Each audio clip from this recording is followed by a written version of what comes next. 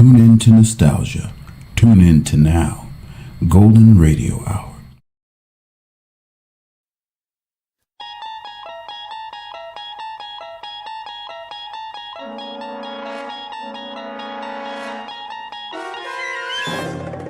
You unlock this door with the key of imagination. Beyond it is another dimension, a dimension of sound, a dimension of sight, a dimension of mind. You're moving into a land of both shadow and substance, of things and ideas. You've just crossed over into the Twilight Zone.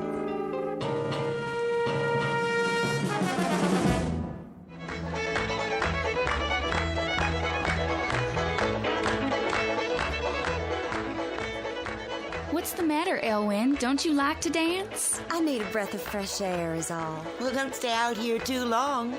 The dance is just getting started.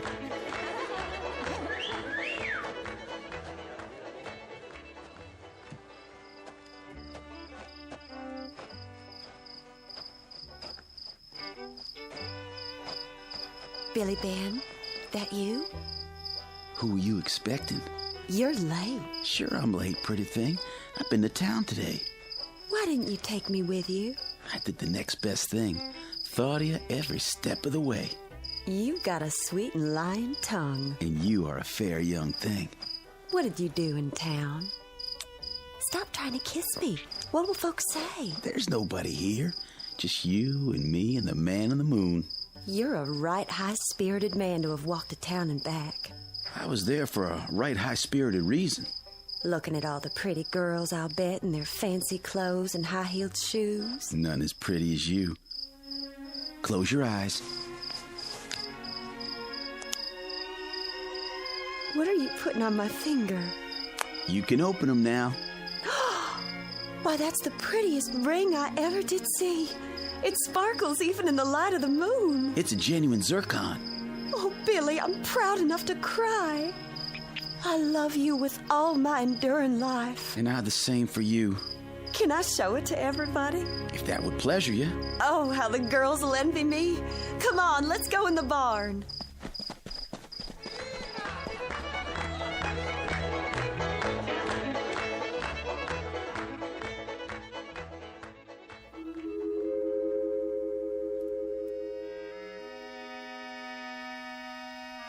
The Twilight Zone has existed in many lands and many times. It has its roots in history, in things that happened long ago and got handed down from one generation to another. And in telling, the story gets added to and embroidered on until what might have happened in the time of the Druids sounds as if it took place yesterday in, say, the Blue Ridge Mountains. Like the story you're about to hear. Even though such tales are best told by an elderly grandfather on a cold winter's night by the fireside, if possible, in the southern hills of the Twilight Zone. And now, The Twilight Zone and our story, Jaspel, starring Stephanie Weir, with Stacy Keach as your narrator.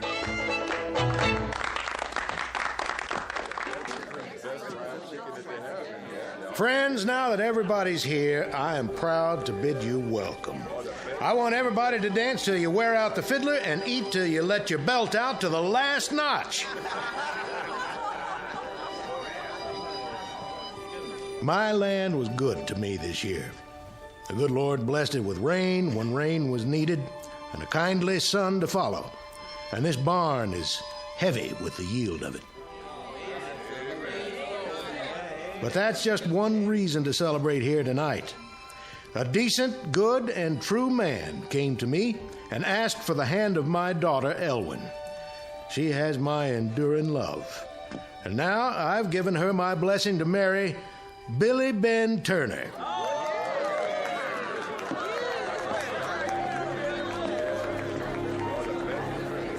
Oh, Elwyn, I'm so glad for you. Thank you. You must be so proud. I am. Excuse me for a minute. Billy? Yes, honey? What's wrong with Jezebel? Huh? Well, look at her. She's walking out. Going home early, I reckon. See if you can talk her into staying. She'll come back if she's of a mind to. Night's young yet. Ruin my party if folks start leaving early. Go on. Okay, I'll do what I can.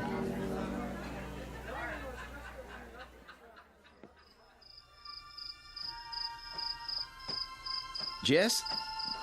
Belle? Don't you come near me. I was hoping you'd wish us well. You'll have nothing from me but my curses. No need for you to take on so, Belle. Do you want me to go in there and throw my arms around her? Tell her I'm glad? Jess, I'm sorry. You weren't sorry the first night you came whistling up Eagle Rock Trail. I was washing supper dishes and heard you call my name, remember? And I ran like the wind to meet you. Jess, don't. All those things you told me, I believed. Remember when we clung together in the sweet night grass on Eagle Rock Mountain and the moonlight made the sea of silver mist on the fog below? I remember. And the day we ran together through the Scotch broom field and the sun was blazing down and we fell together and you touched me and the fire in me burned as hot as the white sun. The fire has gone to ashes now, Belle. It still burns inside. It's different with Elwyn and me. Her pretty clothes and her daddy's land. Is that the difference, Billy Ben? No, that's not the difference. I love her in a quiet way. I don't want to know. You tell your love a thing for me, will you, Billy Ben? What's that?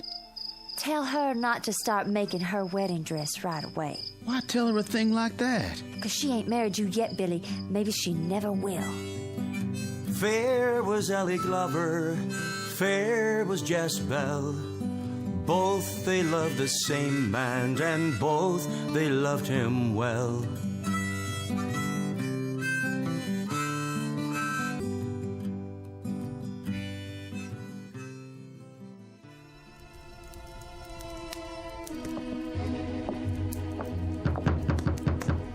Go away.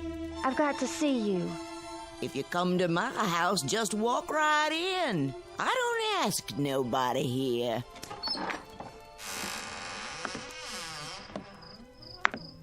Granny Hart?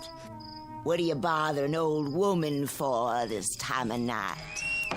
Folks say you got power. Folks say a lot of things. They say that all of Moses Crowley's cows sickened and died after he shot that hawk you used to keep. That hawk was my pet. He used to roost in the black pine tree outside the door.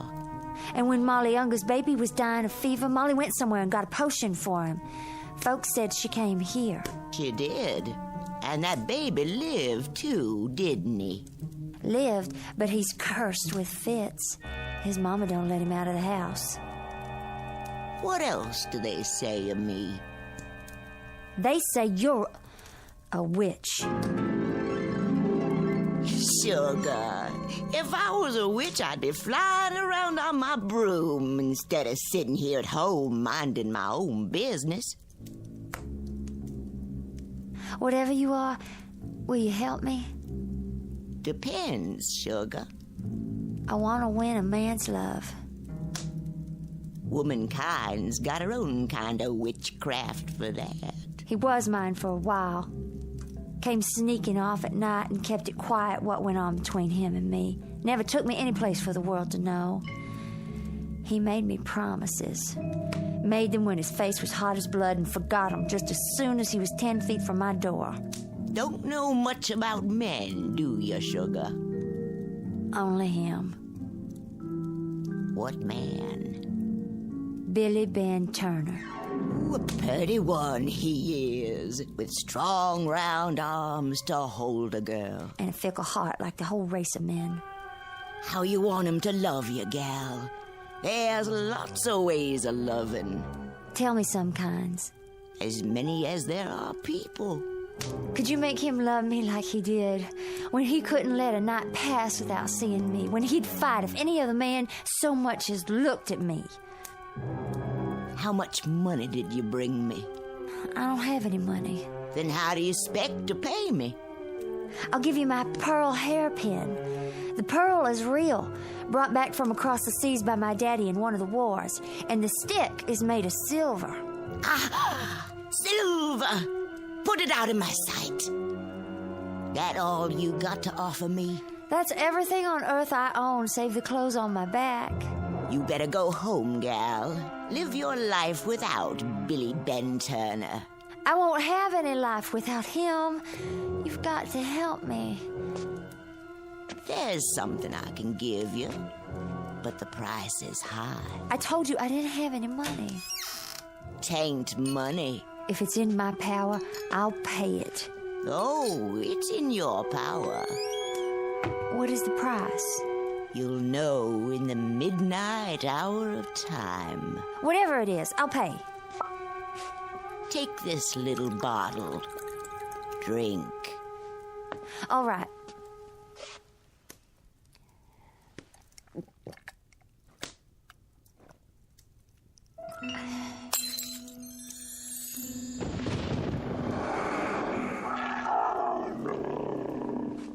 What was that? The first sign of your new self. Does he love me now? After his eyes fall next on your face, they'll never look at another woman as long as they can look on you.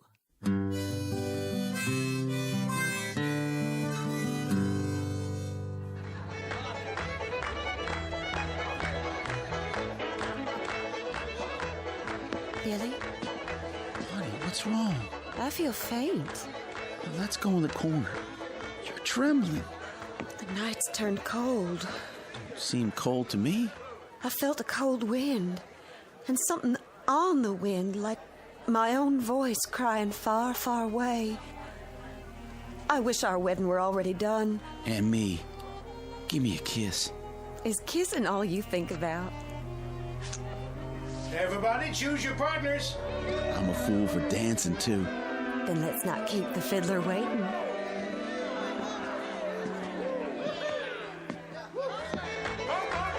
Hey, there's Jess Bell. She come back. Come on, Jezebel. Be my partner. Why, thank you, John. Now change partners and circle round. First man in the circle, choose your girl. Go on round, Billy. I'll be waiting.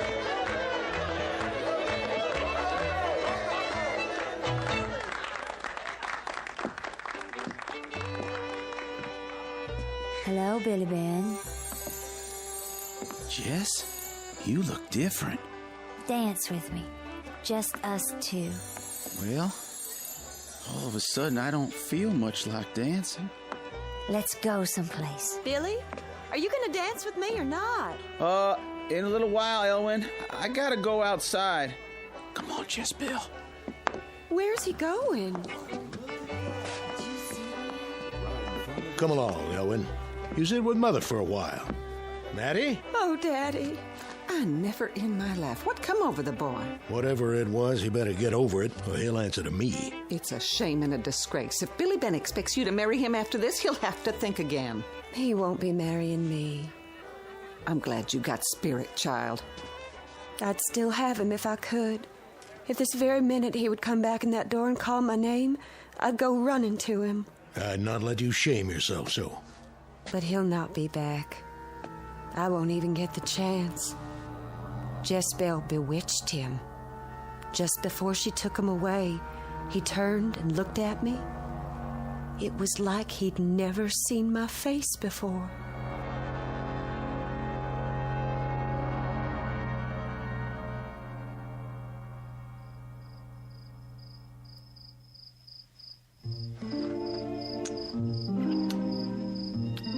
The scent of your hair is enough to drive a man crazy. You're a master hand with sweet words, Billy Ben Turner. When we're married, it'll be hateful to leave you of a morning. I won't let you leave. I'll lock the door and keep you home all day. And how will we live if I don't work my land? When you go into the fields, I'll hide behind a juniper tree and sing songs to tease you home again. And where will the money come from for the pretties I'll buy you? What will you buy me?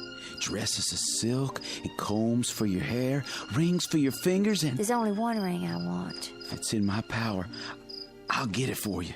Oh, you can get it all right, Billy Ben. All you gotta do is ask Elwyn to give it back.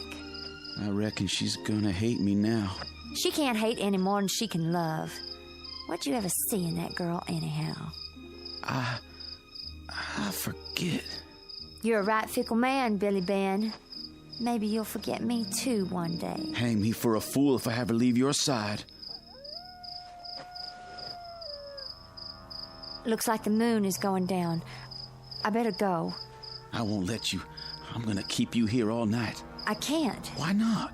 Mama's home by herself. She'll worry about me. You never worried about your mama before. Let me go. I don't want you away from me. Billy Ben, let go of my arm. What'd you do that for? I told you, it's late. I can't be here anymore. All right, then. It don't matter, Jezebel. Can nothing change the love I hold for you? I have to go home. Hold up. Just leave me be. I'll walk you, sure enough.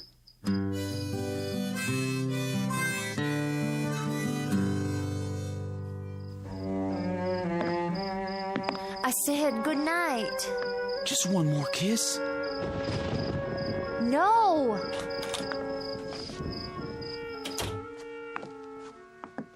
Who was that brought you home?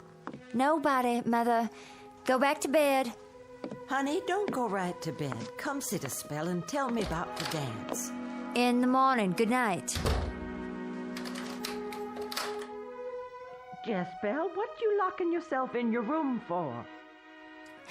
Because I don't want you to see what I am now.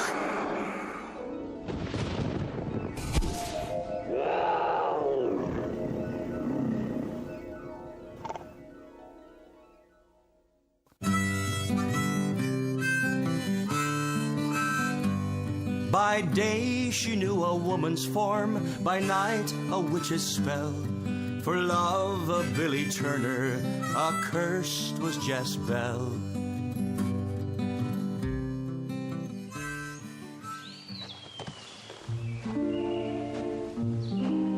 Honey? Oh, Billy Ben. I didn't mean to scare you, Jess. What are you sitting out here in the woods for? I was just thinking. I got something for you. Hold out your hand.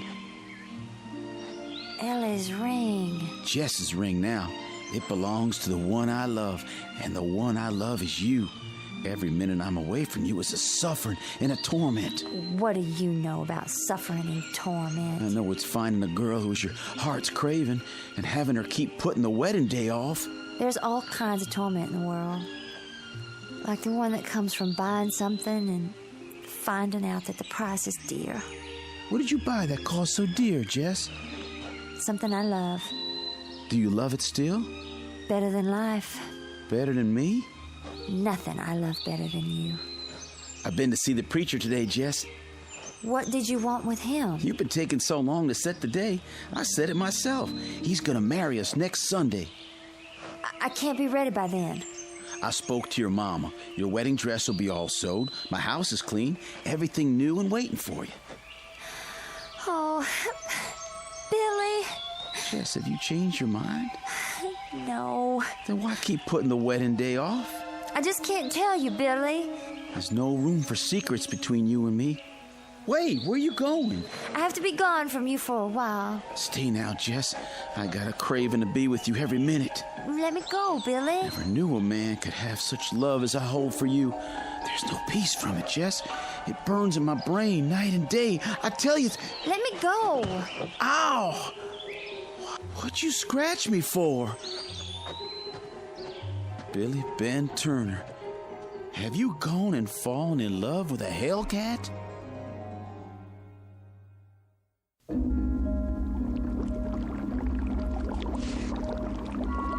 Womb of frog and heart of bat, tongue of sparrow, blood of cat, grasshopper's eyes and lizard skin, yolk of egg from a strangled hen, cud of cow and poppy seed, snout of swine and adder's weed, graveyard dust and breast of dove, bubble, bubble, wine of love.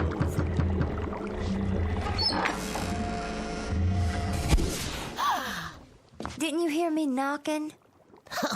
Never let trouble in the door if I can help it. How do you know I'm in trouble? Child, there's little I don't know. Then maybe you can help me.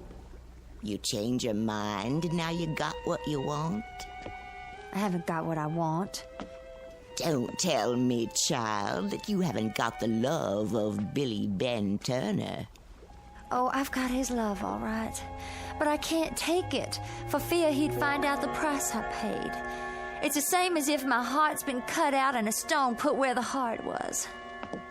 It ain't your heart, gal. What then? Oh, everybody's got a different name for it. Some call it a soul. That was in the bargain, too? That's always in the bargain when you barter with witches. You said you weren't a witch, that you just had power. Well, you might as well know the truth, because you're one, too. I changed you, sugar. Then change me back. Gal, you can't ever change. What you are is what you're going to be till you die. Then I hope I die soon. You're looking at it all wrong. Be a witch and take a witch's pleasure. Take the man you bargained for. Don't you think I want to? But how long do you think I'd keep him if he found out what happens when the clock strikes 12? That's the worst of all. Waking up when it's over and not knowing what I've done. Please, I promise I'll pay. Your promises don't mean a thing. You're already trying to get out of paying for the first favor I did you. I can't live this way. Take what you bargained for, gal. It's not fair to Billy Ben. Then go away from here, witch. I've got no time for you. I tell you, I can't do that to Billy Ben.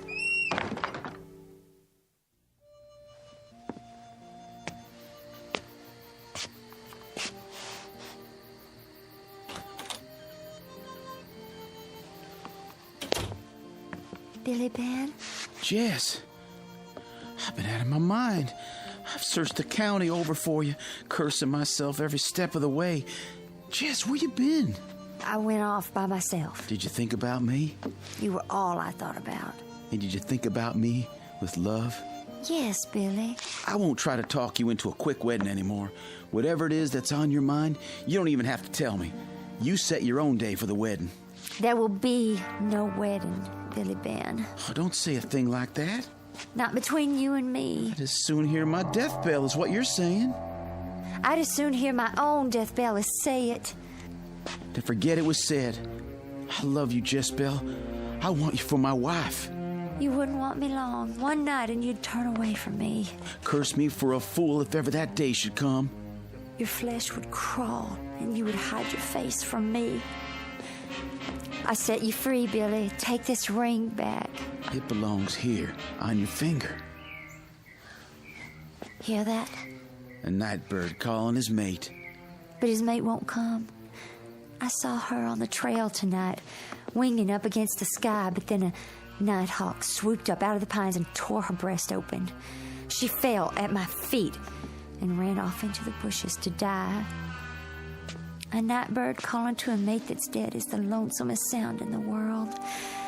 It would grieve me too much to do that to you. Jess, it wasn't an omen. It don't mean you're gonna die. Billy Ben, if I saw Old Man Death come walking down Eagle Rock Trail, I'd run to meet him and I'd beg him on my knees to take me with him. Jess, what is it that's cursing you? I got a right to know. It's late. I've got to go. Not yet. Billy Ben, if you love me, stand aside. It's my time. Jess!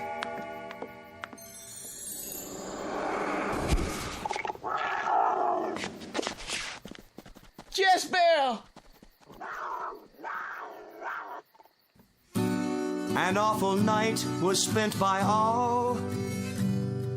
On Eagle Rock did dwell. Strange things were seen by moonlight's fall, but none saw Jezebel.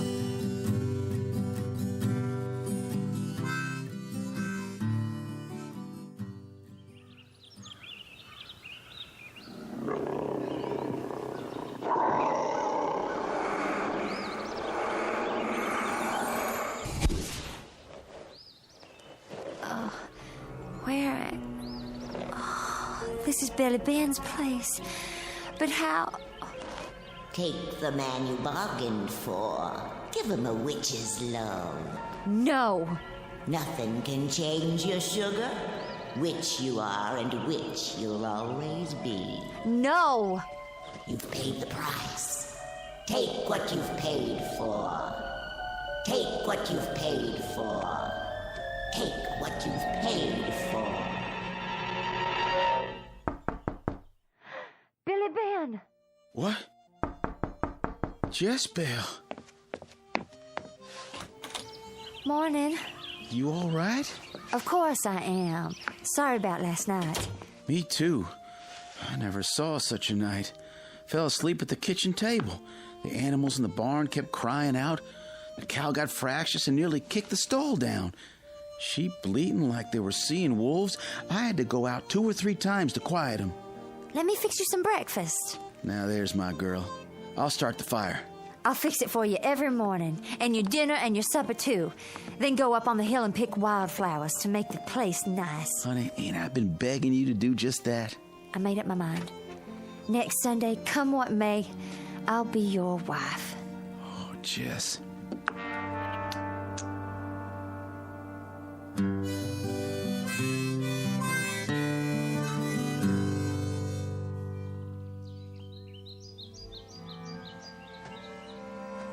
You're a long way from home, Ellie Glover.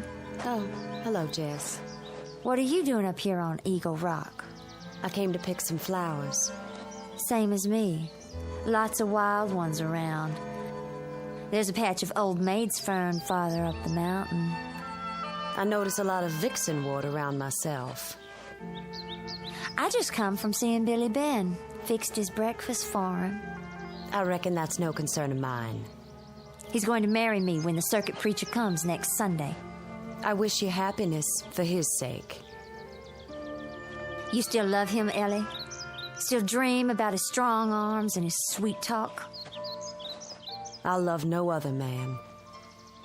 How come you never tried to get him back? The last time I saw his face, he was under a magic spell. Even the love I hold for him couldn't break it. Oh, there's ways, but such ways end bad. What ways you talking about? I think you know. Jealous, ain't you? No. Heartsick. To see wrong done to a good man. I hear there's a wildcat loose in the county. Ain't you scared to be out here? I'll be home by dark. It won't venture out till nightfall. No telling what a wildcat'll do. I reckon we don't have much to fear. My daddy says that killer cat will be dead by morning. Since when can your daddy look in the future and tell what's gonna be? He's going hunting for that cat tonight. Him and Obed Miller and Billy Ben. All the men in the county. Billy Ben didn't say nothing to me. My daddy's gone over to ask him right now. If that cat's smart, it'll stay home tonight. Maybe.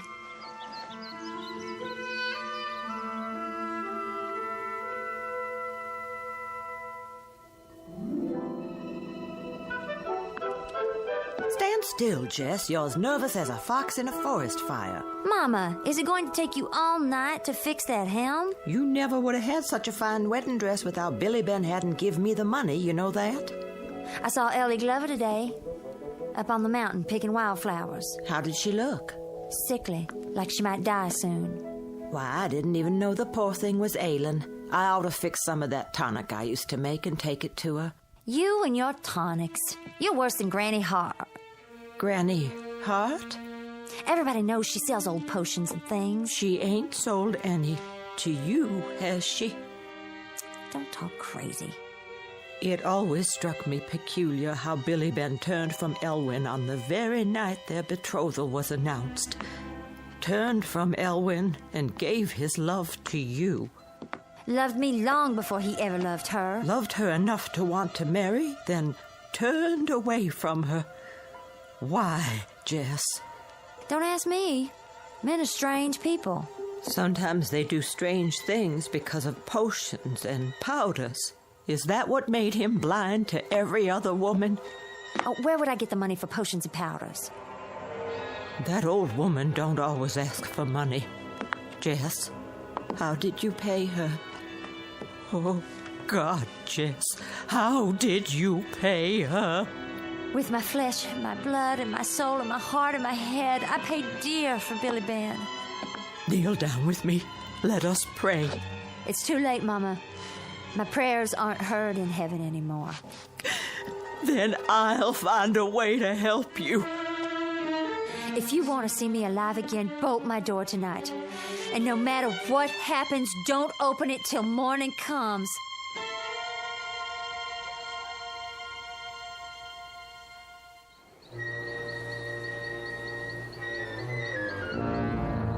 Okay, man, you know what to do.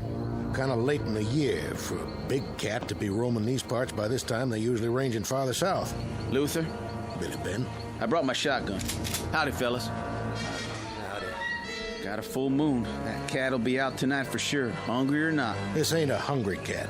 Kills for the pleasure of it. Hunger or pleasure, a full moon will fetch him out. Howdy, Obed. Howdy, Luther. Howdy, man. Brought my gun and my hound dog. Nothing gets past old Daisy. Good, good. Well, I reckon everybody's here that's coming. Let's pull out.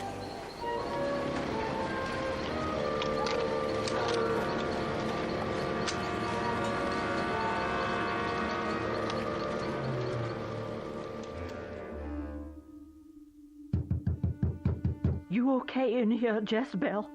It's late, Mama. Go to sleep and let me be. But it's almost 12 o'clock.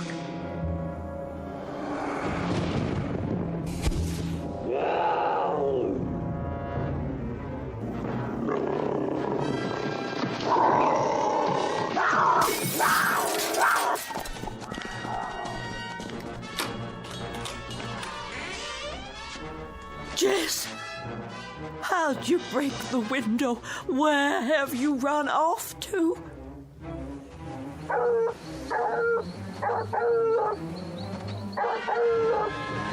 Hold on, man. I think old Daisy found something. Which way? Over there, through the trees. She struck a trail.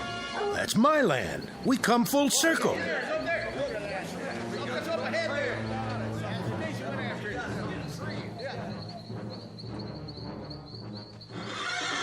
Quiet, Blue. What's the matter with you? What's the matter, Blue? Having a bad dream? Nothing's gonna hurt you. What are you looking at? Something up in the loft? What is it? An owl? Why are you scared of it? Ellie! Ellie! Up there! Look out, Daddy! Daisy, come here. Raise the lantern. Never seen no cat like that. Black as night, it is. Shoot, men!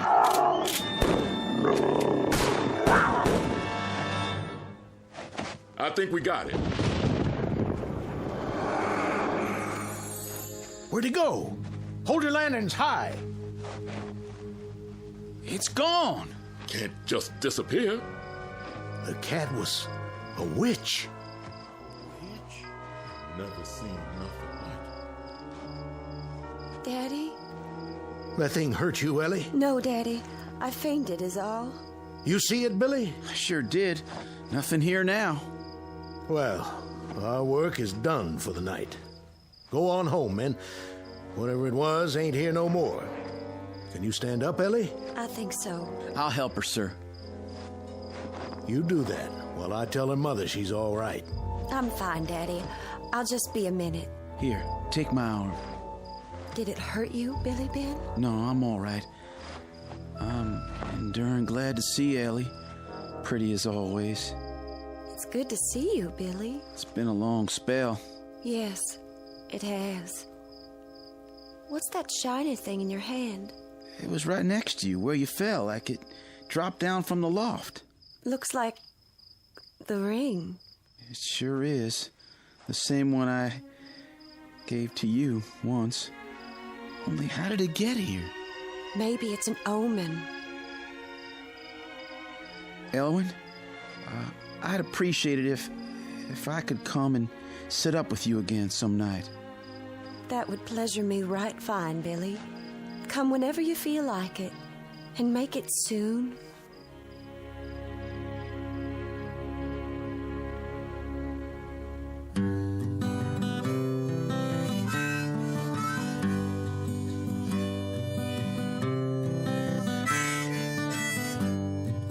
Warm was Ellie Glover, cold dead was Jezebel, and husband would be Billy Ben of the one he loved so well.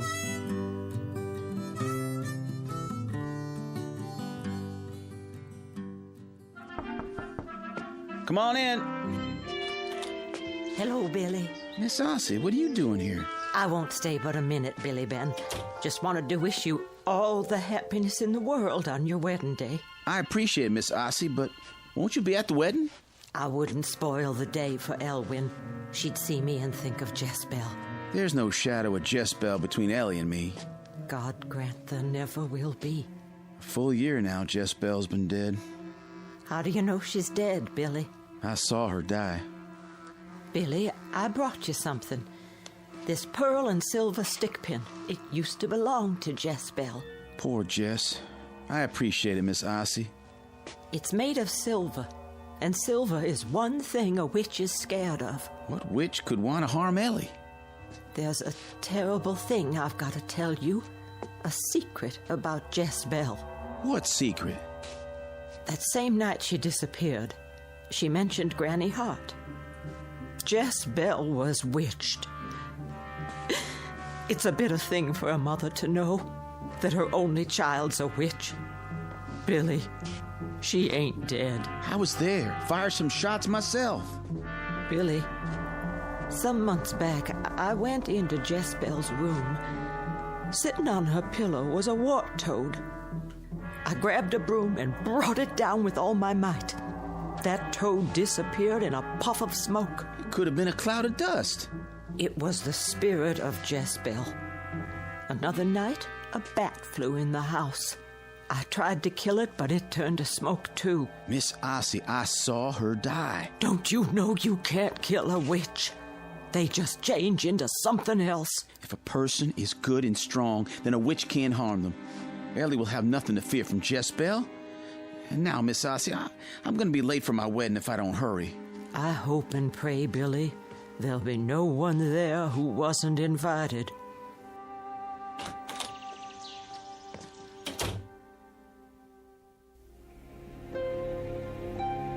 To love and to cherish till death do us part. To love and to cherish till death do us part. According to God's holy ordinance, and thereto I plight thee my troth.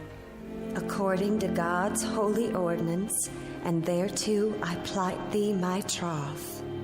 Those whom God hath joined together, let no man put asunder. I now pronounce you man and wife.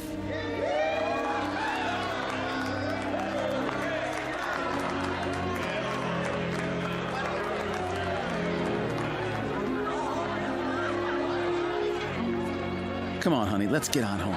Yes. Billy Ben looked a mite nervous, like he was going to pass out. Well, I remember feeling the same way when I married you. Oh, you get along now.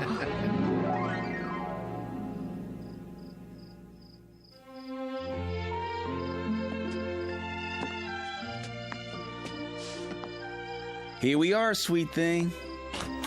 Billy Ben, are you going to let your bride walk across your threshold? Never. Now put me down if I'm going to get changed out of this pretty dress. Billy! What's the matter? Something has hold of my arm. It ain't me. But I can feel it. What are you doing? I don't know. What'd you do that for? It wasn't me. It sure was your hand. Oh, Billy, I drew blood. I never did that of my own will. Something's took hold of me and moved my hand. I didn't see nothing, Ellie. There's something in this room. Something we can't see nor hear. Something evil. Can't you feel it? Not sure. Look, a mouse on your grandfather clock. Ellie, careful! Oh, Billy, it could have killed me. I've got you, honey. It was a mouse, as black as night. Take me home. This is your home now. But something doesn't want me here. I know what it is that's trying to chase you out. Sit down. Hold on to this Bible. I gotta be gone from you a short time. Do you trust in the Lord? Yes. Then His word will keep you safe. If the devil himself comes in this room, don't leave that chair.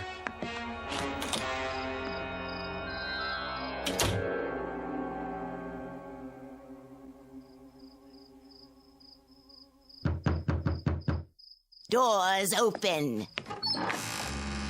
Granny Hart, I'm short on time. You need a new sweetheart. I got one, and I just made her my wife. Ellie Glove with the golden hair. Ah, she's a beauty. I'll not have her beauty long unless you tell me how to rid myself of a witch. Jezebel don't like you being married. I'm the one who witched that gal, so she could win your love, Billy Ben. I never wanted no witch's love. Witch's love is wild and sweet. Humans don't know nothing about it. I know enough that if anything happens to Ellie, I couldn't live without her. Jezebel won't hurt your little wife. She's just pleasuring herself a little, teasing and having a good time. Granny, my wife's alone. I gotta get back to her. Then go, boy. Nothing holding you here. How can I rid myself of Jezebel? You could kill her. There's nothing to kill. She just turns to smoke and then comes back again. There's ways. What you gonna pay me? I brought money. Not enough to kill a witch. This is all I got. Take it or leave it. I'll take it. Now go home. Get a dress that Jezebel has worn. Hang it up so it looks like she's standing there. And then, if you're man enough, stab it through the heart with silver. I'll do it.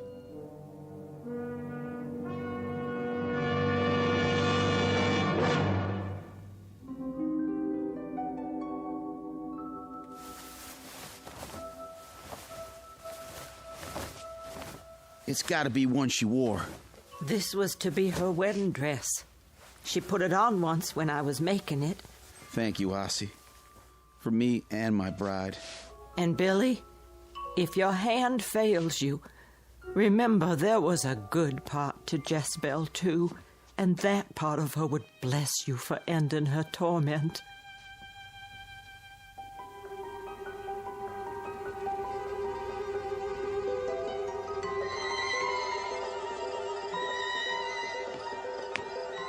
I told you not to leave the house. I wanted to wait for you out here. What's that package? Stay outside a minute longer. That thing you felt was the spirit of Jezebel. She was a witch, Ellie, but I know how to get rid of witches. All right, but... You'll never be rid of me. Jezebel. Come on, Billy Ben. Dance with me in the moonlight. No, get away!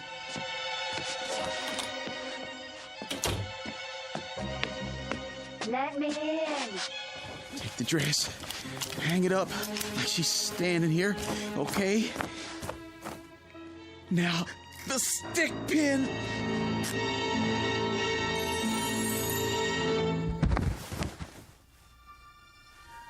Oh, Billy. Oh, what have you done? Stabbed you through the heart, just like Granny Hart said. Oh. Now I'm giving you your eternal rest. Oh, Billy. Goodbye, Jezebel. I loved you, Billy Ben. Billy Ben.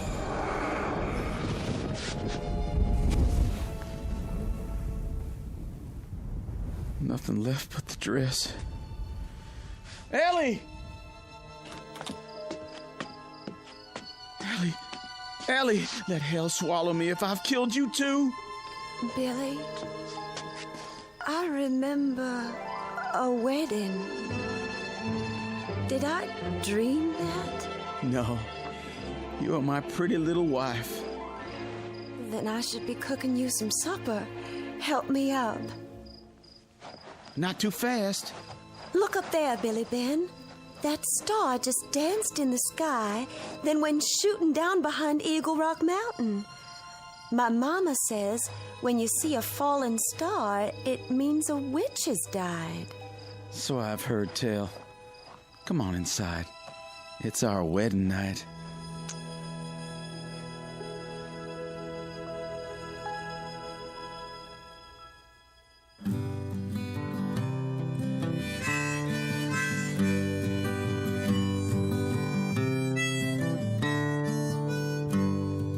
Fair was Ellie Glover, dark was Jezebel.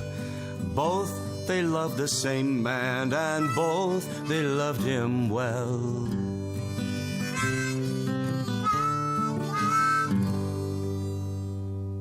A tale told in one form or another, as long as there have been people to tell it. And if you're thinking it's just a fairy story, here's a piece of advice. The next time the moon is up, put another stick on the campfire. And if you see a falling star, be sure to make a wish. It just might keep you safe from the great darkness out there. A darkness that extends all the way from the Blue Ridge Mountains to the Twilight Zone.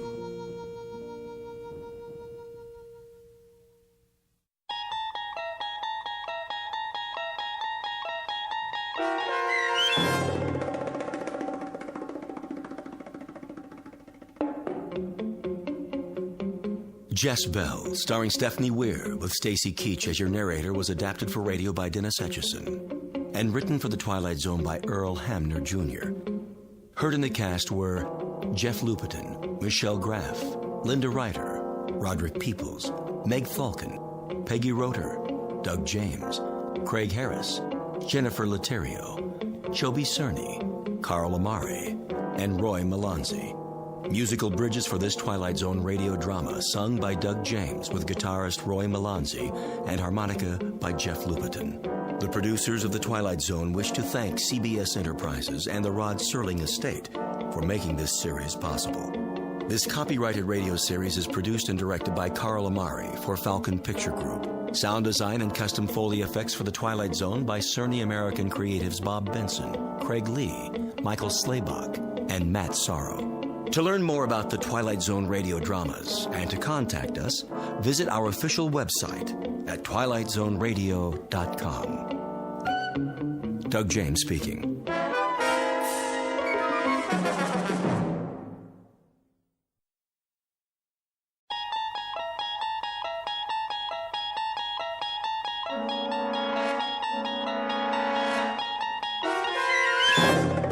You unlock this door with the key of imagination. Beyond it is another dimension, a dimension of sound, a dimension of sight, a dimension of mind.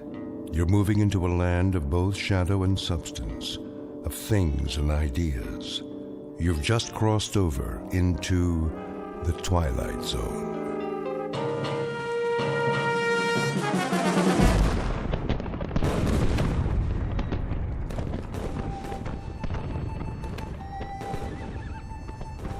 The date is Tuesday, September 11th, 1864. We are encamped outside Atlanta, and the destruction goes on. I know not what history will make of this conflagration, but I have witnessed it at close range.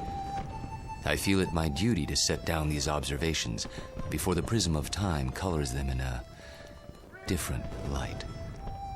As to the present battle, then my words may seem harsh, but I assure you, this is how it was. We charged the enemy's works and carried them with the bayonet. The earth ran red. The air was filled with the screams of the wounded and dying, but we were many, and they were few. And so we triumphed. Nonetheless, and despite urgings to the contrary, the battle raged on. The city was ours. There was no need to destroy save that which could be of use in the fight against us, but Sherman was drunk with victory.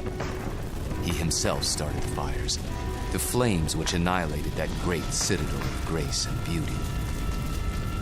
One of us should have sent a ball into Sherman's brain. It would have been so easy. But somehow we couldn't, and that devil knew it. He knew it, and he mocked us for our cowardice. The good die young, I've heard him remark. If you're evil enough, you'll live forever. And with that, the entry from Major Skelton's diary ends. So it was that the Union soldiers burned Atlanta. Questions? Professor Jameson? Yes. The books I've read don't describe the Battle of Atlanta that way. Oh, I know. Confusing, isn't it? But as someone once said, history is bunk. Who was it now? I should know that. Henry Ford. Yes, of course. That's it. Mr. Ford. Thank you, Professor Kittredge. Helps when a Nobel Prize winner sits in on your class. You should drop by more often, Sam. You seem to do quite well without me. I could always use a good teaching assistant. So, to sum up today's lecture, the Union soldiers did indeed burn Atlanta for no good reason after the battle was won. You may have seen a more pictorial version in the motion picture Gone with the Wind, but I assure you, the conquering troops took no pleasure in their work. They were forced to it by a man they hated more than they could ever hate the rebels. An ugly, sullen, appallingly brutal general named William Tecumseh Sherman. The history books have glorified this monster, attributing to him qualities of courage and integrity. Trust me, he had no such qualities. He was just a small, evil man with tiny red eyes and a dirty beard and a way of talking that made you quietly want to slit his throat. What a great lecture. I really like this class. Professor Jameson makes it so real. I forgot to take notes. Oh, you can borrow mine. When's the test? I don't know. I think it's next Tuesday.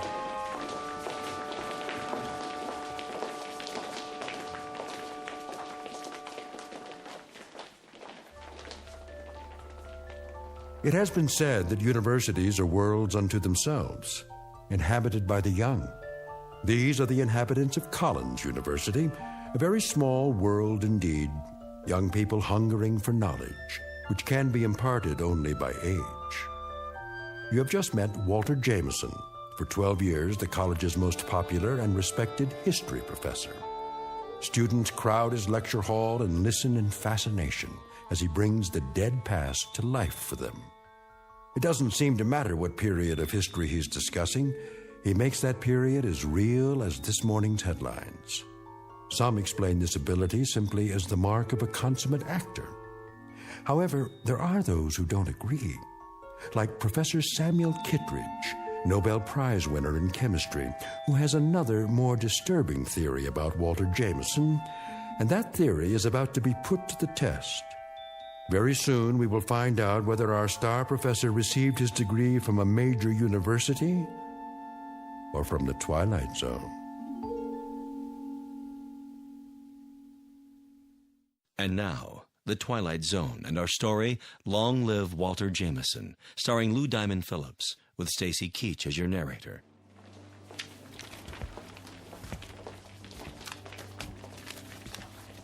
Very vivid, Walter. You had me on the edge of my chair. Thank you, Sam.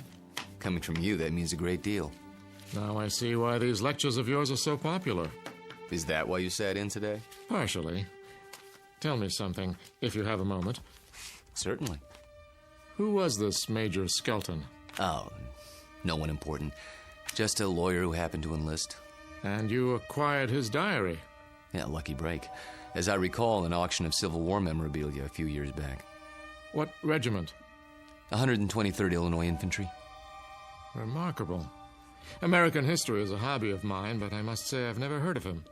His diary's never been published. A fascinating document. May I see it? Surely.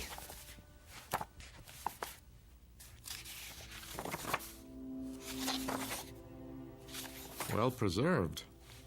It was stored in someone's attic for 100 years. I don't think it had ever been read. You come across objects like this once in a while, put away in boxes. They didn't know what they had. You could resell it for a nice price, I imagine. Original source materials are hard to come by. Don't suppose I could borrow it? I never lend books to absent-minded professors. Remember the last time? Yes. I guess you're right. Time for some coffee? What? I'm going past the student union on the way to my office. Not today. I have a paper to work on for the conference.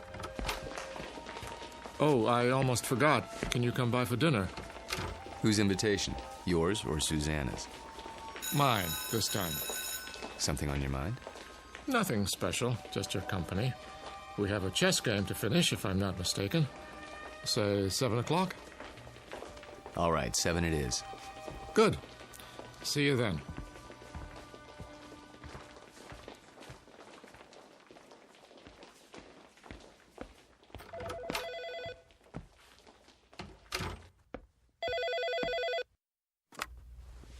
Hello? There you are. Where else? I keep regular office hours. I know. A chance to counsel all those co-eds. Oh, please, Mr. Jameson. I just have to talk to you. It's about my term paper. It's Professor Jameson to you, young lady. Excuse me, Professor. I might have an hour this afternoon. Then we'll have to work fast. You see, I have a bad case of writer's block. I need someone to, well, loosen me up. You don't need me. You need a cold shower and a massage. Speak for yourself. Daddy told me he invited you for dinner. He did. You mind? Not if you don't mind my getting some work done afterwards. My thesis is due in 10 days. How's it coming? Oh, it's coming. I'm just not sure I've said enough. Want me to look at it? Absolutely not. I have to know that I can do it on my own without help from you or Daddy. You will. Don't worry about it. I miss you. Me too. Only a few more days. Then we can spend more time together. We'll paint the town red. Oh, there's my 2 o'clock. I gotta go. Let me guess. Female, age 19, about 5'2", with eyes for her handsome professor. Be right there. Actually, this one's a little old lady. Wants to finish her degree before she kicks the bucket. I'll bet.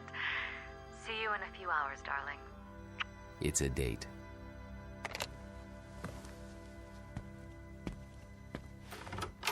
Oh, there you are. Come in, Janice. I was afraid I was late. Someone else is waiting for you. You're my only appointment this afternoon. She asked if this was your office. A student? No, I don't think so. She's sort of elderly. She acted like she knew you. Hello? Hello?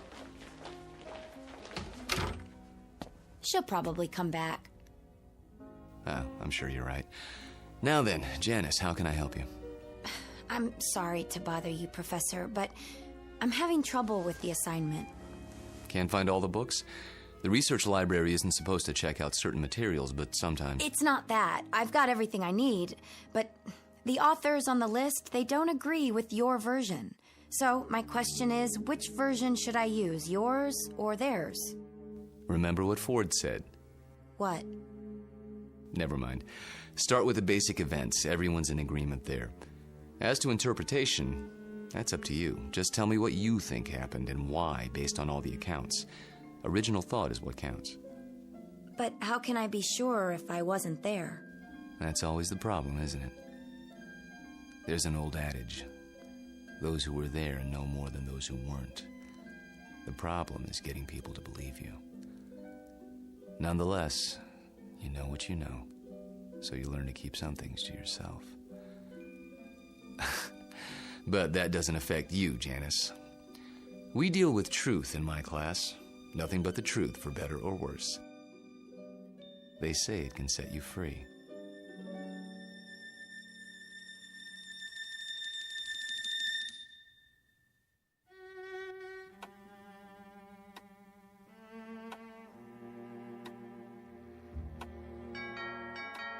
I'll get it, Father.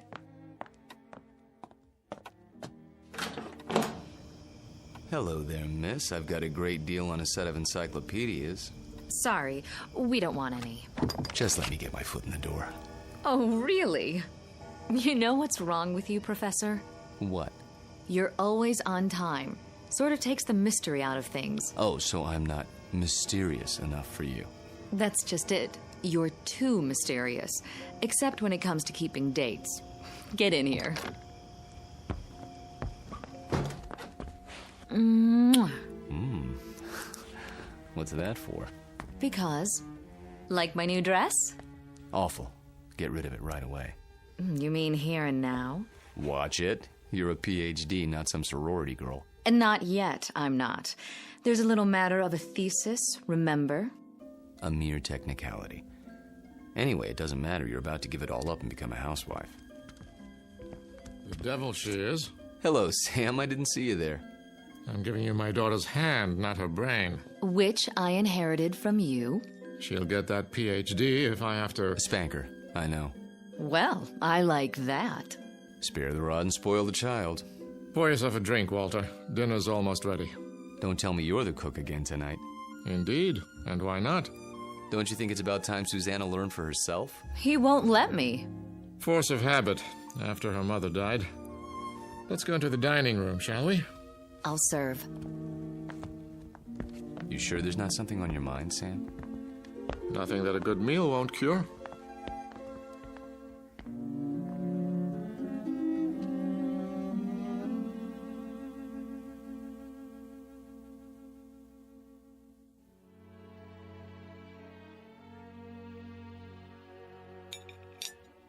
Had enough to eat? I take it all back, Sam. She'll never be the cook you are. I wouldn't even try. Oh, you could try. Who knows? Maybe you've inherited your father's talents. What do you think you're doing in here? I'll do the dishes later, unless this is the men's hour. Cigars and brandy and all that. Not a cigar, a pipe.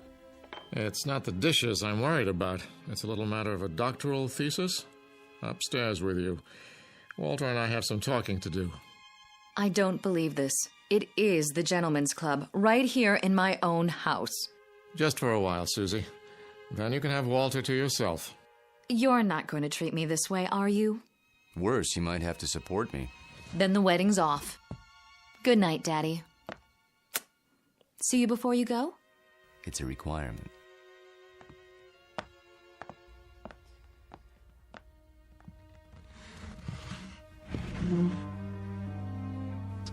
Brandy? By all means. You know, you don't have to worry about her. She'll accomplish anything she sets her mind to, with or without us. Oh, I know that. But she's wasted a lot of time. She's almost 30, and I'm almost 70. You're talking about chronological age. You're both still very young. I don't feel young lately. Aches and pains. Let's sit down. The chessboard is exactly as we left it.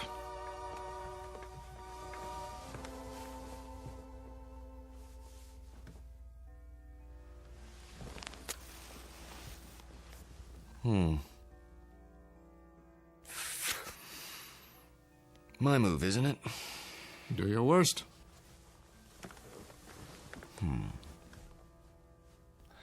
How about pawn to king's bishop 4? Look at that. You don't like it? Not the move. Your hands. Well, what about them? Extraordinary, isn't it? They looked very much the same when we met, those two hands. Firm, smooth, not the slightest discoloration. Time marches on. For some of us. Walter, tell me something. Of course. How old are you? You know the answer. 44. My move. I seem to recall that when you applied for a position at the university, you listed your age as 39. That was, 12 years ago, which would make you 51 now. Come on, Sam. So I'm 51. Too old for Susanna, is that it? In a sense. What are you getting at? This is between the two of us. It won't go beyond this room. Really, Sam? Walter, when I met you, I was 58. I had most of my hair, all of my teeth, and hardly a wrinkle. Look at me now. In 12 short years, I've turned into an old man. But you haven't. It happens that way sometimes. I know. But why? Clean living? Don't ask me, Sam. You're the chemist. I'm just a history teacher. Yes, and you teach it very well. Do you know what your students say? They say it's almost as if you witnessed history firsthand. I try to make it interesting. Fake it, you mean? You could call it that. Yes, that's what I thought. But somehow it didn't seem like you. You're such an honest, precise man. Ah, here it is.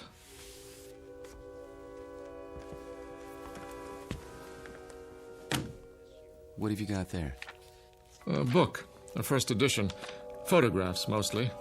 Taken by a fellow named Matthew Brady during the time of the Civil War. Well, what is it? You look as if you'd seen a ghost. Perhaps I have. Hand me that magnifying glass, will you? I don't see. Was your grandfather in the war by any chance? No. In that case, I'd say we have something of a mystery on our hands. How so? You got me interested in your Major Skelton today. Oh, that. I was curious to see what he looked like. So I went through the Brady pictures, not really expecting to find anything. Here, this is a shot of Sherman and 3 staff officers. Yes, typical of Brady's work. Moody, grim, not a smile between them. Look closely. The one with the pistol in his belt is identified as Major Hugh Skelton. This photograph was taken in the 19th century, and yet it looks exactly like you. I'd know those eyes anywhere. In fact, Walter, I'd have to say, it is you.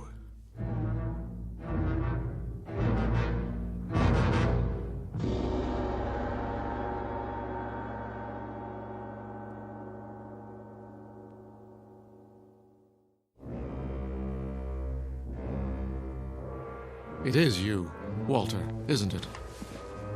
Photographs can be deceptive. Poor lighting, grainy images. You shouldn't have kept the ring, you know. It's a dead giveaway. Ring?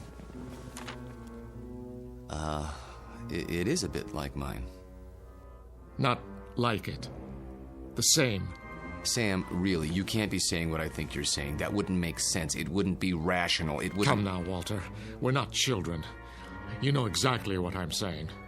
I've been accused of many things in my time, but never of being inarticulate. Oh, you're joking. Just because a man in a picture happens to look like me... And happens to wear the same ring, and happens to have the same small mole on the left side of his face. Did you keep the pistol? Or is it in a Civil War museum somewhere? Oh, Sam. Tell me the truth. You know what the truth is, don't you? You are the man in the photograph, aren't you? Yes. I knew it. I've suspected for a long time. But, of course, it seemed so fantastic. It is.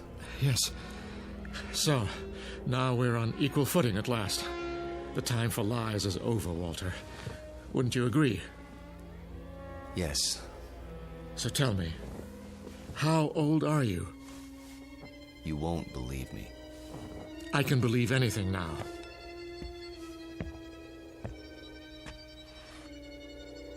This bust on your mantelpiece? What about it? It's after a Greek statue, as I recall. The head of Cato the Elder. That's right. Let's just say I'm old enough to have known this gentleman personally. But he lived more than 2,000 years ago. I said you wouldn't believe it. No, it isn't that, but 2,000 years? How, Walter, how? You don't know what you're asking. In heaven's name, this is what mankind has been dreaming of. Sam. To live forever. To go on learning and understanding eternally, without end, without death. Sam. Tell me the secret. I can't. You must. You owe it to the world. I owe the world nothing but contempt and pity. Then tell me, any part of it. I'm almost 70 years old. I have a heart condition. I'm going to die, but I don't want to until I finish my life's work. Walter, listen to me. Do you understand? I'm not ready to die. I can't tell you the secret because I don't know what it is myself. What? I was like you, Sam.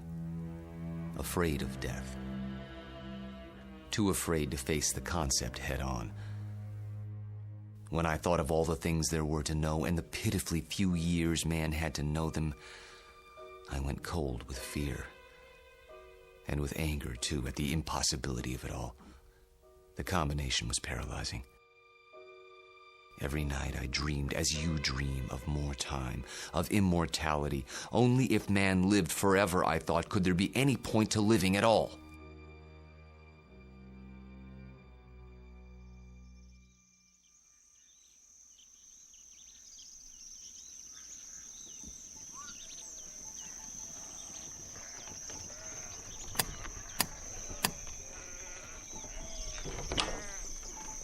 I'm thirsty. You have water? Come in, traveler. Thank you. You're very kind.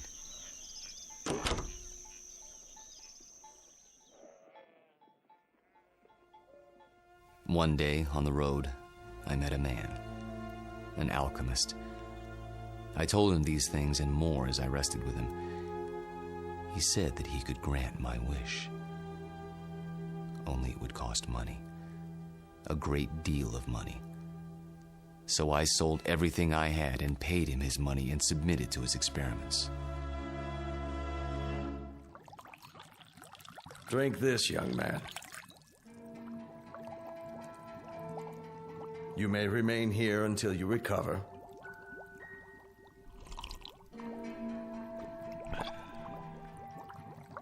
I feel strange.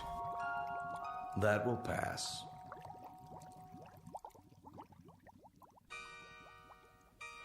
I remember very little of what followed, except that I was in a coma for many weeks. When I revived, I learned that the alchemist had been burned for blasphemy. You're not serious? An alchemist? The only legitimate one that I've ever known. You're asking me to believe something that goes against everything I know. Not without proof. But an alchemist? I'm a man of science. They knew nothing of chemistry. Lead into gold. Just as I thought. You won't believe it. Smoke and mirrors. Their methods were based on superstition, magic. What did he use? Bat's blood and eye of toad? And once upon a time, germs were unknown, and blood cells, and pasteurization, and human growth hormone, and... Sam, all those things and more would have been called magic once. It's a matter of knowing what to measure and how. Do you realize that most of today's medicines come from plants? Witch doctors discovered a long time ago that they worked, even if they couldn't explain the reason. Don't lecture me. All right. But you'll grant that certain phenomena exist before we know why. Science is like history in that respect. A detective story, working backwards from known facts until we understand the cause. And I'm the most undeniable of facts. Unless you can come up with another explanation. Go on. There isn't much more to tell, really. I thought the experiment had failed, of course, because I didn't feel any different. But then, when I saw my wife and my children and my friends aging and growing old, this was a problem I hadn't considered, you see. But surely there's a way to get around that paradox. Such as? There must be. Is there? Think about it. If I tell you that somehow I can stop you from aging, where do you want to be stopped? At 30? Then you watch everyone around you turning old. At 70? Would you want to live forever the way you are now? Sick and weak? It's better than dying. No, Sam. You're wrong. I was wrong. It's death that gives this world its point. We love a rose because we know it will soon be gone. Who ever loved a stone? I'm not a rose, and I'm not a stone. I'm a man. Very old, very frightened. Of what? Death? Yes, of death. You're a fool. I want to die. Then why don't you? Because I'm a coward, like all men. Because I'm tired of living and scared of dying. That's why. There's a revolver in my desk at home, Sam. The same one you saw in the Civil War photograph. Every night, I hold it in my hand and pray for the courage to pull the trigger. But I can't. You mean to say you've survived all these years without an accident, without being injured or wounded? Some people are lucky that way. They go through life without ever breaking a bone or seeing the inside of a hospital. Oh, I've come close to death plenty of times. But never close enough. Thank you. For what? For reassuring me. I thought that if a man lived forever, he would grow wiser. But that isn't true, is it? You grow tired. That's all. It must be lonely. That's a word that comes to mind. You say it as if you think it's a word I don't know anything about. I suppose you married more than once? Yes. How long with each woman, Walter? 10 years? 15? I take your point. Now you know why I attended your lecture. Why I asked you here tonight. It wasn't idle curiosity. I suspected as much. Sam, this isn't a situation of my choosing, not any longer. I tried to resign 6 months ago, but you talked me out of it. Do you remember? Yes. Do you know why? I knew that Susanna was falling in love with me. And I knew what would happen, because it had happened before. A few years of happiness, and then I warned her. I did everything I could to discourage her. Except tell her the truth. How could I do that? She'd have thought I was mad. Then why didn't you leave? Because it was too late. I was in love with her. Everything was against it, all my reason and experience. But that didn't matter. And God help me, it doesn't matter now. It does to me. Walter, I can't let you marry my daughter. And why not? Susie. Well, go ahead. I asked a question, Father. We were just having a conversation. So I gather. How long were you standing at the top of the stairs? Long enough to hear that there's some sort of disagreement over me. Don't you think it would have been considerate to include me in the negotiation? It's not a negotiation. Please, don't misunderstand. Your father seems to think I'm too old for you, darling. Susanna, let me explain. That's the silliest thing I've ever heard. Good. In that case, you will marry me? I thought that's already been decided. You asked, and I accepted. Unless you're having second thoughts. Nonsense. If I had my way, we'd do it tonight. Are you serious? I've never been more serious in my life. I think you mean it. There's a justice of the peace in the next county. Go upstairs and get your prettiest dress. I'll go back to my place and pick you up in an hour. But... Go. Go. Daddy? I can't very well ground you, can I? You're of legal age. Oh, Walter, I do love you. Though your timing is a bit of a surprise. Life is a surprise. If we're not ready now, when will we be? Next week? Next year? We have to seize happiness when it comes, and it's here now. 1 hour, darling.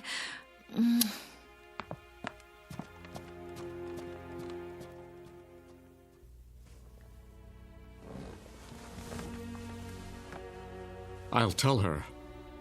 She won't believe you, Sam. No one would. In fact, by tomorrow, you won't believe it yourself. We'll see. Yes, we will.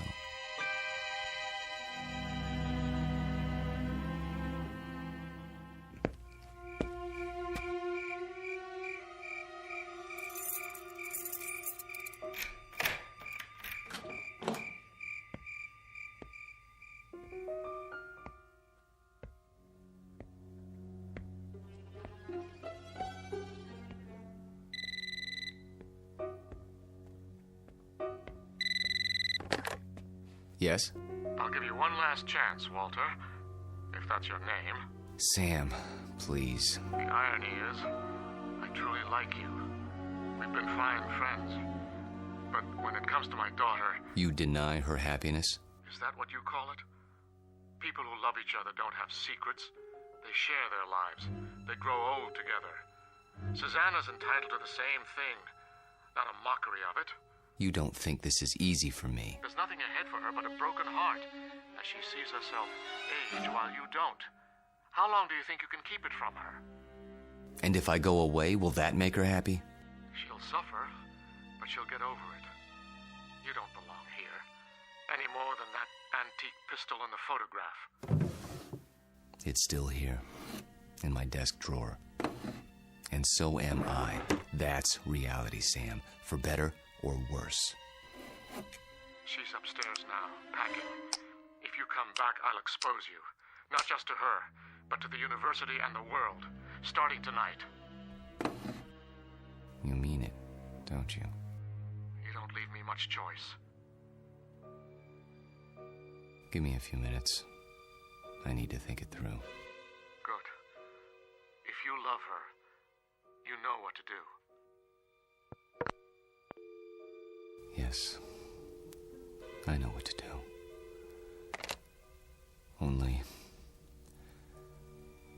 I don't know if I have the courage.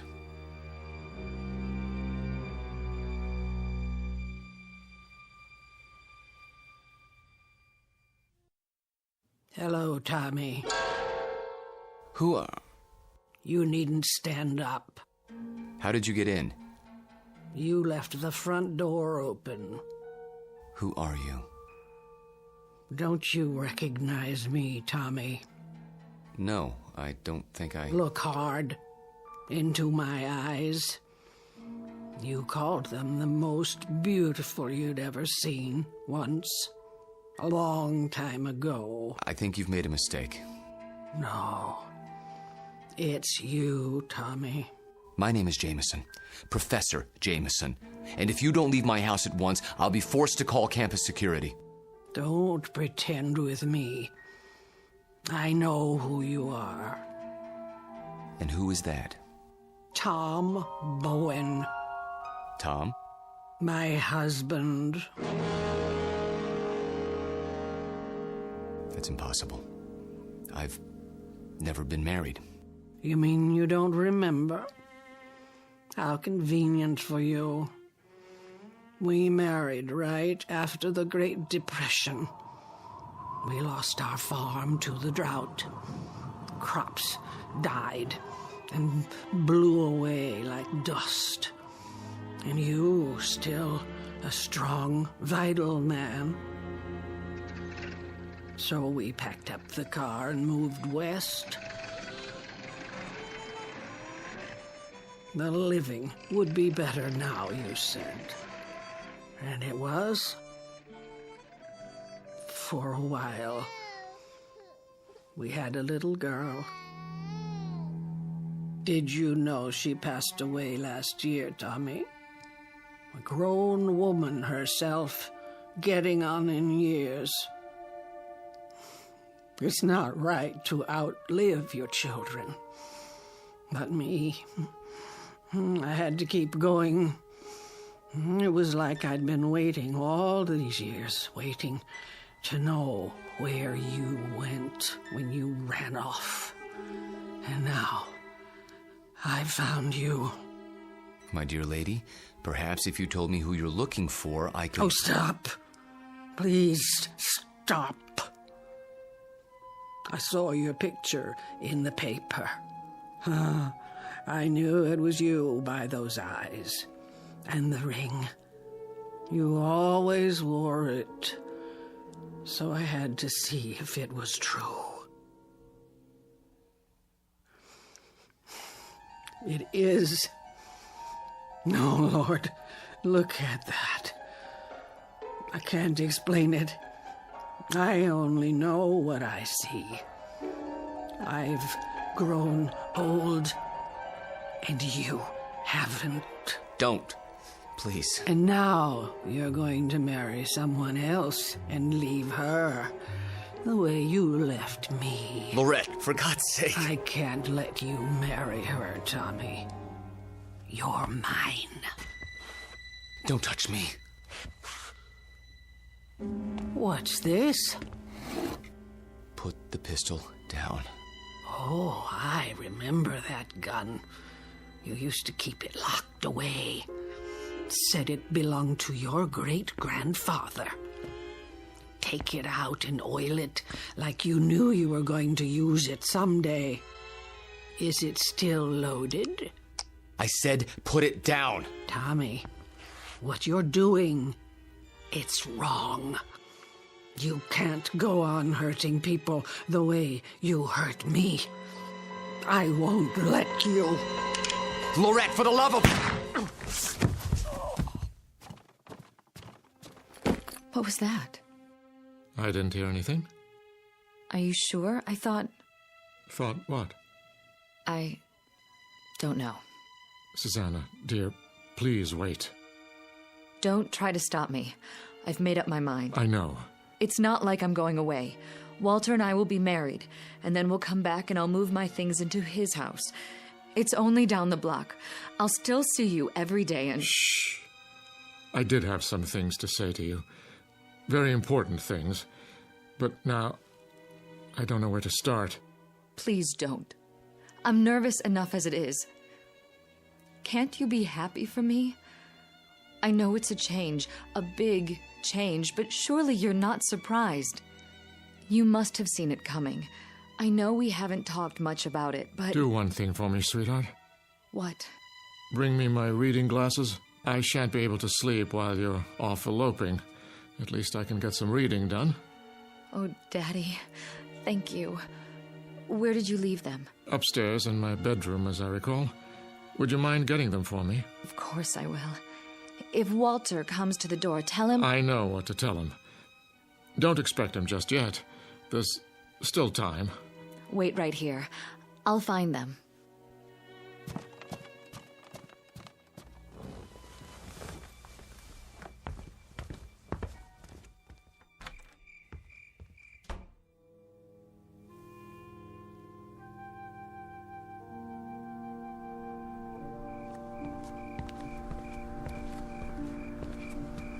Oh.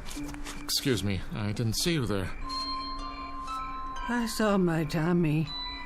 He's resting now. Good evening to you, madam.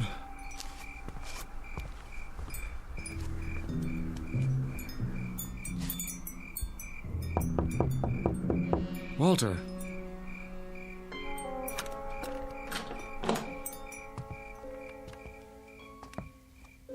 Walter, where the devil are you? Hello, Sam. Why are all the lights off? I was just, thinking. The window's open. I know. I'll close it. No. What's the matter? It's a strange feeling after all this time. What do you mean?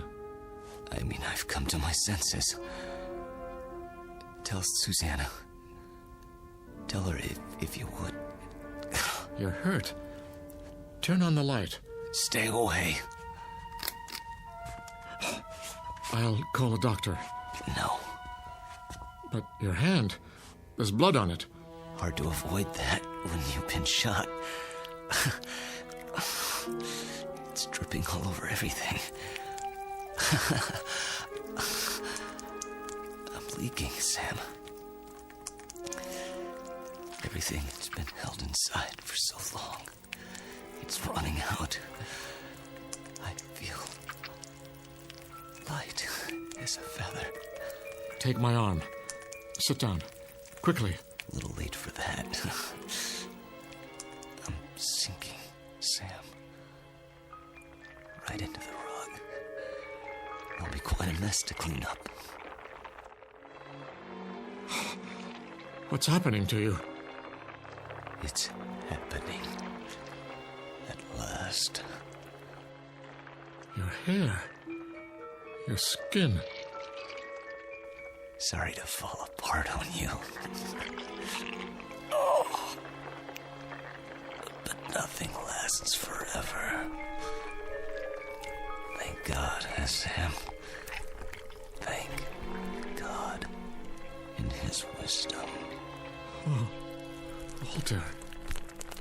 Walter. Tell her. I'll try to think of something. Don't let her see me like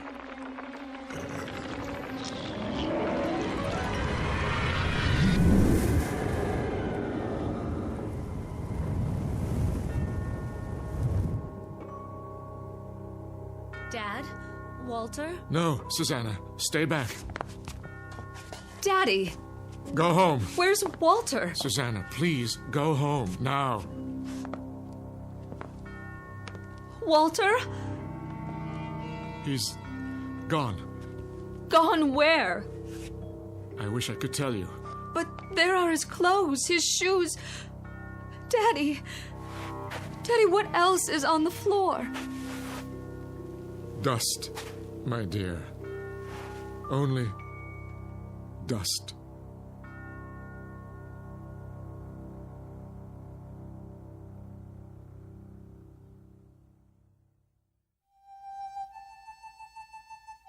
Professor Walter Jameson, an expert in the subject of times long past, and above all, a consummate actor, since before this university was founded.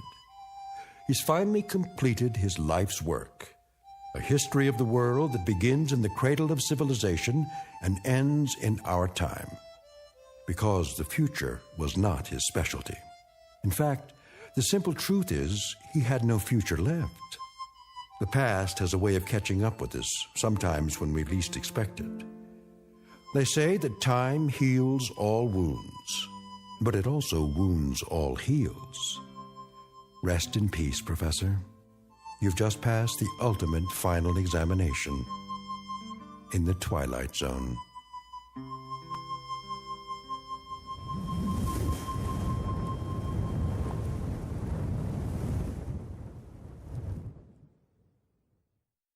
More from the Twilight Zone after this. You are about to enter another dimension, a dimension not only of sight and sound, but of mind, a journey into a wondrous land of imagination.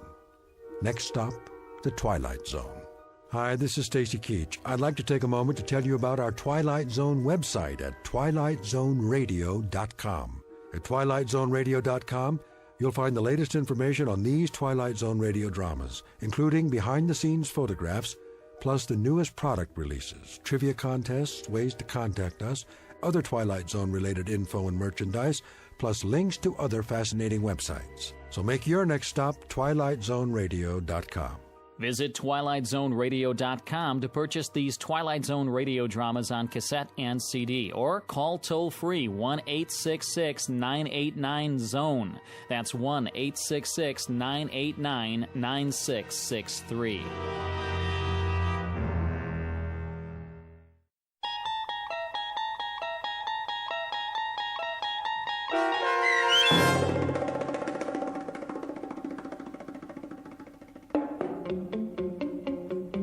Long Live Walter Jameson, starring Lou Diamond Phillips with Stacy Keach as your narrator, was adapted for radio by Dennis Etchison and written for The Twilight Zone by Charles Beaumont.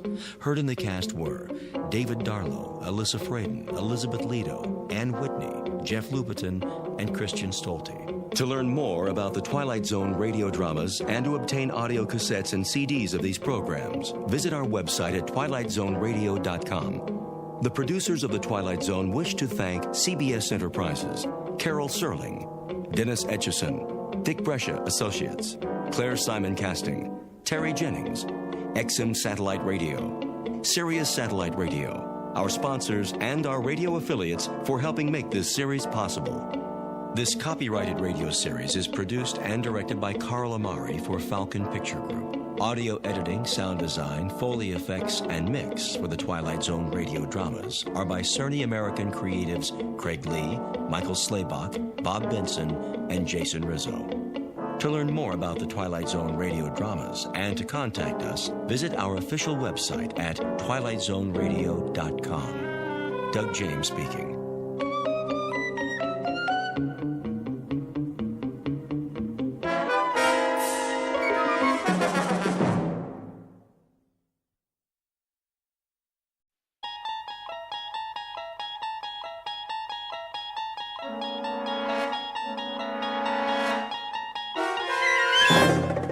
You unlock this door with the key of imagination. Beyond it is another dimension, a dimension of sound, a dimension of sight, a dimension of mind. You're moving into a land of both shadow and substance, of things and ideas. You've just crossed over into the Twilight Zone.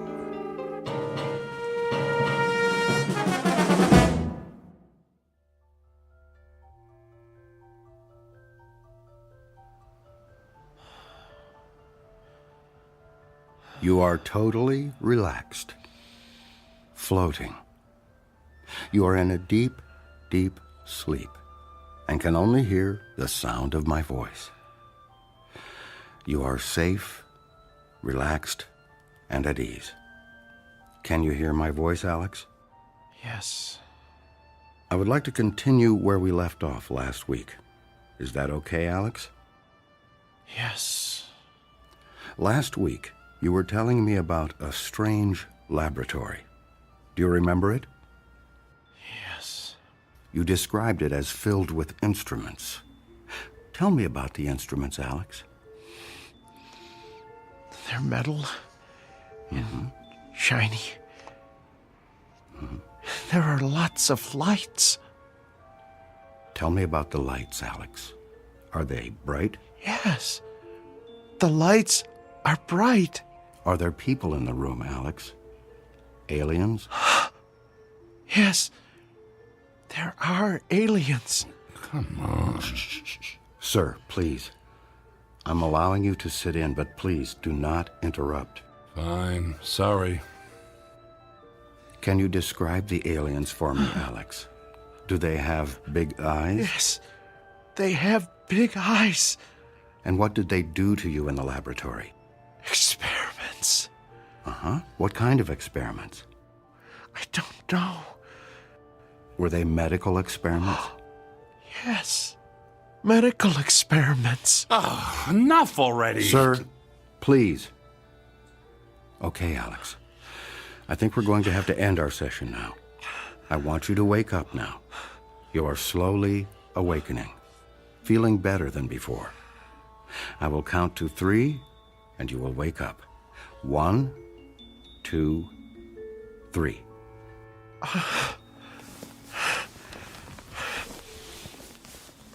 Did I talk about the aliens again? Yes, Alex, but I must say I think we are making progress. Yeah, right. Alex, let me introduce Tom. Tom is an author researching a book on alien abductions, and he is very interested in your case. Have you ever been abducted? Can't say that I have. You should have Dr. Heisenberg hypnotize you. You never know. I think I'll take a pass on that one. Okay, then. Alex, I think we still have much work to do. Can I count on seeing you next week for our next session? Yeah, sure. I really appreciate all your help. That's fine, Alex. That's really fine. Now, remember to give a check to the receptionist on your way out and schedule your next week's appointment. Sure. Okay, I'll see you next week, Dr. Heisenberg. Yes, next week, same time. Make an appointment with the receptionist and give her your check. Bye. Oh, it was nice to meet you, Tom. Yeah, good luck out there and in here. Sir, I must ask you to never disturb a session like that again. Session? You call that a session? You essentially told him what to think and say. This is not the first time I've met with Alex. He and all of my other patients have been seeing me for years, and I have their experiences with abduction memories well documented. You can't expect me to start over with a patient just because you are here. Look, I appreciate the time, but I need hard evidence. All you seem to have are stories from people extracted with a methodology that looks to be anything but scientific. If you have nothing better to do than question my integrity, you do not need to return to this office. I don't even know you, and I thought you had a serious interest in this subject. Dr. Heisenberg, I'm sorry. Thank you for letting me sit in the comfortable chair and study your methods. And yes, I can guarantee you that I will never return to this office. I just hope that someday you tell that poor sap he's cured. Goodbye, Dr. Heisenberg. Hello, friend. Here is your invoice for today's session, and should I schedule you for the same time next week? Whoa, slow down. I'm not a patient. I'm researching a book. There's no reason for a bill here. You can pay with a credit card or debit card if you wish. $500? Is that what he charges for that scam he's got going in there? This is a racket. We could send the bill to your home if you prefer. With the proper diagnosis, your insurance may cover part of the treatment. I'm not a patient. I'm not paying $500. I'm not coming back. Goodbye. Goodbye, friend. We'll see you next week, and I'll mail your invoice.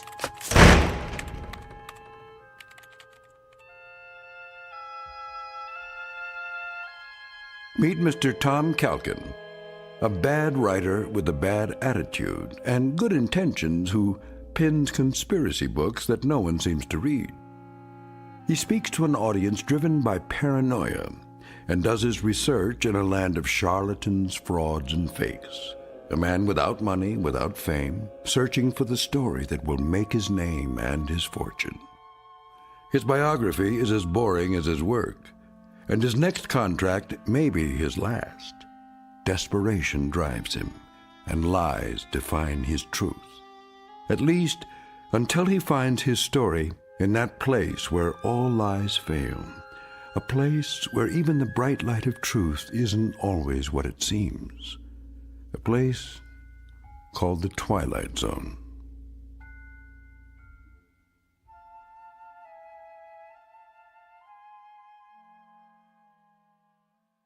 And now, The Twilight Zone and our story, The Walkabouts, starring Mike Starr, with Stacy Keach as your narrator.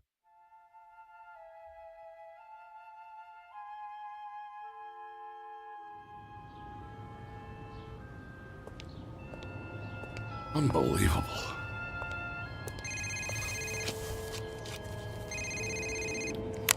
Hello.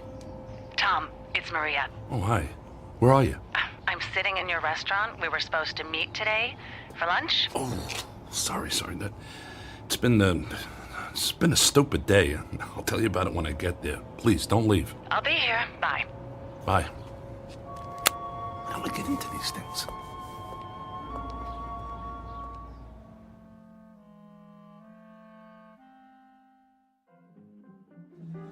Sorry I'm late.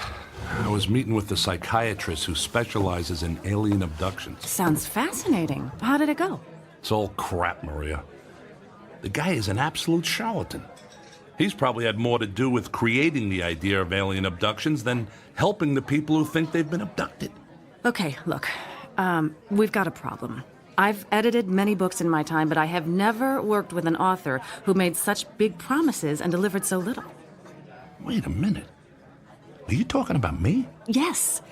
Look, you pitched us an idea for a book about UFOs, and you said you had some evidence that was going to blow the lid off of Roswell, UFOs, and everything people have wondered about and feared on this whole subject of flying saucers.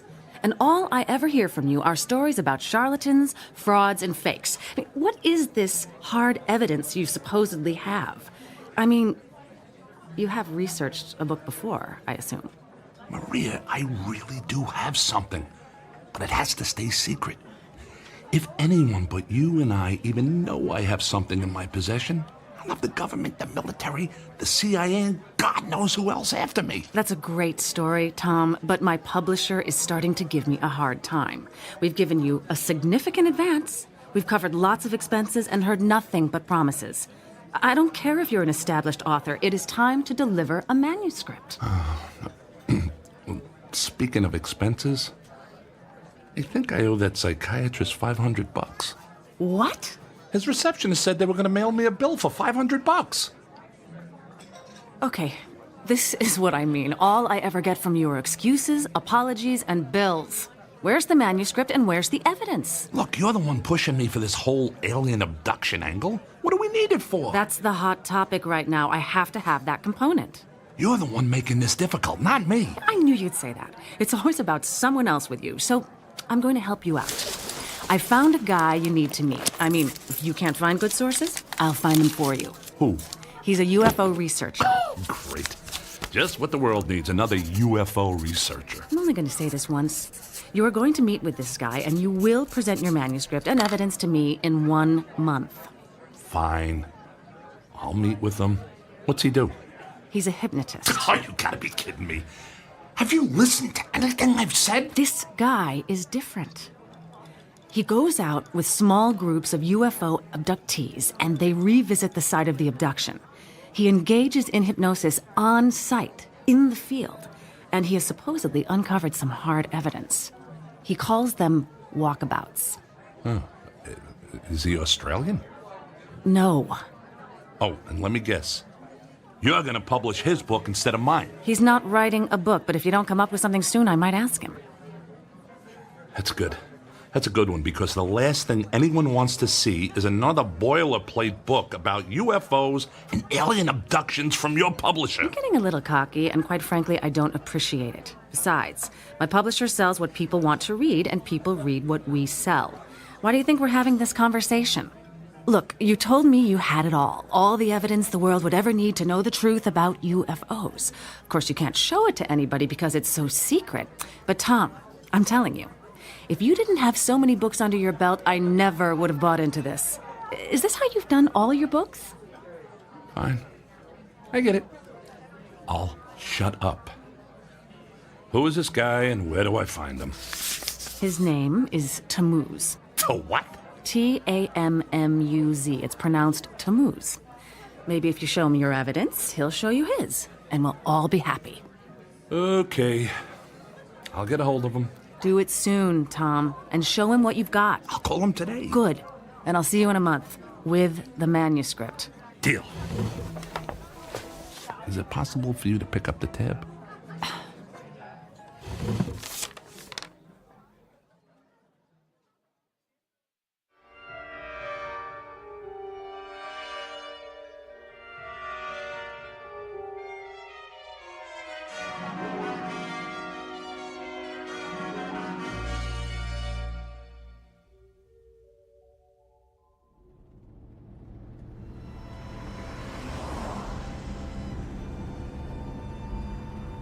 So, how do you know Maria? I'm a writer. She's my editor. I'm writing a book, and she suggested I meet with you. Let me guess, a book about alien abductions? Actually, it's about UFOs in general, but this alien abduction thing is a hot button with her, so here we are. How did you get interested in UFOs? Actually, I never gave them a thought, until I had a little encounter. A close encounter? That's an understatement. Any abduction flashbacks? Nope. Wasn't that kind of thing. I was fishing, hiking actually, in the Rocky Mountains. That's when a meteorite flashed across the tops of the trees and hit the side of a mountain. Let me guess, it wasn't a meteorite. It sure wasn't. I climbed up there to get a look at it and could see it was metal and aerodynamic. I thought it was a jet. Figured I'd climb down and tell the police about a plane crash until I started to look closer at the thing. And that's when you saw a flying saucer. Didn't look anything like a saucer, flying or otherwise. Just a tangle of mangled metal. But it sure wasn't a plane. That's when I heard a sound inside. I thought it was a survivor of the crash. It turned out, it was. A little gray man with a big head and large eyes? Didn't look anything like what you hear about. It was kind of mangled, actually. It stopped moving as I looked inside, and I could see pools of blood. Clear, blue blood. Sounds like alien royalty. Look, this may sound funny to you, but I know what I saw. Sorry, it's just that I've heard so many stories it starts to get old. Although yours has some new characteristics. It's actually a good story. Doesn't sound like much of a book, though. That's because it's more than just a story. Like what? I got pictures. That helps. And video. And parts of the wreckage, and I even wiped up a sample of the blood and put it in a plastic bag. In my freezer at home is a sample of alien DNA. In a box under the bed are parts and instruments from the craft. And on my computer are pictures and videos of the inside and outside of the craft. You're not making this up, are you? Nope. It's all real, and I got it all. Now, what do you got? What do you mean? That was a deal I made with Maria. I would tell you all about my evidence, and you would tell me all about yours. My friend, I don't think anyone on the planet has evidence like yours. Well, maybe at Area 51, but not in a box under a bed or next to the frozen pizzas in the freezer. Damn it, Maria! What? She told me you would help. That you would share your evidence. Let me guess. You got nothing. Hey, slow down, my friend.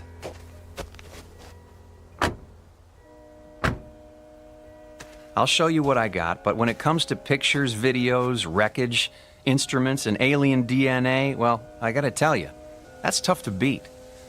But give me a chance. We're almost there. Where exactly are we going? We're meeting with my group. We work together on various UFO projects. On this trip, we've brought along 12 people who claim to have been abducted by aliens. The site we're going to is where 3 of them say they were abducted. What's the point of that? Evidence. The evidence that both you and I are looking for. We found that if we return to the site of the reported abduction, some people can actually recall where UFOs supposedly landed, hovered, or demonstrated some phenomena or activity. We then go to that particular spot and look for evidence. Now we're talking. What kind of evidence? Pretty boring stuff compared to what you got. Usually we do soil samples, take readings for radioactivity, magnetic fields, pass metal detectors over the ground. We've managed to find some interesting stuff, assuming you're a soil chemist. That's it? You got dirt? I didn't say that. It's just a question of how you look at it. A UFO site can tell you a lot if you know what to look for. Speaking of that, is your crashed vehicle still sitting up there on that mountain? Nah, it's gone. I went back a week later and there was no sign of it. I hate when that happens. Are you sure you saw something up there? I saw it, I have pictures, and there is still some evidence up there. The kind of evidence you look for. The rocks on the side of the mountain. You can still see where they're scratched and gouged by the crash. But that's all you can see. I looked everywhere and there's no sign of anything else. I'd like to go there with you someday. The craft, or whatever it was, may have left some metallic particles on the rocks as a result of the collision. Do you remember where it is? I have it marked on a map. Back at home. In the box under the bed, no doubt. Where else would I keep it? You're a funny guy, and obviously a man with a lot on his mind. I think you'll like this group of people we're about to meet. They've got a lot on their minds, too.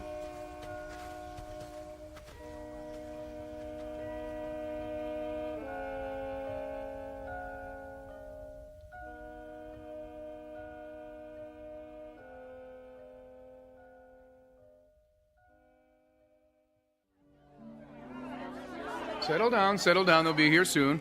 Hello, Tammuz. I was beginning to worry you were lost. It's going to be dark soon. I wouldn't have gotten lost, not with all the racket this bunch is making. Enki, this is Tom. He's a friend of a mutual friend. Tom is writing a book about UFOs, and he's interested in our work. Ah, it's nice to meet you, Tom. We have extra tents for unexpected guests, and I trust you'll be comfortable. We're about to eat. Please, both of you, join us. Quite a setup you got here. You planning to stay a while? Some of us, although I'm sorry to say the abductees only last a day or two on site. It can be a bit overwhelming for them, especially for the 3 who feel they were abducted at this place. You know, I don't know how to tell you this, but I had no idea this trip would involve camping. Sorry about that. We'll take care of you. I think we might even have some extra clothes for you, although it's more of a jumpsuit. That's okay. I'm not planning to stay that long. Just long enough to see what you got. Fair enough. Let's have something to eat, and then we'll figure out how we're all going to proceed.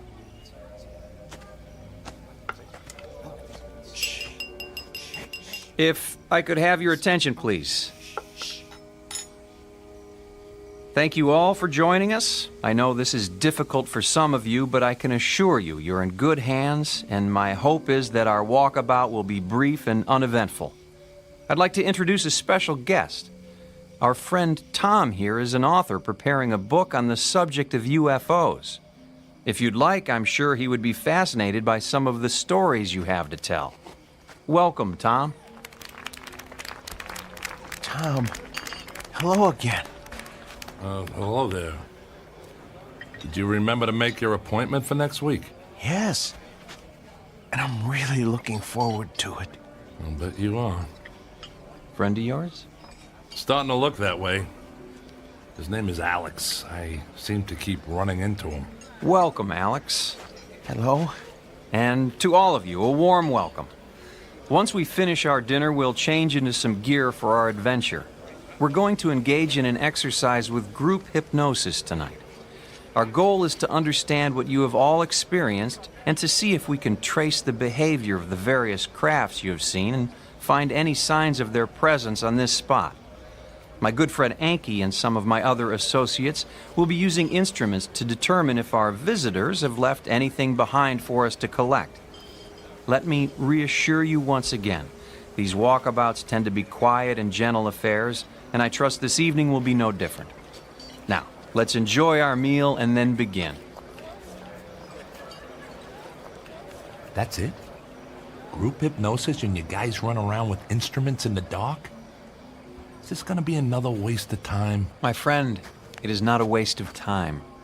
I'm sorry you're in such a hurry and I can't help you with your deadline or your editor. Let's just hope we find some good evidence for you tonight and then you can get to work. Tom, I've laid out some clothing on a cot in your tent. You can change when it's convenient for you. Right now sounds like a good time.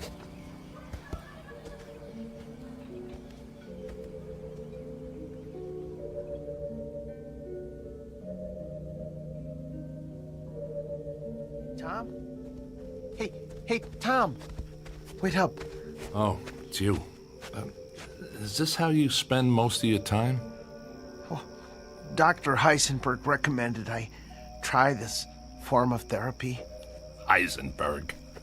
He doesn't seem like a guy who would want to lose a paying customer to a competitor. What? What are you talking about? That's not important. So, are you one of the people abducted from this place? No, I don't remember where my abduction happened. Dr. Heisenberg is trying to help me remember. I'll bet he is. Wonder how much that's going to cost you. Oh, it's not about the money. It's about finding the answer. Well, that's one thing we both agree on. Well, this looks like my tent. You doing the camping thing too? Oh, we all are. I don't think we have a choice. We walked here and I have no idea how to walk out. Yeah, I know what you mean. Some reason I don't like the way this is set up. Do you know anything about these people? No, Dr. Heisenberg set it all up. He's a really good person, you know. He's always looking out for me. Whatever you say, Alex. Oh, man. He said jumpsuit. He meant it. Looks like something you'd wear in jail. I think it's to protect us from dangerous chemical residue in the soil. You're starting to sound like Tammuz. Oh, actually, Enki told us that, and I'm not taking any chances. I'm going to put mine on now. I'll see you again, okay? Yes, I'm sure you will see me again.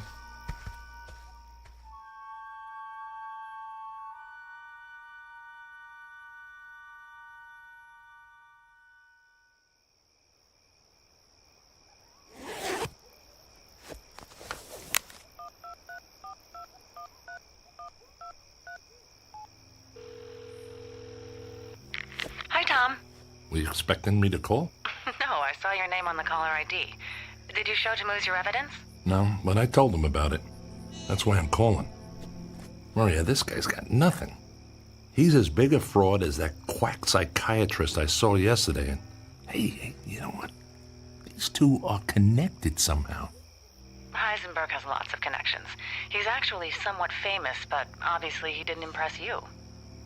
Yeah, obviously not. Look, Maria, I'm going to give this my best, and then I'll get right to work on that manuscript, okay? Are you all right, Tom? I mean, is everything okay? Yeah, everything's fine. I'll see you in a month, okay? Tom? Okay, that's our deal. Tom? Oh, sorry, Tom. I didn't know you were on the phone. Yeah, I'll talk to you later, Maria. Goodbye, Tom. I'm very sorry. Was that your wife? No, I'm not married. Someone I'm working with, maybe you've seen her. Her name is Maria. Maria? Oh, sorry, I don't know anyone named Maria. Yeah, but somehow she knows Heisenberg. Lots of people see psychiatrists. Yeah, the only thing is, I never told her the name of the psychiatrist I was meeting with, yet she knows his name. You sure you never saw a woman named Maria around the office? I don't know. You sure you don't know some way out of here? Oh, gosh, no, especially now. I mean, it's pitch dark out here. Yeah, it sure is. I feel like an idiot in this jumpsuit. Alex, I'll tell you what. What? I like you. You're a nice guy. It's a relief to hear someone say, I don't know, every now and then. Well, thank you. I don't have many friends. Yeah, sorry about that. It must be tough. Look, tomorrow morning you and I are walking out of here. What? Going to be able to do that? Shouldn't we tell someone? I don't think so. Now let's go get this over with. Who knows, maybe you'll figure out where your abduction took place. Oh, that would be great.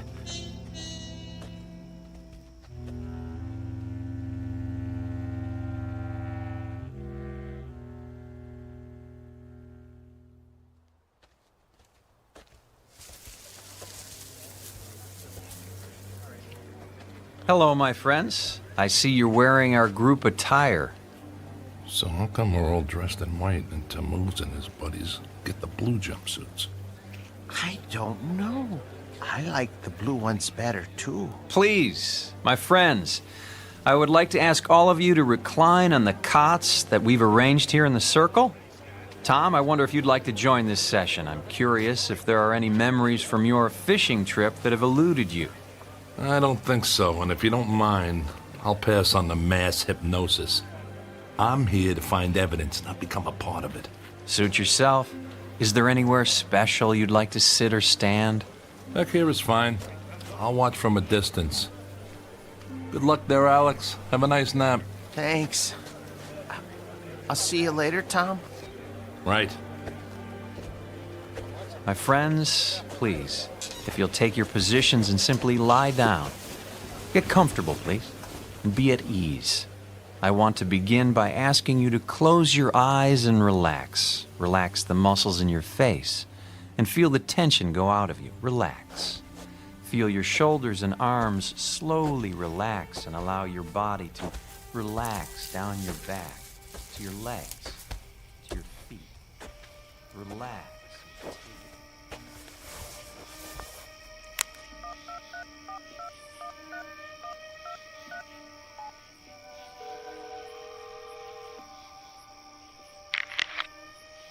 Hello? Maria, it's Tom. I know. Maria, I don't like this. What did you get me into? And by the way, how do you know Heisenberg? What exactly am I doing here, Maria? What are you talking about? This outfit is like a cult. There's no science here, and there sure isn't any evidence. And how do you know Heisenberg? Maria, I never told you his name, but you knew that's who I was talking about. And he's connected to this Tammuz guy somehow. Tom, you're starting to sound like a conspiracy nut. Maria, I am a conspiracy nut. I'm writing a book about UFOs, remember? You publish books about UFOs. Your business is built on paranoia. So spare me the lecture and tell me how you know Heisenberg. So maybe I need counseling from time to time. Tom, get over it. You're looking for monsters in the closet, and I'm not one of them. I'm starting to wonder if any money is worth all this. Hey, if you want to bail on the contract, be my guest. We'll total all the money from your advance and all of your expenses and subtract it from the royalties of your other books. But get this in your head right now. This is the last book you will never write. Hey, I'm sorry. I don't know why I called. I guess I just don't know what to believe anymore or who to believe. Look, when I get out of here, I'll finish the book. If I learn anything tonight, I'll add that as well. Tom, do me a favor. Don't call me again until you have the evidence and the manuscript in hand. I don't need the aggravation. I need the story you threatened to tell and the evidence you found to support it. Got it? Got it. Bye. Come on, babe. It was just a book proposal.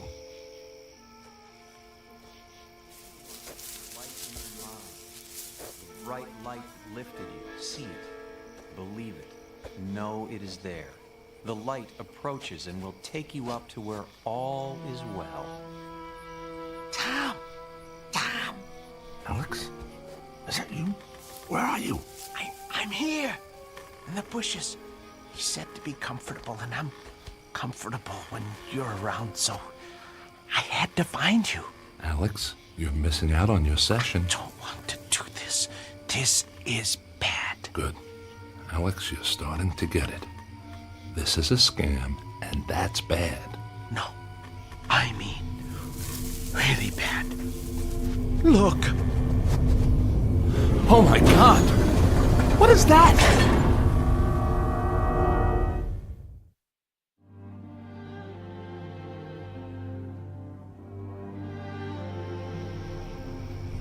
As the chariot descends to receive you, you will allow yourself to be lifted up. Feel yourself rising into the light. This is the place. This is where I was abducted. This is where it happened to me. I was lifted up into that circle of light. Alex, they're faking this. No. It's a spotlight in a hot air balloon and a lot of reverb through a speaker. What? It's all cheap theater and just another way to get money out of people. How much did they charge you for this camping trip? They didn't charge us anything. Oh, I was afraid you'd say that. So why are they doing this? Maybe it helps to sell books. Good God, that's it. That explains it. Alex, these people are just perpetuating the myth of UFOs to make money on fear. We have got to get out of here. Did anyone see you come over here? I don't know. It's dark. That's why I couldn't find you. That's good. That gives us a chance. They're not gonna want to write us saying all this. Come on. Go slow, go quiet, and follow me. I'm afraid. Don't worry about the light. It's just a spotlight. What we have to worry about is what your friends will do to us. They're not gonna want people to know about their little ruse. It would put them out of business, including you, Dr. Heisenberg. I don't think they're ready to go out of business yet. Not because of us, at least. Oh. You okay? I fell. It's okay. Go slow. Stay with me. Tom, look. All right, they're ballooning their lights coming our way. I don't remember this part. This isn't about aliens, Alex. I don't want to go up there again. I don't want to go up there again. You won't. Follow me. Go slow. Don't talk.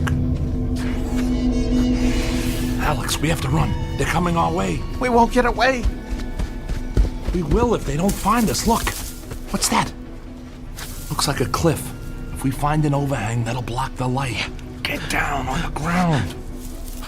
I think I found an opening. Good man. Scoot in there. The light is right over us. Yeah, just enough to help us see. Keep moving back. I see a light. Don't worry about it, Alex. They can't see us. No, I see a light in the cave. What? We should go back out. Come on. That's not an option right now. Let's go see what's in here. Might be a mine or something. This part of the area is loaded with them. We'll hide in here overnight and then hightail it out of here in the morning. I see a light bulb. Yeah, we're in a mine. I just can't figure out why they're still running power to it. There might be someone working in here, so just be cool. I remember a cave. When I was abducted, I think I was in a cave. Dr. Heisenberg helped me to uncover it. Alex, you're done with Heisenberg. Heisenberg is a fraud. This is all a big scam to squeeze money out of a gullible public and to rip off poor souls like you. You are correct, my friend. Heisenberg, you soulless bastard. What are you doing here? You are part of this. You're destroying people with this charade. Can't you find another way to make money? On that count, you are right and wrong. Yes, this is a charade, but not the kind you think. Ah, hello, Tammuz. Hello, Enki. I seem to have found your missing friends. I am sorry. With such a large number of subjects, it was difficult to herd them all effectively. Herd them? What are we, cattle? No, if that were the case, you would probably have been mutilated. Maria, this is impossible. What are you doing here? This is like a law school prank. Am I on some kind of TV show? It's not a prank, and you're most definitely not on television. For that matter, you will never be on television, especially your videotape. It looks like a treasure chest. That's the box I had under my bed. You've been to my home. Yes, and thank you for making it so easy for us to find what we needed. Unfortunately, we found nothing of the evidence you described to Tammuz. Is it possible you have it hidden somewhere else? Sorry, pal, but there's nothing to hide. I made it all up. Sorry, Maria, but it's a tough game out there for writers, and you editors aren't exactly easy to please. By the way, Maria, how did you get hooked up with these crooks anyway? Let's just say we have common interests. So, this is how you know Heisenberg? You're all part of a money-making machine that preys on paranoia. Your publisher, his practice. How long have you people been in business? Actually, we've been in business, as you say, for about 50,000 years. I must say it used to be much easier, but as your species and technology has improved, we've had to improvise some interesting new solutions to cover our tracks. You people are crazier than Alex. I'm not crazy. This is all real. Alex, you're going to be fine. I'm sorry that we had to use you in this way, but you have done a very good job. I don't know what I did. That's because you were under the influence of a very powerful hypnotic suggestion. Sleep now, Alex. Sleep. Alex! It's okay, Tom. Just relax. Tammuz, Enki, please carry Alex outside and send him aboard. It is his time. Who are you people? Well, for one, we are not people. We are, in fact, those aliens that you're so skeptical about. We are the Anunnaki. Many of us have been genetically modified to fulfill our mission on your planet. Now this is the book I should write. What do you say, Maria? This would be a hell of a story. I'm afraid this is a story that can never be told, my friend. Friend. I've been hearing that a lot. What's the story with this friend thing, and what are you going to do? Kill me? You kill your friends? That's a little serious for scam artists, don't you think? Ow, who are you, really? It would have all been so much easier if you just told me you'd fabricated the evidence. Tom, we believed you. Are you kidding? You actually thought I had evidence of UFOs and aliens? Come on. We're all in the same business here. So I had my little scam with the book, and you got this deal going on. We can work together here. But hey, no more of this messing around with people's heads like you did with Alex. Let's just be cutthroat editors and writers. Maria, I'll be a top writer.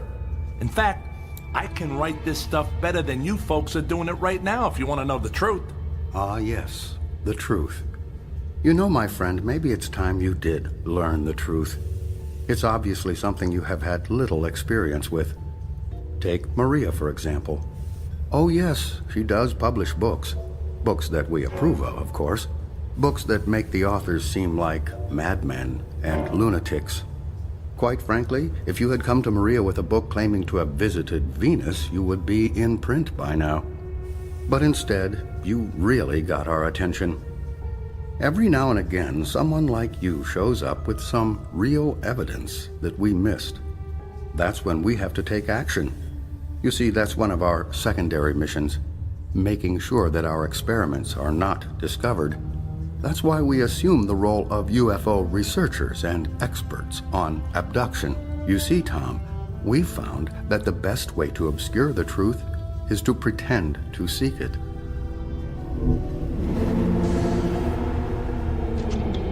Well, it sounds like our friend Alex has made his final journey.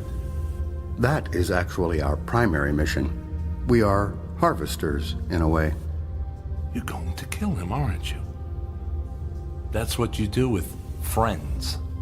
He may be gone soon, but his DNA will live forever.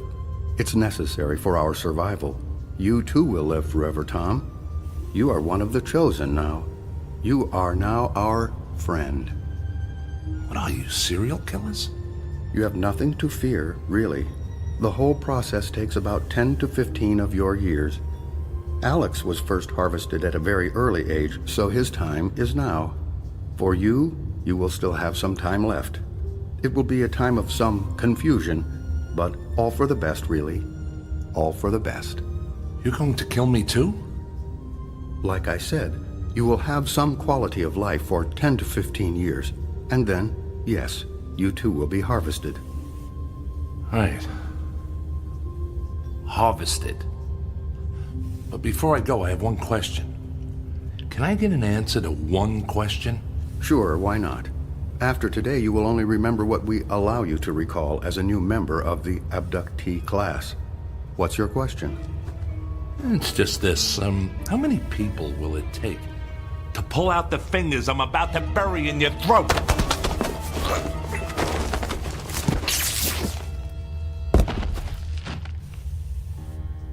It's all clear. He is unconscious. This was a difficult one. They are proving to be a greater and greater challenge. The growing sophistication of their technology, their increased awareness of our presence. We may need to initiate another world war, or create a new pandemic. We can't allow them to have too much time to think. Does that mean we should terminate the terrorism initiative? It's quite possible. In the meantime, let's increase the number of stories about supervolcanoes, asteroids striking the Earth, and global warming. Keep the fear alive. And Maria, you seem to have developed some affection for this one. That can't be allowed. I know, I will do better. Sometimes they're like pets to me, and I just seem to become attached. Ha. Spoken like a true editor. But you may have to have additional contact with this one, so keep your perspective. Okay. Now, back to work. We are staging a UFO convention in Mexico City, and I am recommending additional investment in the Alien Museum in Roswell. Enki, we will need your banking network to provide some additional funding for a documentary on a coming ice age. Let's really mix it up out there and keep these animals off balance. Tammuz, if you could clean up the campsite and sanitize any evidence, we can all get back to work. Do we have a site for the next harvest? Chicago, Illinois. Make the necessary arrangements.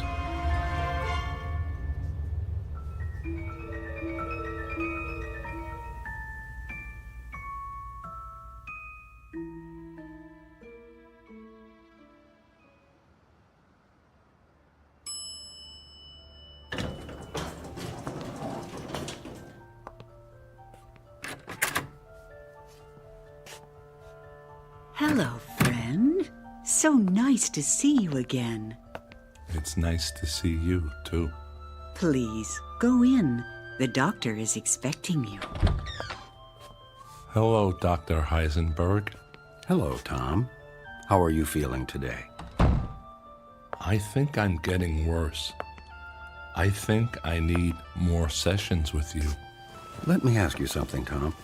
Do you still believe you have been to Jupiter? I don't know. It doesn't make any sense to me. It's a gas giant. You can't breathe there. Well, if the alien technology you have described in our sessions is as advanced as you believe, anything would be possible, wouldn't it? I think you're right, Dr. Heisenberg. Tom, I must tell you, you have a way with words. Have you ever thought about writing a book about your adventures? No one would believe me. People want to believe, Tom. That's all that matters. I know an editor who I think would be very interested in your story about Jupiter. Why don't you meet with her? I could set it up for you. Okay. Then it's settled. Now, let's begin our session. Close your eyes, and you will go into a deep sleep. Deep, deep, deeper, deep.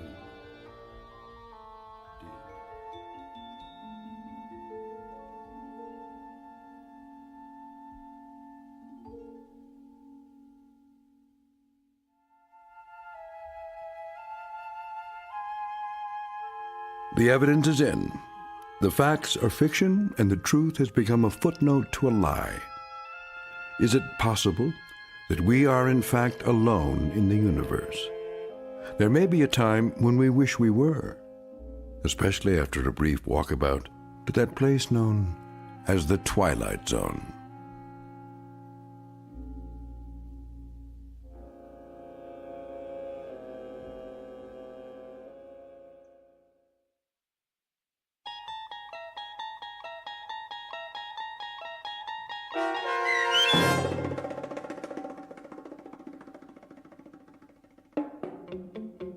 The Walkabouts, starring Mike Starr with Stacy Keach as your narrator, was especially written for The Twilight Zone by Steve Newby.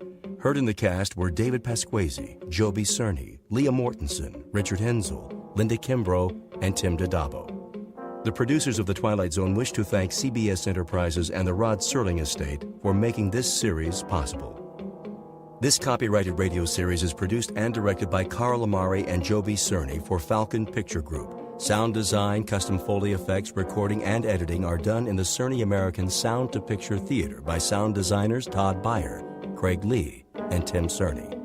To learn more about the Twilight Zone radio dramas and to contact us, visit our official website at twilightzoneradio.com. Doug James speaking.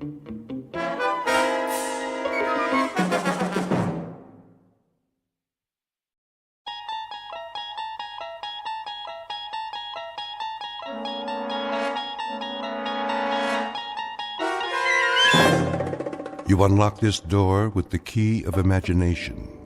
Beyond it is another dimension, a dimension of sound, a dimension of sight, a dimension of mind. You're moving into a land of both shadow and substance, of things and ideas. You've just crossed over into the Twilight Zone.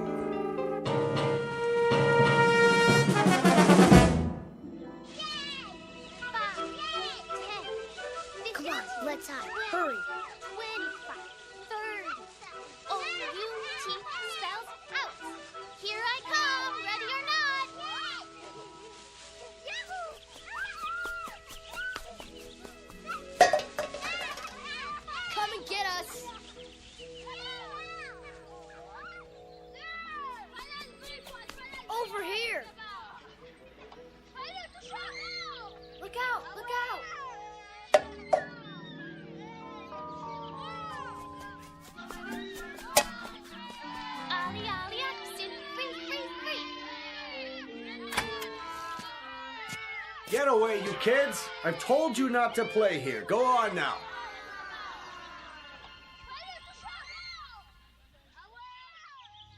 It's so noisy. They're gone now. Come along, Mrs. Knaus. This way, everyone. Oh, but Doctor, I have my knitting to do. Another time. Out onto the porch.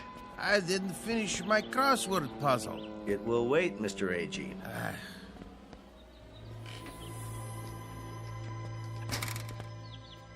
Now then, isn't this a beautiful day? I don't know why we have to go. It isn't good to spend all your time inside. Everybody needs the sun once in a while. Even you, Mrs. Summers. I've had my share of the sun. Now I need my rest. We all do at our age. Where's Mr. Conroy? He's not feeling so well this morning. Well, I'm not either. What about Mr. Whitley? Why does he get to stay in? He's waiting for an important call. Watch your step. Nurse will bring the picnic baskets. Well, some of us may not want a picnic. A picnic, is it? On the grass? All those ants. We have blankets and chairs. You'll see.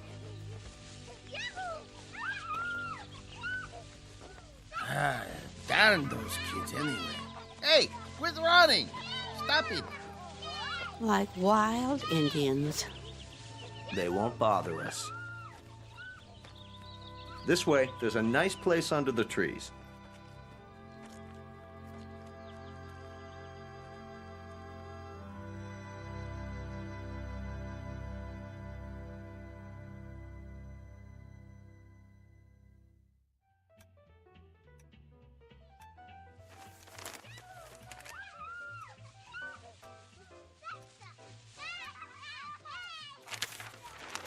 Listen to them, would you? Ah, they're only children. They know they aren't supposed to play on the grounds. How can a body think? Now, Ben, just read your paper. They're not hurting anyone. Well, let them play someplace else. They've got homes, don't they? It's the grass. The what? We have such a big lawn at Sunnyvale. Kids can't resist it. Oh, what are you doing downstairs, Charlie? I thought you had to get ready. Not today. You haven't heard from your son?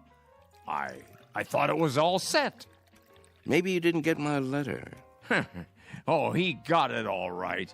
They just don't care. Nobody cares anymore. The boy has enough problems. It's a small house and the second baby's on the way. It was a foolish idea moving in with him. They don't need an old duffer like me around. Would you listen to that? It's enough to wake the dead, I tell you. Don't be so hard on them, Ben. They're only kids. A fine state of affairs when your own son turns against you. Stay out of the over-the-Rhine neighborhood. Technology stocks extended Mr. Whitley? Wednesday. Mid positive views on the center from There you are. Yes, nurse? You have a phone call. I do? I believe it's your son. Well, what do you know? Be right there. I'll tell him. Isn't that something? Guess he got my letter after all. Huh, I never get any letters. Or phone calls. Nope. You will, Ben, you will. Excuse me, I'd better get it before he hangs up.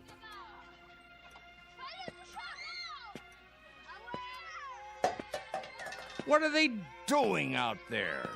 Don't be a grouch. It's Saturday. Perfect for Kick the Can. Perfect for what? We used to play it all the time, remember? No, I don't remember anything of that kind.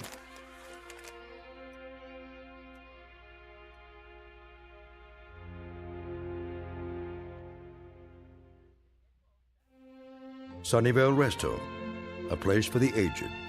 The address is 1275 Tranquility Lane on the outskirts of town. It offers room and board, nursing care, and a kind of refuge from the world. Outside, a common game called Kick the Can. Very shortly, a man will have a choice to make. He can either die in this world or escape to another kind of refuge in the Twilight Zone. And now, The Twilight Zone, and our story, Kick the Can, starring Shelley Berman and Stan Freeberg, with Stacy Keach as your narrator. Some picnic. Plastic spoons and forks. Well, potato salad was good. What do you mean? It was spoiled. No, it wasn't, Emma. They made it in the kitchen just for us. You must admit, it's better when it's fresh. I think I hurt my back sitting down. Oh. The ground was damp. It was. Bad for my arthritis. Will you people please hold it down? I'm trying to read.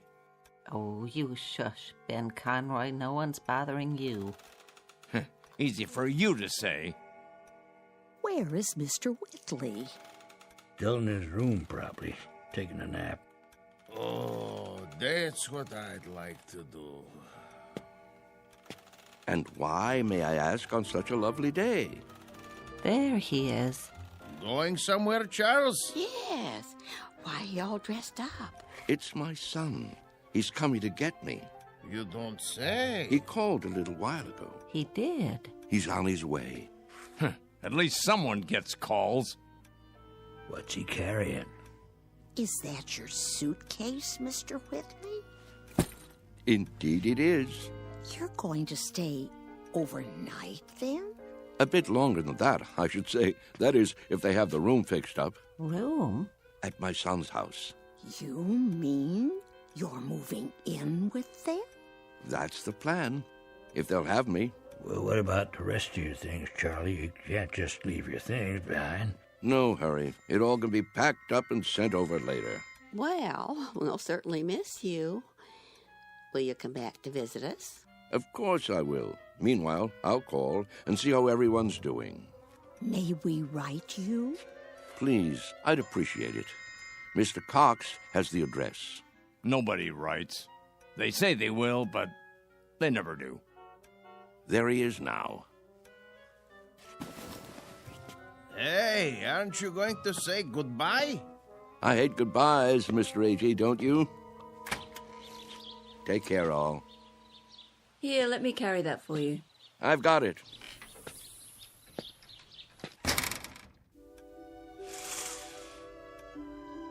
Who's that behind the wheel? Your son, David, don't you remember? Such a nice young man. Let me see. Some car, huh? Betty costs pretty penny. Everything does nowadays. Don't crowd now. You wouldn't want him to think you're watching.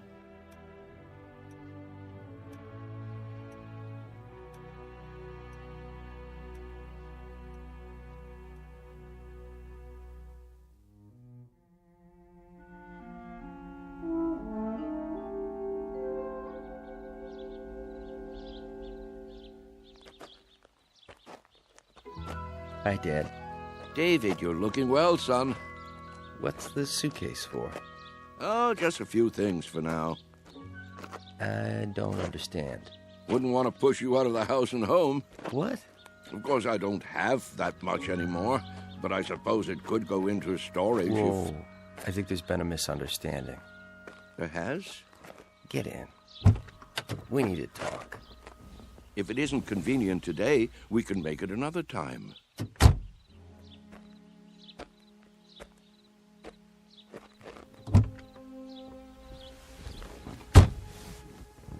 Listen, Dad. Yes? I didn't say I'd come to get you. I said I'd come to see you. But I thought, didn't you get my letter? That's what I wanted to talk to you about. If it were up to me... You don't have to explain. Well, Debbie's turning the extra room into a nursery. Right now it's being painted and... I understand. I don't think you do. Let's drive a bit.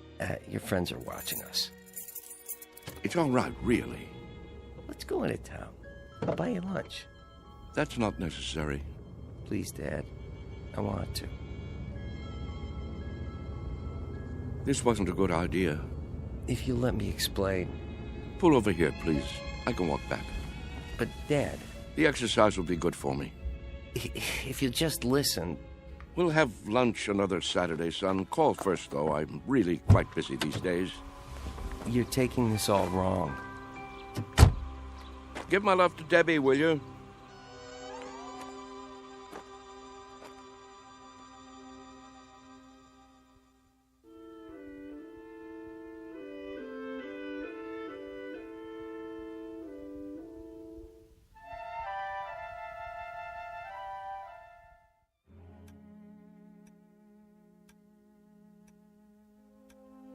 What's he doing?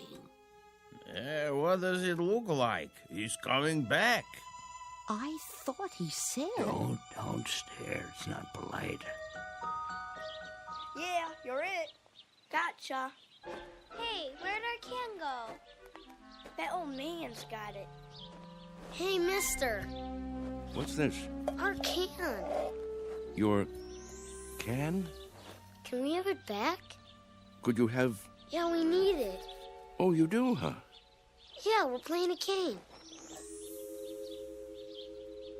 Yes. Yes, I remember. This is a good can. Nice and sturdy. It will take a lot of kicks. It will? You'll have to play by the rules, though. What rules? You know the rules, don't you? Hey, give it back. Please, mister? I'd say this can is just about the perfect size. Is he gonna keep it? Hey, mister, can we have our can back? You can get another. Any one will do. Tomatoes, beans, doesn't matter. You'll see.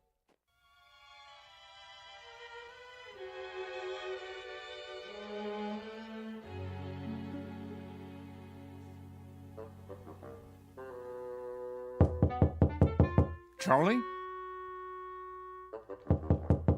You in there? It's going to be a beautiful sunny day today. And Yes? expect much more of the same over the next couple of Just wondered might what wanna do happened some to of you. those outdoor Not a activities. thing, Ben, not a thing. Las Vegas, 68. Los Angeles. Thought I'd lie down for a minute. Come on in if you'd like. Sorry about that son of yours. Are you? I'm not. This is a good enough place for me. I don't know what I was thinking. Here, I'll close the window for you. Why? It's a beautiful day, don't you think? Oh, so much noise. Yes, what a great running and shouting. That's what you call it? Such a grouch. You can't stop kids from playing kick the can. It's in their blood, like statues or hide and seek, a ritual this time of year. You surprise me sometimes, Charles. And why do you say that? You actually brought that tin can up to your room? Must be filthy. No, it's not. It's been emptied out and washed clean and baked by the sun till it's shiny as the day it was made, tempered by the wind and the grass and the warm summer air. Sure you're feeling all right? Admit it, Ben. Admit what? Don't you ever think about it? You must. I don't know what you're talking about. All kids play those games the same as we did, and the moment they stop, they begin to grow old. Oh, come on. It's almost as though playing kick the can keeps them young. So that's what this is for. Magic. I'm not sure. Charlie, I'm worried about you. You're not yourself. Aren't I? You don't believe in magic anymore, do you, Ben? What are you talking about? But there was a time when you did believe in it. Never. We've known each other since I can't remember. Since we were tow-headed kids. You believed in magic then. Not me. Yes, you did. When we walked on different sides of the street lamp, you'd say bread and butter. When your baby teeth came out, you put them under your pillow for the tooth fairy. And when you went down the sidewalk, you were careful because you knew that if you stepped on a crack, you'd break your mother's back. Oh, you believed in magic all right. What is wrong with you, Charles? Would you like me to get the nurse? What happened, Ben? Where did the robbery take place? Robbery? A thief stole everything away when we weren't looking. Who was it, Ben? Was it time or something else? We grew up, that's all. Everybody gets older. Do they? Think, Ben. How can we be sure? Maybe there are people who stay young, only we don't know it. Maybe they have a secret that they keep from the rest of us. Now, Charles. Is there something kids know that they forget? That they want to forget? They say, when I get big, I'll be a fireman, or a detective, or an explorer. They wish so hard to get older that it finally happens. They get taller and stiffer and forget the magic that made it all possible. There is something wrong with you. I've never heard you talk this way before. Maybe the fountain of youth isn't a fountain at all. Maybe it's a way of looking at things, a way of thinking. Charles? Yes? Stop it. Stop what? You're an old man. Don't you understand? Your youth has been gone for 60 years. What I mean is, you lived a full life, Charles. Don't go sloppy now. Don't spoil it by acting like a nut. But it's all so clear. It makes sense. It isn't too late to play kick the can. That's the secret. Can't you see, Ben? Can't you? I see a plain old tin can with dents in it. That's all. Then look again. This can is special. I'm absolutely sure of it.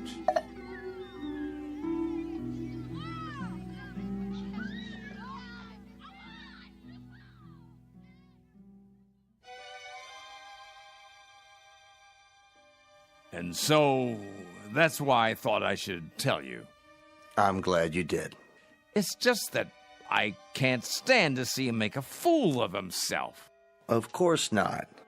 And if there is something wrong with him, something in the head, then you can get him the right medication. You understand, don't you, Mr. Cox? I do, Mr. Conroy. You were right to come to me. When he acts that way, I feel I don't know him at all. It's foolish talk, I agree. So what are you going to do? Nothing. Beg pardon? At least not for the time being. If I got excited every time someone indulged in foolish talk around here, I'd be upset every minute of the day. Let him go on about kick the can if he wants. He isn't doing any harm. But I'm worried, I tell you. It isn't like him. He's getting on in years. It's common for folks of a certain age to behave like children once in a while. Oh, nonsense. He's no older than I am. In some ways, maybe, but in other ways, when some people get old, truly old in their minds, they may act strangely, out of character. Take Mr. Agee, for instance. He's as sane as they come, but do you remember that ruckus out on the porch the other day? Somehow he got hold of some firecrackers. The nurse found him trying to set one off. It must have been those kids. Well, wherever he got them, he could have hurt himself, and that's something that concerns me. Charles hasn't done anything like that. I just don't want to hear him talking crazy. Oh, it isn't necessarily crazy. Huh? You haven't heard him. Look at it this way. As far as he's concerned, all his best years are behind him. He can't even look forward to spending time with his son and daughter-in-law. A fine thing. So, that being the case, he'd rather return to an earlier time, one he recalls with pleasure. It only makes sense from his point of view, so he uses a time machine to accomplish it. A what? It's called memory. Is that so crazy, Mr. Conroy? Everybody does it, even you. But he actually believes he can be young again by playing kids' games. Not really. He's exploring, that's all. He'd like to believe that kick the can is a magic button he can push to make himself young. But deep down inside, he knows it won't work. Instead of the disappointment of failure, he'll never risk pushing that button to find out. Stop worrying. Your friend is fine. Are you certain? I'm certain.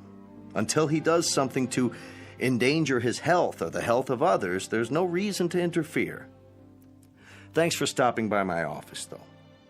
Look at the time. You wouldn't want to miss dinner. Well, in that case, I suppose... It still troubles you, doesn't it? What would you have me do? Maybe if you talk to him. It would be a waste of time. But you have a point. Perhaps I'm reluctant to face the facts myself. Every time one of our people goes senile, I get a little cold inside. When I took this assignment, I was 32. Now I'm 43. Everyone grows old, Mr. Conroy. Everyone.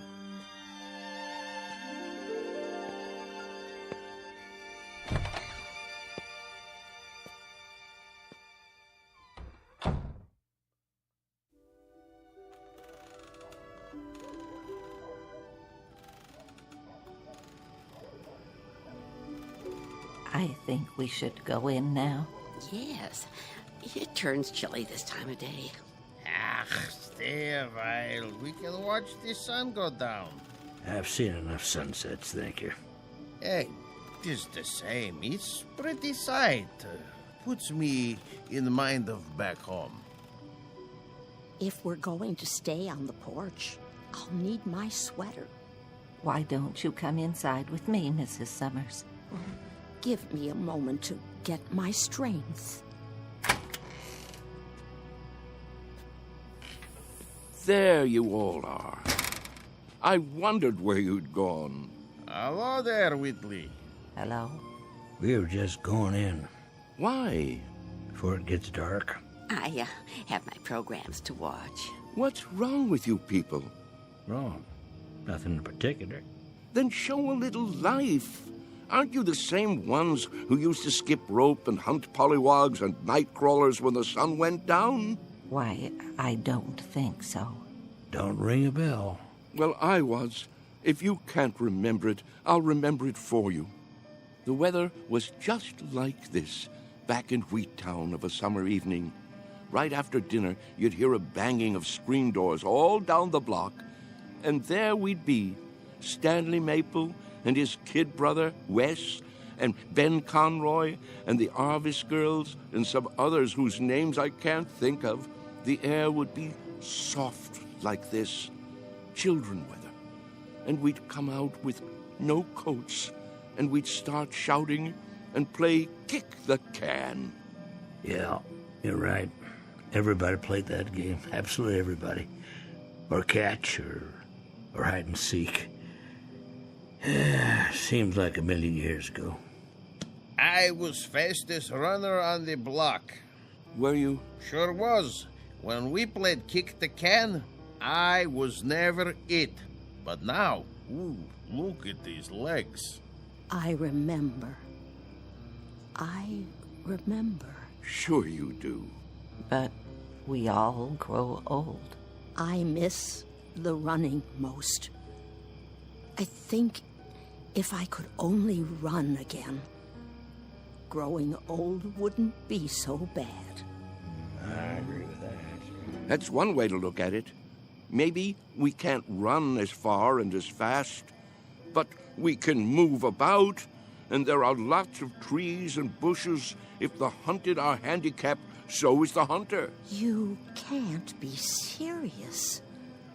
He isn't serious. But I am.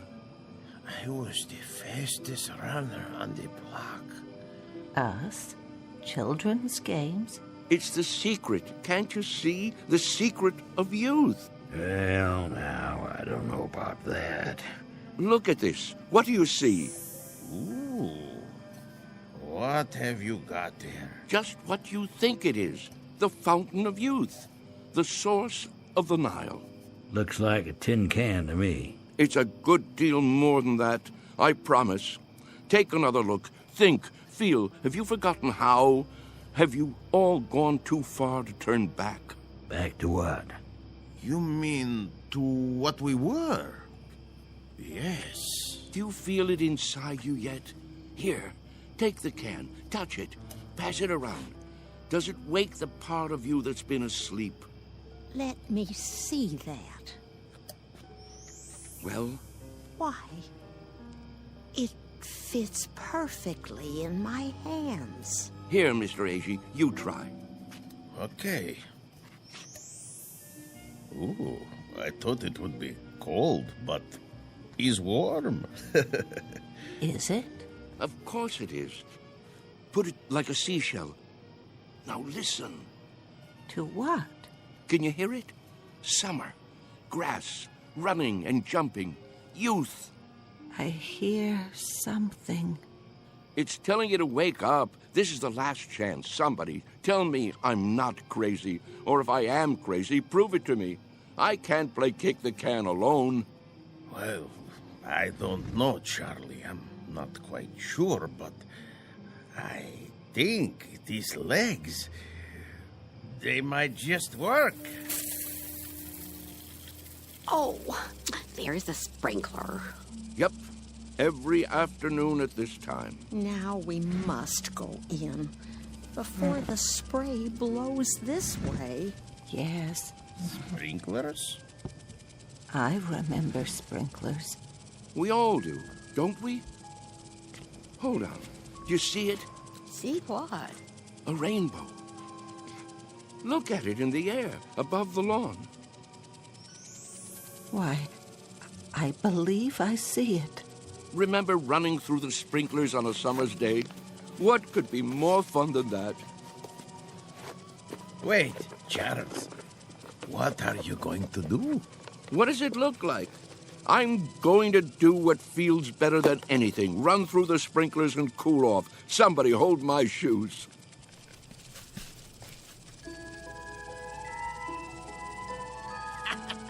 Well, look at him, will you? This way, everybody. It feels great. Mr. Whitley. Charlie, what are you doing? Come on in, the weather's fine. Nurse! Nurse! Yes?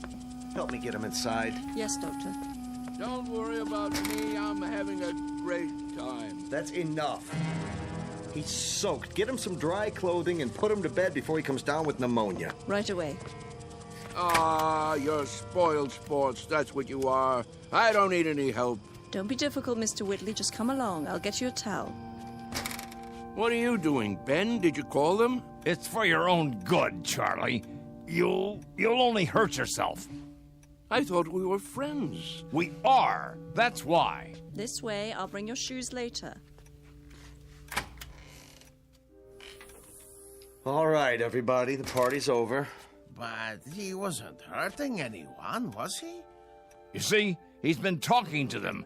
Pretty soon he'll have them believing it. I was afraid of something like this. Yeah, it's like he's gone crazy after all. I'll have him moved to the observation room in the morning. But, Doctor, to be all alone, that'll kill him. If I don't, he'll end up killing himself.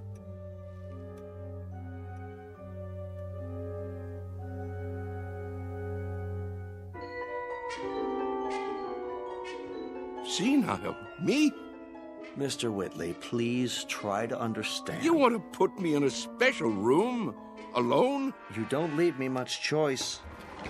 Why? What rules have I broken? There have been complaints. Oh, there have. Who from, may I ask? That's not the point. Go on, tell me. I want to know. Who thinks I'm breaking the rules? It's not so much a matter of rules as attitude. Look out the window. Grass, trees, a park across the street, all very peaceful. The kind of place people come to for rest and relaxation. It's what Sunnyvale is known for. But if things happen that rile them up, disturb their peace, well, then we can't stay in business. You see that, don't you? So the charge is disturbing the peace. And for that, you want to isolate me from my friends. I hope that won't be necessary now. You've got to go out there and show them you're all right. Cut the crazy talk. Learn to fit in. That's not hard, is it? What a choice.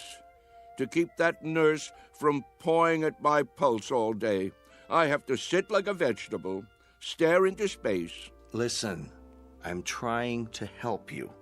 Keep on like that, and they'll put you away. I won't have a choice. Use your head. Maybe you're right. There. You see? You're an intelligent man. It's a question of playing the game. Isn't that something we all have to do? Yes, I suppose it is. Good, Mr. Whitley. I knew you'd see it my way. Now, why don't you go up and rest before dinner? Tonight's the bingo game, remember? I remember. Goodbye, Doctor. Goodbye, Mr. Whitley. Anytime you want to talk, feel free. I consider it part of my job.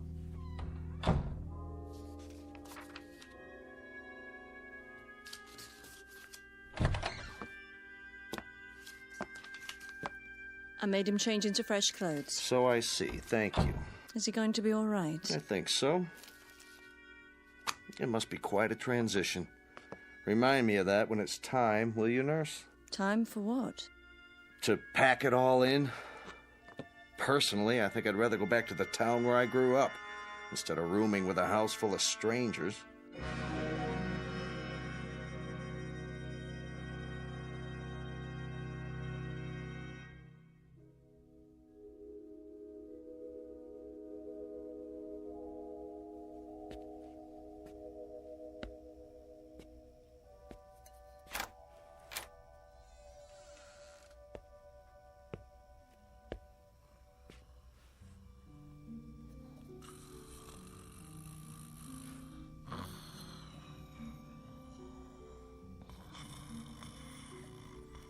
Wake up. Who? What? Come. Charles, what is it? Shh. Quietly. Come where? We're going to play a game. What do you have there? What does it look like? An empty tin can. We're going to play kick the can now? It's dark outside. It usually is in the middle of the night. Now get your robe and come with me.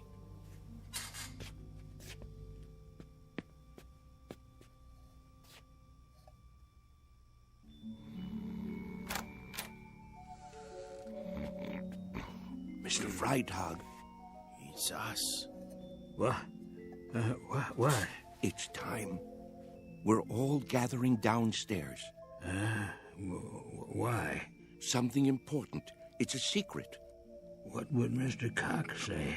He'd say it was dangerous and foolish. He'd say it was crazy, and maybe it is. Maybe it's necessary to be a little crazy for magic to work. He'd say we'd be acting like children, but isn't that the idea? Only children can play kick the can. Now get the others. Freitag, wake Mrs. Summers. A.G., you get Mrs. Wister and Mrs. Knaus. Let me see, who else? There's Mr. Carlson. Everyone? Everyone. Well, what if they won't come? They've got to. Don't take no for an answer. Hurry. I heard people walking around. Whoa, what's going on here? Mr. Whitley has an idea. Would you like to come too? Hello, Ben. Charles? What are you doing? Go on. Do as I said. Yeah. Right away. I'll see you downstairs.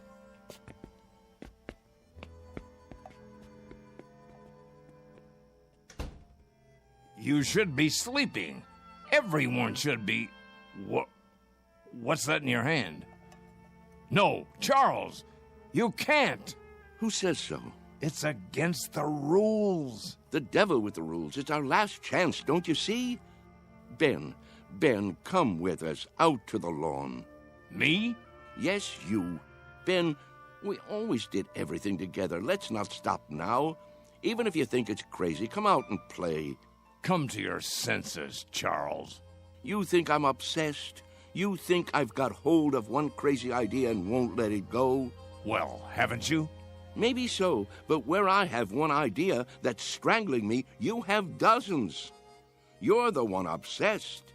Oh, nonsense.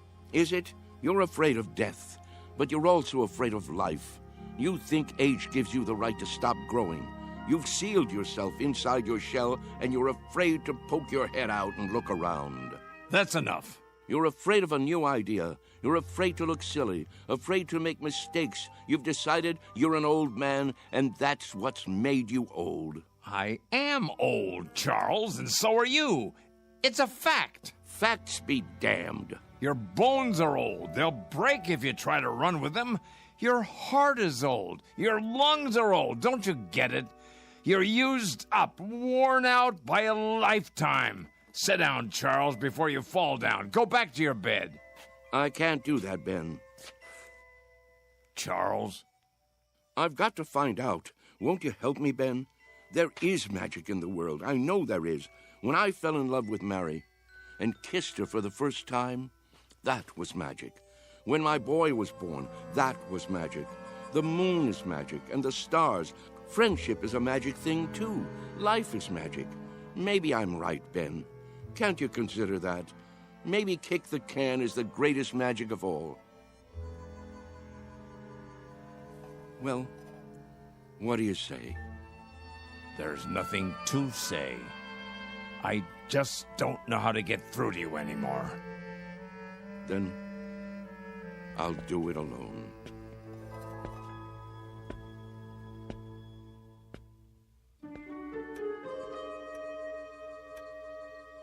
What are we doing here? I'll catch my death. Now, you just wait. Mr. Whitley has something in mind. Yeah, something important. But what could it be? Don't you know? Don't you remember? Remember what? How it used to be. How we used to sneak out of the house after dark when the grown-ups weren't looking and the weather was like this. Don't you remember how we used to play kick the can? Everybody played in my neighborhood. A long time ago. A long, long time. Funny. It doesn't seem that long ago to me. I remember. Yes. I think I do too. But we've all grown so old. Are you sure? If these legs would carry me. How do you know they won't until you try? You can't be serious. He isn't serious. But I am. You mean us? Children's games? What about the nurse? She's asleep. If we keep our voices down and open the door carefully, she won't hear us. Go outside? Why not? Are you chicken? Show them the can.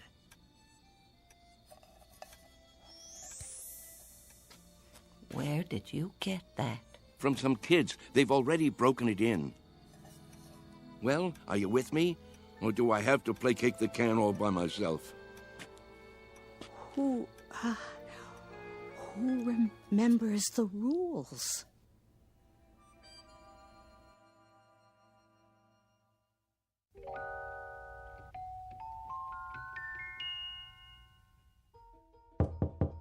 Mr. Cox. Hold your horses. I'm coming. What is it? Mr. Cox, come quick. Keep your voice down. You'll wake everybody. They're already awake. Hurry, hurry. You've got to stop them. Calm down, will you? What are you talking about? You'll see. Come to the front room. Easy, Mr. Conroy. Now, what is it exactly that I'm supposed to see? There's no time to lose.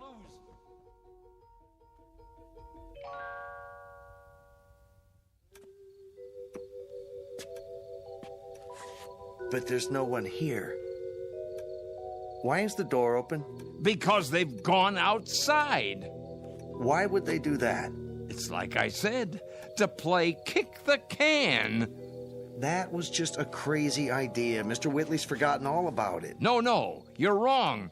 They really mean to play. Calmly, please. You mean now, at this hour? That's right, and it's all because of Charlie. Now I'm really worried about him. What'll happen when it doesn't work? He really believed it, see? That it would make him young. That's not the problem. What worries me is what will happen if he tries to run. He can't take the exertion. None of them can. 5, 10. Where? 15. Look, 20. the front lawn. 25, 30, 35, 40, 45, 50. Come on, I know. Ready or not, here I come. Come on, everybody, let's hide. This is gonna be good. Over here, hurry up. 85, 90, 95, 100. Ready or not? Where are they? Here I come.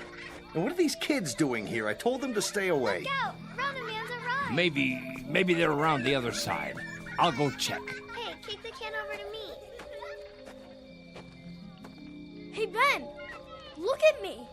I told you it would work. Charles? Come on, you want to play? No, it can't be. Ben, you better hurry up, or it'll be too late for you. Charles! Yeah, hurry up, or it'll be too late. What is it? Do you see them yet? Gotcha. Is that... Here, you kids, how many times do I have to tell you, go home? Get out No, of my way. wait. What are you doing here this time of night?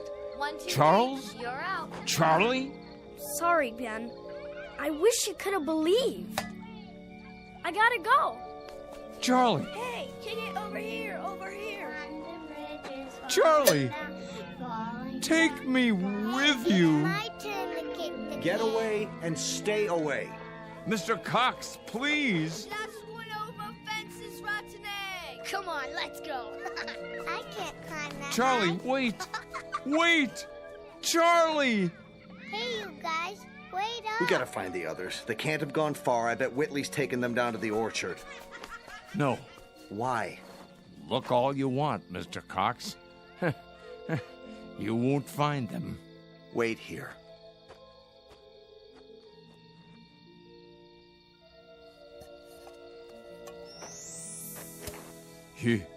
You forgot your can, Charlie. But don't you worry none. I'll keep it for you. Inside in case you ever come back for it.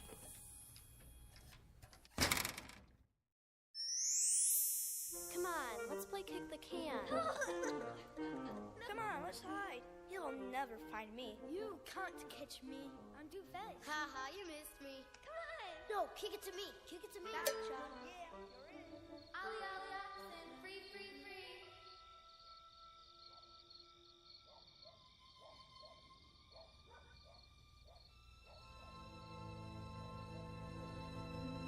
Sunnyvale Rest Home, a place for people too ancient to remember the fragile magic of youth.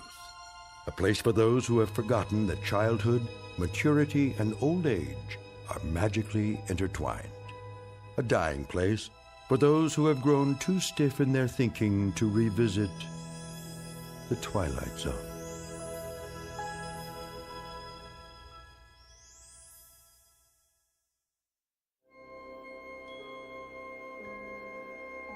Hi, this is Carl Amari, producer of the Twilight Zone Radio Dramas. I'd like to take a moment to tell you about our official website at twilightzoneradio.com, where you'll get the latest news and information on these Twilight Zone Radio dramas. Plus, at twilightzoneradio.com, you can digitally download 3 free episodes or any of our episodes for only $1.95 each. In this age of ever-changing technology, we've decided to make these episodes instantly available to you by making the Twilight Zone Radio Dramas a digital download-only series. This means that this series will no longer be offered on CD. The CD collections at our website are now being offered while supplies last at buy one, get one free. So be sure to get your favorites before they're sold out. Be sure to visit us often, and I'll see you in the zone.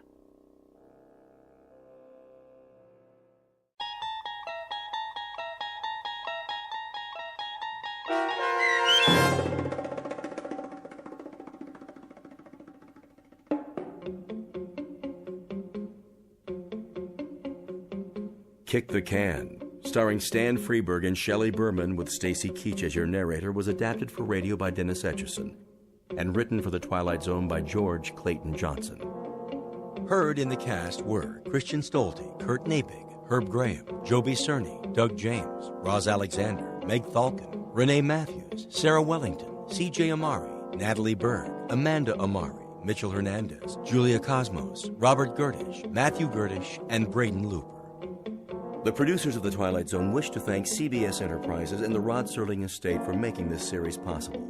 This copyrighted radio series is produced and directed by Carl Amari for Falcon Picture Group and Westwood One. Sound design and custom Foley effects for The Twilight Zone by Cerny American creatives Bob Benson, Craig Lee, Michael Slaybach, and Matt Sorrow. To learn more about the Twilight Zone Radio Dramas and to contact us, visit our official website at twilightzoneradio.com. Doug James speaking.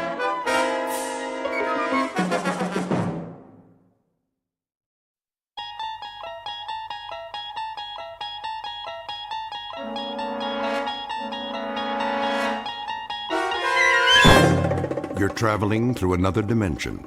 A dimension not only of sight and sound, but of mind. A journey into a wondrous land whose boundaries are those of imagination. Your next stop, the Twilight Zone.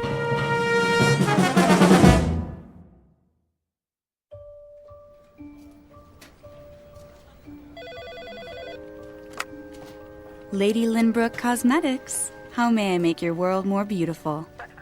One moment. Lady Lynbrook. Oh, good morning, Tim. Yes, she's expecting your call. If you'll hold, please. Mrs. Lynbrook. Yes? Mr. Gunn on line 2. What's that?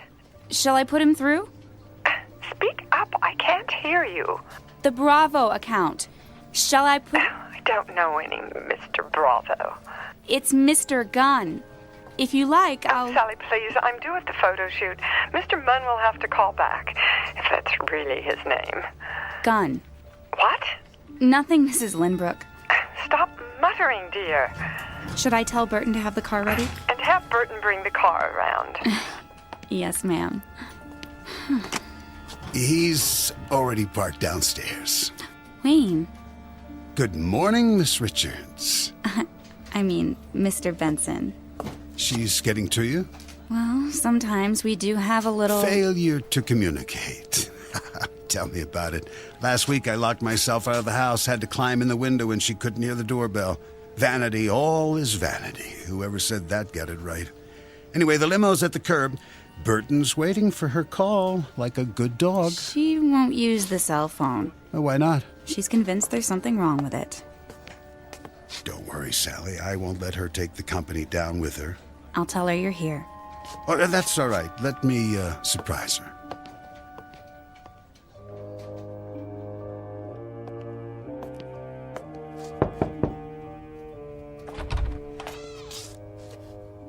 Mirror, mirror on the wall. Who? Gotcha. Wayne, darling, I didn't hear you come in. If I were a snake, I would have bitten you. Well, you shouldn't sneak up on me like that. I haven't finished my makeup. Be a dear and hand me the hairspray. You know they have makeup people at the shoot. What? I said you're beautiful as always. I have to be, in case my handsome husband drops by. Oh, afraid I'll divorce you if your lipstick's on crooked? Something wrong with my lipstick? We need to talk. Did you say something? My point exactly. Rose, I've been thinking. I have an idea. What would you say to a romantic weekend? Just the two of us. It's about the business. Of course, our first anniversary isn't till Valentine's Day, but we could get a head start. Actually, that's not a bad idea. The cabin in the mountains. I could join you later. Later? I don't understand. Not very long. A few days And what would I do in the meantime? A chance to rest. Clear your head. You work so hard. Who would run things here?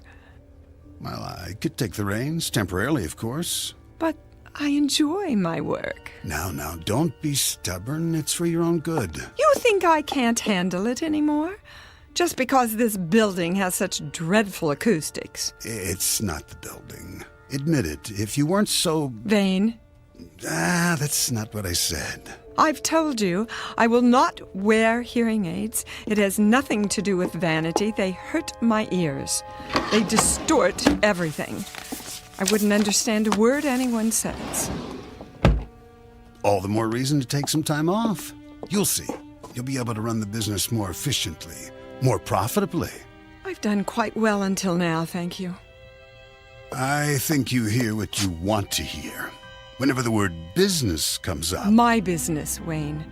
The one I built from the ground up long before you came along. You are the most stubborn woman I've ever met. I only want what's best for you. You know that, don't you, darling? A company based on beauty, not on what a person can or can't hear.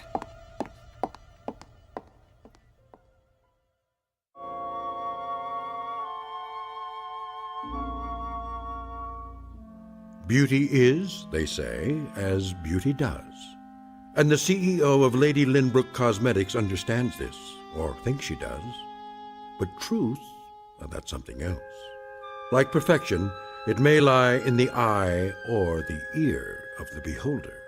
Rose Lynbrook is about to hear one very surprising truth, intended especially for her and broadcast directly from the Twilight Zone.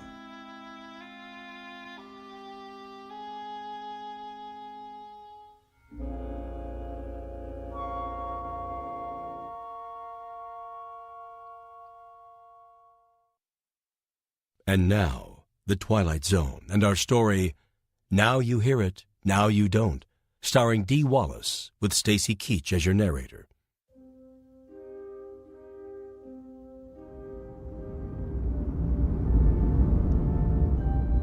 Here we are, ma'am. Burton, why are you stopping? I say we're at the studio, Mrs. Lynbrook. What time is it? We're right on schedule. Not late, are we? Not in the slightest. Speak up, will you? I'll get the door. Would you kindly help me with the door? Certainly. Where is my blusher? Ready, ma'am? Well, I guess this will have to do. watch your step. The curb. Not that door, Burton. The other one. I can't slide over leather in this dress. I suggest the sidewalk side. Traffic this time of day is... How's the traffic? I say it's not safe. Quickly! They're waiting. I'll go around. Man would be late for his own funeral. Well, don't just stand there. Give me your hand. One moment, there's a bus. Now! But, ma'am... Never mind. I don't need your help. Wait! Get behind me! Burton! Burton! Ma'am, are you... Burton! Oh, did you see that? She stepped right out into the street. What's the matter? Didn't she hear the horn? Must be deaf. Oh, if it wasn't for that chauffeur, it would have hit her head on. The poor man. Hey, somebody! Call an ambulance!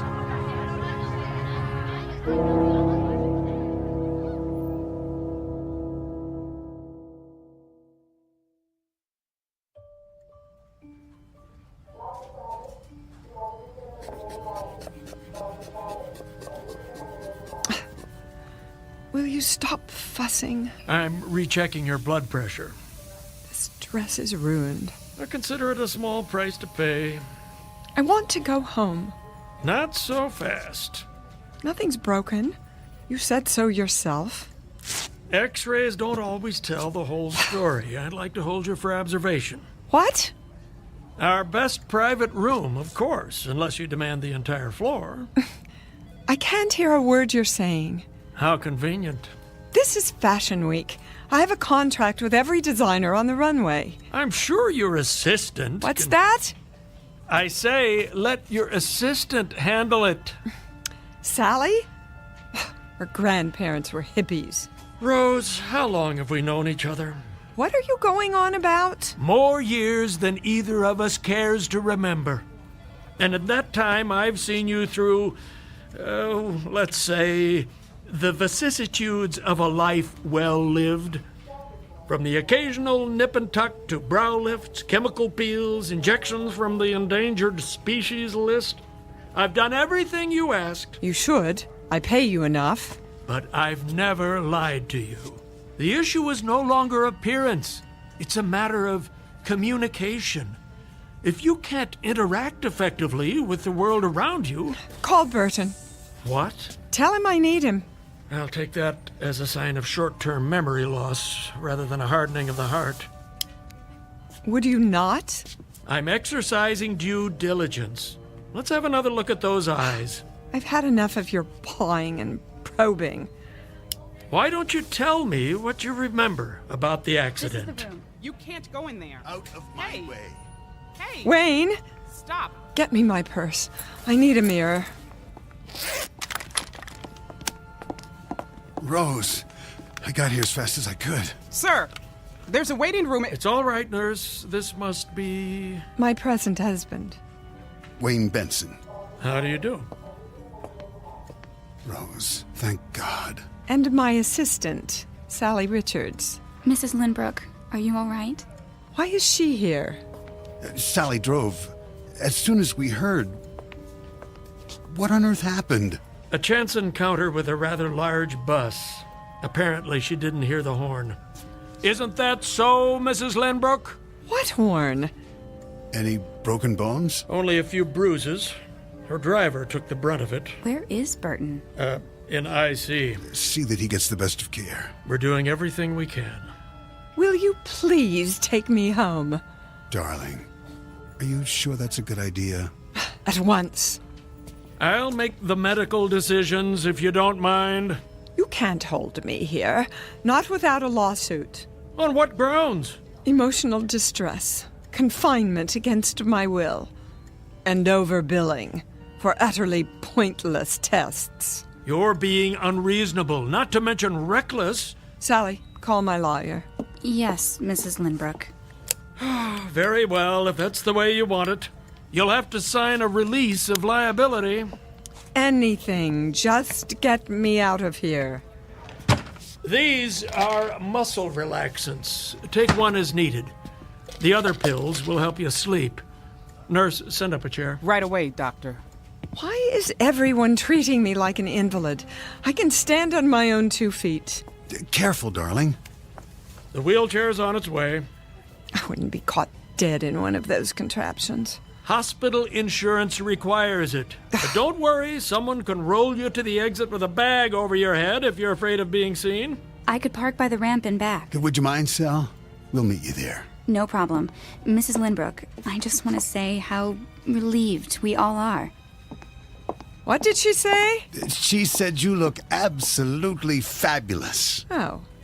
What was that about Burton? Don't worry your pretty head. I'm sure he'll get the best care money can buy. And what is that monstrosity? One final indignity. A standard issue neck support. You can put your scarf over it, or I'll pull the fire alarm and clear the hall. I don't think that'll be necessary. Good. It would be a first in this wing. Mr. Lindbrook? Benson. Yes, the release form is at the front desk. Be sure she initials the waiver. Oh, Wayne, do be a dear. Oh, right. Scamper, darling. And this little box is for you, too. What is it? A special gift. I don't like surprises. Go ahead. Open it. No. Absolutely not. Give it a chance. That's all I ask. I've made myself perfectly clear. This is a prototype. A real advance, I'm told. They call it the H100. I will not wear a hearing aid. An entirely new technology. The research lab needs someone to field test it. Who knows? You might be written up in the scientific journals. I don't want that kind of publicity. Think of what it might mean for others. Let them get their own hearing aids. I tell you, you're the perfect subject. Oh, then I shouldn't need it. Rose, be honest with yourself this once. Anyone else would have heard that bus. It came out of nowhere. With 100 decibel horn blasting away? Face it, you have degenerative hearing loss, and it's only going to get worse. Look, it's no larger than a pencil eraser. An experimental microcircuit with full frequency range. And this is the wireless control unit, the size of a lipstick. At least try it. I couldn't possibly. Then I can't possibly release you. If I add borderline concussion to your chart, the decision will be out of my hands. You wouldn't. What's more important? Your vanity or your life? It doesn't even look real. Completely invisible once it's in place. It won't fit. Hold still while I insert it in the ear canal. There. Where's my purse? Here's a mirror. See for yourself. Even that new husband of yours won't know. From now on, you'll hear every word, every whisper. The two of you will be closer than a kiss. Is that true? Your secret. Trust me, this will make a new woman out of you. Go ahead, turn it on before he comes back. It's just this little switch here.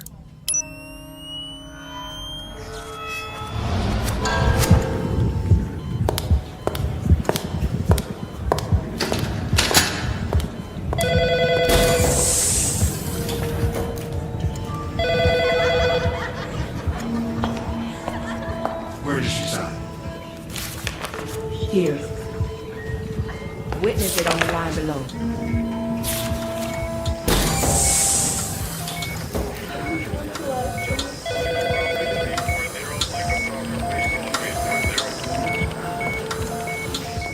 Well? It's too much. All that you've been missing. Welcome back. May take some getting used to. Here's the wheelchair, Doctor. Very good. I have the papers. Use my pen. And this line for Rose. Got it? Now into the chair, carefully. Hold my arm, darling. Okay, take it easy. Careful. Here we go. Thanks. I'll take it from here. That's all right. It's part of my job. Get some sleep, Rose. I'll stop by and see how you're doing. Nurse! Nurse! Where's my medication? Why won't she come?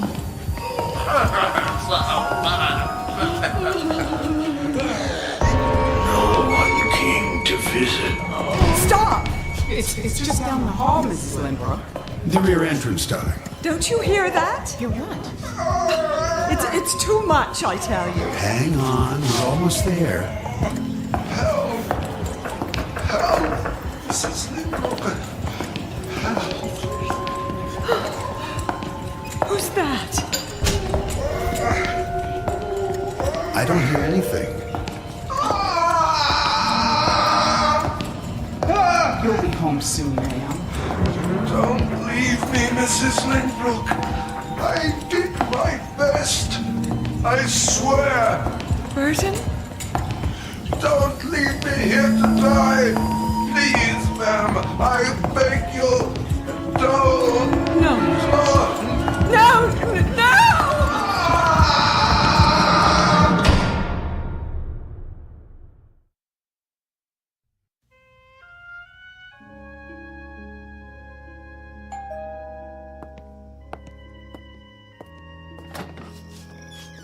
Oh, Doc. I told Rose I'd stop by. You didn't need to do that. How is she? About the same. Up and around yet? She doesn't do well out of bed. No? Still pretty shook up. The pills don't help? Not much. Do you have anything stronger? I don't know if that's wise. Drink? Oh, you go ahead. I've tried to keep the pressure off, but without the business to worry about, well, she's lost. Really? I guess it's all she knows. She just can't cut it anymore. She doesn't even want to try. That doesn't sound like the Rose I know. The accident really did a number on her. She needs more downtime. It's possible, I suppose. Or maybe she's had too much. I'm thinking of moving her to a place in the country until she gets her strength back. Oh, I don't know about that. There's nothing wrong with her body. Of course, if it's emotional, I could refer her to a specialist. A shrink? She wouldn't hear of it. Well, then let's try this. A couple of days a week back in her old office, for starters. She's not ready. She can sign letters, make some calls the way she used to. See how it goes. Not a good idea, Doc. Well, it might do her a world of good. I couldn't allow it. Allow? Well, she hasn't been declared incompetent yet. No, but that's... Let me have a look at her. This isn't a good time. Well, she's awake, isn't she? I'll check. Don't trouble yourself. I think I remember the way. First door at the top of the stairs, isn't it?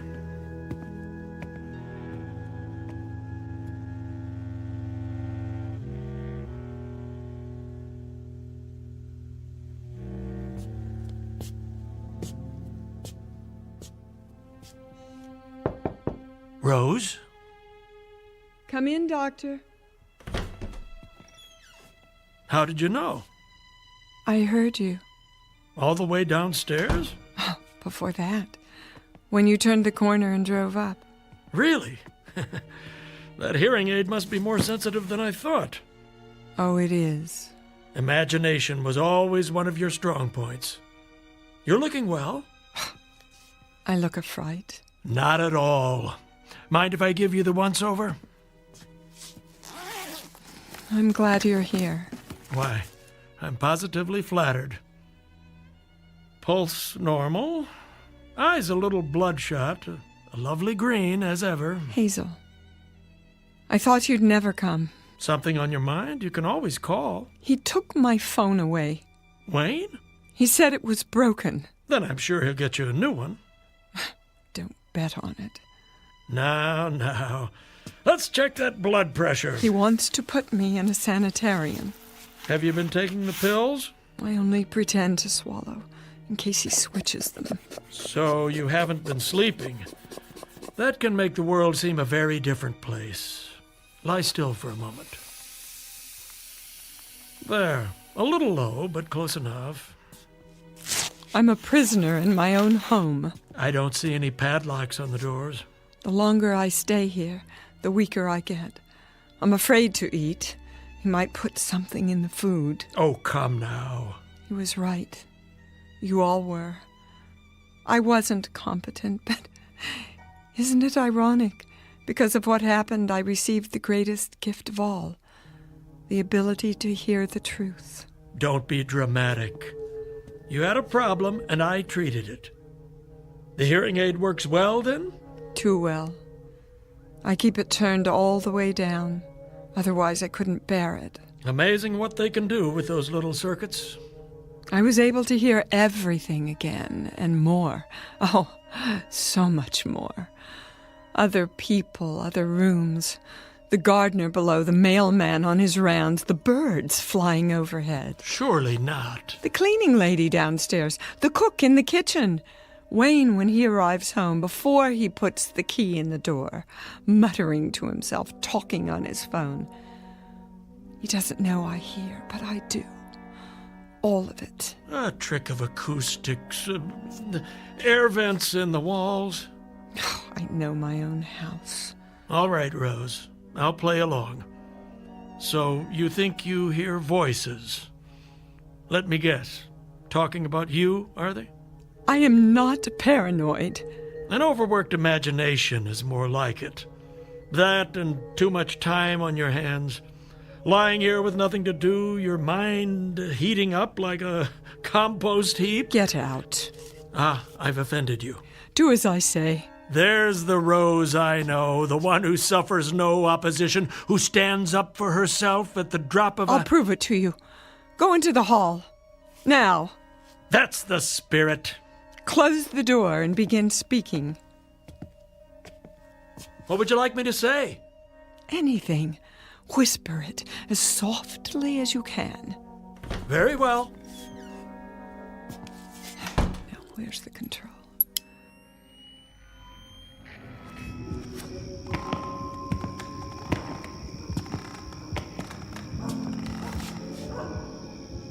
Testing 1, 2, 3.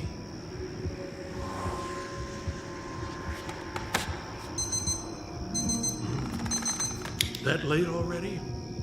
Traffic will be a nightmare. That should do. You can come back now. Well, what card did I pick? You took exactly 7 steps to the end of the hall. Very good. A security camera? Oh, of course, the floorboards do creak. The alarm on your wristwatch. It beeped 3 times before you turned it off. Now that is a neat trick. Where's the hidden microphone? And feel free to bill me, Doctor, for the inconvenience of rush hour traffic. How did you know that? You spoke it under your breath. Did I? Yes, I must have. Either that or I'd have to conclude your little hearing aid picks up people's thoughts. And I'm afraid I don't believe in magic. Believe what you like. Occam's razor is good enough for me. A scientific principle I learned in medical school. It says, begin with the simplest explanation. Anything else is merely spinning our wheels. I know what I hear. Do you? I'm nobody's fool. No, you're not. You're a stubborn, hard-headed businesswoman. One who learned how to think for herself. I had a good teacher. That you did. Your first husband, Jake, rest his soul. I remember when he founded the company. And you, listen to me, you had the courage to take it to the next level. By thinking pragmatically, not by worrying over imaginary enemies. Yes, I did that, didn't I? On my own, using the tools he gave me. So if I have to deal with this on my own... But you're not alone. Do you know how lucky you are? There's a man downstairs who only wants what's best for you. He'd do anything to make you happy. But I heard him. talking to that girl, hatching some sort of plan. Snap out of it. No one's trying to hurt you. Can't you see what's happened? You suffered a shock and a delayed reaction, what they call post-traumatic stress. And now your thoughts are trapped in a tape loop, playing the fear over and over again. That's not something you're used to, is it? Learning to rely on others. Learning to trust yourself again. No. Wake up, Rose. You are not a victim. Never have been and never will be. It's time to start thinking again about what's best for you, for the business. You make it sound so easy. What do people do when they fall off a horse, You know the answer as well as I do. Get right back in the game. But first things first, start with some real rest. Sleep that knits up the raveled sleeve of care. But I do hear things. So you told me. You know what that is? Your own insecurities talking. Not hard to understand, considering that you've been running on empty. I'm going to give you an injection, and tomorrow everything will seem 100 times clearer. I promise. I wish I could believe you. Give me your arm. There. I'll schedule you for a physical in a couple of days. Afterwards, you might want to stop by the Lynbrook building. I bet they've missed you. They should. I am Lady Lynbrook. Hold that thought, Rose. Never, ever forget who you are. Doctor? Yes? I meant to ask you about Burton. Your driver? Nobody's told me anything. But I know he has family. I want to continue his salary with full benefits. That would be very decent of you. His injuries must have been quite serious. I heard him, you know. When? On my way out of the hospital. He was in the last room at the end of the hall in severe pain. I told the nurse, but she acted as if she didn't know what I was talking about. You really should do something about your health.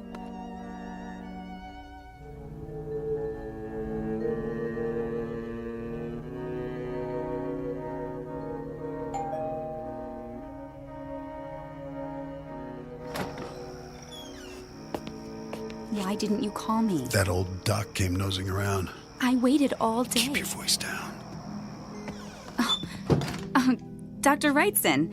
Miss Richards, isn't it? Nice to see you again. Miss Richards stopped by to get some papers. She was just leaving, weren't you, Sally? Miss Richards.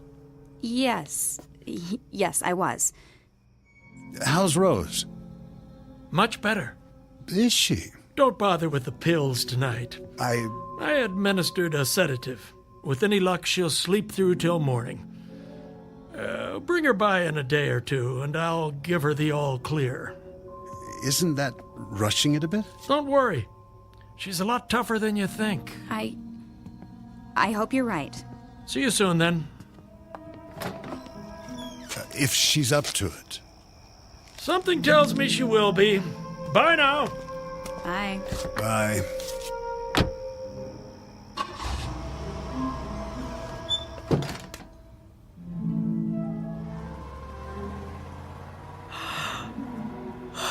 Goodbye, Doctor. Is that Sally? Why is she here? What are they saying? He's on to us. Relax. I can't take much more of this waiting. It won't be long. When? At the cabin in the mountains. Tonight. Doctor, come back. I was right. I need you now.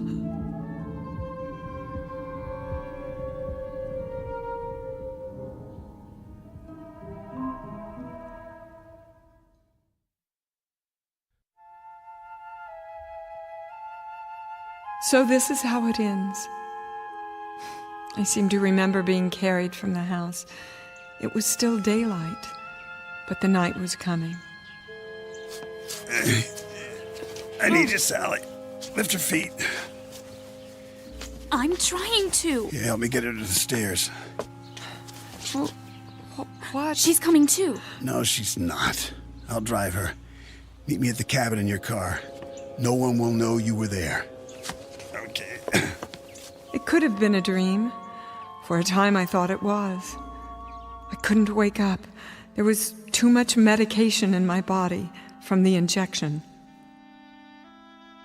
But it was all too real. The lake, the cabin, the one Jake built for me. Only this time I wasn't here with Jake. I heard Wayne in the room below the loft. I tried to sit up.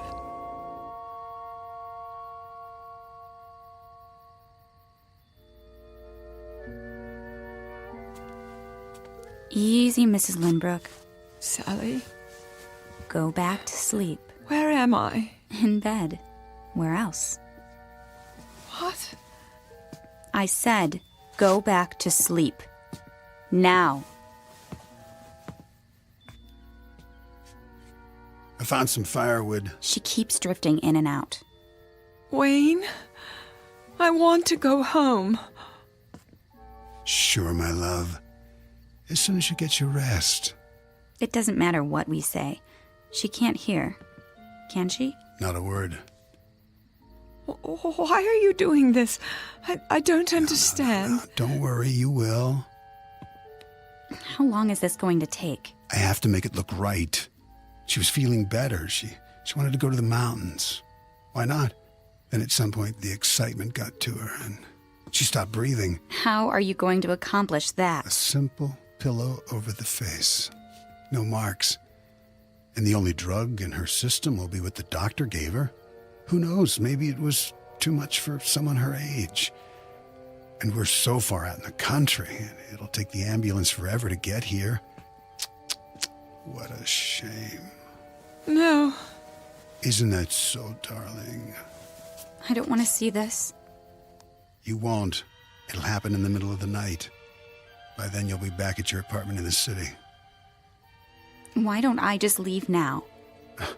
And miss the festivities? I brought champagne to toast your new job. I'm going to start a fire.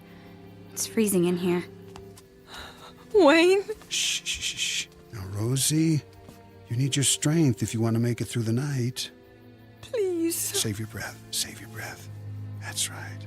Close your mouth, or I'll do it for you. Eventually, the medication started to wear off. I heard them downstairs by the fire. They thought I was still asleep. I could barely walk. My legs were too weak. Even if I could, there was no place to go. The lake on one side, the mountains on the other. I didn't need to turn on the hearing aid. I knew what they were doing. They were celebrating. When I was a little girl, I used to play hide and seek. We covered our eyes and put our fingers in our ears while one of us hid in a secret place. I was very, very good at that. No one ever found me. So tonight I would have to be it again. Except that this time there was no place to hide. Even climbing out of bed took all the strength I had. There was no way out, only the window, and it was too high for me to jump. But I knew the cabin well. I had designed it myself with Jake. A rustic dresser, a cedar chest, a small closet with a concealed wall safe.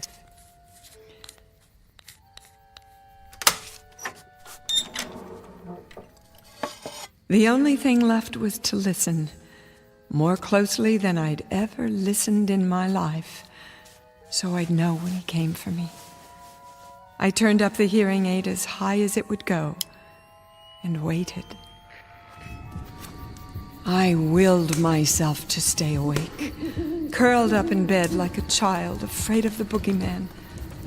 But I was not a child anymore. You let me fall asleep.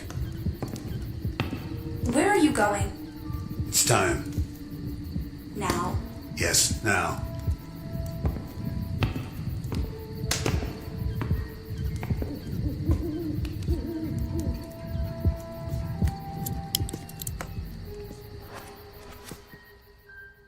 I'm coming to get you, Rosie. Where are you? Gotcha.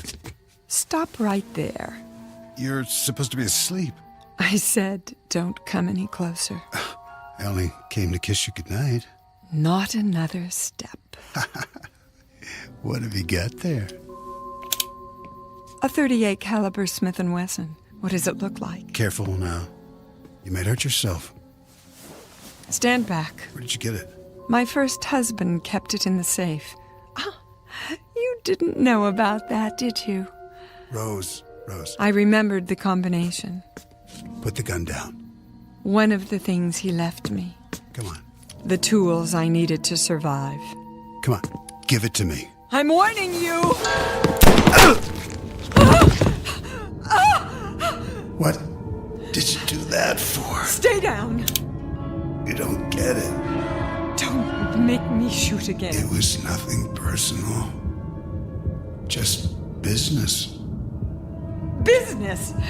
You pathetic man. I am the business. My name is Rose Lynbrook.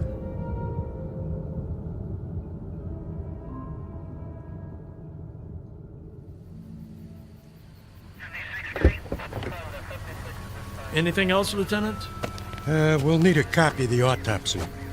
Of course. I'll send it over this afternoon.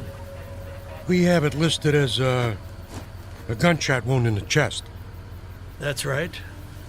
A single shot to the heart. Well, I guess that's enough for now. What about the assistant? The Richards girl? Kidnapping, conspiracy to commit murder. She confessed everything. The deceased Wayne Benson says he was going to take over the business. He promised to make her the new Lady Lynbrook. Fools.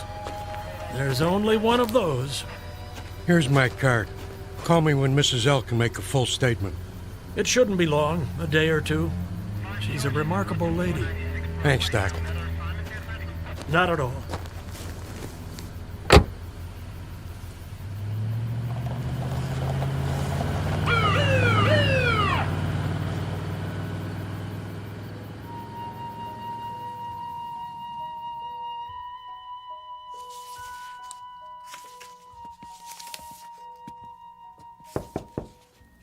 Yes, nurse.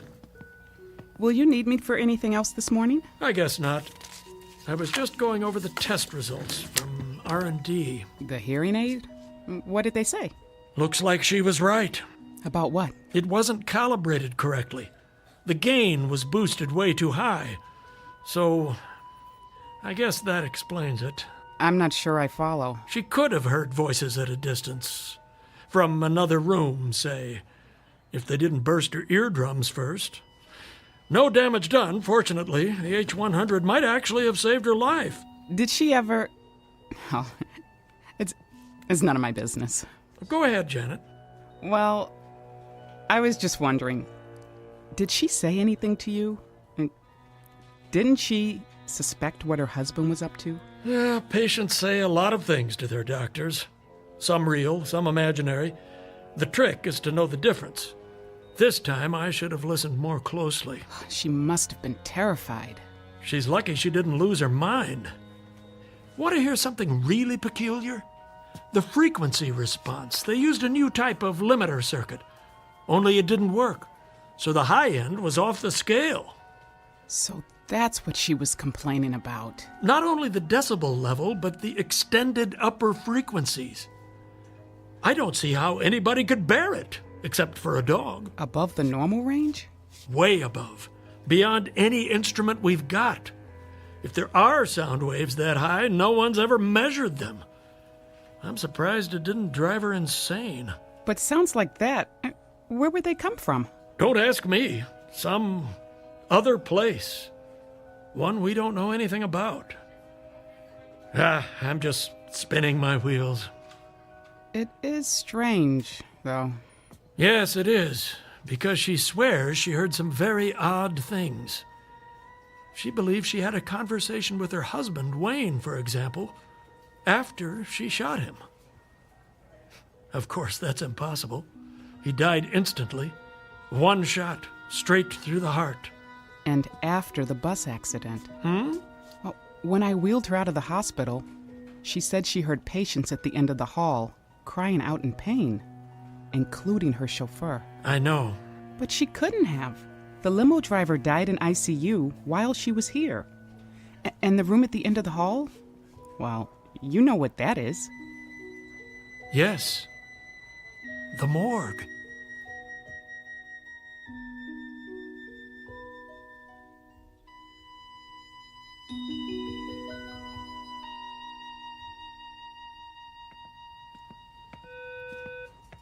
Paging Dr. Stateman. Dr. Stateman, please. Hey there, Janet. Hi, Mimi. Going to lunch? I'll meet you in the cafeteria, right after I drop this off. Okay, great. Mrs. Lynbrook. Mrs. Lynbrook. Sorry. How are you feeling? What? I brought your hearing aid back, just as you asked. It should work perfectly now. They've recalibrated it. Here, let me fit it in your ear. I can do it myself. If you like. Ready for some lunch? Did you hear me? I said, are you ready for some lunch? Oh, stop fussing. I have what I need now. Well, if you need anything else, just buzz the nurse's station. Doctor will be by in a while. Till then, I'll leave you alone so you can rest.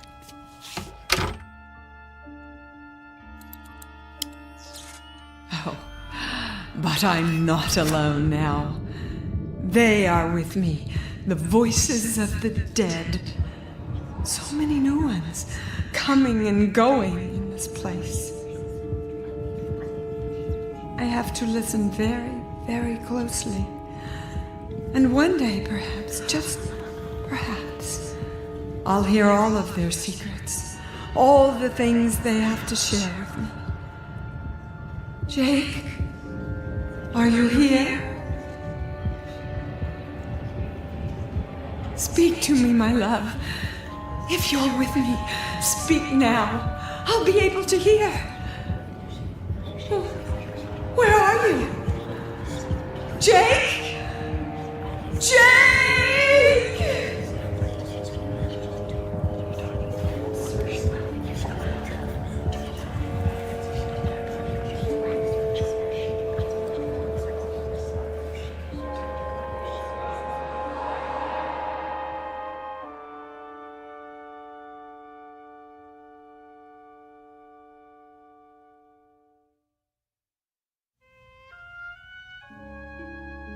Beauty is as beauty does, and love, like real beauty, never dies. Here or in the Twilight Zone.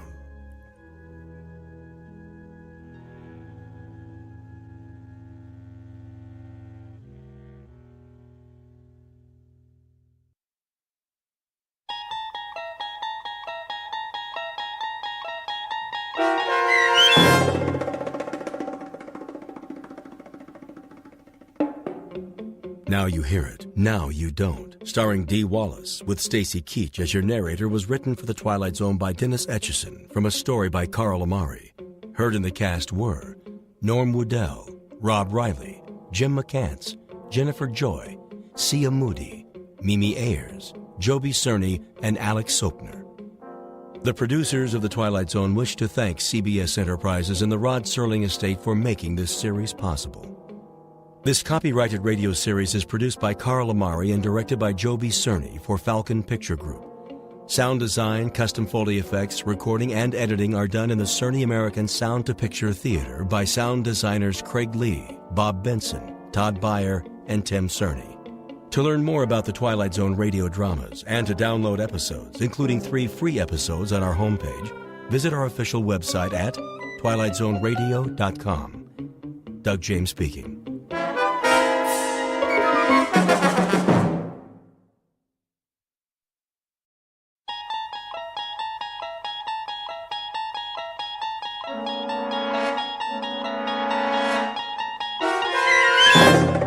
You're traveling through another dimension.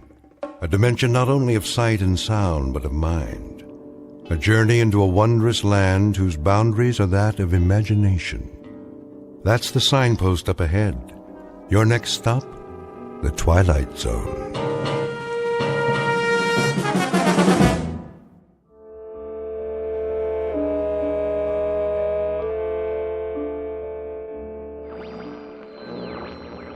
Radio station WNYG. We will continue to stay on the air for traffic advisories and other essential news, including weather updates. That's the spirit. First, a bulletin from the Office of Civil Defense. Traffic is slow moving north and east out of New York City. The Garden State Parkway, the Merritt Parkway, and the New York State Thruway are reportedly bumper to bumper.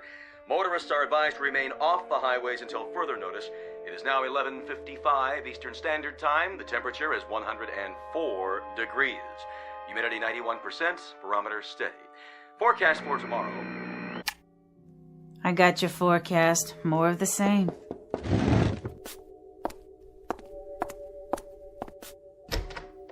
Oh, hey, Miss Bronson. I hope you don't mind, Norma. Not in the least. Come on in. I can't stay. Of course you can.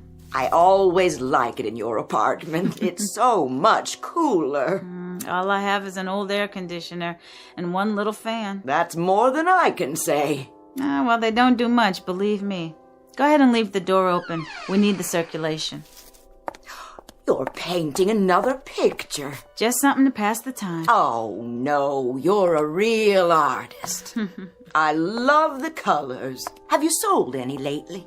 Nobody needs art these days, Miss Bronson. Not with all that's happening. Would you like a drink of water? I couldn't.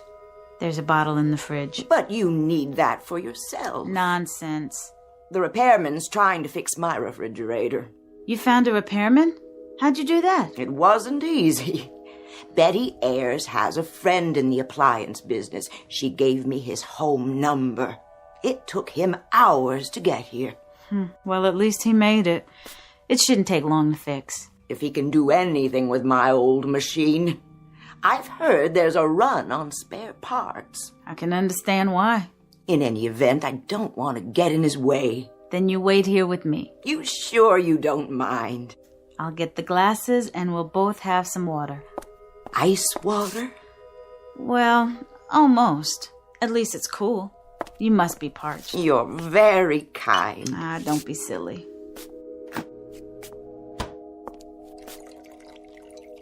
Thank you, Norma. I haven't had anything cold to drink all morning. Who's there? Well, hey, Susie. I'm thirsty. Are you, sweetie? Yes. Then come on in. Why, that's the first word I've heard the child say in ages. She just stands and watches. I think she's not right. Who is these days? Come here, Susie. Don't be afraid. Would you like some too? Sure you would.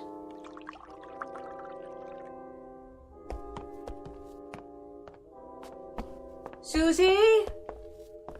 Don't take the lady's water. Oh, it's all right, Miss Schuster. I've got plenty. Nobody has plenty. Mrs. Bronson, is that you in there? We're leaving now. Did you get gas? Yeah, I got 12 gallons. I figured it'd at least take us to Buffalo. You're carrying everything with you? Yeah, just what we can fit in these suitcases. Where are you going? We're trying to get to Toronto. My husband has a cousin there. I'm not sure that's wise. The highways are still packed, bumper to bumper, the radio says. Even with the gas shortage and everything. I know that, but we gotta try anyway. Look, we wanted to say goodbye. We've enjoyed living here, Mrs. Bronson. You've been real kind. Let's go, honey. Susie? Finish your water. There. Bye now, Susie. Bye. You be good. And have a safe trip. Good luck.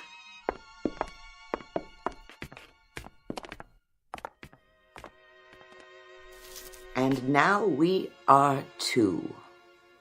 They were the last? The last. The building's empty. Except for you and me. What happens now?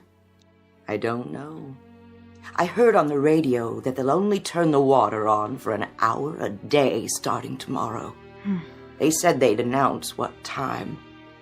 Aren't you going to leave? No, of course not. You'll stay here and paint your pictures no matter what, won't you? For a while, I suppose. I'm not sure what I'll do later. Like this new one, with all the colors. What is it? Can't you tell? Well, it does look like...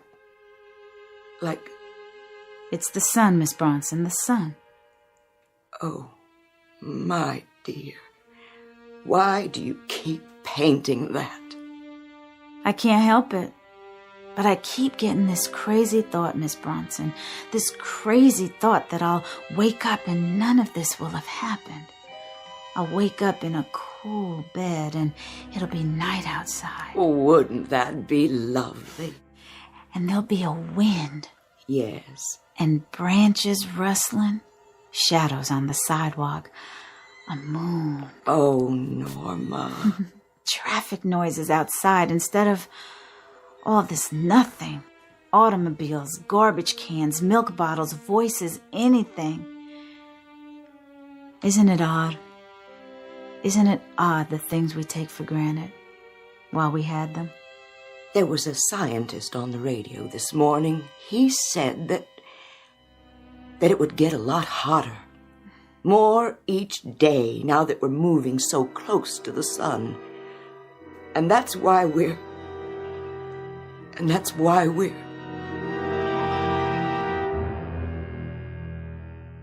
The word that Mrs. Bronson is unable to put into the hot, still, sodden air is doomed, because all the people you've met have been handed a death sentence. 1 month ago, the Earth suddenly, inexplicably, almost capriciously, changed its elliptical orbit and in doing so began to follow a path which gradually, moment by moment, day by day, took it closer to the sun. It is 12 o'clock, but the 12 is midnight. There is no more darkness, no more night. And all the little luxuries like air conditioning, refrigerators, the insignificant devices we use to stir the air are now no longer luxuries. They happen to be pitiful and panicky keys to survival. The time is any time. The place is New York City. And this is the eve of the end. Outside, a city has emptied itself of its inhabitants. They have trekked north toward Canada in a hopeless race against a sun which has already begun to overtake them. This is a world of heat, a brilliant white orb that draws closer with every tick of the clock. It is high noon, the hottest day in history, and you're about to spend it in the Twilight Zone. And now, The Twilight Zone and our story, Midnight Sun, starring Kim Fields, with Stacy Keach as your narrator.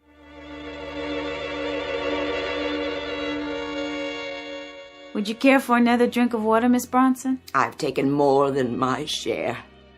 Forgive me, Norma. Aw, after all you've done for me, don't you talk that way.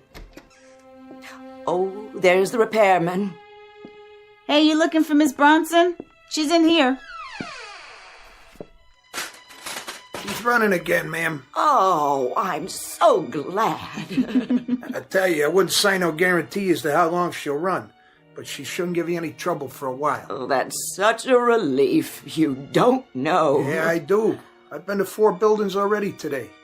People treat me like I'm a lifesaver or something. You are. Hey, I'm only doing my job. I don't like to ask, but was you going to pay for this in cash? I have a charge card. Well, the boss says I should start collecting in cash. On account of the banks shutting down and everything. What? Is that true? I didn't hear anything on the newscast. I know they cut back their hours. Yes, ma'am. Most branches don't open at all anymore. And cash machines? Forget it. The gangs are hauling those away right and left. It's a cash business nowadays. So, we've been working around the clock. Have you? Refrigerator's breaking down every minute and a half. Everybody and his brother trying to make ice. Then, with the current being shut off every couple hours, it's tough on the machines. You know, the compressors. You can't get decent copper tubing to save your life. Look, Miss Bronson, about the bill. How much is it? I gotta charge you $100. For 15 minutes work? For 15 minutes work. Most outfits are charging double that. Triple even. It's been that way for a month. Ever since the thing happened. I don't have any money left, but... What are you doing? This ring is gold. Don't, Miss Bronson. It's worth a lot more than $100. It's priceless. Put it away. Go ahead, charge it. I ain't taking a lady's wedding ring. Goodbye, Miss Bronson. Good luck to the both of yous. Thank you. I'm in no hurry to get back out there, let me tell you. Look at that sky. I don't think I ever saw a white sky before. Is that what it is now? White? I'm gonna try to get my family out tonight. Drive north, Canada if we can make it. They say it's cooler there. Not that it makes that much difference, just kind of prolonging it. Everybody rushing to fix their refrigerators and air conditioners. It's like somebody drowning in the ocean and trying to get hold of, I don't know, a piece of seaweed. I'm sorry. I didn't know what else to do, so I called you. It's nuts. Just prolonging it, that's all. Lordy, it's hot. How do you paint a white sky, Norma? You can't. Not really. Just layer on a lot of paint with a palette knife, swirl it around, mix with some yellow and magnesium, maybe cobalt blue highlights. I'm running out of all of them. I think I got one tube left of each. Then what will you do? Paint the things I used to paint, I suppose. I'd much rather do that anyway. If I can remember. That kind of white you're talking about.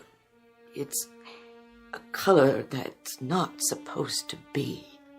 That's what I think. It's not the same as you see in flowers, in things that are alive. I know. It's actually no color. The complete absence, at least on the canvas. With light, it's different. Then it's all the colors of the rainbow, but as if they're on fire. So bright you can't tell them apart. Like outside. Don't open the curtain. I'd just as soon not know. I just want to see what it's like now. Before I go out. Oh, no. Please don't. Just to the store. Yeah, I have to. Before things get any worse. What are they saying on the radio? I'll check. Ladies and gentlemen, this is WNYG. Please remain off the highways until further. You hear that, Norm? And now the weather forecast from the Director of Meteorology. The forecast for tomorrow is... The forecast for tomorrow... Sounds like he's losing it too. Well, just... What did you think? Hot. What is he talking about? I don't care. Who are they kidding with this stuff? Ladies and gentlemen, tomorrow you're going to be able to fry eggs on the sidewalk. Heat up soup in the ocean and get yourself the sunburn of your life just by standing still in the shade. Turn it off. Wait, I want to hear this. What? Stop it! You're going to cause people to panic. What do you mean, don't panic? Who's left to panic?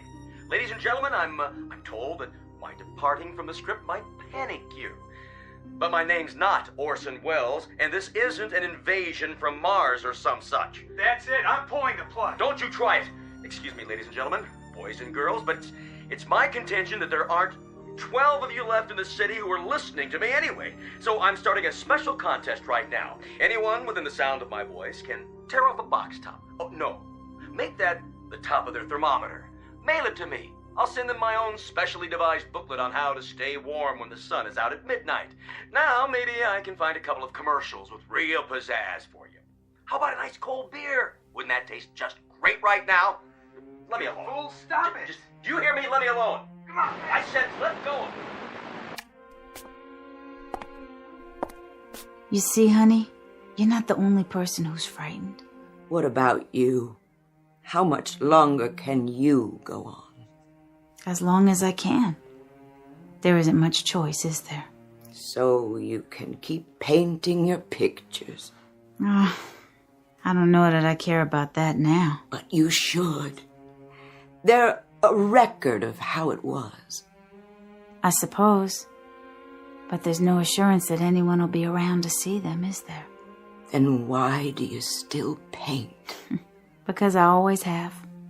It's the one thing I can do. Even if it doesn't matter to anyone else.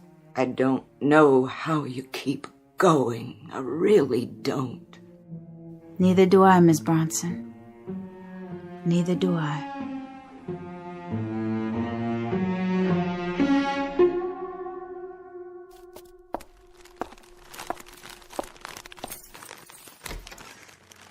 Norma, is that you, honey? Yes, Miss Bronson. Why, just look at all those groceries. The store was open. Ooh, wide open. I think that's the first time in my life I was sorry I'd been born a woman. This was all I was strong enough to carry. There weren't any clerks, Miss Bronson. Just a handful of people taking all they could grab. At least we won't starve. And there are 3 cans of fruit juice in the bottom of the bag. We'll try one as soon as I turn the fan on.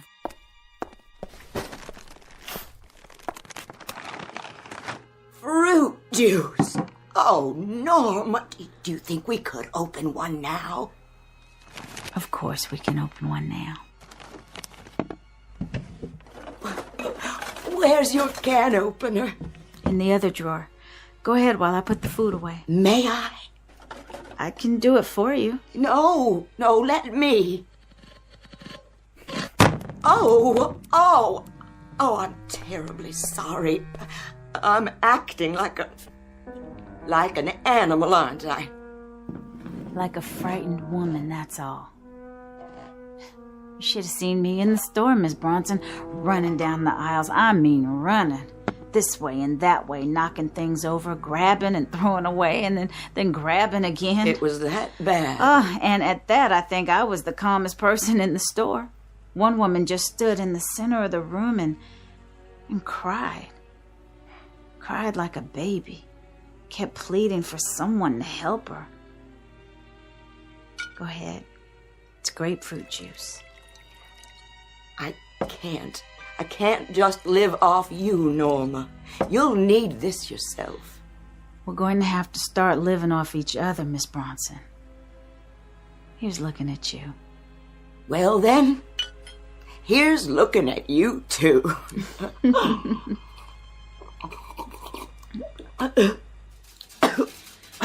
Oh no, the current's off again. Every day it stays on for a shorter time. What if it shuts off and doesn't come back on again? It would be like an oven in here. As hot as it is now, as unbearable. It would be so much worse. Norma, it would be so much worse. You mustn't think that way. Norma. Yeah. Paint something different today. All right.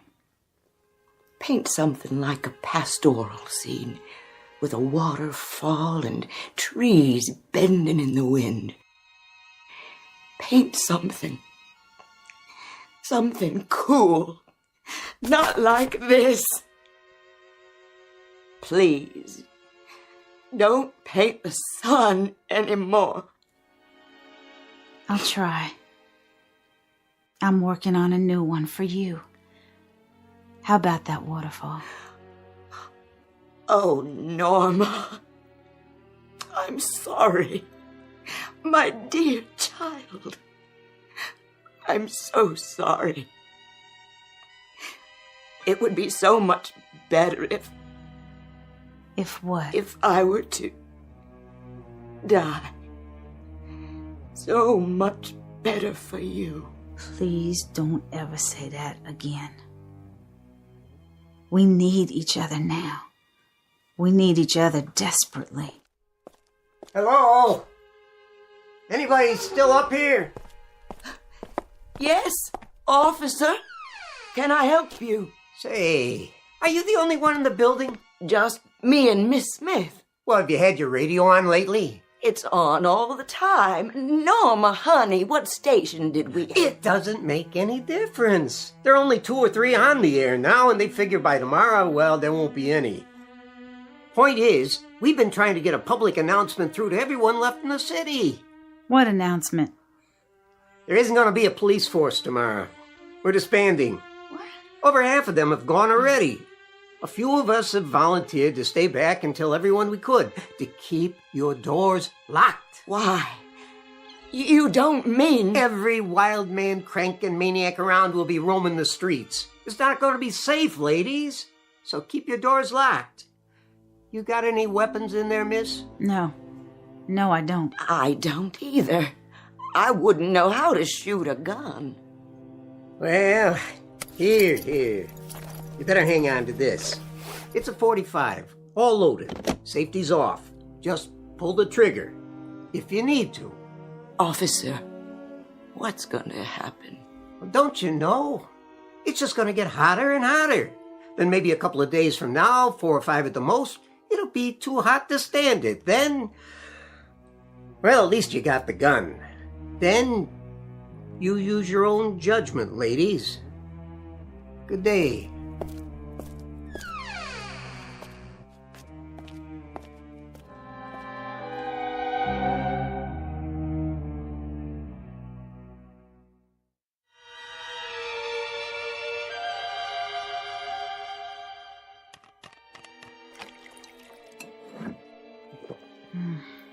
Warm.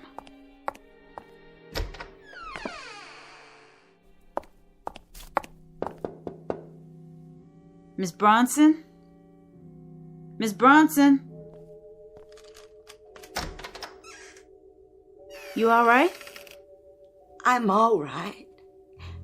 It's been so quiet. I haven't heard a sound. What time is it? My watch is running slow. About 3. 3 o'clock? Yeah. In the afternoon. Were you able to sleep? I laid down for a while. Good for you. I tried shutting the curtains to keep the light out. You had them open? I couldn't fight it anymore. It gets so stifling when they're closed. I guess it's psychological, isn't it? I don't think there's much difference between out there and in here. What's outside will be in here soon enough. No reason to hurry it. What was that? Something fell. Oh, no. No, it was someone. Didn't you lock the roof door? Yes. No. I don't know. I can't remember. I thought I did. Come with me. Where are we going? To my apartment. They might not bother with this floor. They might see all the empty apartments and think everyone has moved out already. Now, Miss Bronson. Norma. Shh. What are we going to do? Hey. Who's in there? Somebody in there? What should we do? Don't make a sound. Come on out, Tootsie. I know you're in there. Come out and be friendly. Hurry it up, I ain't got all day. You come out, or I'm coming in. Did you hear that? I heard something. That was a gun. A big one. Yeah? What else you got in there? You got a bottle in there by any chance? A real bottle? Vodka, whiskey, rum, anything. I'm not particular. How about a little drinking? It's a .45. I'm pointing it at the door right now. Hey, I ain't so bad once you get to know me. Get out. Just get out. Leave us alone. Go downstairs to the front door, walk outside, and keep going. Don't look up at this window, and I'll forget about it. Okay, honey. I never argue with a lady who has a gun. He's gone. Of course he is. I'm so glad. I'm gonna put the gun away. Miss Bronson, don't open the door yet. Wait a minute. You can't come in here. I said I have a gun right here. Back off.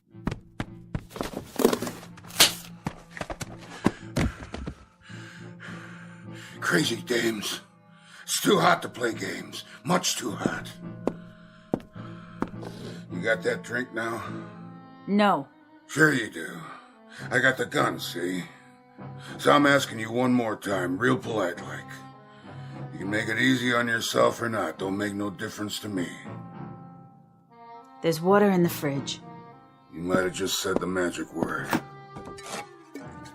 It ain't cold. It's all I got. It's all she has. It'll do.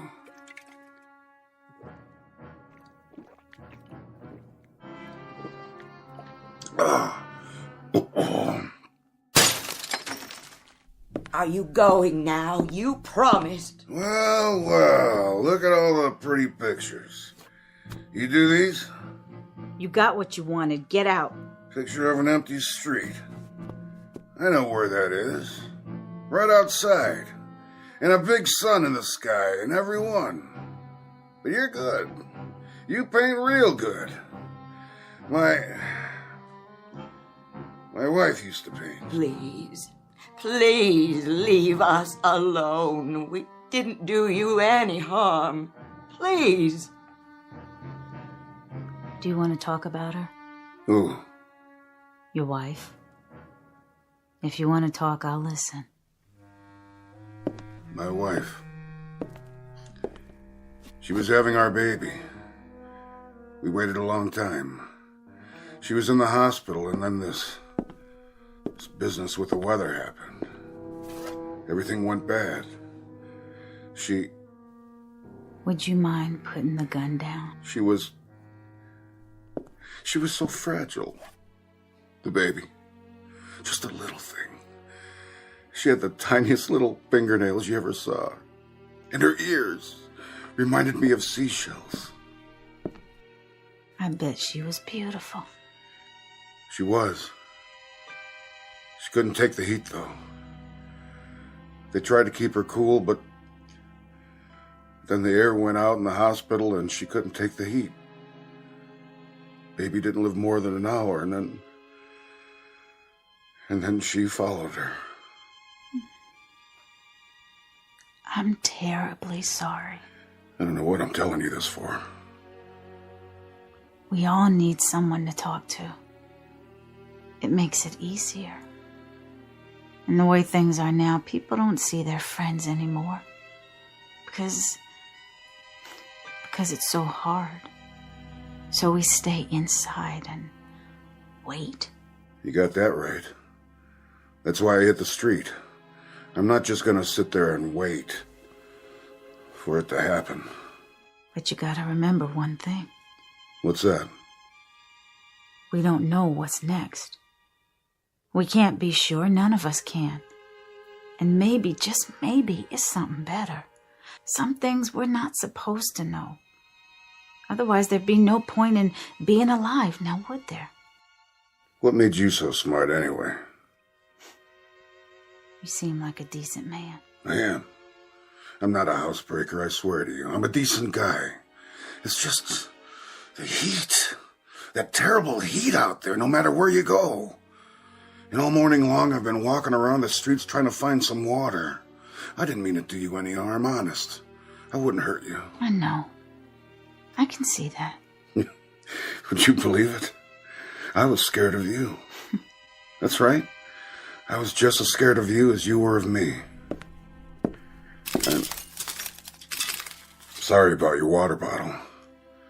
I'm off my rocker, I guess. I was just so thirsty. Forgive me. Would you? Would you please forgive me? Yeah. That means a lot. Where will you go now? I think I'll go home. Here's your gun. I don't want it. I wouldn't have used it anyway.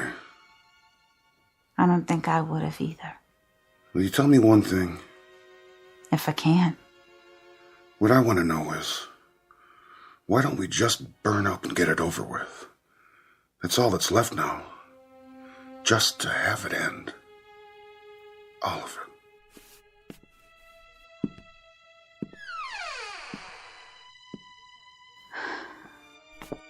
You okay, Miss Bronson? He's right, you know. About what? About everything. All of it. I want it to be over. You don't know what you're saying. I do, Norma. I do. I want what he wants. Stop it. There's more to life than... Than what? Than waiting for it to end. What? Tell me what? I'm old, Norma. I've lived my life. There's nothing ahead of me. Only what's behind. That's not a decision any of us can make. It's not for us to... I know myself, Norma. And I know how much I hurt. My bones ache all the time now. My legs, my hands. I can't even sleep. I don't want to. Because of the dreams. The nightmares.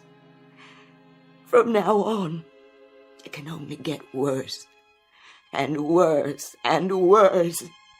Until I pray I will not wake up. But it may change.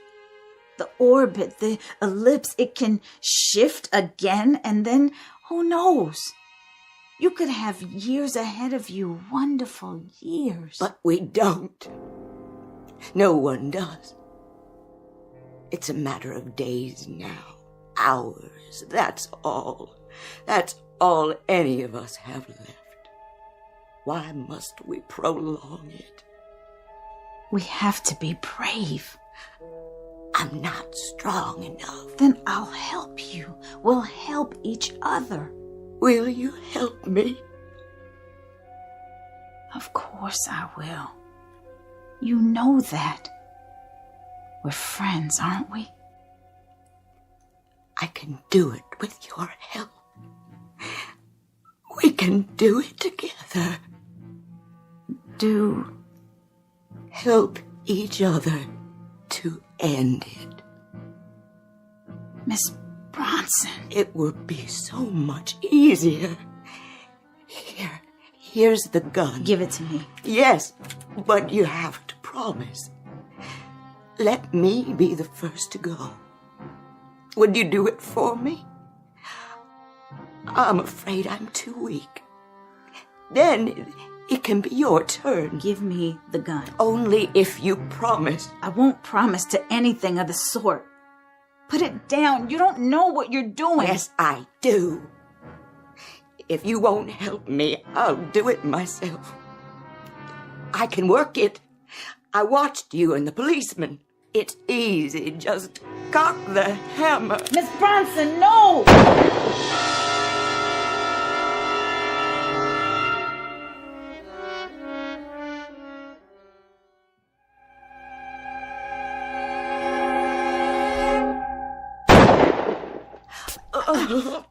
I said, give it to me.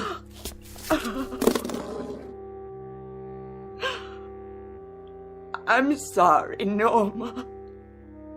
So sorry. I don't know what I was thinking. I only know I can't go on like this. There. It's all right. All you did was make a little old hole in the wall. See?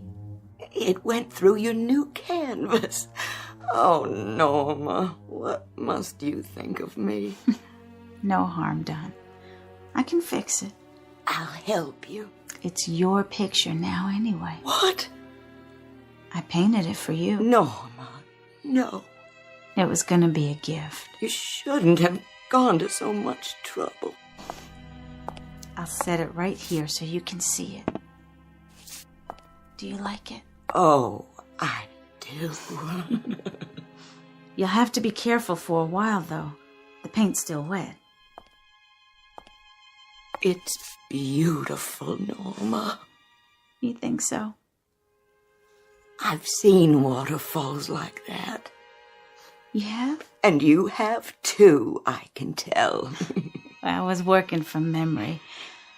I'm not sure when or where. There's one just like it near Ithaca, New York. It's the highest waterfall in this part of the country. And I love the sound of it. That clear blue water tumbling over the rocks. The wonderful, clear water. You hear it? I'm not sure. Oh, no. It's lovely. Just lovely. Why, do you know something? Why don't you tell me? We could take a swim. Now. I think you better leave the window closed, Miss Bronson. Let's do that. Oh, can we? Let's take a swim at the bottom of the waterfall.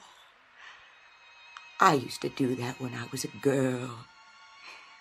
Just sit there and let the water come down on you. Miss Bronson! Miss Bronson! Miss Bronson!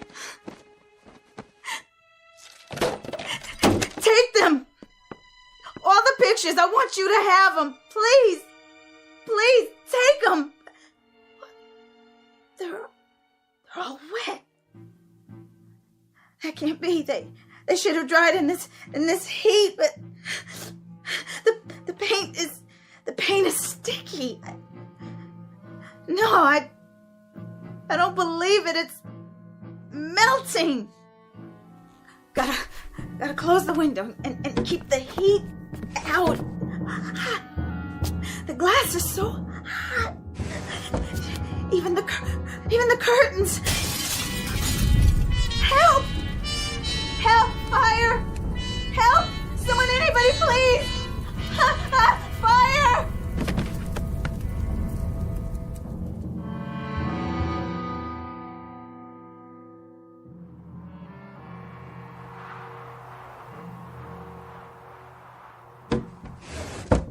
How is she, Doctor?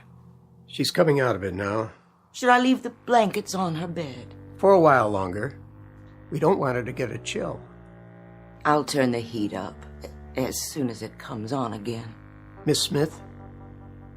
Miss Smith? Yes? You've been running a very high fever, but I think it's finally broken. Fever? You gave us a start, child. You've been so ill. But you're going to be all right now. Of course. Look in on her every few minutes. Give her something hot to drink if you can. I'll do that. I hope she'll be all right. Just let her sleep as much as she can. I will. I wish I had something left to give her, but the medicine's pretty much all gone now. You've done so much already, just stopping by. I know how hard it was for you to get here. Don't thank me, Miss Bronson. I've hardly done anything. Do you have to leave right away? It's snowing so badly. I'm afraid so. When will you be back to check on her? I'm sorry, but I don't think I'll be back this way again. Oh? I'm going to try to move my family south tomorrow. Oh, dear, is that wise? Well, a friend of mine has a private plane. Otherwise, I wouldn't risk it. Of course, it's still risky with ice on the wings and all. But we've got enough fuel. If we keep it in the hangar till morning, it should start. They say on the radio when they're broadcasting that Miami is a little warmer. So they say. Sometimes I think we're just prolonging it. That's all we're doing. Everybody's running like scared rabbits as far south as they can get. And they say that within a week, everything will be covered with snow down there, too. I only hope the heat comes back on. I can tell it's going to get worse, even here. Especially here. How many are left in the building? Well, the Schusters say they're going to move out if they can get their car running and find some gas. And then we'll be two. Just me and Norma. Radio station WNYG. We will continue to stay on the air for traffic advisories and other essential news, including weather updates. They're back on the air. Turn it up. This is a traffic advisory from the Office of Civil Defense. Motorists are advised to stay off the highways on all routes leading south and west out of New York City. We repeat this advisory: remain off the highways. Also, please conserve heating oil as government reserves are almost depleted. There was a scientist on this morning. He was trying to explain what happened. How the Earth changed its orbit and started to move away from the sun. He said that within a week or two, 3 at the most, there wouldn't be any sun in the sky. That we'd all freeze. Just like that. I know. That's what they say. I'll be going now. Don't forget your coat. And your muffler. God be with you. You too, ma'am. Both of you.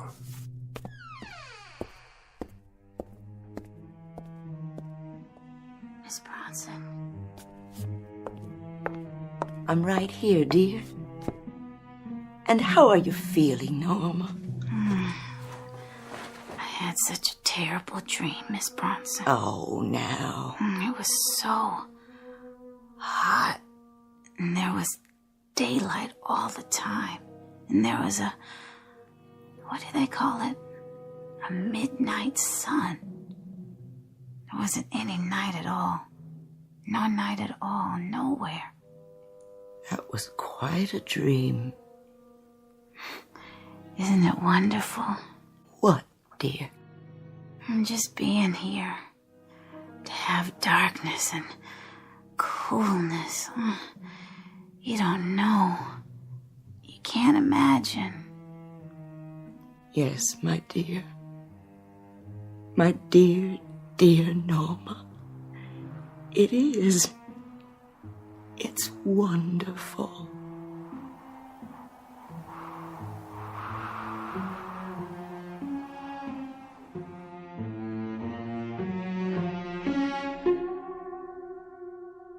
The poles of fear, the extremes of how the earth might conceivably be doomed. Some say by fire, some say ice. No one knows which, if either, it will be. But the mind remains restless, awake in the night, imagining how it will come. The truth, however, may not be ours to know except in dreams when imagination whispers warnings to us all. And who can say what truths lie in the messages from that much maligned region where there are no roadmaps to point a way out of endless darkness or endless day? But don't lose any sleep over it, not just yet. It's all a trick of the mind, that vast, uncharted continent explored only by the bravest and most reckless among us, the ones we call seers and artists. For now, this simple exercise in the care and feeding of a nightmare, respectfully submitted by all the dreamers and thermometer watchers in the Twilight Zone.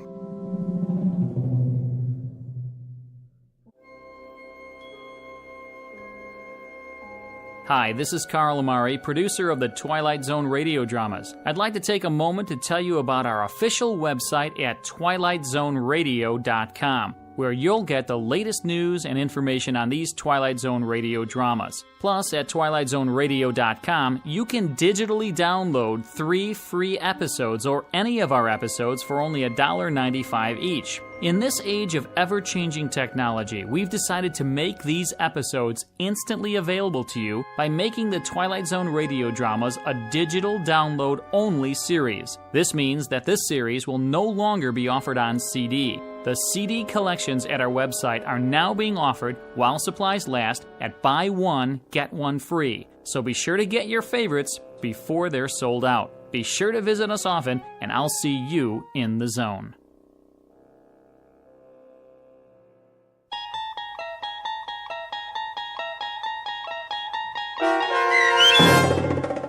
Midnight Sun, starring Kim Fields, with Stacy Keach as your narrator, was written for The Twilight Zone by Rod Serling and adapted for radio by Dennis Etchison.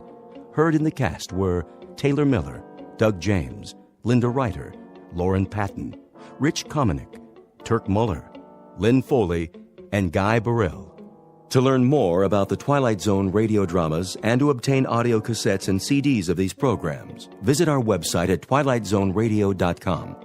The producers of The Twilight Zone wish to thank CBS Enterprises, Carol Serling, Dennis Etchison, Dick Brescia Associates, Claire Simon Casting, Don Longo, Terry Jennings, the American Forces Radio and Television Service, our sponsors, and our radio affiliates for helping make this series possible. This copyrighted radio series is produced and directed by Carl Amari and Roger Wolski for Falcon Picture Group. Doug James speaking.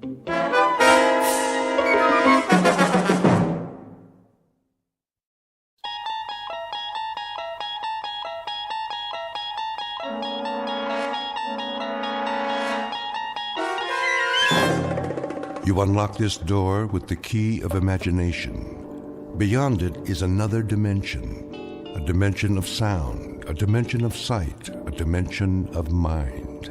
You're moving into a land of both shadow and substance, of things and ideas. You've just crossed over into the Twilight Zone.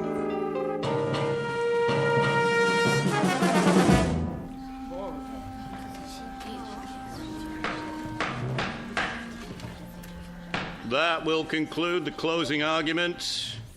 Unless either side has a rebuttal. Defense counsel? I wish I had something more, some new evidence.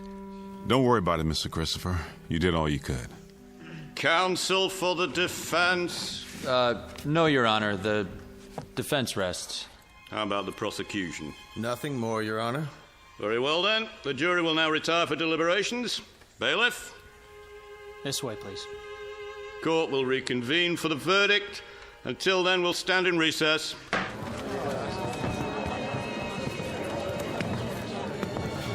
On your feet, Grant. Do you really have to put the cuffs on me? Hands behind your back. I'll stay with you till the verdict's in. It doesn't make any difference.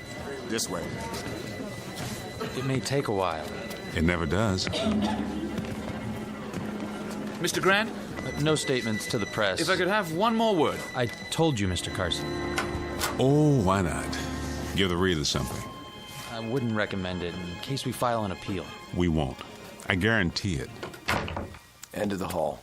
I know that. A room with a table and 3 chairs, bars on the window, 2 policemen outside. It never changes. You can wait in here with your client, counselor. All right. I told you there's no need, really. Go get a cup of coffee. Just drink it fast. What about that interview? It's okay, guard. We'll be right outside. Knock when you're through.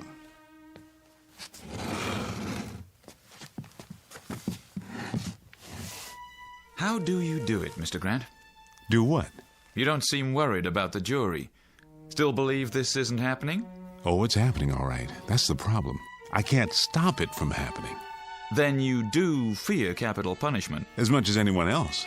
But you, all of you, are the ones who should worry. Because if I go, you go too. That's the part I don't understand. I'll go on with my life. We all will. But if the judgment is against you... What do I know you from? Pardon? Help me out here.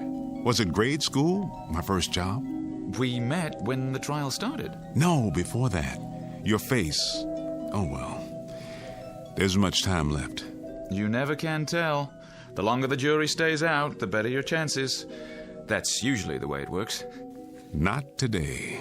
If I could ask you something else. Sorry. Time's up. Let's go. Yeah, jury's ready. I know. So long, Mr. Carson. See you in my dreams.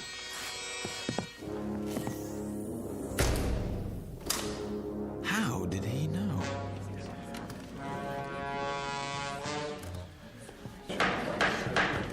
Sit up straight. Here they come.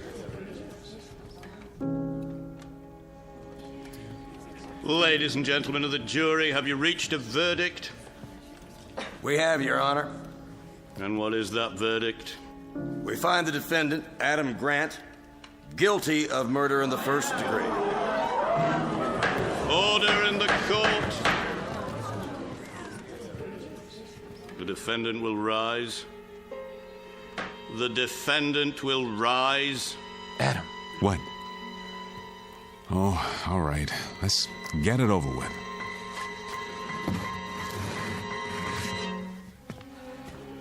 Adam Grant, you have been tried by a jury of your peers and found guilty. Do you have anything you wish to say before sentence is passed? Very well. It is the sentence of this court that for the brutal and despicable crime of murder in the first degree, you shall be put to death by means of electrocution. No, not again. You can't make me die again. Restrain the prisoner. Put the leg irons on him. I'll put them down. You can't make me die again. Oh, God, please, please, please. Take him away. Tell them, Mr. District Attorney, that this isn't real. Make them understand that they're only a dream I'm having. You fools! If you kill me, you'll die too. Mr. Carson, you believe me? Make him believe. Tell the District Attorney he prosecuted himself and everybody in this building and everybody in the world. Tell him, Mr. Carson, before it's too late. Tell him. Tell him.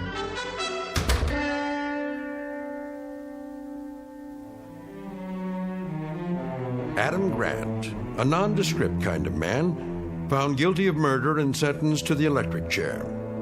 Like every other criminal caught in the wheels of justice, he's scared, right down to the marrow of his bones. But it isn't prison that scares him.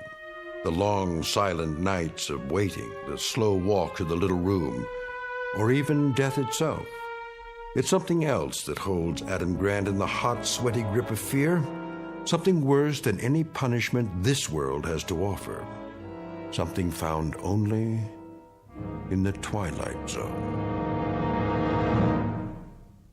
And now, The Twilight Zone and our story, Shadow Play, starring Ernie Hudson, with Stacy Keach as your narrator.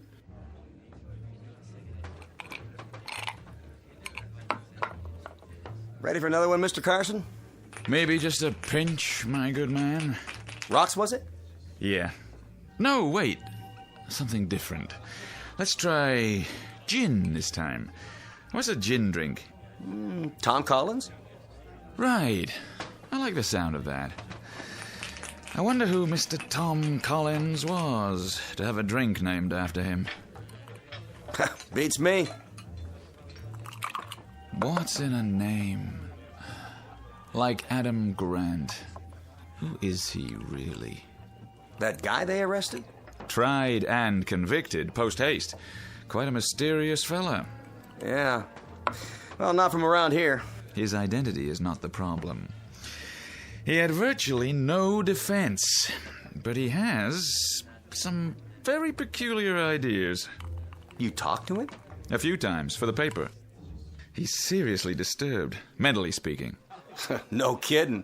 Has some crazy notion that this is all a dream, that it's happened before. Huh? And that it'll happen again. I'd say he's certifiably insane. Well, that won't save him from the chair. No, but maybe it should. Yeah, sure. I'll just go knock over the bank and tell him I'm some kind of a nut. Well, that ought to do it.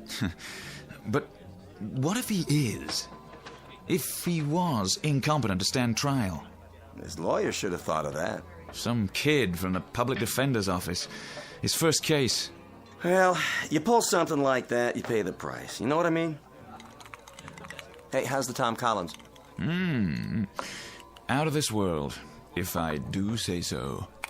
you should meet his friend, Johnny Walker. An excellent idea. Top draw.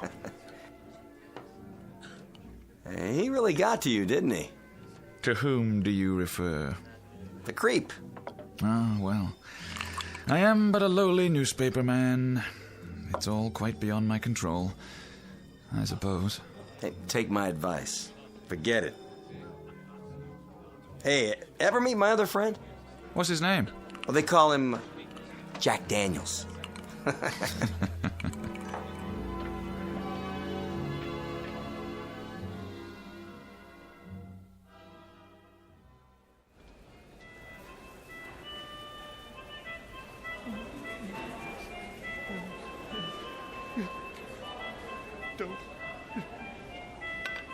Don't. 37. 38. 39. Please, Mother, don't let them. Hey, knock it off. I'm exercising. Coley, lay off that thing, will you? Yeah, people are trying to sleep. Sorry, fellas. I didn't know I was bothering anybody. That's better. It's all right, Coley. It's my fault. I got you out of a bad movie I saw once about death row, just like everything else in this corny dream. Grant, let me give you some advice. What's that, Jiggs? Stop thinking about it. Don't! Why do they want to hurt me? You think about it, you crack up, like Phillips there. Listen to him.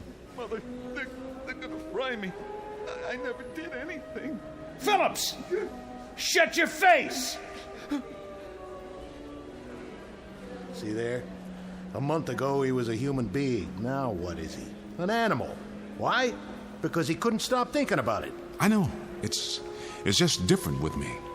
Different how? I can't stop. That's all I can do. Think. You mean you're looking forward to it? You want to die? No. Well, then it ain't different with you. Don't kid yourself. Sometimes I wonder, too, what it's going to be like.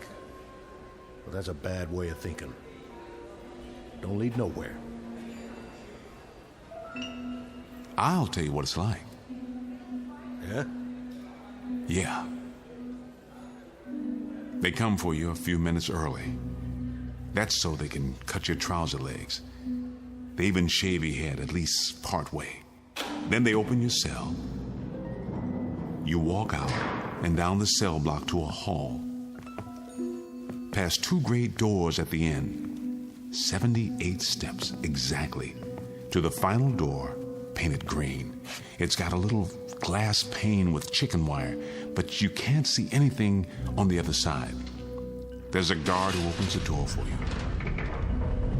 And you go into a room. It's tan. It's all tan. There's nothing in it except the chair. It's made out of wood, and it's big, so it feels like a chair you used to sit in when you were a kid. Hard and solid and not very comfortable. Cut it out. They strap your arm and legs with thick buckles, and then they attach the electrodes. It's funny. They always feel cold to the touch at first. Man, you talk like you've been through it already. Then they drop the mask over your head. It's musty. It smells like an old sofa. And then you wait. Every muscle tense, straining. Any second, then you can almost hear it through the wall. They pull the switch. There. 2 beautiful, beautiful steaks. Almost done.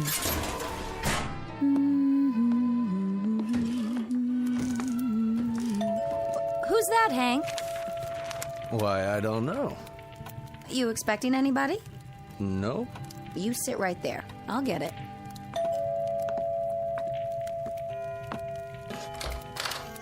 Paul!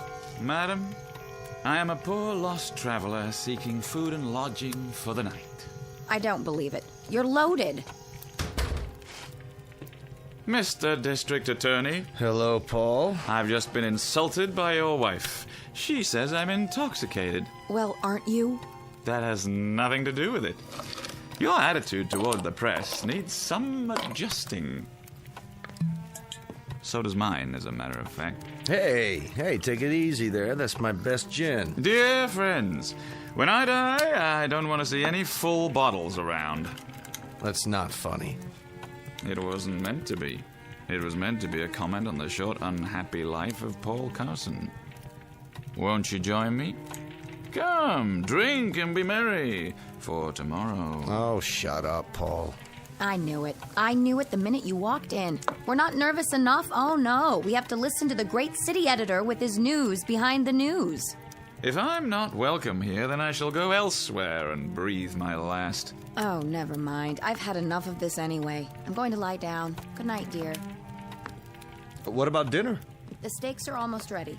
Take them out of the broiler in 5 minutes. There are a couple baked potatoes, too. Aren't you having any? I've lost my appetite. Hank, I wanted to talk to you. Now, don't start again. I've got to. We're running out of time. I'm not upset or disturbed or nervous anymore.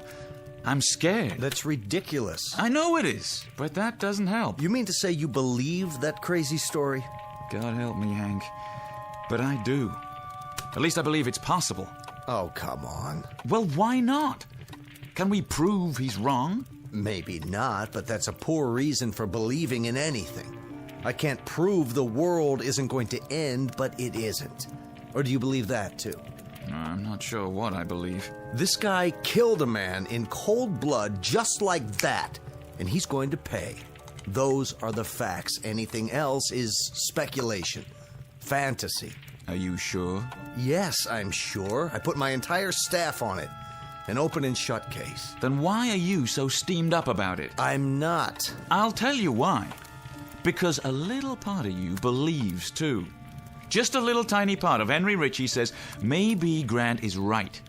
Maybe this is all a dream. The thought has occurred to you, hasn't it? Hank, we've known each other a long time. Haven't you ever stopped and said to yourself, this couldn't be real. It's too easy, too pat. I couldn't have a lovely wife like Carol, and a lovely home and money in the bank. Not in any real world. Haven't you, Hank? Well, of course. Everyone has. If you're a success, you're bound to think it's a dream at some point or other. If not, you think it's a nightmare. This only proves that Grant is human. He can't believe what's happening to him. So he tries to convince himself that it isn't, not really. Yeah, that's what I thought, too. Hank, I've been talking to this guy a lot lately, and he makes sense. Go down there and see for yourself. Don't take my word for it. It wouldn't do any good. You've only listened to him once, when he had that outburst in the courtroom. That was enough. Hank, for my sake, please. Go and see him. Let him tell you. He's only got 3 hours and 15 minutes left. He'll say anything. You're an intelligent man. You'll be able to see through it if he's lying. If not for my sake, do it for yourself. For your own peace of mind. My mind was at peace. Until you walked in. Was it? Please, Hank. It's pointless, but... Thanks. It may turn out to be important. More important than we know.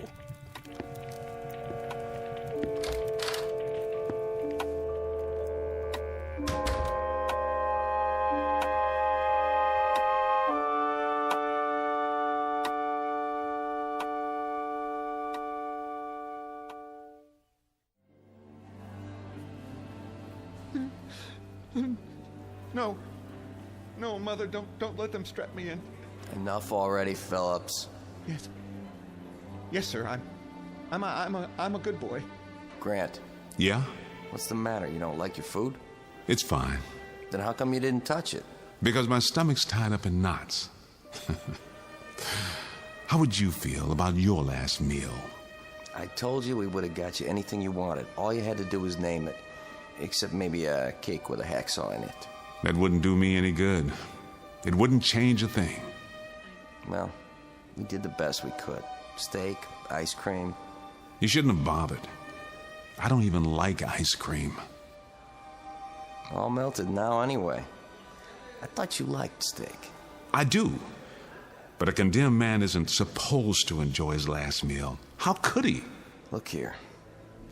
I'm not supposed to, but you want something else? I'll try to get it for you. No, thanks. Give it to Jiggs. Maybe he's hungry. You don't have to ask me twice. Pass the tray through. That's mighty nice of you, Grant. Don't mention it. Guard, what's the time? 9:02. Plenty left. Get some rest if you want. That's pretty good steak. You ought to have some. Knock yourself out. Hey, Grant, don't you know this is a tradition? The one time where the screws will give you anything you want. Yeah, I know. That's why I dreamed it this way. Bad stomach and all. Coley, want some? What's you got? Baked potato, catch. Hey, thanks. What time you got, Jiggs? Don't you have a watch? It might have stopped. 9:03. You got a date? Nah. Just expecting someone. Let me guess. The governor, right? With a nice fat pardon in his fist. No, it's the district attorney. He usually comes around 9. The DA himself, huh? You must be a real important person. Yeah. The most important man in the world. Ow! You gotta have some sense of humor, pal. You could have broke your hand that way. Now it has stopped. Wait a minute. There's something else that isn't right. I'll have to remember next time. How's that? Prisoners about to be executed aren't allowed to wear watches because of the glass and metal. You don't say. You ought to tell that to the warden. She'll be real interested in your opinion. I don't know who the warden is this time. It might have changed.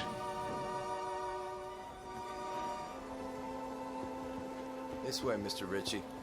Thank you, guard. See? What did I tell you? Right on time. Say, how'd you know? 10 minutes. That should be plenty. You can leave me with him.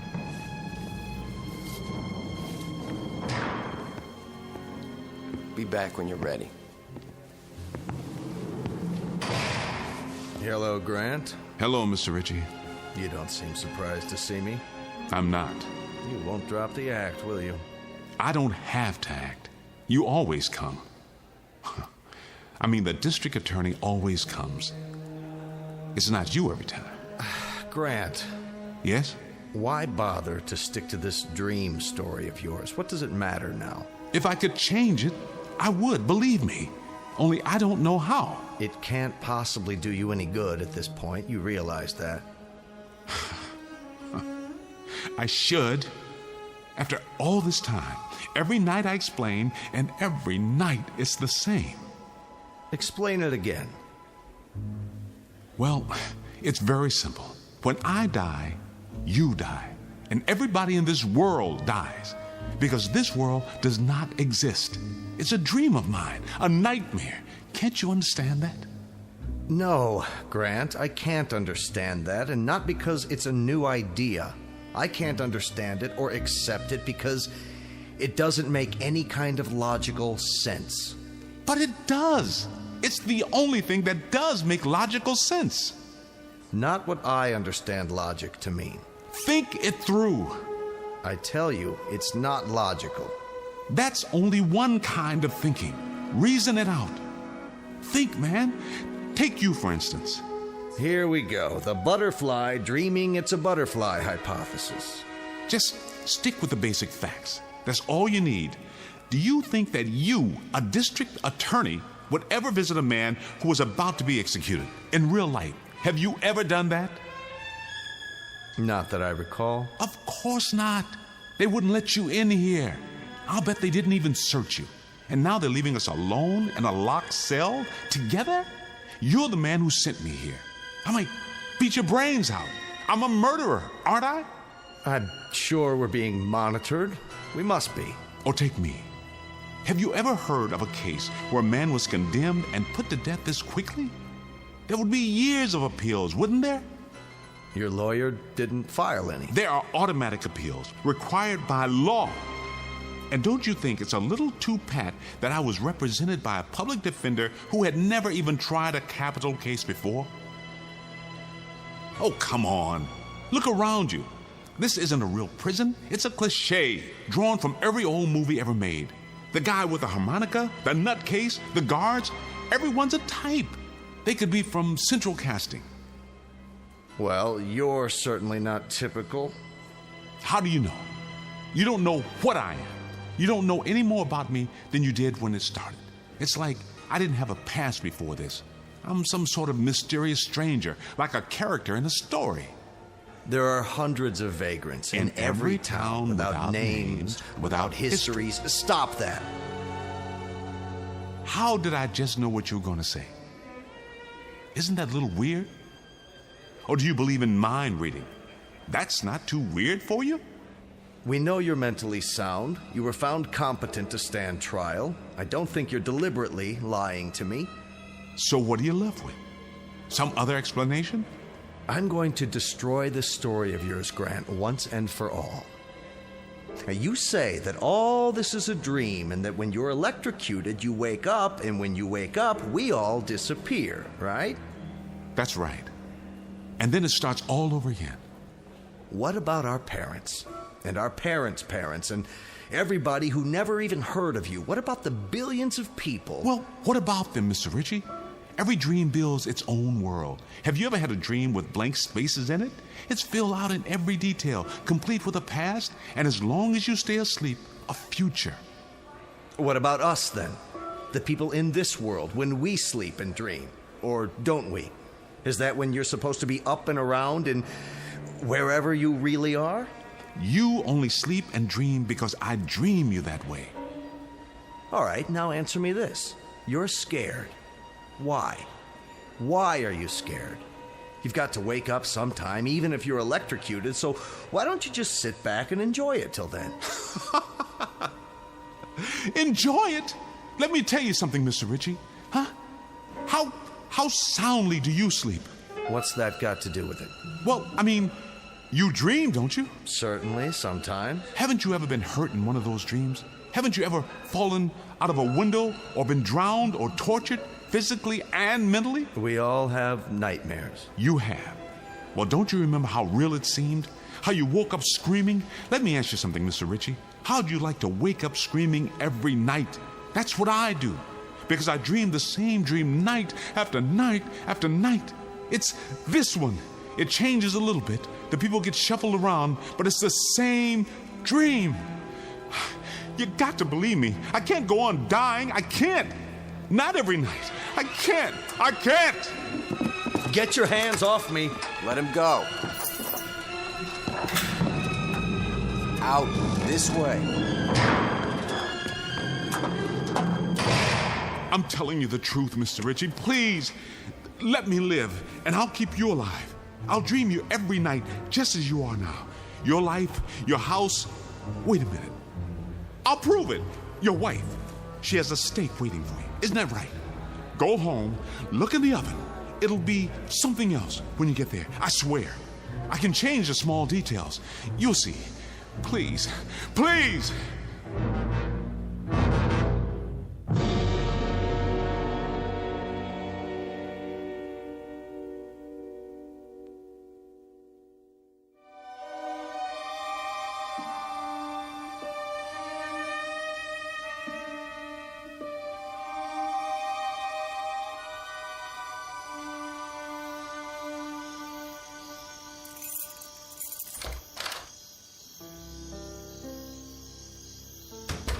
Carol, are you up?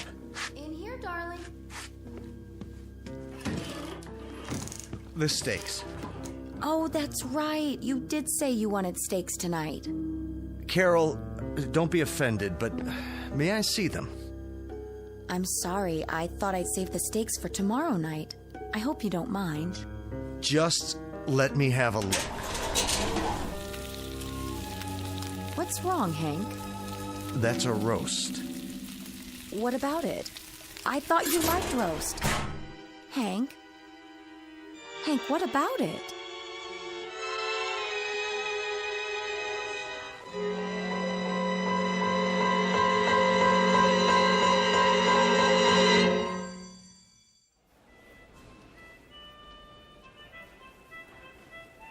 Grant. Grant! Yes? Did I wake you up? No. You didn't wake me. What's so funny? Nothing. Nothing's funny at all. Well, thanks for giving your meal away. There was nothing, really. I thought I heard you laughing in your sleep. No chance of that. Hey, Grant, listen. I've been thinking about what you said, about all this being a dream, you know? So? Well, no. Maybe it won't work, but maybe it'd be worth a try. What would? If you told that story to the governor, he might let you out on a psycho. He wouldn't believe me. Well, you never can be sure. You don't believe me, do you, Jiggs? Oh, that don't matter. If you think it's true, see, why, then you got a loose cog somewhere. And they don't burn guys with loose cogs. I wonder. I could try proving it to you. Prove what? Jiggs, don't you think that all this is just a little too much the way it should be? I don't get you. Well, I mean, it's so perfect. For one thing, I got tried and sentenced the same day. It doesn't work like that. Huh? But you see, that's the way I saw it in my mind, and that's the way it is. All the movies and TV shows when I was a kid, the comic books. Take this place. You, for instance. Hey, now. And Coley. And Phillips and his mother. It is a movie. For all intents and purposes, real death houses aren't like this. But you see, I've never been to a real death house. So what do I know?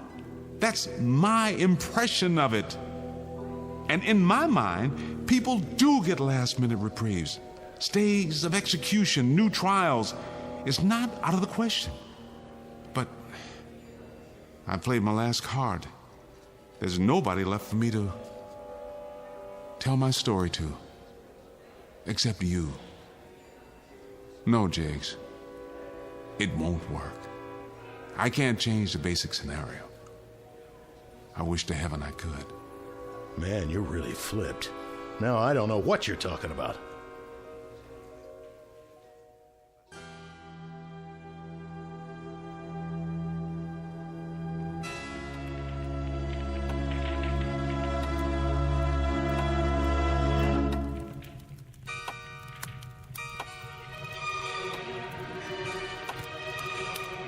That clock over the fireplace, is it accurate? It is. Then it is 11:45. It'll be over soon. Well, the Brothers Grimm, as I live in... What are you doing up? It's almost midnight. I'm not up. I'm down, like you and your funny friend here. Sorry if we woke you, Carol. I'll be leaving soon. Have they... Not yet. 15 more minutes. That's another thing. What is? Think about it, Hank. I'm tired of thinking. Why does it always happen at midnight? Did you ever wonder about that? Because that's when they schedule executions. Yeah, but why? You tell me. Excuse me, boys. I don't suppose anyone would like some coffee? Not now, dear. Hank, according to Grant, he doesn't know anything about these matters except what he sees in the movies. So he told me. And in the movies, it always happens at midnight. That's because movies are technically accurate. Are they? About things like that, at least. Yeah, I always thought so. But that's a strange belief, too, when you come to think of it. Then don't come to think of it. But I've got to think about something, or I'll sit here for the next few minutes with my insides all twisted up. Don't let me interrupt this scintillating conversation. Let me know how it all comes out.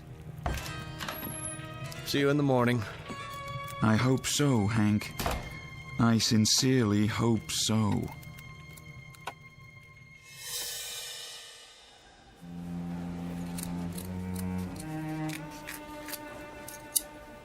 Cut the legs open a little higher. Okay. You just relax, Grant. We'll take care of it. I'm only trying to make it easier for you when it's time to connect the electrodes or the straps. I don't remember. Got it. Pants, legs, head shaved. I think that's everything. The watch. Take my watch. You don't want it anymore? It's the electricity. It'll melt or fuse or something. He's right. Take it off. Want a cigarette, Grant? I don't smoke. It's bad for my health. Hey, Screws! You're wasting your time. Shut him up! Shut that guy up!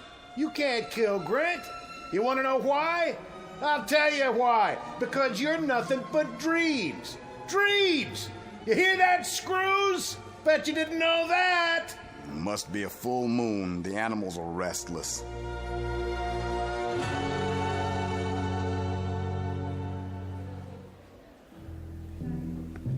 Oh, hello, Father. May I have a moment? Sure thing. Come on, Miller. How are you, my son? Oh, I can't complain. This haircut they gave me, though, gonna take a while to grow out. Is there anything you wish to talk about in the remaining minutes? No. Then let us pray. There's no need. There is always a need for prayer, my son. What will it do for me? Open your heart. God won't forsake you. Only in the real world, Father. Not in a nightmare. You no longer feel a part of this world? I not only feel it, I know it.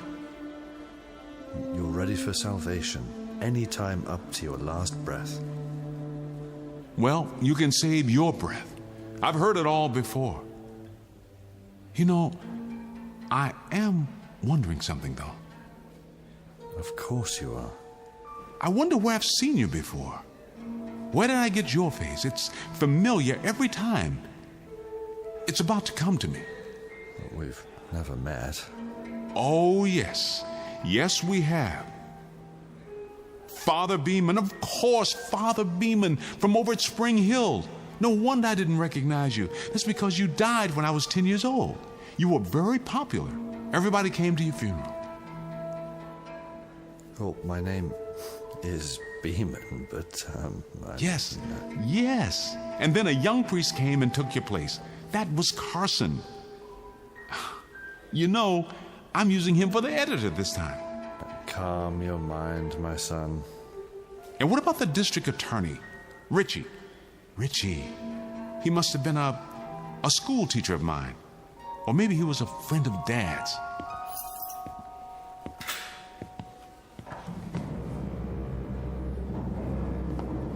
Time, Father. Thank you, Warden.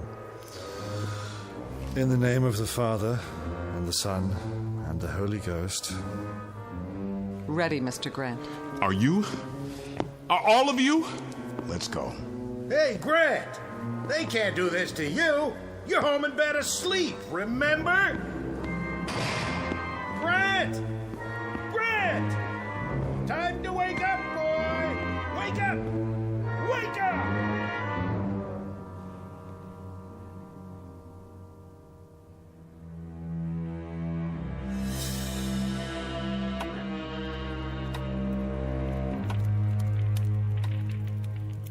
Four more minutes.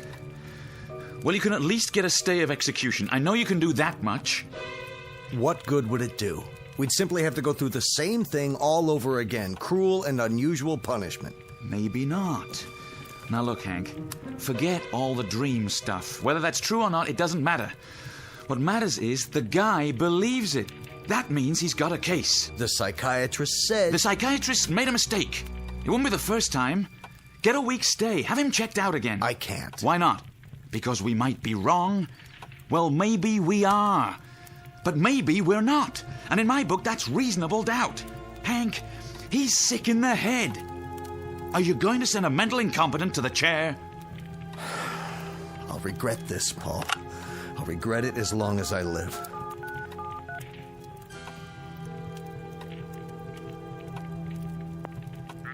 Hello. This is Henry Ritchie. I want to speak to the governor right away.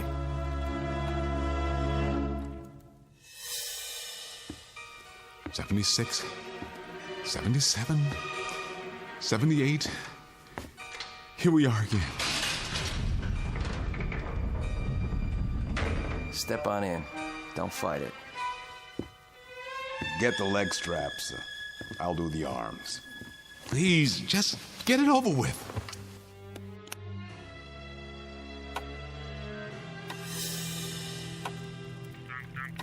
I don't care. This is an emergency. Wake them up. Hurry. It's 11:58. They're having trouble putting the call through.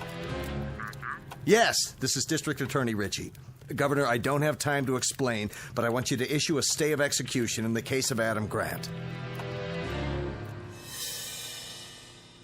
Here comes the hood. Close your eyes. Not again.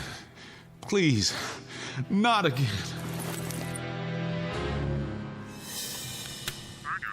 Thank you, Governor. Well?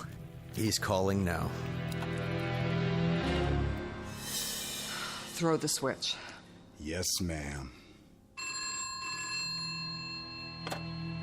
This is the warden.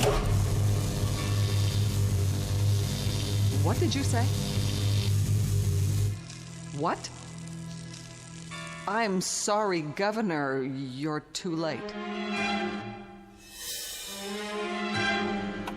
Did he get through? It's out of our hands now.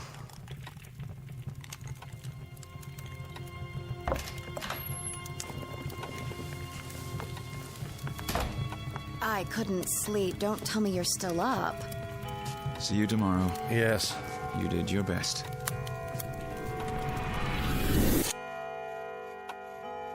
What in the... What is going on here? How do you mean? Well, I thought we had a fireplace. What did you boys do with it? Dude. I'm serious. She's right, Hank. The fireplace, it's gone. There's just a blank wall. Carol, I don't understand. Carol. Carol, where are you? She was standing here a second ago. She just... Paul. Paul! For the love of God, I can't see either of you. In the living room, it's getting dark. It's starting...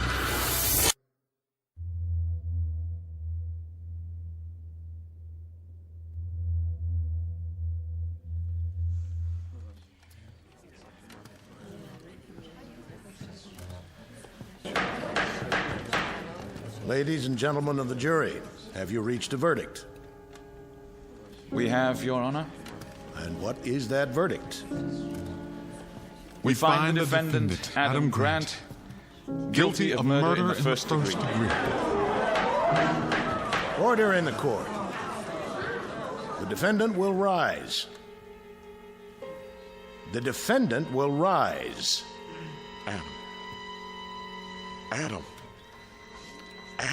What? Oh, all right. Let's get it over with. Adam Grant, you have been tried by a jury of your peers and found guilty. Do you have anything you wish to say before sentence is passed? Very well. It is the sentence of this court that for the brutal and despicable crime of murder in the first degree, you shall be put to death by means of electrocution. No, not again. You can't make me die again. Restrain the prisoner. Put the leg irons on.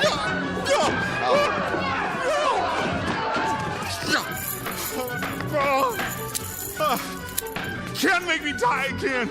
Oh, God, please. Please. Please. Take him away.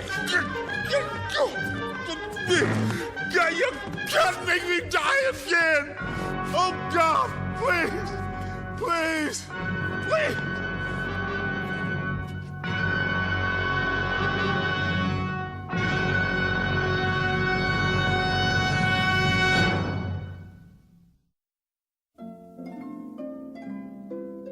We all know that a dream can seem real, but it's also possible that reality might be a dream.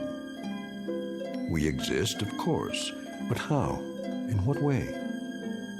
As flesh and blood human beings, as we believe, or simply as part of someone else's feverish nightmare? Think about it.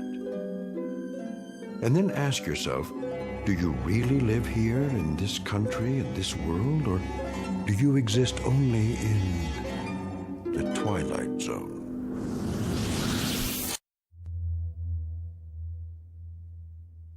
We'll return to the Twilight Zone in just a moment. You are about to enter another dimension. A dimension not only of sight and sound, but of mind. A journey into a wondrous land of imagination. Next stop, the Twilight Zone. Hi, this is Stacy Keach. I'd like to take a moment to tell you about our Twilight Zone website at twilightzoneradio.com. At twilightzoneradio.com, you'll find the latest information on these Twilight Zone radio dramas, including behind-the-scenes photographs, plus the newest product releases, trivia contests, ways to contact us, other Twilight Zone-related info and merchandise, plus links to other fascinating websites. So make your next stop twilightzoneradio.com.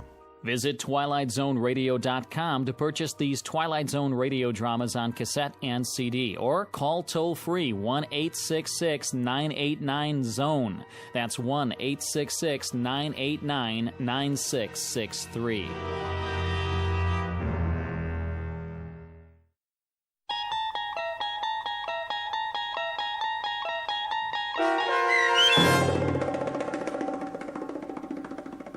Shadow Play, starring Ernie Hudson with Stacy Keach as your narrator, was adapted for radio by Dennis Etchison and written for The Twilight Zone by Charles Beaumont. Heard in the cast were Christian Stolte, Nick Sandys, Elizabeth Lido, Roderick Peoples, Doug James, Ken E. Head, Martin Astrop, T.J. Jagodowski, Carl Amari, Tom McElroy, Meg Thalken, Damian Arnold, and Craig Harris. The producers of The Twilight Zone wish to thank CBS Enterprises and the Rod Serling Estate for making this series possible. This copyrighted radio series is produced and directed by Carl Amari for Falcon Picture Group. Sound design and custom Foley effects for The Twilight Zone by Cerny American creatives Bob Benson, Craig Lee, Michael Slaybach, and Matt Sorrow. To learn more about the Twilight Zone radio dramas and to contact us, visit our official website at twilightzoneradio.com. Doug James speaking.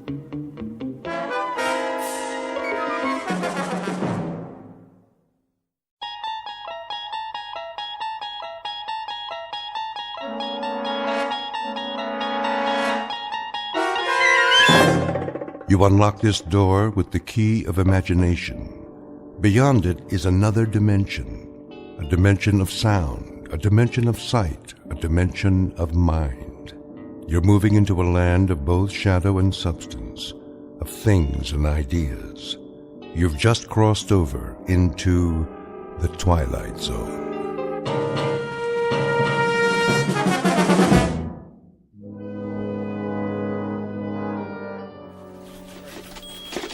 Hey, Miller. Yeah. Hey, your copy ready? Almost. Well, the old man wants it on his desk now. The old man drinks too much coffee. Ooh, easy, pal. Hey, I'm just passing it on. So what's your column about? Read it in the morning edition, like everybody else. Hey, that ain't very friendly. I'm not the friendly type. You get too friendly and guys like you start stealing my angles. Would I do that? Let me guess. The new baseball commissioner. No. The shakeup in the NFL. Sounds like every sports page in the country. Oh, then you must have a juicy one. Say, what's that file you got there? Nothing that'd interest you. Jockey disqualified, banned from all U.S. tracks, Racing Commission denies appeal. Wait a minute. I remember that guy. Got bounced for doping horses in the Triple Crown. What was his name? Brady? Something like that? Write your own story, Maze. Now get lost. I got work to do. All right. I'm going. Me? I'm taking a dinner break. Some people know how to meet their deadlines around here.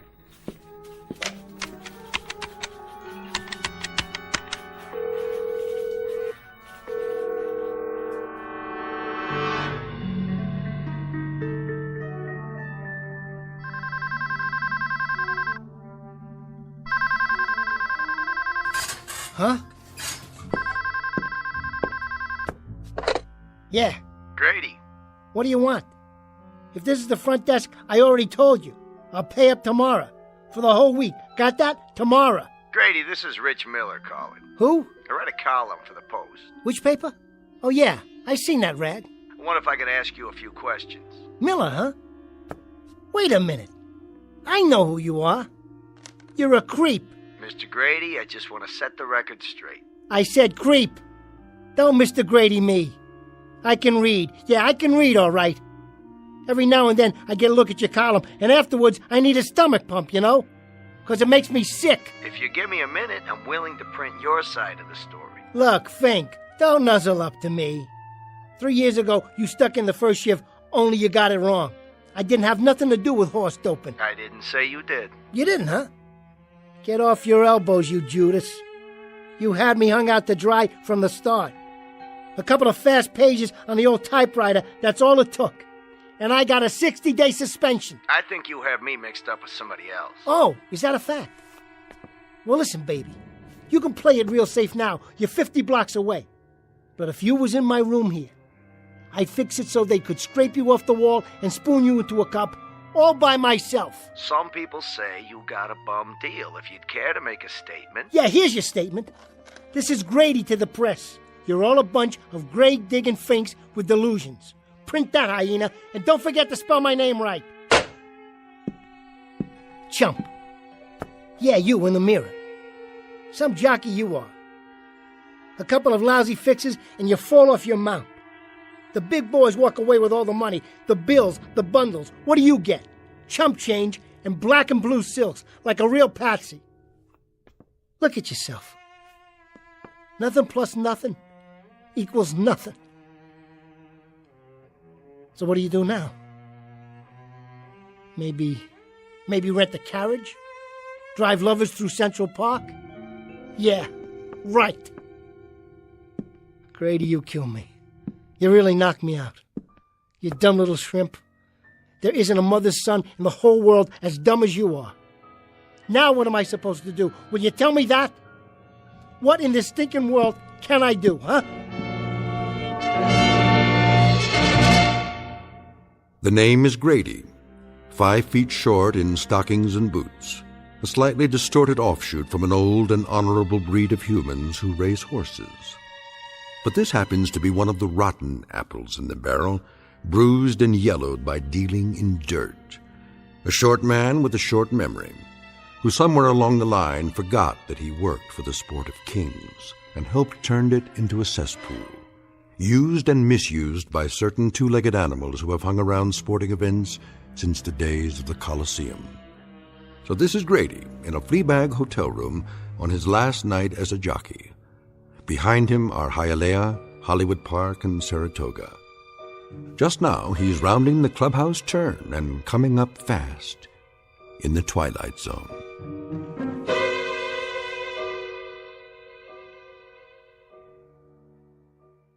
And now, The Twilight Zone, and our story, The Last Night of a Jockey, starring Bruno Kirby, with Stacy Keach as your narrator. Around the far turn, it's Baby Needs a New Pair of Shoes, 2 lengths back, Jazz Bakery, followed by Janine L, Lovely Lita, Stratisfaction, Red Dreams, Double Edge, and trailing is Taz. Now, Lovely Lita makes a move on the inside, passing up Janine L, Jazz Bakery, and challenging the favorite, Baby Needs a New Pair of Shoes. Grady's really using the whip. It's Lovely Lita, and Baby Needs a New Pair of Shoes. Lovely Lita bearing down the stretch. They're neck and neck, and it's Lovely Lita, the winner by 2 lengths.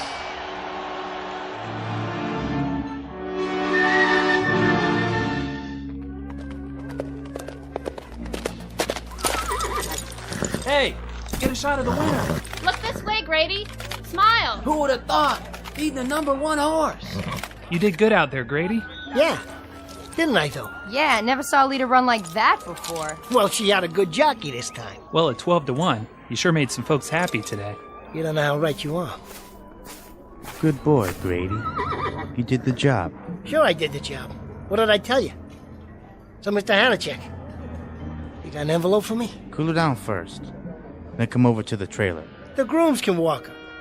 I gotta take care of some stuff. So I was thinking, Mr. Hanachek, if it's all the same to you. What's the big hurry, Grady? I just like to get paid, is all. Don't worry about it. You'll get what's coming to you. Like the man said, what's the big hurry? No hurry.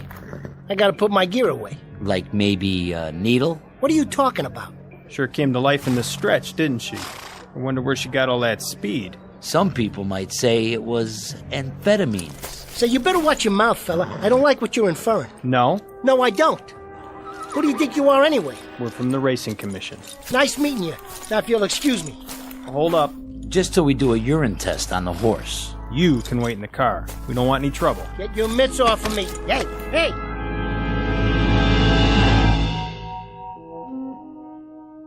Hey, hey, hey, hey. How goes it, Mr. Grady?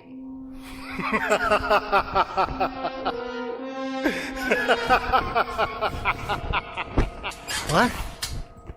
Bunched up at the turn? Slowed down by a muddy track? Who in the... Just an interested observer, that's all. With a question for you. How goes it in your world?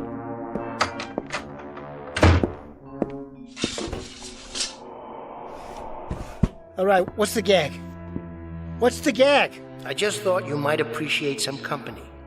A little conversation, perhaps. Okay, wise guy. You made your point. Now, where are you? Hiding under the bed? Where? Why, here I am, Mr. Grady. Between your frontal lobes. Take a look in the mirror. What? Nestled securely among those gray convolutions you've gotten there. Between the temples. That's it. See? And that's supposed to mean what? Don't I speak clearly enough? My apologies, but I thought you'd know this voice well. It should be very familiar to you. Talk straight. You got something against the English language? To put it simply, I'm in your head, Mr. Grady. Oh, is that a fact? You're inside my head. So how is it in there? Comfortable enough for you? Comfortable?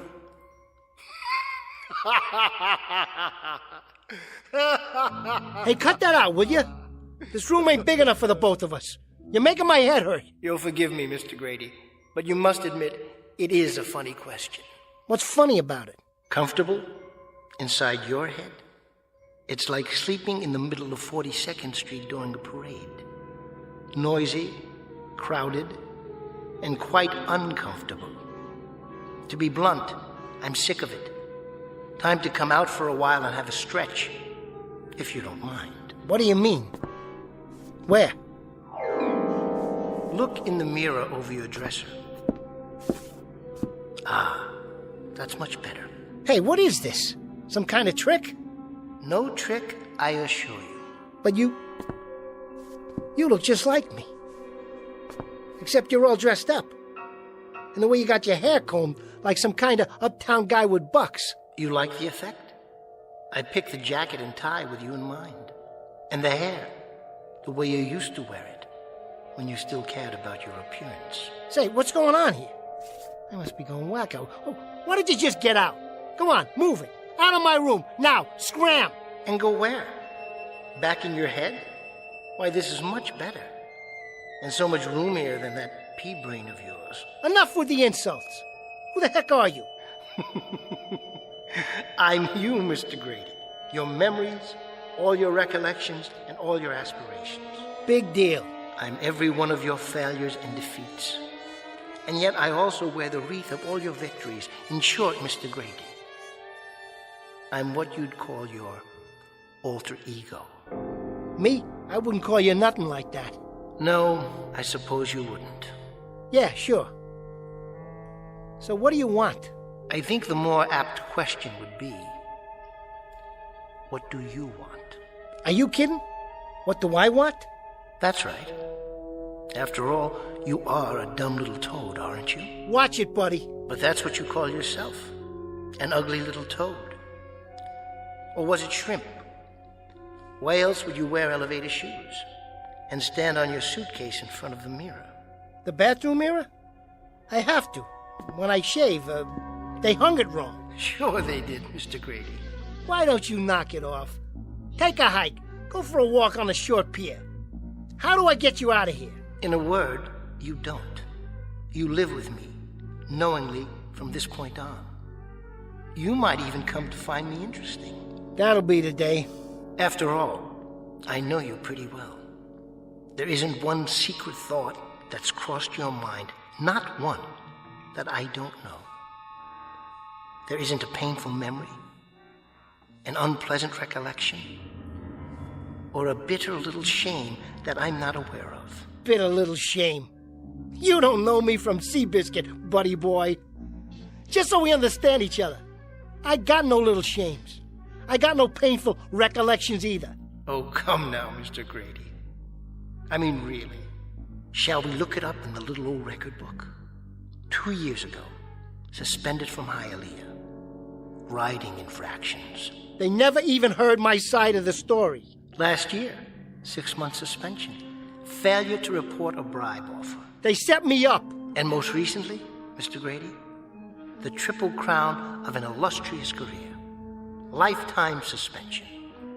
Race fixing and horse doping. I never had a trial. So here you sit, on an unseasonably hot September evening, in a dirty little room, rent overdue, essentially friendless, career kaput, roughly $6 to $8 in your jeans. This, in a nutshell, is the odyssey of Grady the jockey. 100 million miles from the winner's circle, without so much as a withered wreath to your name. Is it any wonder, Mr. Grady, that an occasional phantom will spring out from the woodwork? Or should I say, from that solid mahogany head of yours? And offer you at least a modicum of solace? You don't have to offer me nothing, and I mean nothing. No? I don't need you. A year from now, you hear me? A year from now, I'll be back up. I'll be right back where I belong, riding 6 winners a day. You'll be driving a carriage in Central Park, Mr. Grady. Or perhaps a fast milk wagon out in the Bronx, unloading homogenized dairy goods. Get out of here. Oh, no, Mr. Grady. I wouldn't think of it. You need me.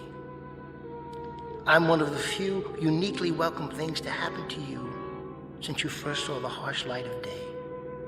In short, Mr. Grady, you have desperate need of me. Very desperate indeed. I said split.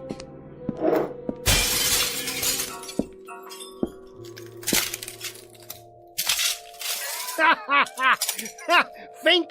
Where are you now, Fink, huh? Like pneumonia, I need you.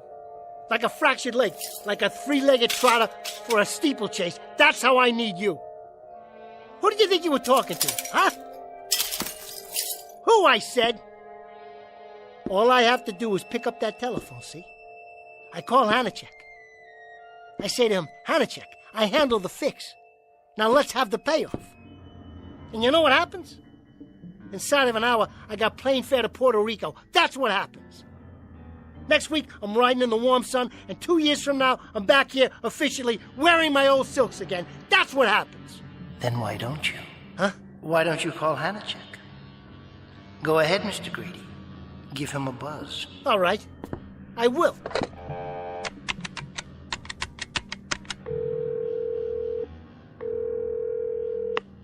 Yeah, this is Grady. Hanacek around? Well, I want to talk to him.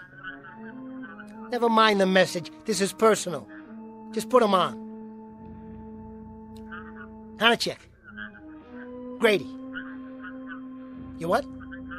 Surprised? What's to be surprised about? I'm sitting down here in a pit, all by my lonesome. I got $8 to my name, and somebody just knocked me off my mount. I'm the one who took the fall. What do you expect me to do? Write a will and take gas? Knock it off. You know what I want. That's right. I think the word is... Sustenance. Sustenance. Look it up in a book, Hanacek. I'm talking about 3 squares a day and a little fur to spread around the nest. Hanacek, I put it on the line for you. I stole a raise, and now they got me nailed up. You walked away with a pile. Well, now it's time for Grady to get his. Hanacek, you double crook. Hanacek! Hanacek! Miserable man, isn't he, Mr. Grady? Ungracious, unappreciative, very predatory. But that's the breed. Like all crooks, they take, they never give. You got that right. What's to do now, Mr. Grady? Write a will and take gas? What do I care? That lousy nickel and dimer? A year ago, I could buy and sell him. Buy and sell him. Well, guess what? I don't need you.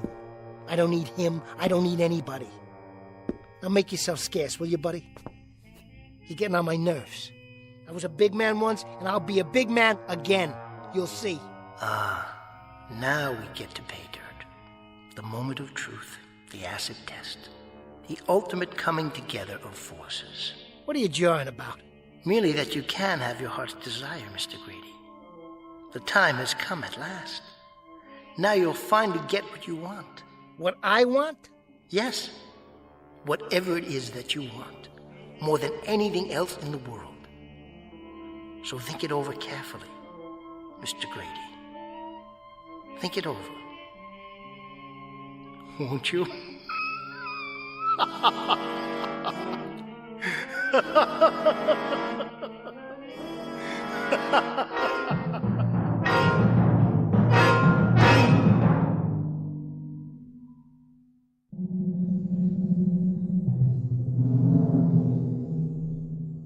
I don't get it.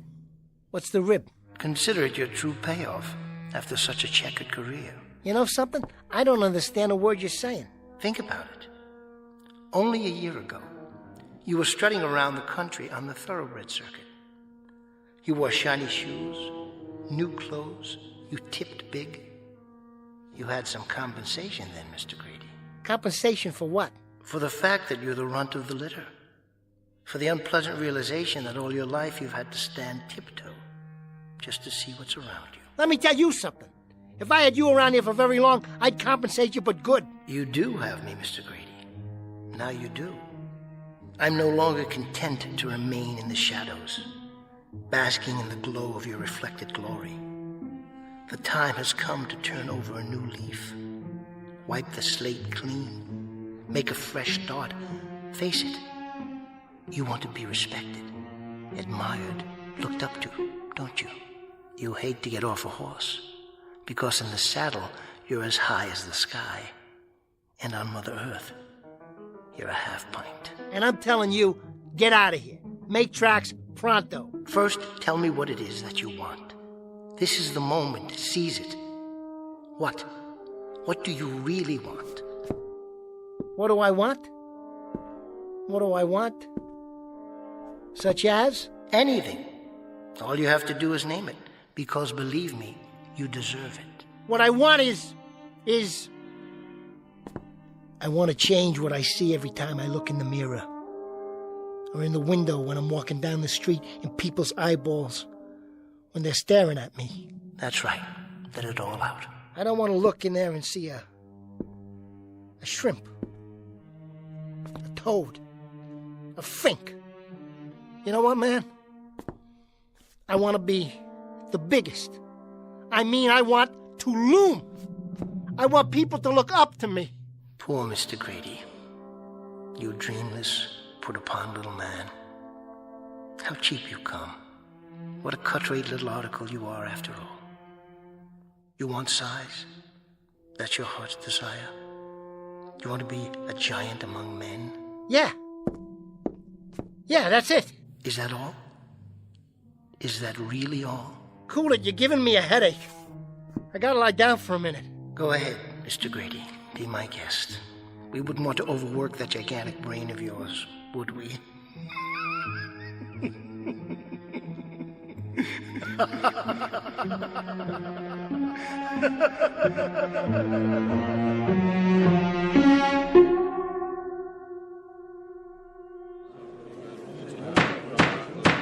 Have anything else to say on your behalf, Mr. Grady?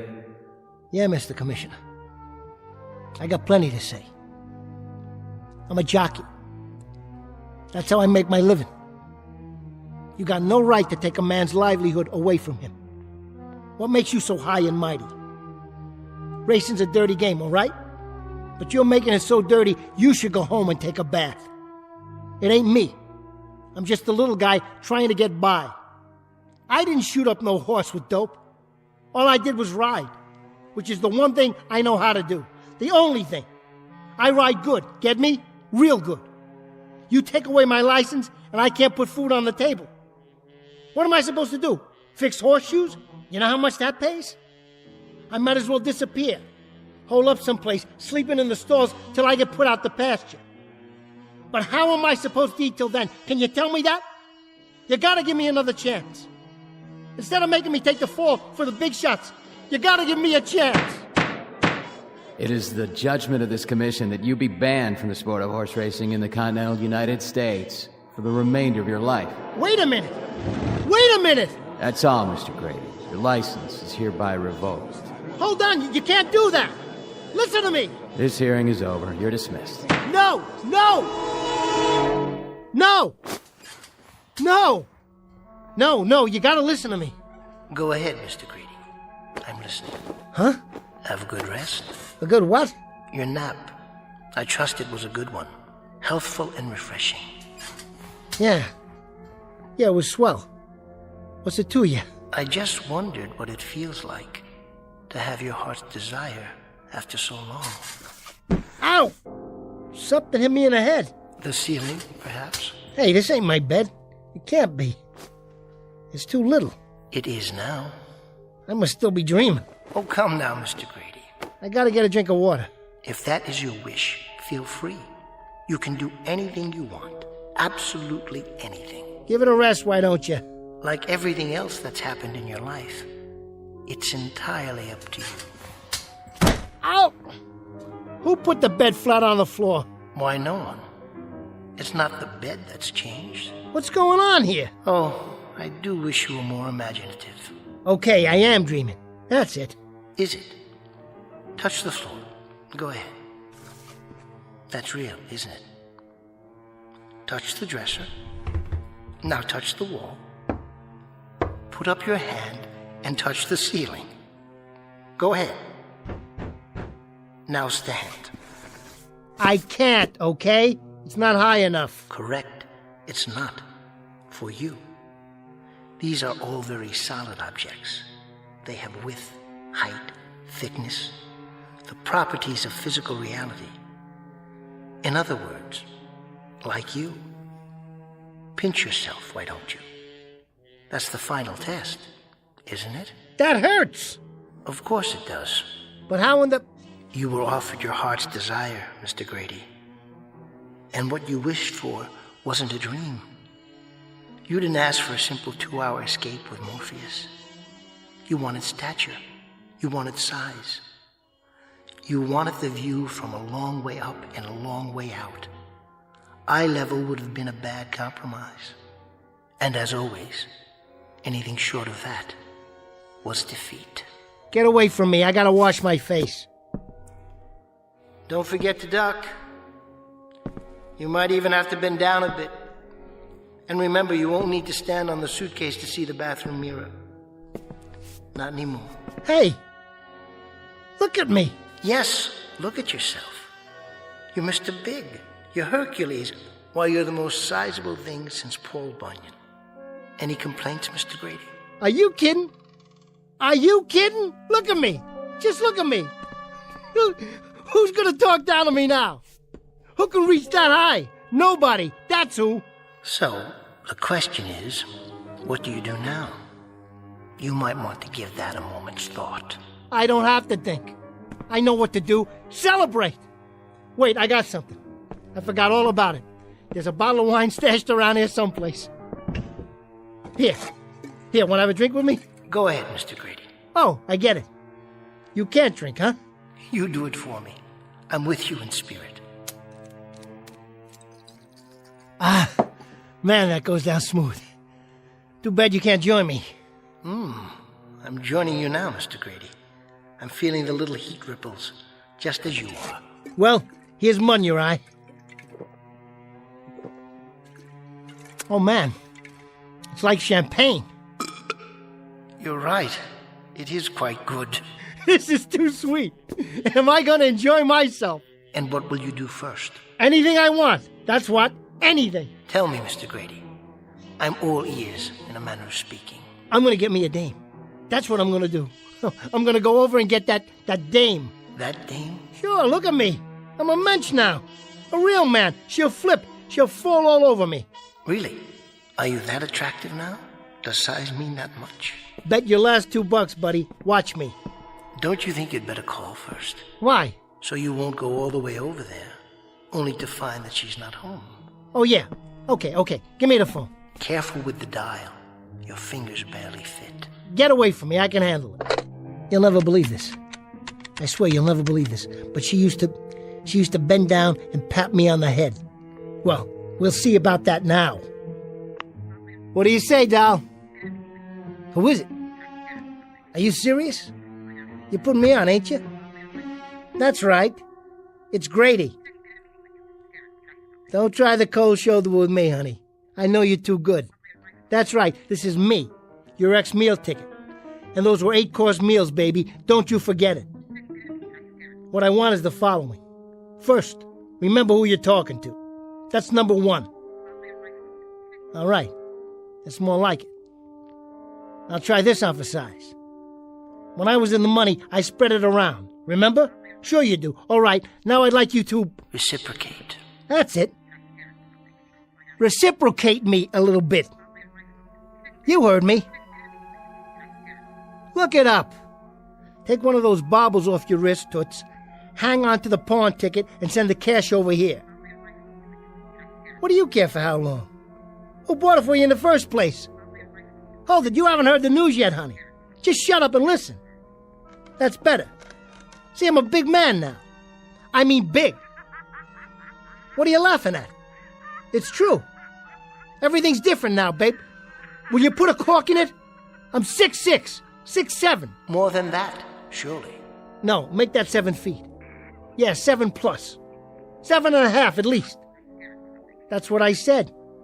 Any minute, the Lakers are going to be sending one of them crummy talent scouts over here. You'll see. Yeah. Huh? Would I lie to you? I tell you, I've grown, really grown. Will you listen? Why, you cheap little alley cat. I don't take that kind of talk off anyone. Nobody calls me an ugly little runt. Nobody. That's what I said, especially you. Forget it. Go someplace and die for all I care. And I hope it's long, tough, and really, really painful. That's what I wish for you. Well done, Mr. Grady.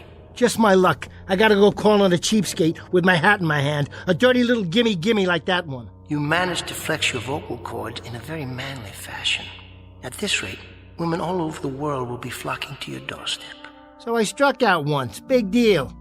I could pick up the phone and call half a dozen dames better looking than her. Why am I singularly unimpressed? You will be impressed, buddy. You will be. I certainly hope so. What did I tell you? Here comes one now. Are you sure? What do you mean, am I sure? Remember your heart's desire. Do you know what that is? Of course I know. Take care, Mr. Grady. Give it some thought. Some very careful thought. Are you quite sure that you're ready? Because whatever you've wished for, something tells me that you're about to get it after all. In spades.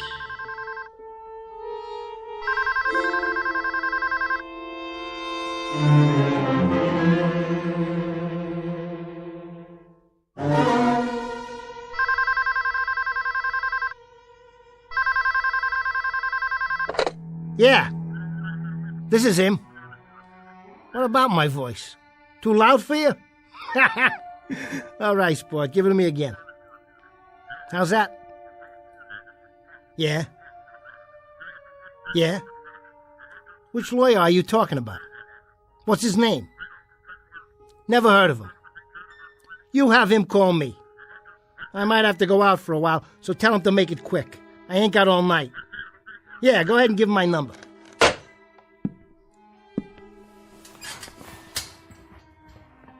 What was that all about, Mr. Grady? Who knows? Some guy from a law office or something? Says I'm getting a call from some other lawyer. At night, can you believe that?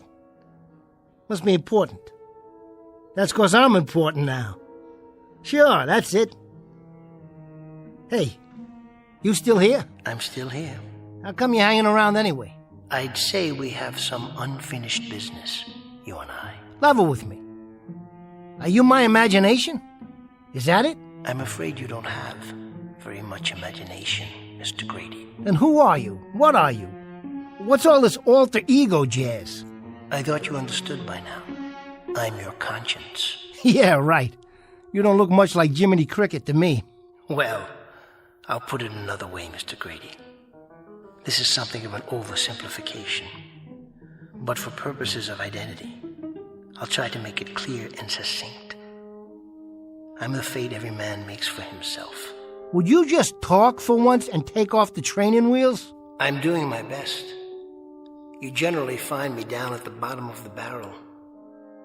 I'm the strength dredged up out of desperation. I'm the last bit of seaweed that a drowning man scrapes for with his cold, dying fingers. I'm the last gasp, Mr. Grady. That's supposed to be clear? Man, I just don't dig you. For my money, you're a big fat nothing with a mouthful of $2 words. Oh, I'm not nothing.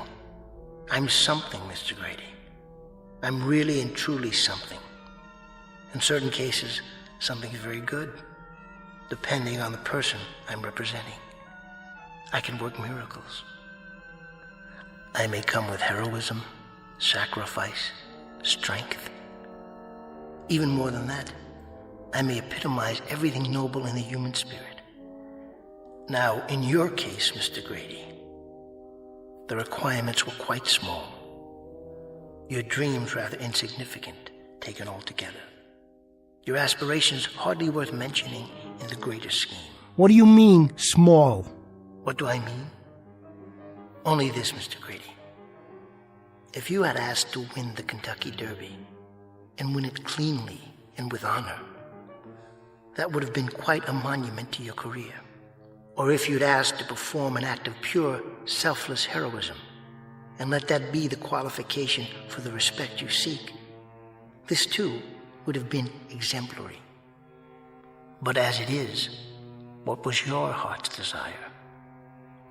To be a big man.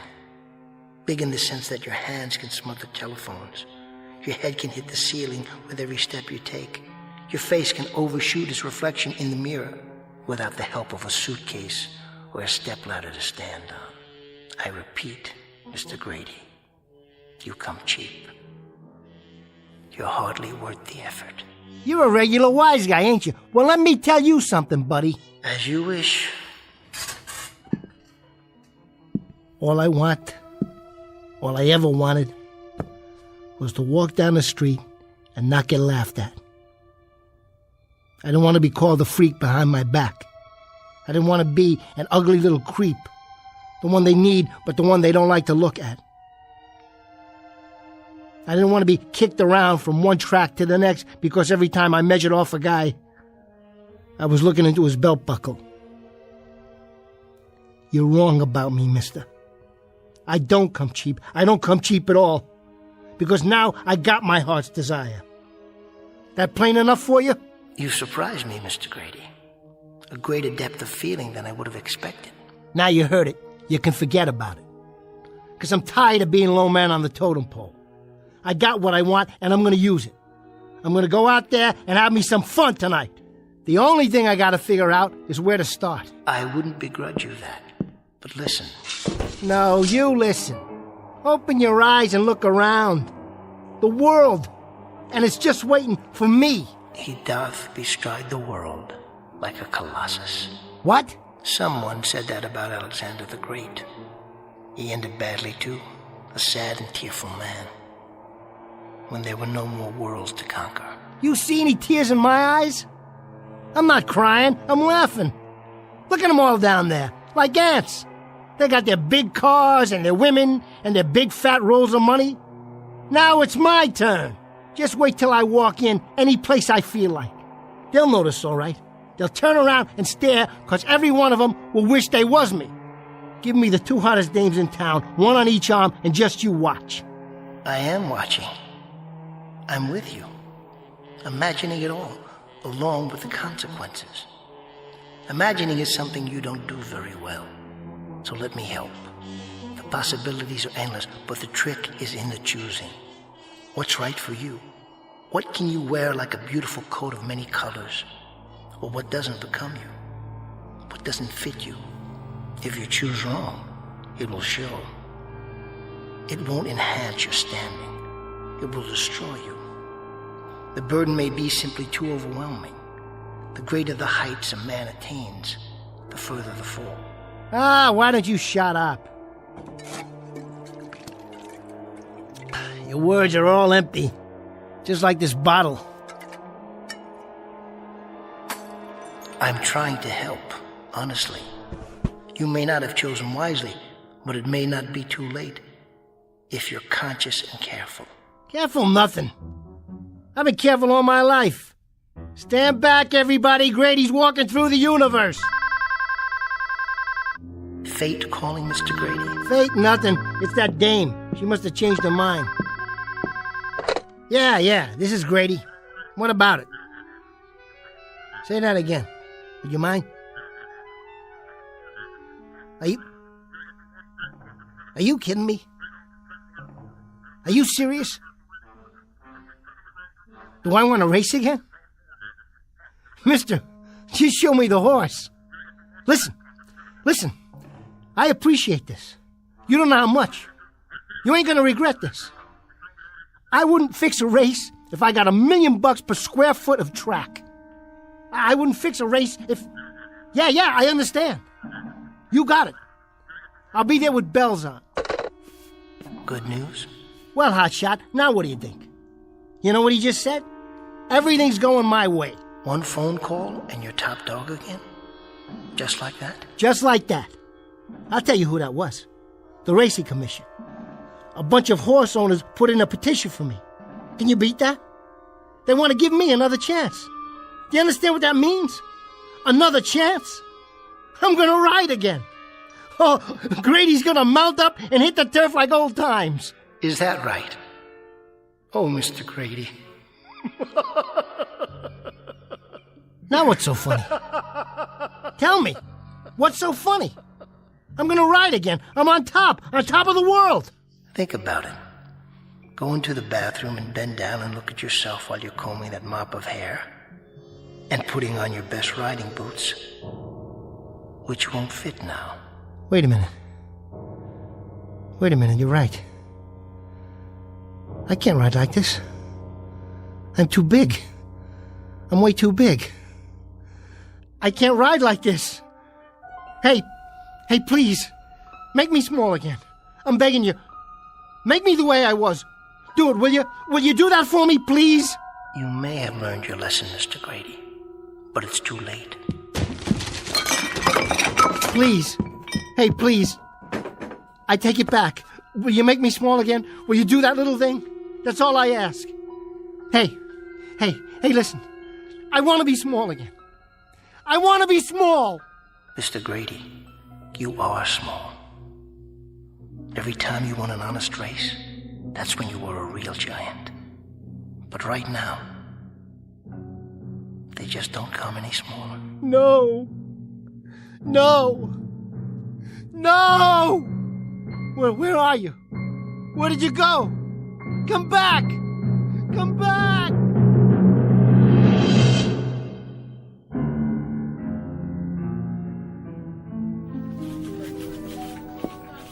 You still here, Miller? What does it look like?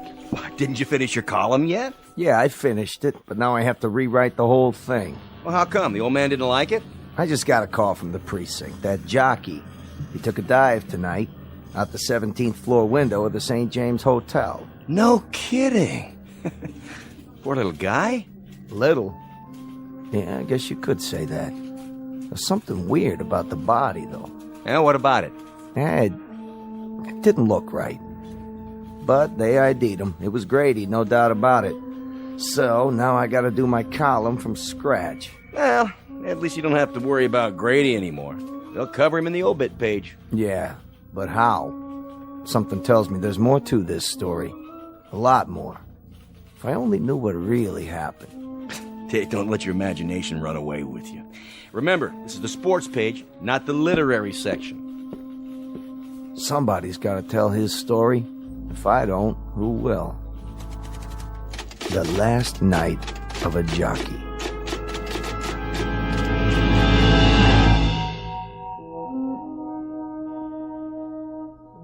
The name is or was Grady? 7 feet tall, or was it 8 or 9? A slightly distorted offshoot of a decent breed of humans who ride horses in what was once the sport of kings. But unfortunately for Mr. Grady, this court jester learned too late that you don't measure size with a ruler, you don't figure height with a yardstick, and you never judge a man by how tall he looks in a mirror.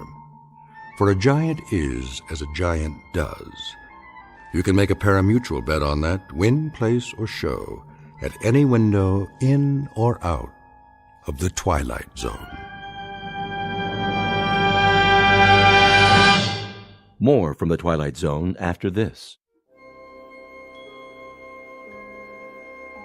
Hi, this is Carl Amari, producer of the Twilight Zone Radio Dramas. I'd like to take a moment to tell you about our official website at twilightzoneradio.com, where you'll get the latest news and information on these Twilight Zone radio dramas. Plus, at twilightzoneradio.com, you can digitally download 3 free episodes or any of our episodes for only $1.95 each. In this age of ever-changing technology, we've decided to make these episodes instantly available to you by making the Twilight Zone radio dramas a digital download-only series. This means that this series will no longer be offered on CD. The CD collections at our website are now being offered, while supplies last, at buy one, get one free. So be sure to get your favorites before they're sold out. Be sure to visit us often, and I'll see you in the zone.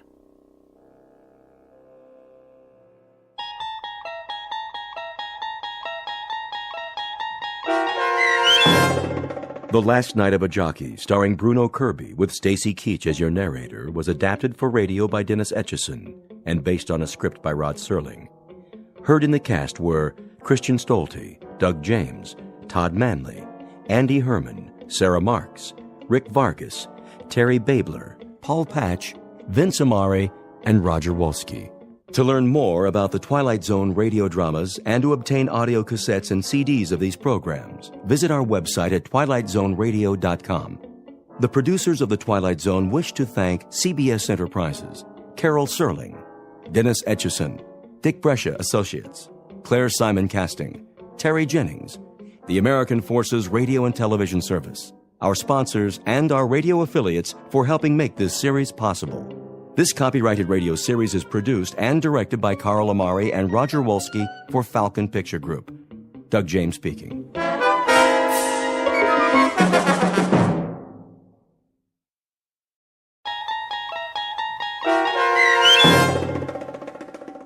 Elegy, starring Blair Underwood with Stacy Keach as your narrator, was adapted for radio by Dennis Etchison and written for The Twilight Zone by Charles Beaumont. Heard in the cast were Jeff Lupetin, Christian Stolte, and Joby Cerny. To learn more about the Twilight Zone radio dramas and to obtain audio cassettes and CDs of these programs, visit our website at twilightzoneradio.com. The producers of The Twilight Zone wish to thank CBS Enterprises, Carol Serling, Dennis Etchison, Dick Brescia Associates, Claire Simon Casting, Terry Jennings, XM Satellite Radio, Sirius Satellite Radio, our sponsors, and our radio affiliates for helping make this series possible. This copyrighted radio series is produced and directed by Carl Amari for Falcon Picture Group. Doug James speaking.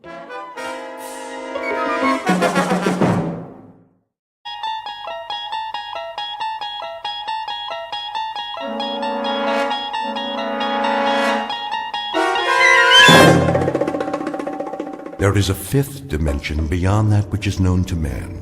It is a dimension as vast as space and as timeless as infinity. It is the middle ground between light and shadow, and it lies between the pit of man's fears and the summit of his knowledge. This is the dimension of imagination. It is an area which we call the Twilight Zone.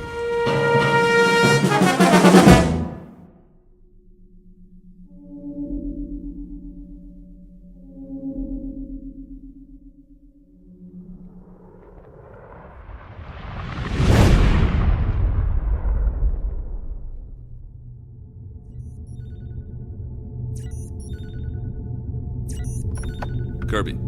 Yes, Captain. Give me the readings. Course stable, 7.9 off vertical axis. That's why I can't stand up straight. Speed 2650, steady she goes. How close are we to that asteroid? In range, gravity detector starting to read. Say 100,000, give or take. Piece of cake. We still have to maneuver for a landing. Fuel supply. Well, Captain, let me put it this way. If I was back home in my car, I'd pray for a steep hill so I could put her in neutral and coast all the way down. That bad, huh? I think the expression is running on fumes. What's the terrain? Spectrographics coming in. And? Not too hot, not too cold. Volcanic activity, 1 million or so years ago. We are hitting atmosphere. At least it's got an atmosphere. How much oxygen? I'm trying to get a reading. Deceleration chairs. Just a minute. Now! Better do it, Pete. All right, Myers, I'm going. Firing retro rockets. The fuel tank's empty, Captain. Anybody got a parachute? Hang on. Angle looks good. Thank heaven for small favors. The surface is coming up fast. I'll try to level her out. Nose up. Up!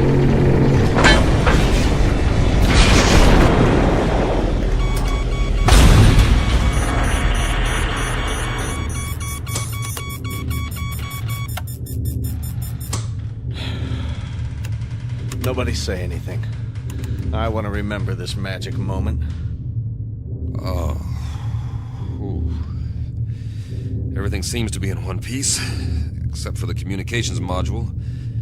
And it sounds like we damaged the tail assembly. Instruments are still working. How's the atmosphere? Take a reading. 20.95 parts oxygen. Yeah, right. 78.09 parts nitrogen. That's impossible. I don't get it. That's air. Don't look a gift horse in the chops. Gravity? 1 unit to 0.99. Are you sure? See for yourself, Captain. I don't believe it. You got something better to believe, Myers? But that's incredible. Conditions identical to Earth, and yet we're 655 million miles away from Earth. Let's get the airlock open. Hold up, Pete. What for? I'm sick of breathing recirculated air, eating freeze-dried tofu, and we're almost out of that. The instruments could be wrong. What's the difference? We aren't going anywhere for a while. We can't even radio for help till we fix the module. The man has a point. I suppose you're right. At least put on your helmets. Forget it. If this is all she wrote, then I'm ready for it, one way or another. I'm afraid I'm with Pete on this, Captain. Either we die now or we die later, starving to death like dogs.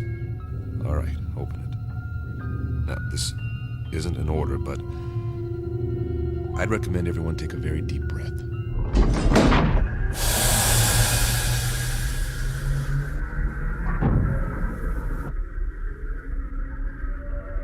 Time, the future.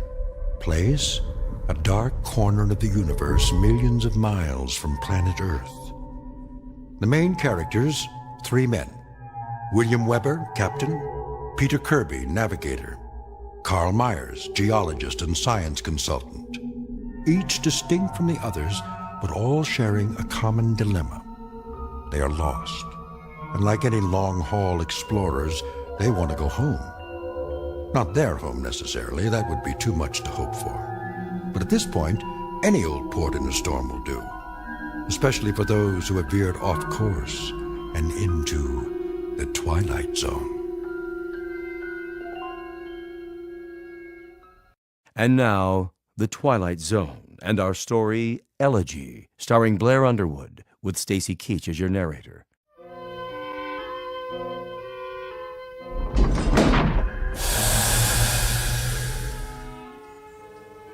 Captain's notes. We've made a rough landing, but no injuries. According to our instruments, the atmosphere is breathable, so we've opened the airlock. It's hard to believe, but the temperature is that of a spring day on Earth. And smells clean. Well, I'll be.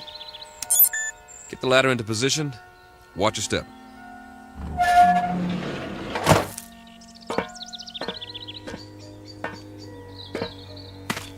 How many miles did you say we were from Earth? Too many. Time for a reality check. You see the same thing I see, Captain? What do you see? Open country, farmland. Kirby? Affirmative. Acres of grass, trees. I grew up in a place like this, in the Midwest. And those hills. They're settled granite, I'm sure. Eroded over thousands of years of wind, rain. I don't get it. Neither do I. Wait a minute. I do. Don't you see? We're back on Earth. Come off it, Kirby. I'm serious. The instruments are all screwed up. Some way or another. Don't ask me how. We got turned around, and now here we are, right back where we started. Oh, man. That is rich. Only one thing's missing. A brass band. Maybe they forgot about us. It's an interesting theory. Except for one thing. As far as I know, Earth has never had two suns in the sky.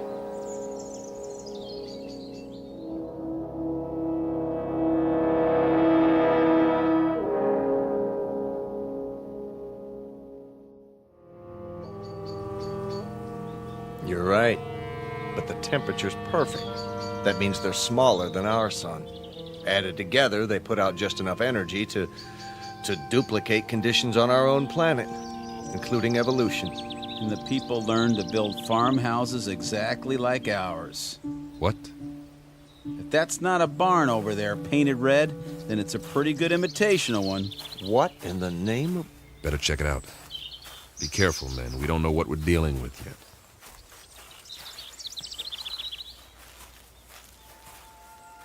What do you call this? A Martian? I'd call it a hound dog. Hey there, boy. How come he's not moving? He's taking a nap in the shade. I don't blame him, do you? What the heck is that? By the barn, it's called a tractor. They were internal combustion vehicles used in the 20th and 21st centuries before the Total War. So we are on Earth 300 years ago. Negative. We're not equipped for time travel. Okay, you explain it. I can't. The only thing I know for sure is that we're not on Earth. Mm-hmm. And we are not alone. What do you... Hey! Hey, you over there, by the barn! What's the matter? Can't he see us? He's turned the other way. Looks like he's taking a rest. Leaning on his... It's a pitchfork. He was using it to load hay into the wagon. Some outfit. Overalls. Farmers wore them with straw hats, just like that one. He even has a red bandana in his back pocket. Well, I suggest we ask him the way to the Emerald City.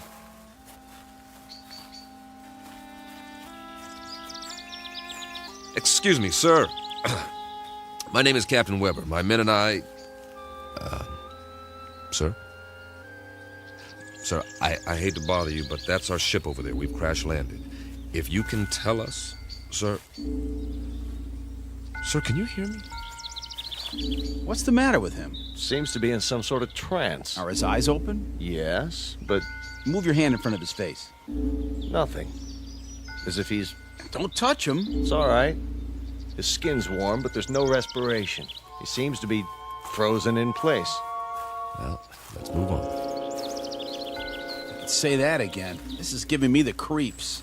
We'll recon the surrounding area. There may be others.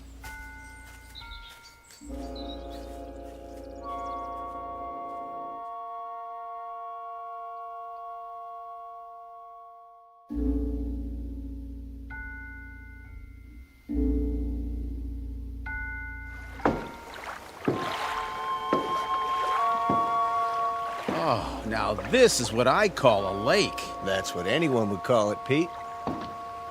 Easy, easy. Be sure the bridge will hold.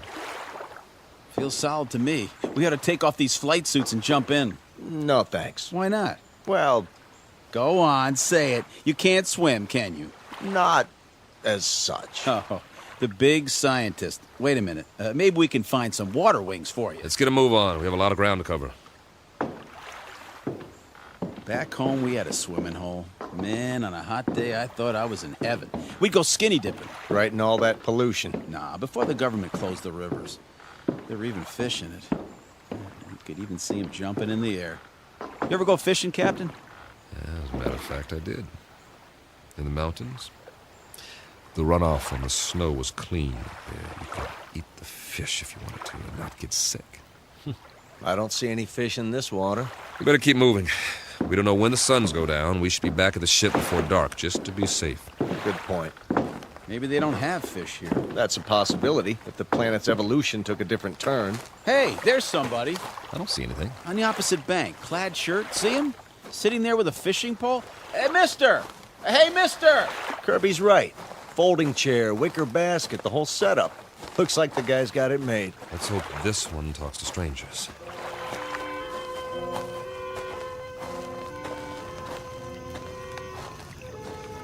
Hi there, fella. How's it going? Fish biting today? Mum's the word, huh? Let me try. Sorry to bother you, sir, but you might say we're lost. If you could give us directions to the nearest town. Don't waste your breath. This one's a stiff, too. Maybe he's asleep. If he is, he's done well for himself. This basket is called a creel, and it's full of fish. Quite a haul. Fresh? Smells like it. Hold on. Is that a bottle of beer next to him? It is indeed. Only, it's empty.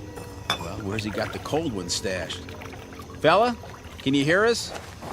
Do you even know we're here? Can't see his face. Lift up the brim of his hat. Okay, here goes. Sorry, nothing personal. I just like to look a man in the eye when I talk to him, even if he doesn't talk back. What did you do? Nothing, just barely touched him and he fell over. Well, at least we know he's not a statue. No pulse, like the farmer. But his skin feels real. Sit him up again, exactly the way we found him. I get it. Get what? He's off the clock. Way off. What's that supposed to mean? Pete and I used to joke about it in flight school. Now, there are 24 hours in a day, but sometimes that's not enough. You're not kidding. All my life, I've wanted extra time to read a book, write a novel. Or go fishing, spend some time in the country, meet a girl and get married, or just take a nap for crying out loud.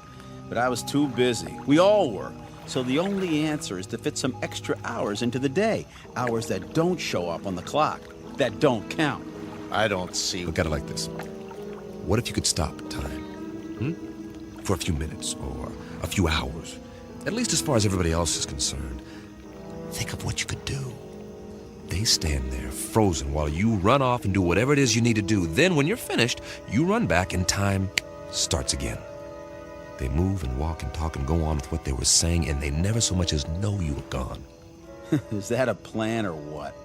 I wish we could have done something like that on the ship. If I'd had time for pure, uninterrupted thought, I might have, I don't know, perfected Sheldrake's theory of causative formation while the ship ran itself. That's right, and get home to find you've won your own Nobel, right? Now, we make planetfall, and we run into these people, if that's what they are, and it's as if we've finally done exactly that, taken ourselves off the clock, at least temporarily. Permanently would be fine by me. Nice theory, Captain. I'm afraid there are reasons, though, why it wouldn't work. I am sure there are. It's just a thought. If I were a science fiction writer, I could have some fun with it, but we've got more important things to do, like finding out what options we have, now that we're here. Say, I'm hearing things. I hear it, too. Seems to be coming from the top of the ridge beyond that grove of trees. That must be where the town is. We were close after all. Sounds like you got your brass band, Pete. I like it. Maybe they got a ticker tape parade, too. One way to find out.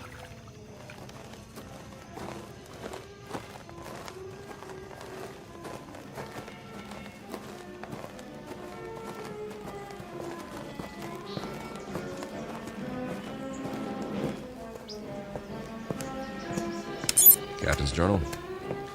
We appear to be on the main street of a Midwestern American town. Ahead of us is the square, complete with steeple, clock, and ivy-covered walls. Captain, did you notice? What's that? There are no hands on the clock. Duly noted. The music's louder. I hope this recorder can pick it up. Sounds like a Sousa march. There's a bandstand, flags, bunting, and a sign that says, Inauguration Ceremony. Welcome Mayor Finch. The musicians are all in uniform. Just one thing. They're not really playing. Kirby's right. Nobody's moving. Not even Mayor Finch. He's holding a silk hat. Photographers in front of the crowd about to take his picture, but nothing's happening. It's like a movie set with 100 extras all waiting for someone to yell action. The question is, who's directing? I'm going to look around. Weber out. The music's coming from that loudspeaker near the platform. It's being piped in from somewhere. Pre-recorded, no doubt. Concert's over. I wonder who turned it off. Any ideas, Professor? Well, I suppose it could all be part of a carefully orchestrated illusion. That's as good an explanation as any. Now, maybe we're being made to see and hear what we hoped we'd find here. The sights and sounds of home. But they got it wrong. It's 300 years before our time. Who's they? Or it could be that time itself is somehow suspended in this place. So we really are off the clock. It's all relative. Time may have, in a sense, speeded up for us or slowed down for them. You mean they might actually be moving? It's possible. Then why can't we see it? You can't see the movement of a clock's hands. Nevertheless, they move. Yeah, when there are hands. Do you believe what you're saying? Of course not. Hey, everybody. Sir, ma'am, what's the matter with you people? Are we invisible or something? Don't take it personally. By the looks of them, they don't see anything. They might as well be statues. But they're not statues. Here, feel one. You, sir, shake hands with the captain. See what I mean? They feel like flesh and blood. Yeah, Kirby's right. More of the same. Whoever, or whatever, is responsible, they've created a perfect imitation of the real thing all over this asteroid. For what purpose? I don't have a clue. The expenditure of time and effort is considerable. Not to mention the science involved. The skin on these pseudo-people must be a new polymer compound. And the clothing, all duplications of Earth fabrics. I wonder... never mind. Say it. Well, we must not be the first to land here. But this asteroid's not on the charts. Then, who were they modeled after? Maybe somebody real is still here. Where? Could be anywhere. The streets, the buildings. I say we separate. We'll meet back here in an hour. Well, it's better than huddling together like frightened children. Right. Pete, you go that way, Carl. See where the street leads and take some readings while you're at it. All right. I'll cover the buildings along this side, starting with the hotel. Remember, 1 hour.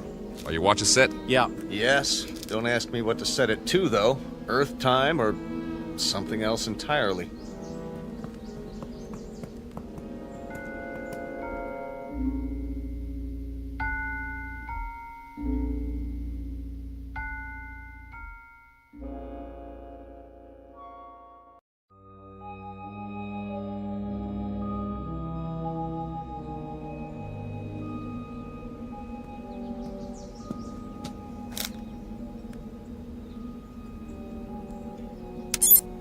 Captain's notes.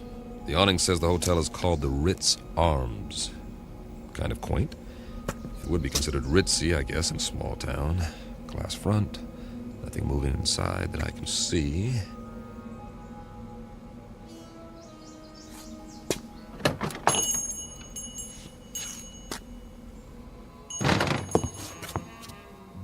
I should have brought the Visicam to record this. There's a clerk behind the desk, not moving, of course. And this is classic. There's an alcove off to one side. I can see 4 men seated around a table. A green lampshade, money.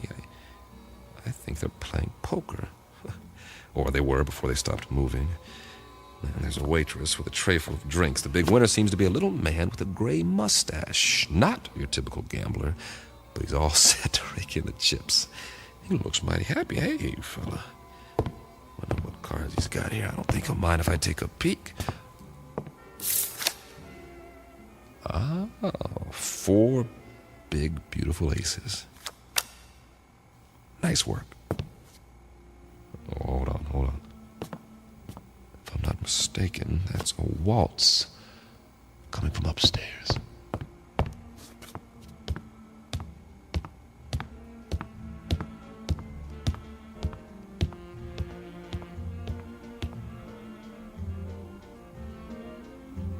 Music seems to be in one of the rooms. Hello? Hello? Anybody here?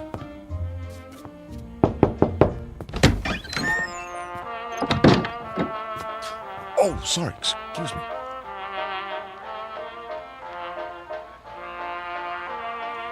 This room is definitely occupied. There's a candlelit table, I see an ice bucket, and a bottle of champagne. The music is canned. The couple is posed in a slow dance. She has a rose in her teeth, and he's got her bent back in a dip, kissing her throat. But what is she doing with him? A short, ugly man. Looks like he's never had a girlfriend in his life. But she's a real beauty. I don't know what's going on here, but I'm beginning to see a pattern. The theme seems to be dreams really can come true. But whose dreams? Who's fulfilling them? For what purpose?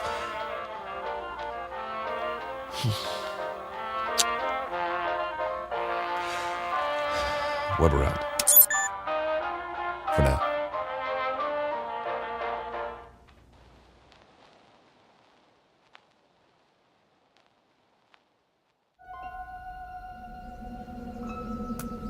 Find anything?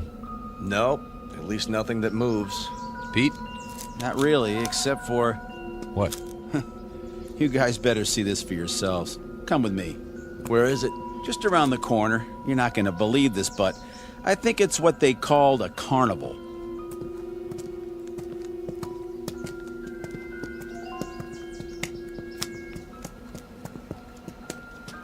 That's what it is, all right. The Midway. Those booths along either side, people could win various trinkets of low value by throwing baseballs at steel milk bottles or firing toy rifles at targets. I was wondering. A test of skill for amusement. Also the urge to gamble for those with a predilection for obsessive-compulsive behavior. What's in the tent? Oh, just some men in swimming trunks. Win $500, go 2 rounds with Tiger Loomis. Oh. It's not a real tiger. No kidding, genius. Let's have a look inside.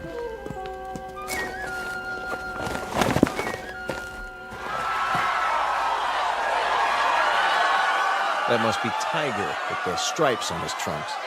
Yeah, the one lying down in the ring. Boy, some crowd, huh?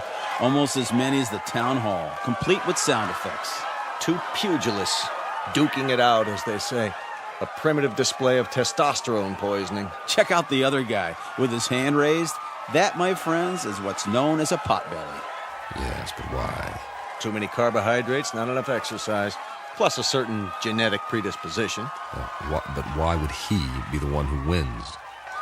Must have been a lucky punch. Looks like old Tiger's down for the count. Interesting.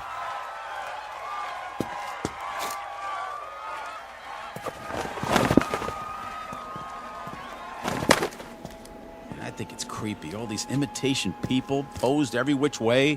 What do we have over there? I believe it's called a sideshow. Scantily clad young ladies who dance for the crowd, which is primarily male. That's nothing. Check out the stage at the end. See? I was saving the best for last. Get an eyeful of this. Some sort of contest, a sign. Beauty queen chosen today. Step right up, gents. You got your blondes, your brunettes, your redheads, your tall ones, your short, stubby ones. Take your pick. I'd say the judges have already made their selection. Cast your eyes on Miss Lakewood County. Some bathing suit, huh? Mm-hmm. It was called a bikini, after the location of the first atom bomb test. Of course, if you like them a little more curvy, there's always Miss Midvale. A little on the hefty side for me. Personally, I like Miss Vernon County in the strapless white 2-piece. And they all lost. Kind of breaks your heart, don't it? The one they've chosen with the ribbon and the crown. Miss Wanda Bertolini from Stockton, California. A little long in the tooth, isn't she? 39 if she's a day. Freckles, frizzy hair, the whole bit. And yet, she's won against all those beauties. There ain't no accounting for taste. Perhaps the competition was rigged. Yes. But why? Your Majesty, my compliments to the judges. I don't blame them. They think you're the prettiest one of all. Wear it with pride, but tell me something, Your Majesty. What's wrong with you? I mean, you can't even move a muscle, like everybody else in this crazy asteroid. Answer me. Go on. What's the matter? Cat got your tongue? Answer me. Easy, Pete. Ah, you can have it. Everything about this place is nuts. Where are you going? Wait!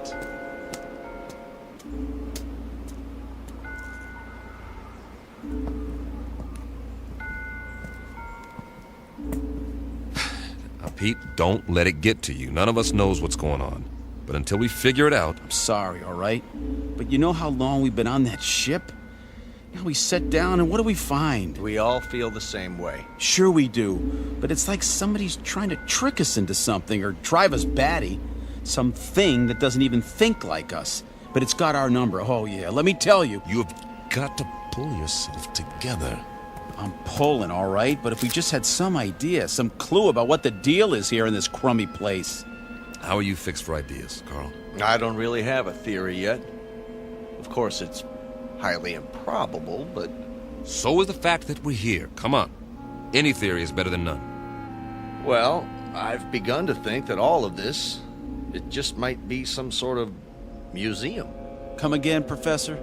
We're millions of miles from Earth. It's possible that the inhabitants of this planet, whoever they are or were, developed a very advanced technology. Let's say they had a super powerful scanning device based on some new principle. Over the years, they observed Earth and decided to build replicas of what they observed. Perhaps they even took specimens to use as models. That would explain the accounts of alien abductions. If that's true, where are these inhabitants now? Gone, perhaps, having moved on and left all this behind. They could be in hiding. Then we'd better explore the rest of it. Or as much as we can in one day. At least they had taste. Take the residential street we're on now. It's right out of the late 19th century. Old-growth trees, Victorian houses. Why this era? Why any of it? It must have interested them. Though for what practical purpose, I can't imagine. Maybe just to please themselves. This is the way it was on Earth a few centuries ago. I've seen pictures, the streets, the houses, everything laid out so peacefully. You guys like it here? I would, if I knew it was real. If I could be sure it wasn't all going to vanish in a puff of pink smoke. It's an okay place to visit, but I wouldn't want to live here. Well, you'd better get used to it. This is going to be home for a while. Charming.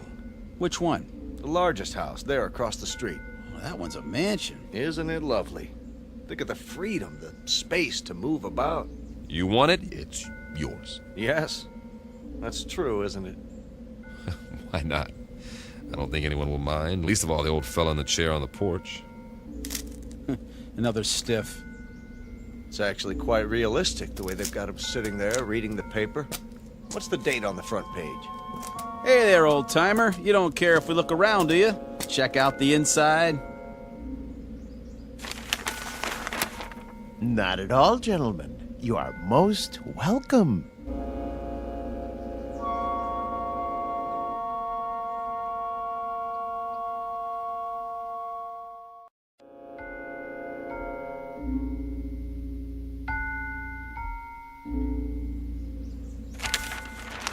Jeez Louise! He talks! Forgive us, sir. You all look as though you've seen a ghost. We assumed that you were like the others. Oh, no. I'm Captain Weber. The name is Wickwire. Jeremy Wickwire. Ah, our pleasure. Peter Kirby, my navigator. Hi. Carl Myers. How do you do? Can't believe you're real. Isn't everybody? We used to think so. Not around here. Oh, the others are nothing to be afraid of. Really, they're not. We have so many questions. I don't know where to start. We can talk inside. Some tea, perhaps. Please, gentlemen, won't you come in?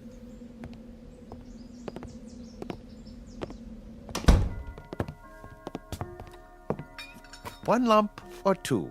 Oh, don't go to any trouble. It's better than what we're used to. Believe me. I don't know about you, Captain, but I must have my tea this time of day. I wouldn't feel complete without it. Oh, it tastes great. Nice and hot. Beats the heck out of that tang. I'll say. A remarkable collection of artifacts you have here.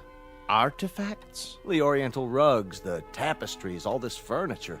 I've never seen anything to compare. It provides a certain level of comfort. Must have cost you a fortune. Oh, not me personally. We had it built for a Mr. Let me see, Jenkinson, I believe it was. You mean the pieces aren't antiques? Oh, heavens no. They were made to the client's specifications. At the last moment, however, he changed his mind, decided he really wanted to be a knight in shining armor. So now he's over in the medieval section, slaying a dragon. Then there's more that we haven't seen. Dear me, yes, we have many sections. Rome, Egypt, the Wild West. But the one we're in right now is very popular. It represents a period when creature comforts were most abundant, before peace in the world became impossible. By the world, you mean? Earth. Mr. Wickwire. I don't know where to begin. You see, we are from Earth. Yes, of course. We were on a routine geological flight in search of ore to be mined. We ran into a meteor storm and, it knocked out some of our equipment and put us off course. That was 6 months ago. Really? That long? Feels a lot longer, believe me. Please, go on. We saw this asteroid and landed as well as we could. But there's no more fuel. We're going to have to stay here until we can repair the communications module and signal for help. They'll think our ship was destroyed without an SOS beacon. I see. Then you're not from the Glades. The what? I've been expecting them. I'm due for a delivery. From Earth? May I ask a question about the Earth? Did they, by any chance, have that atomic war? Not as such. A cluster of smaller wars almost simultaneously. Most of the Earth's surface was destroyed. We're still picking up the pieces. Oh, dear me. That is bad news. More tea, gentlemen. Mr. Wickwire, explain some things to us before we go out of our minds. Certainly, but you do look hungry. And you can say that again. Let me fix us a light lunch first, Then we'll talk. No, Mr. Wickwire. Explain some things to us before we go out of our minds. If you like. Where are we? Why, you're in a memorial park. A memorial? More commonly known as a cemetery. Didn't you know? Please, make yourselves at home. I'll be back in no time. Did he say cemetery? Well, at least we know more than we did. You act like nothing's happened. Nothing has happened, yet. Just give it time. What would you suggest we do? I'd suggest that you... Settle down, fellas. Getting upset isn't going to help. Help who? There isn't anybody to help us. That old man's off his rocker. This place is some kind of loony bin. Shut up and sit down. Yeah, well, I tell you, I don't like it. We're sitting around having tea, and we don't even know where we are. It doesn't make any difference where we are. This is where we're going to stay until we can send a distress signal. Unless he happens to have some rocket fuel and a tail fin assembly lying around. So for now, all we can do is make the best of it. Yeah, we don't have to like it, do we? Be patient. Everything will be explained, I'm sure. You mean you trust that guy? A little more trust might have saved our world, Pete. I say something about him is screwy. What's he so happy and well-adjusted about? Well, look at the way he lives. He's got everything he wants, even if it is a reproduction. Quiet. Here he comes. I've brought some sandwiches and a bottle of wine. I trust we'll make quick work of it. You can say that again. I haven't had a drink in I don't know how long. And after that, coffee. It's brewing now. Meanwhile, a glass for each of us. Do you mind if I pour? Very kind of you, Mr. Wickwire. May I propose a toast? Please. To peace, my friends. Eternal, everlasting peace. I'll drink to that. We all will. Excellent wine. Glad you like it. This is a special occasion. I thought it was worth opening a bottle. Liebfraumilch, isn't it? Yes, indeed. Mr. Wickwire, we're still a bit confused. You said we were in a cemetery. What did you mean? Mean? Yeah, why would there be a cemetery here? Perhaps you could elaborate. Certainly. But before I explain the details, you must give me some information. If you like. If your dearest wish could be granted, what would it be? I'm not sure I understand. What would you like to be doing most? Where would you choose to be right now? That's easy. Back on the ship, headed for home. And you, Captain? I'll go along with that. So will I. Splendid. Oh, one other thing. When you left Earth, what was the date? September? No. The year. 2280. Really? 2280? When you arrived, I thought you were the men from Happy Glades, but you couldn't be. We're still not following you. What's Happy Glades? The world's greatest mortuary. At least, it used to be. The management hit upon this scheme as a service to the few who could afford it. This scheme being... Why, this little asteroid. Moriarty bought it and paid well to keep it off the maps. For what reason?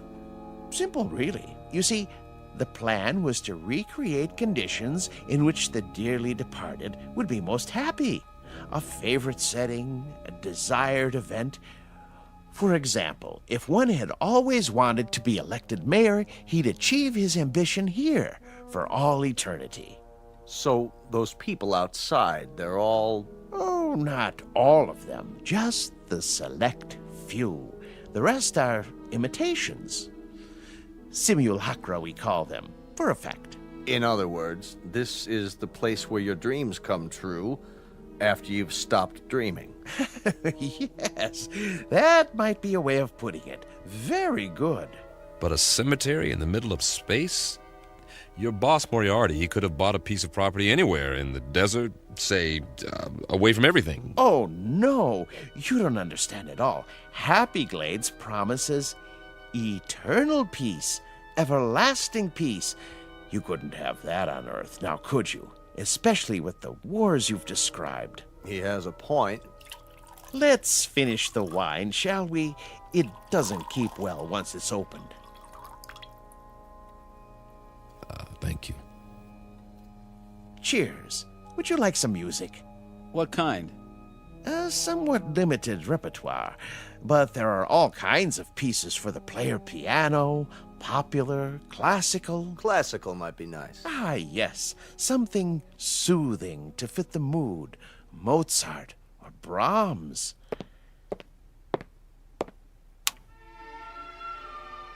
A good choice. I thought so. Drink up, gentlemen, before I bring the coffee. Unless you'd like something more to eat. I have some tea cakes in the kitchen. What about you? Me? Yes. How do you fit in? Why, I'm the caretaker. It's my job to make sure that our guests are not disturbed. This mortuary, or whatever it is, when was it built? Let me see. The year was 2177, I believe. It's almost 100 years ago. That makes you a little on the elderly side, doesn't it, Mr. Wickwire? Oh, you force me to an embarrassing admission.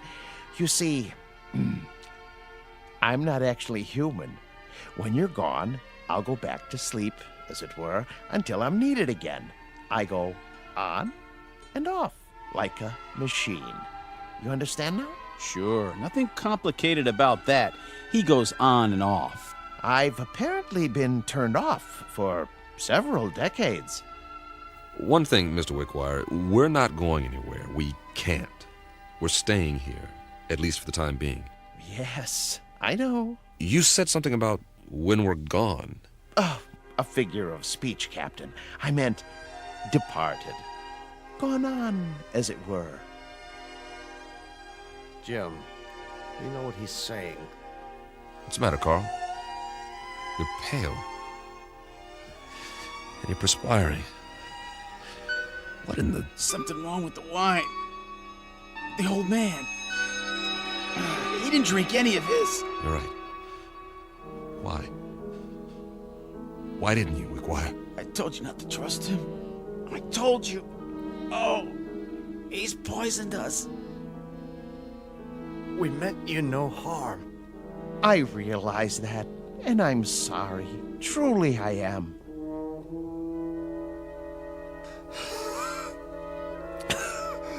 Give us the antidote. Give us the antidote. There is no antidote, Captain. Even now, the eternifying fluid is coursing through your veins. It won't be painful, I assure you. Oh, please. You've got to stop it. Oh, my dear friends, can't you understand? I have no control in these matters. I'm only a machine. But why? Why us? Because you're here and you're men. And while there are men, there can be no peace. Surely you've seen ample evidence of that on Earth. What are you going to do with us? There are several possibilities, but as you said, your preference is to be on your ship. So be it. I'll move you there and arrange you in your natural habitat.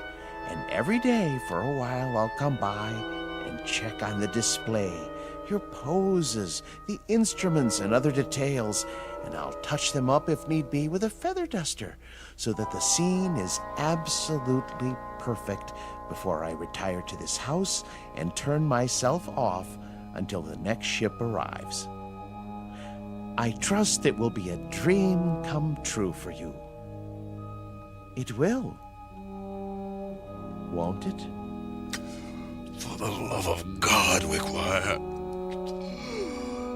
For the love of God. You'll excuse me now, but I must make ready. Oh, and gentlemen, I do most sincerely wish that you rest in peace. Captain. Goodbye, Captain. Easy, Carl. Easy, Carl. Don't fight it. It'll only work faster. Bill, I'm scared. Try not to be beat. I'll be with you. I'll be back on the ship soon. For all eternity. See you over there.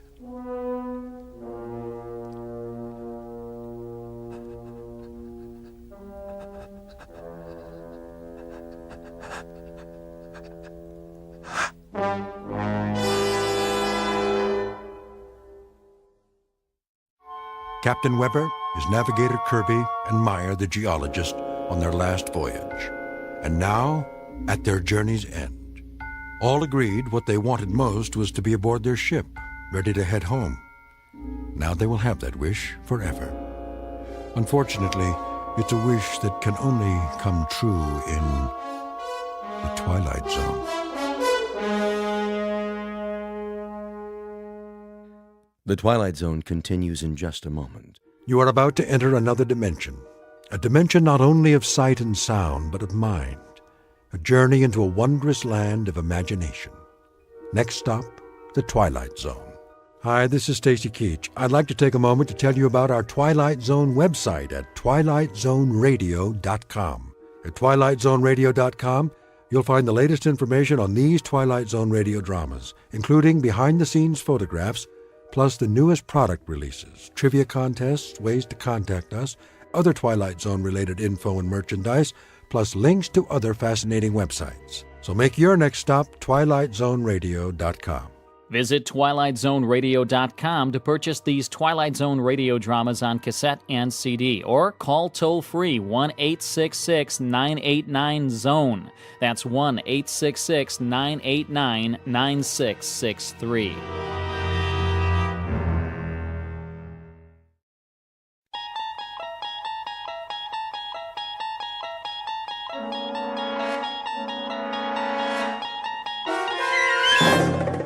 You're traveling through another dimension, a dimension not only of sight and sound, but of mind. A journey into a wondrous land whose boundaries are that of imagination. Your next stop, the Twilight Zone.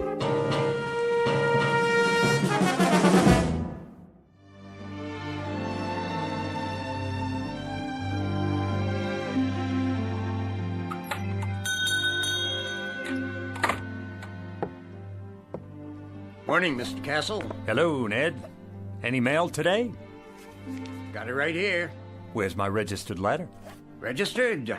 Oh, I didn't see one. The one that says I won the Publishers House sweepstakes. Oh, well, I'll keep an eye out for it. I entered that one myself. Instead, I get only bills. Yeah, the check's in the mail, Mr. Castle. Say, maybe tomorrow, huh? Maybe. See ya.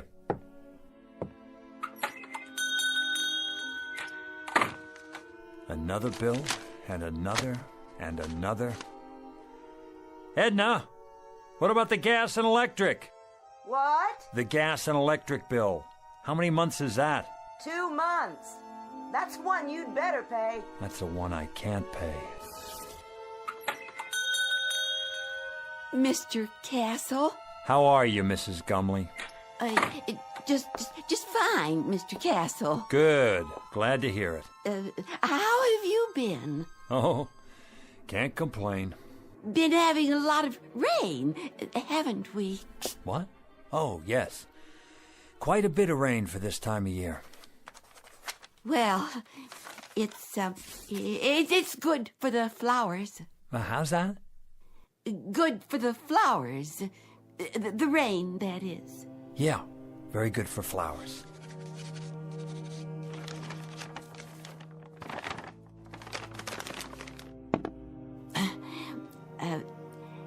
An heirloom today, Mr. Castle.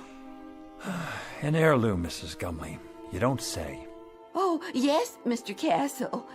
Been in my family for years. Has it now? Years and years. It's supposed to be very valuable.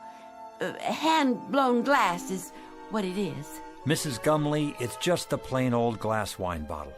Do you know what it's worth, actually? Nothing. Not even a deposit. If you could find the store where it came from, that's what they'd give you. Nothing. I could let it go for $1. Mrs. Gumley, if I could spare $1, I'd give it to you. Believe me, I would. But things have been rough here. The pawn shop business isn't what it used to be.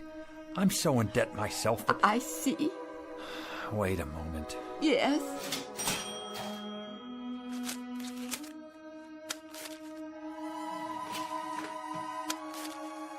$1 it is, then. I wish it could be more, Mrs. Gumley. I really do. God bless you, Mr. Castle. I could kiss you. Stop that now. It's nothing. You're a wonderful man. Good luck to you. And to you. Better days for all of us. Mr. Castle, it's not an heirloom, you know. I found it in a garbage can. It's just a dirty old cheap glass bottle. Please forgive me for lying to you. That's all right, Mrs. Gumley. Who knows? Maybe it'll turn out to be an heirloom. We'll just have to wait and see.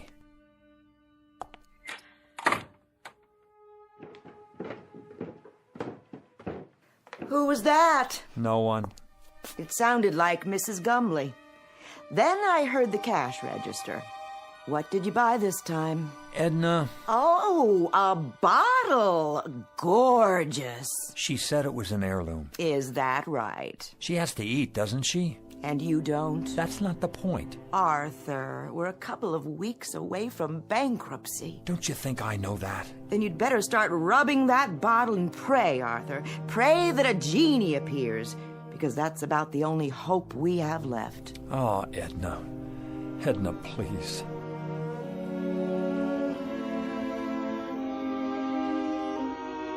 Mr. and Mrs. Arthur Castle, suspended in that brief fragment of time before fate comes out of a bottle.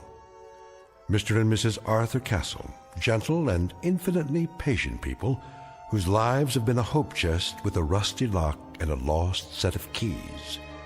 But in just a moment, that hope chest will be opened, and an improbable phantom will try to bedeck the drabness of these two people's failure-laden lives with the gold and precious stones of fulfillment. Mr. and Mrs. Arthur Castle, standing on the outskirts and about to enter the Twilight Zone.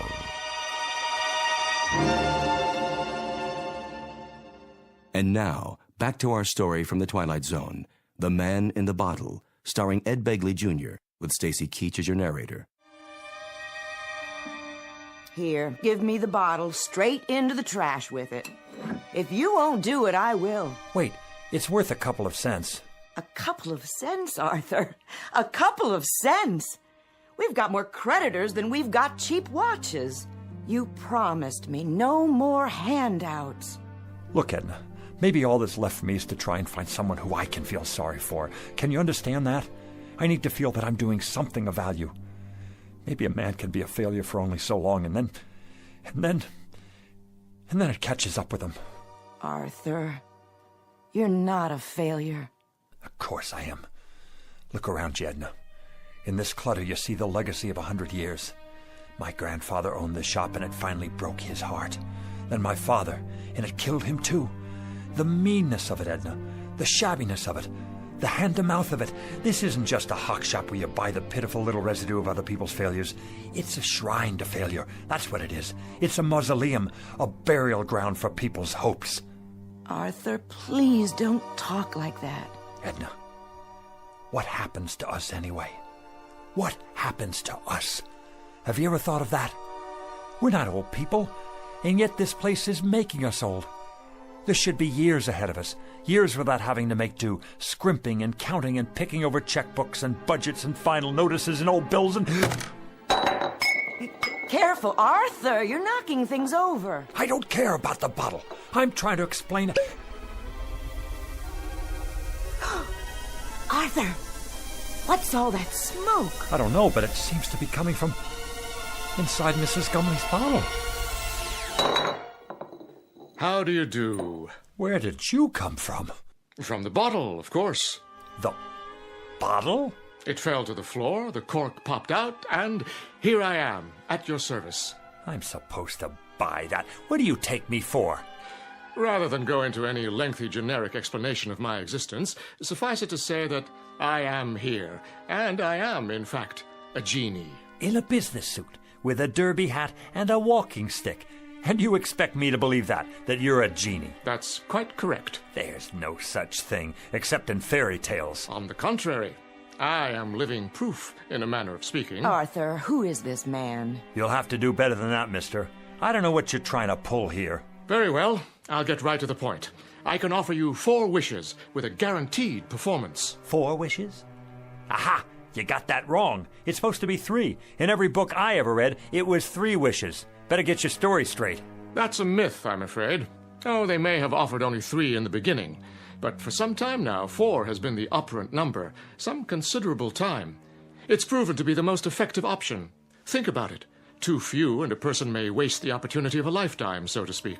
Too many, and, well, the possibilities can get out of hand. Frivolous, in other words.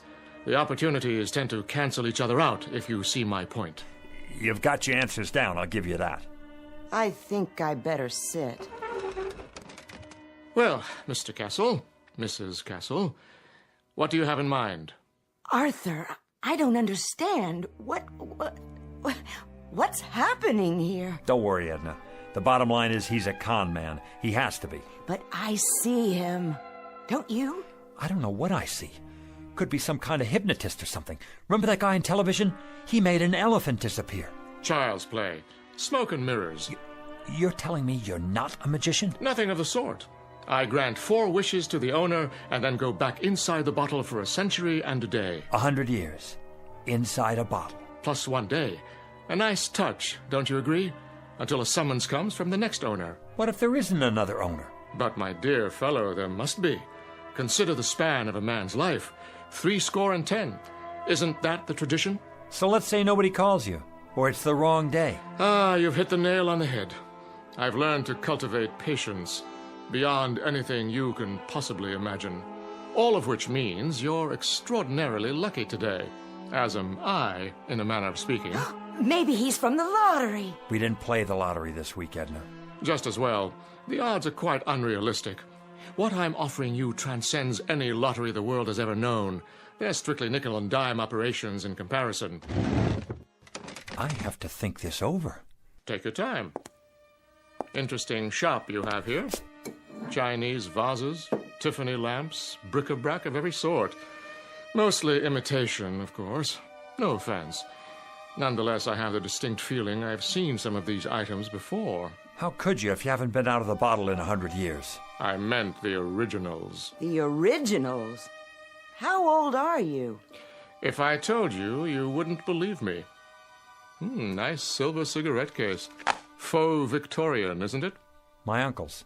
He passed it down from his great-uncle, who bought it in Liverpool in 1914. Is that what he said? How much? Take it. Get back to the subject. What else about the wishes? Oh, yes. Now, I think the business at hand is for you and Mrs. Castle to decide the nature of your 4 wishes, keeping in mind, of course, that each wish is irrevocable. Once made, it is fulfilled, and once fulfilled, it is a matter of record. It can only be altered by yet another wish. Clear, Mr. Castle? Clear enough. I think we better call the police. Why not wish for them? I can bring you Scotland Yard, the Federal Bureau of Investigation, or every bobby in the City of London. That won't be necessary. Is it the police you want? No. That's not what we'd wish for. Arthur, are you out of your mind? Go ahead, Mr. Castle. You were saying? Well, if I had a wish... You believe him? Just for the sake of argument, let's say that I wanted that broken glass in the case over there. Let's say I wanted it to be fixed. The glass display case? Unless that's too hard for you. I broke it cleaning up the other day. One whole side is cracked. Is that all? It's too expensive to replace and impossible to glue together. Impossible. Would you like to make it official, Mr. Castle? Arthur, be careful with this man. You don't know what he's after. Well, Mr. Castle, is that your wish? Yes, that is my wish. I want the glass in the case to be repaired. Very well, then.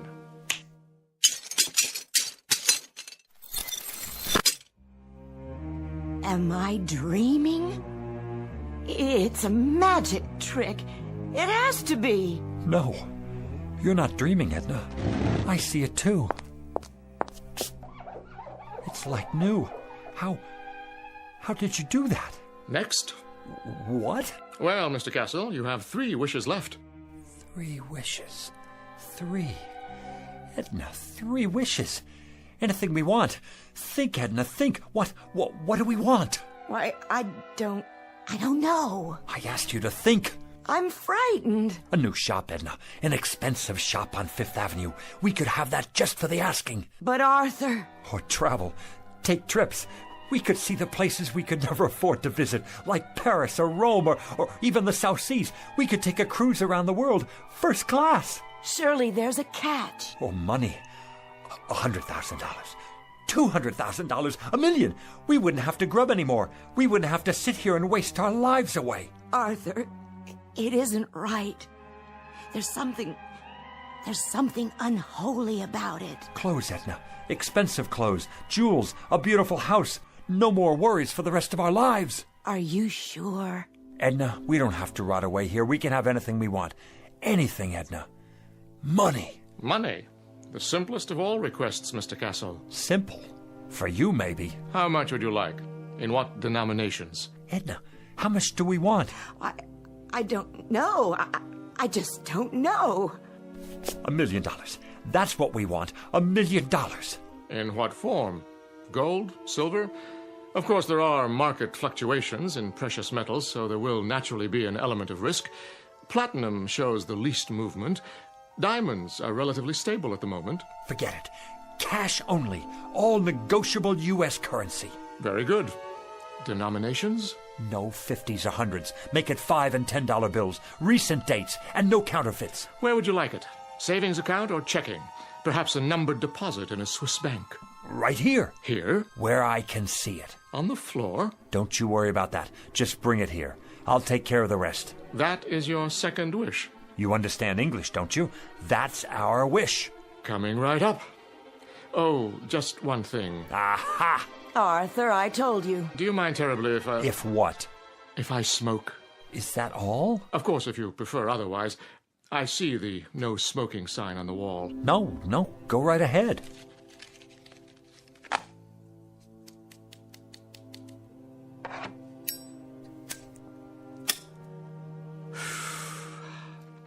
Very well. Now then, Mr. Castle, where were we? Ah, yes, I was about to say, ask and you shall receive. What's that? Where's it coming from? What is it? It's money. Look at it. A rain of money. Edna, $1 million, Edna. $1 million.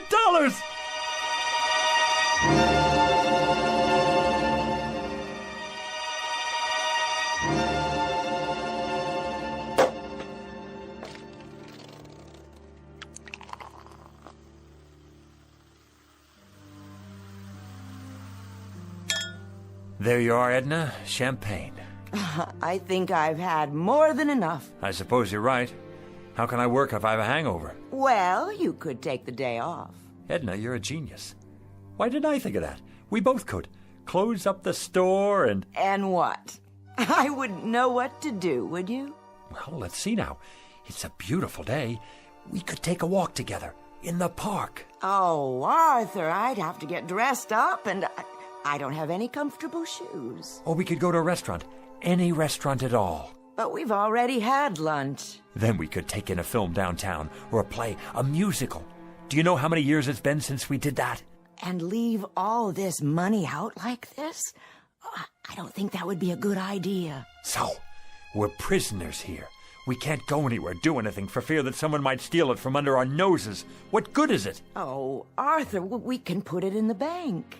That's tomorrow. The bank's closed now. Unless... What are you thinking? Call your brother on the telephone. Tell him to come over here. He needs money for his operation, remember? Oh, I like that idea. And while you're at it, call Avritton, the butcher, and Mrs. Tiola, and the checker at the market. And that nice girl at the bank. And the dry cleaner. And here, look in the book. All our old customers, the ones who can't afford to get their valuables out of hock. Call them all, every one. What will I say? Tell them we need their help.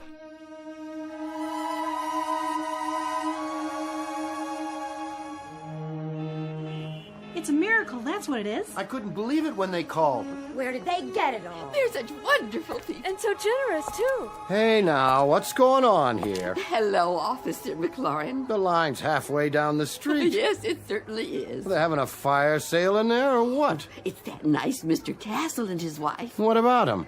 They're redeeming things. What things? All kinds of things, as long as you've got your pawn ticket. Even if you don't, they remember. They're redeeming us. That's what they're doing. It's the loveliest gesture I've ever seen. Hi there, Mrs. Gumley. Beautiful day. Indeed it is. Your turn, Mrs. Gumley. Go on in. Hold on. Where'd you get that fistful of money? Right inside, officer. From Mr. and Mrs. Castle, bless their souls. What are they doing, running numbers? Nothing like that. Strictly legit. You're telling me they gave it to you? Sure did. Enough to pay off their tab at the butcher shop and then some.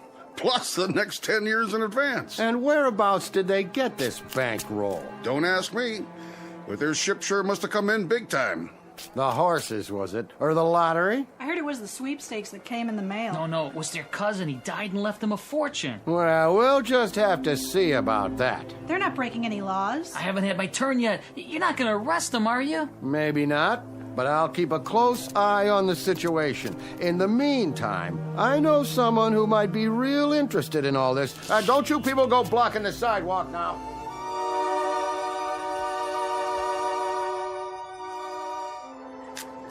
Here you go, young man.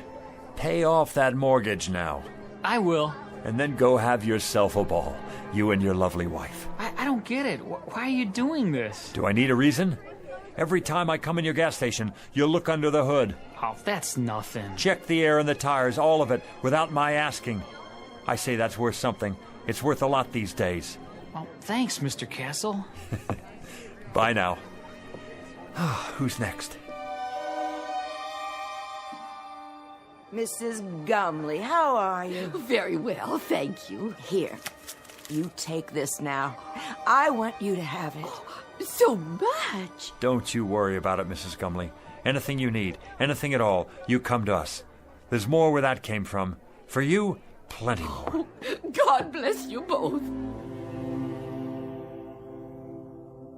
But why are you giving me this money, Mrs. Castle? Why?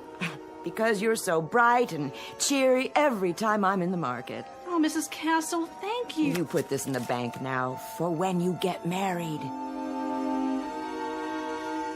And for you, Mr. Jacks? And you too, Mrs. Tiola. You have a nice day now.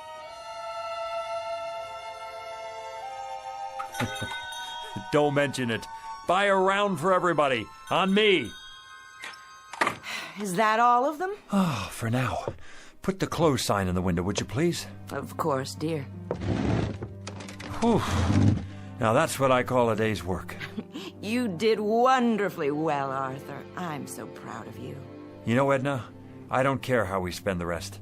I feel so good right now, seeing all those happy faces. I know. It would be nice to get away for a while, though. I agree. Some time in the sun, nothing fancy. How much do we have left? Look in the box. It's still practically full. We didn't put a dent in it. Your father would be proud. Rest his soul. And your grandfather. Tell me your opinion about something, Edna. If you like, dear. I'm wondering, do you suppose I still need to carry on the family business? Well... We don't have a son or daughter. I'd say you've more than done enough, Arthur. All these years. Even if we did have kids, I'd rather leave them money to start their own business. Something with a future.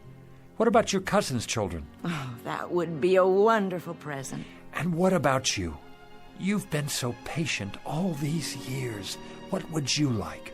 Well, first, of course, you're going to retire. No ifs, ands, or buts. And then, wherever you'd like to live, Arthur, as long as we're together. Of course we'll be together. You think I'm going to take up with a young floozy? Oh, no, I don't think that. You wouldn't. It's not in your nature. But you're tired. You need to rest. We both do. Rest and live.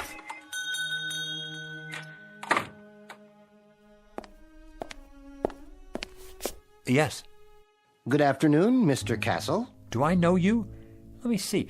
Harry Joy's son. I don't believe we've met before. Wait. Stu Wintner's nephew. That's it. Not quite. Are you from the life insurance company? Because if you are, we've got your payment right here. Just let me count it out for you. In cash. Is that all right? That's not necessary. Or we could write you a check just as soon as we make a deposit. And quite a deposit it will be by the looks of all this. I told you, Arthur, we should have put it away. Let me give you my card. Internal Revenue Service. That's correct. There's a matter of an income tax, Mr. Castle. You just send us the bill and we'll pay it. But send the bill in a hurry, would you please? My wife and I will be taking off for Europe very shortly. Oh, could we? Consider it done. Where would you like to go first? The Eiffel Tower, an African safari, waltzing in Vienna, perhaps? Dancing. We haven't been dancing since I don't remember. Dependents? Just a few details for the record. Ask away, we have nothing to hide. How many dependents can you claim? The whole neighborhood. They don't count.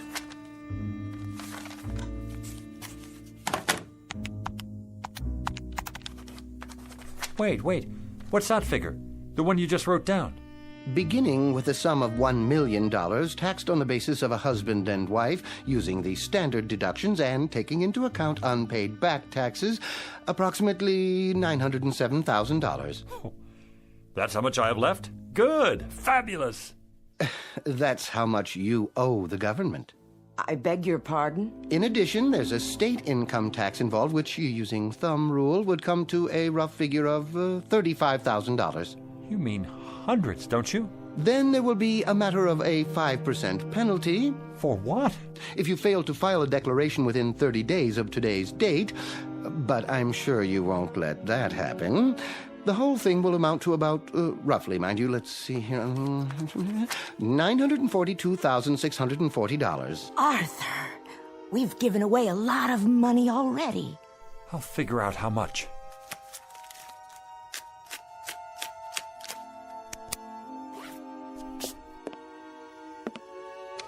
Fill out this form and send it to us with your check. It should be self-explanatory.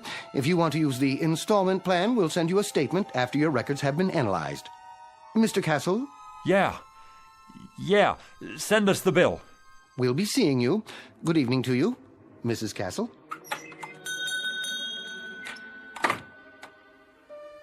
I wonder if we can appeal it. Help me, Edna. You take this pile. 76, 77, 78... Oh, Arthur, where's the genie when we need him?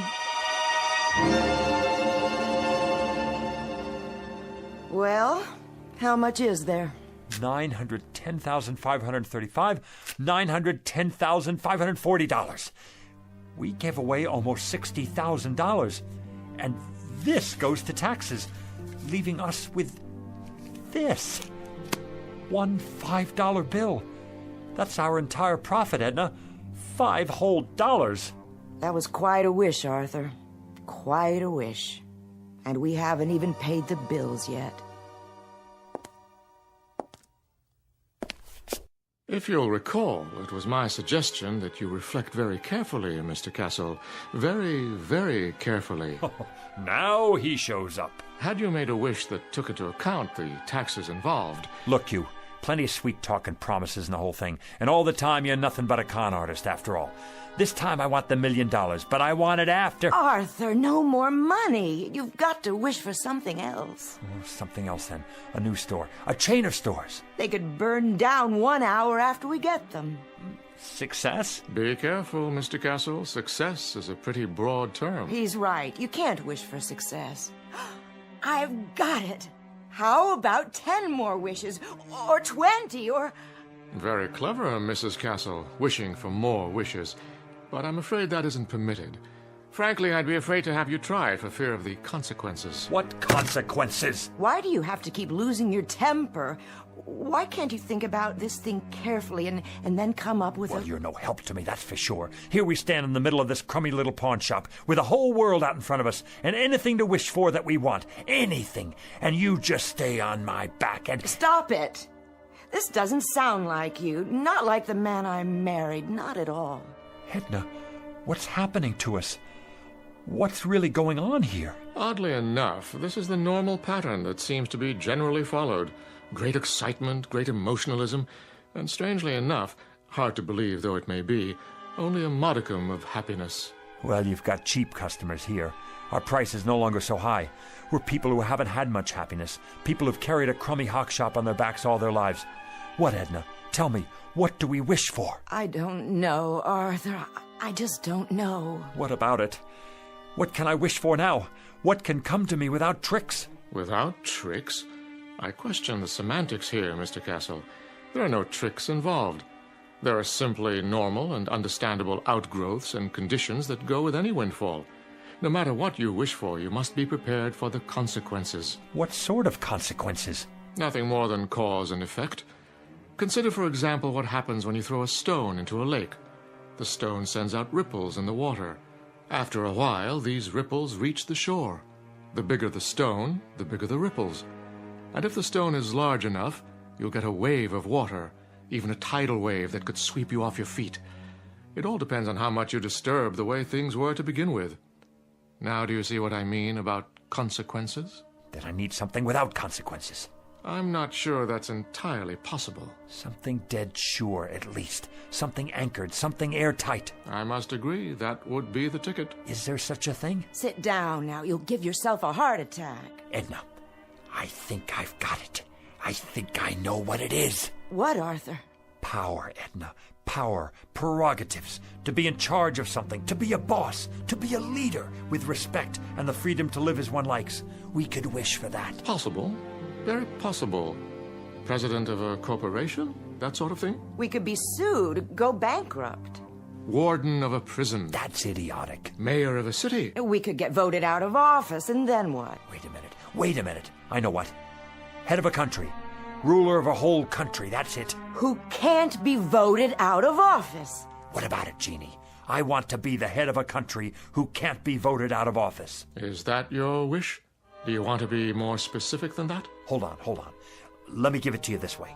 I want to be the head of a foreign country who can't be voted out of office, but it must be a major country, well known, not some poverty-stricken third world place, and not in ancient times either, in modern history. How do you define modern? Within my lifetime, and developed.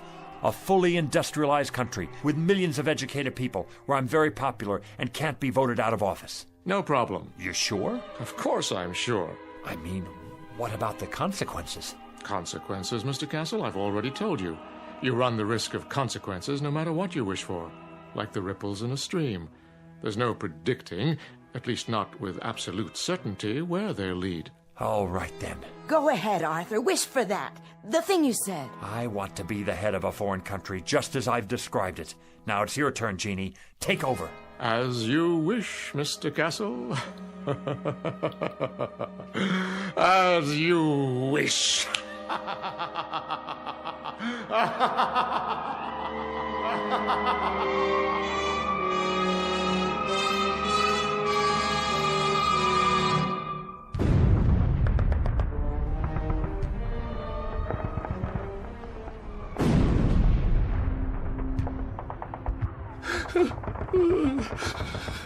You'll forgive me, sir. Yes? I have not slept in 3 nights now, but the situation is as I described. The first Ukrainian army has cut us off from the south. There's no sign of Wenk's reserve army. There is no reserve army. We are simply doomed. There is no hope for us. From now on, it is just a mass suicide. Did you hear what I said? They are already in Berlin. What about it, Führer? Führer? What do you want to do? Why do you call me that name? Here is what you asked for. Very quick and very painless, mein Führer. And we have the gasoline for you and Miss Braun. When you're finished. Head of a country. Can't be voted out of office. It's the end of the war and I'm in a bunker and I'm... Heil Hitler! It's almost the end. I've given them the poison. We'll take their bodies out into the courtyard and burn them when it's finished. Have the gasoline ready. I won't take the poison. I wish I were back where it all started. I wish I were Arthur Castle again. Oh, Arthur, you've broken it. What? Broken what? The bottle Mrs. Gumley brought in. Why? I have, haven't I?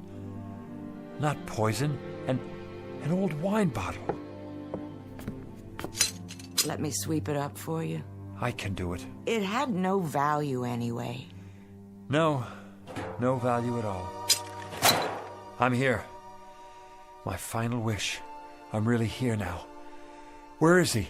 Where is who? You know who I mean. The And why would he be here? You've had your 4 wishes, remember? No, yeah. Well, I guess I'm a 4-time loser. What do you expect? I just wish he doesn't come back. I wish... There you go, wishing again. Right. Why should I? Why did I? Look at what we have here, Edna. We have a business that's been in my family for 3 generations. And each other. We have each other. I'm going to stop wishing for a while.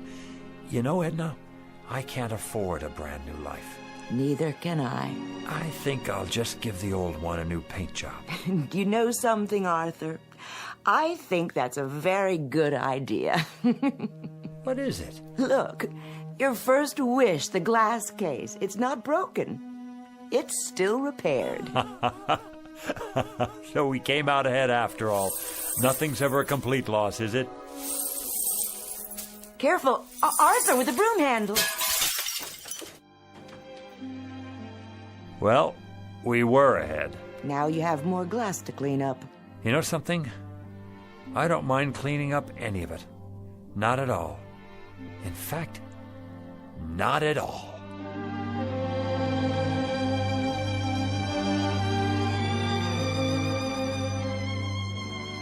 A poet named Lowell said it, something to the effect that granting our wish is one of fate's saddest jokes. Lesson to be learned out of a few fragments of broken glass in a trash can. And a word to the wise, to the garbage collectors of the world, to the curio seekers, to the antique buffs, to everyone who would try to coax a miracle from unlikely places. Check the bottle you're taking back for that deposit, because the genie you save might be your own. Case in point, Mr. and Mrs. Arthur Castle, fresh from the briefest of trips into the Twilight Zone.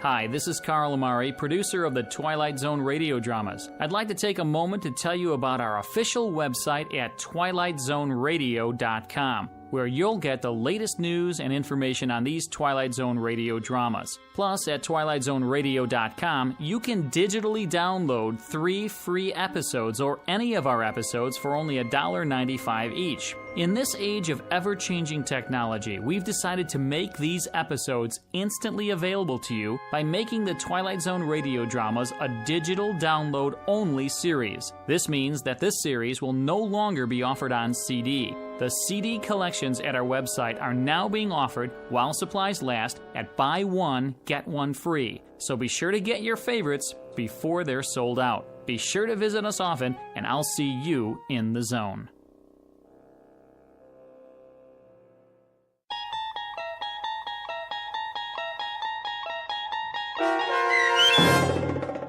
The Man in the Bottle, starring Ed Begley Jr., with Stacy Keach as your narrator, was adapted for radio by Dennis Etchison and based on a script by Rod Serling. Heard in the cast were Linda Ryder, David Darlow, Guy Burrill, Rosalind Alexander, Richard Hensel, Rich Komanik, Carl Amari, Diane Trice, Irene Olsen, and Richard Shavzin. To learn more about the Twilight Zone radio dramas and to obtain audio cassettes and CDs of these programs, visit our website at twilightzoneradio.com. This copyrighted radio series is produced and directed by Carl Amari and Roger Wolski for Falcon Picture Group. Doug James speaking.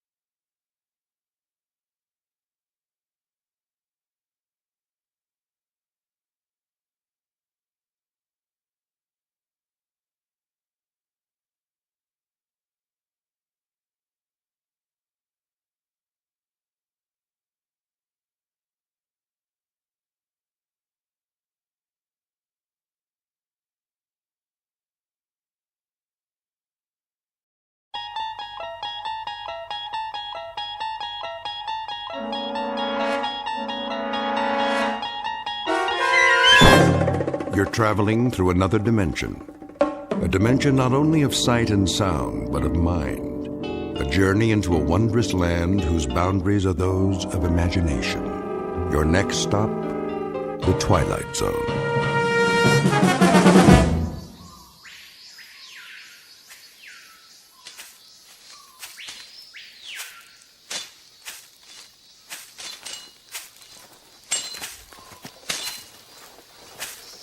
Go on.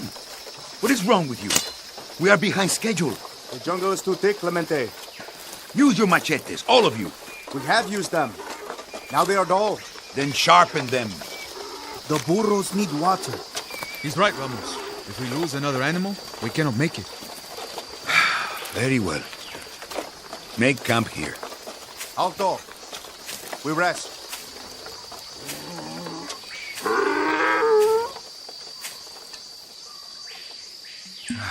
How much longer, Alessandro? A few more days, perhaps a week. If this is the right way to the capital. What? You have the map. What does it say? We are here by the mountains. We should go around, through the lowlands. No, that is too far. We must strike the Cruz now, before his army comes looking for us. Don't worry, Ramos. We are not worth hunting. You say that to me? I speak the truth. Look around. What do you see? Men of destiny. Oh? And how many are we today? The campesinos support us. They give us food, shelter. That is because we are the ones who march. We are the point of the spear. When we strike, they will follow. But only if we succeed. The jungle is full of rebels. They will come out of their caves to join us. First, we must survive. The way through the mountains is difficult. Cristo and Tamar are loyal. And Garcia. And what of the others? If they go back to their wives, we are alone. A teacher and a dreamer. Your words are strange to my ears, Javier. As if they come from a woman. Politics is more than a cause, my friend. It is a strategy. When a bridge is weak, it must fall. Remember the history of our land. The earth is ripe with the blood of other rebellions. We will not fail. There is no shame in it. We can take up arms again when the time is right. This is our moment. Not this year, Ramos. And perhaps not next year either. That is still too soon. But sooner or later, the crops will fail. The people will rise up, and we will show them the way. Now, their bellies are full from the harvest. They are not ready. Listen to your fear. You yourself taught me that the people rally behind a leader. A brave leader who knows no fear. Only a fool is without fear. I am not a fool. I'm a man. More will come.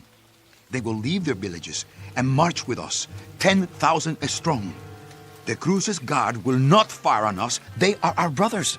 And how many brothers do we have here? 11? 12? Turn back now, my friend, before it is too late. Too late? Hear me well, because this, I swear, 1 week from now, we take the capital.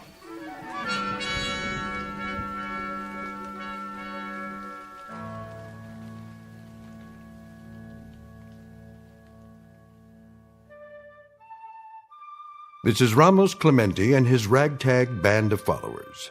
Chief among them, Xavier D'Alessandro, his political advisor and sergeant-at-arms. Clemente is the keeper of a dream. Once he walked behind a mule as it plowed someone else's land, looked up at a hot Central American sun and pledged the impossible.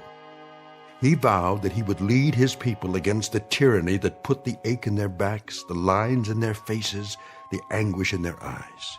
That he would ride at the head of an army into the capital city, cheered along the way by thousands of dreamers, all sharing the hope that General Clemente is the man to give them back their freedom. A noble dream, or an illusion. If the latter, it would be an honest mistake. But even honest mistakes have a price. In a moment, Clemente and his lieutenants will encounter something which will turn out to be more than they bargained for. The surprising aftermath of a well-intentioned revolution. They will discover the startling truth as reflected in a very strange mirror, one that was handmade just for them, in the Twilight Zone. And now, The Twilight Zone, and our story, The Mirror, starring Tony Plana, with Stacy Keach as your narrator.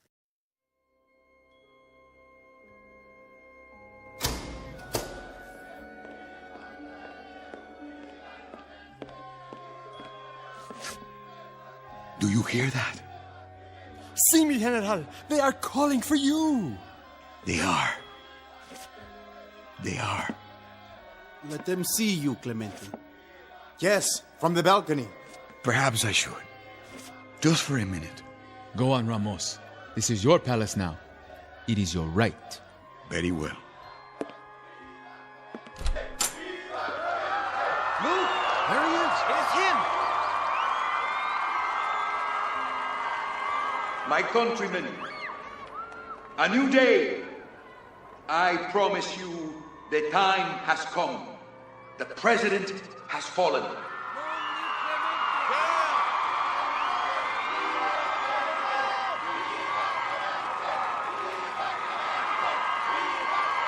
Go home to your families now and make ready for tomorrow. You shall have peace, justice, and equality.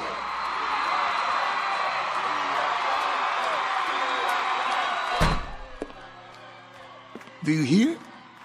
Viva Clemente! That is me. Viva, viva, viva! A toast. Yes, with some of the Cruz's precious wine. The glasses.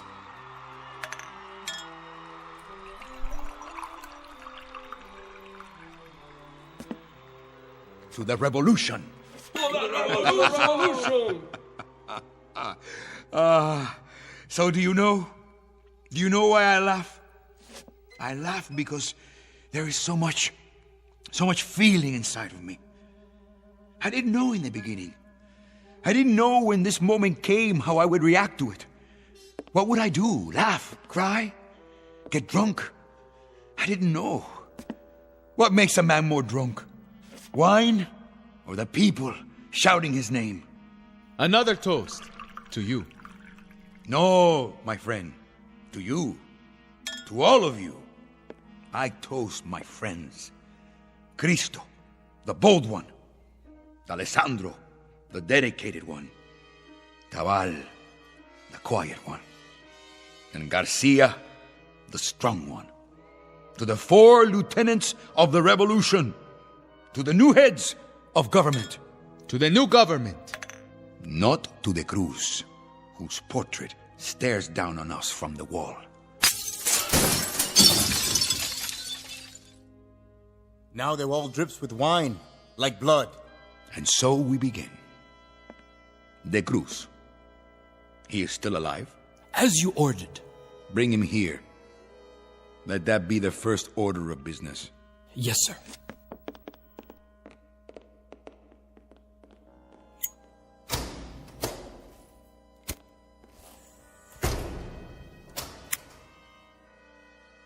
You will have to find another picture for the wall. Yes. One of yourself, perhaps? Oh, no. We will find something. There. In the corner. What is it? A mirror.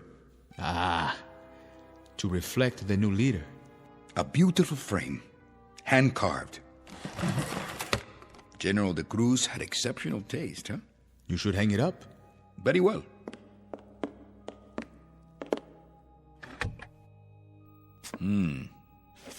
I look tired. Old. It has been a long day. Do you know, Alessandro? 1 year ago, this was the face of a peasant. A beardless, nameless worker of the dirt, whose fingernails were in mourning and whose clothing stank. And now? Now it is the face of a leader. A chief of state. Yes, it is. 1 year.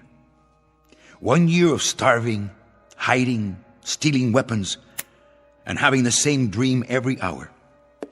And from the dream came an army, And from the army came a rebellion. And now I have liberated the masses of other nameless workers of the dirt. I have broken their shackles. And what of him? The one whose portrait you have taken down?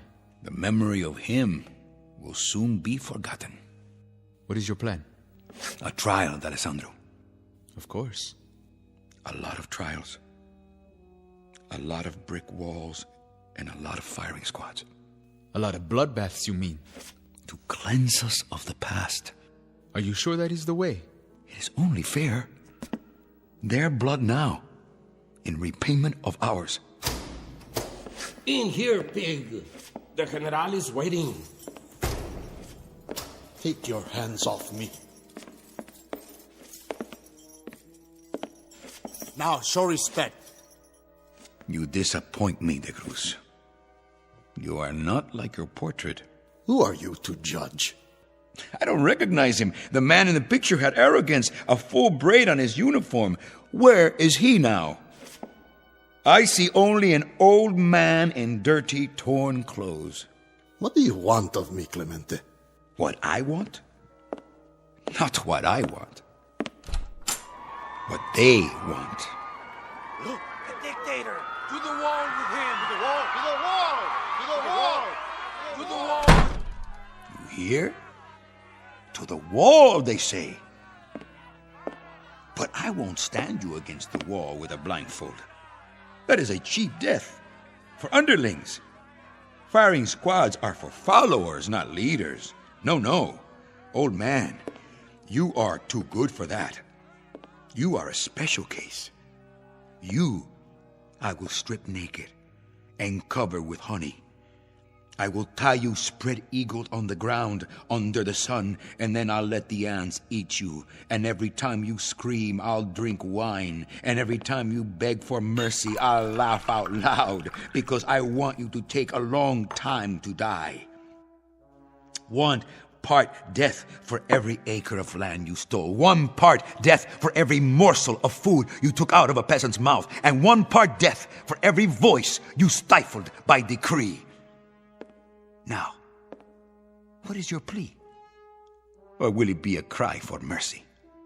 I will not oblige you, Clemente, with a cry or a plea. You can strip off my flesh, because it is here for you and easily done by any animal. But my manhood, you greasy little peon, this is as far from you as the moon. Peon? You dare to call me a peon? Stop! He is to be judged, not tormented. He is the animal. And you are not, eh? You are the purists, the idealists, the saviors, the avenging angels. Gentlemen, you will soon be disillusioned. You are me. You are De Cruz. You are Baptista. You are Trujillo. You are Noriega and Duvalier. You are the keepers of the grab bags. You can wave your flags and put up your statues and embrace all the people, from the oldest to the youngest. But we are of the same breed. We are the spoilers. We care for no one but ourselves. You insult me, peon. Enough. He presents his case and we are his best witnesses. We corroborate everything he says. You cannot help but do it. You think this room, the people out there, you think these are the fruits of victory? The spoils? No. They are simply a legacy, Clemente. What I pass on to you. Power you shall have. Certainly, power. Enough to make you giddy. But there are other things in the inheritance. You will find them soon enough.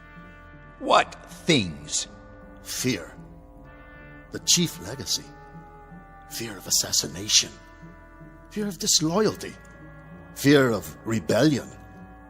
Fear of another Clemente hiding in the hills. Fear even of the Norte Americanos who offer you money and supplies. God help you. God pity you. Take him away. On your feet. Guards.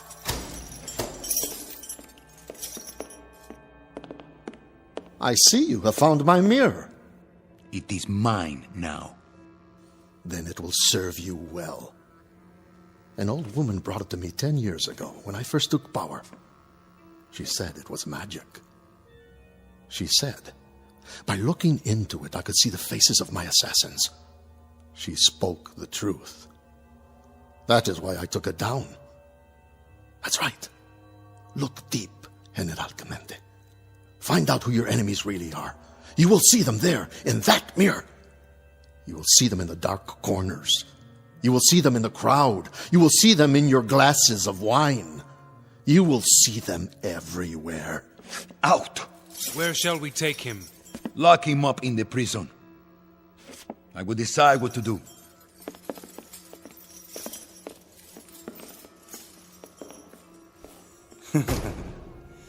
Assassins, come out wherever you are. Come on, assassins. Come out of the mirror. Yes, a joke. A stupid, ignorant joke. Assassins in the mirror.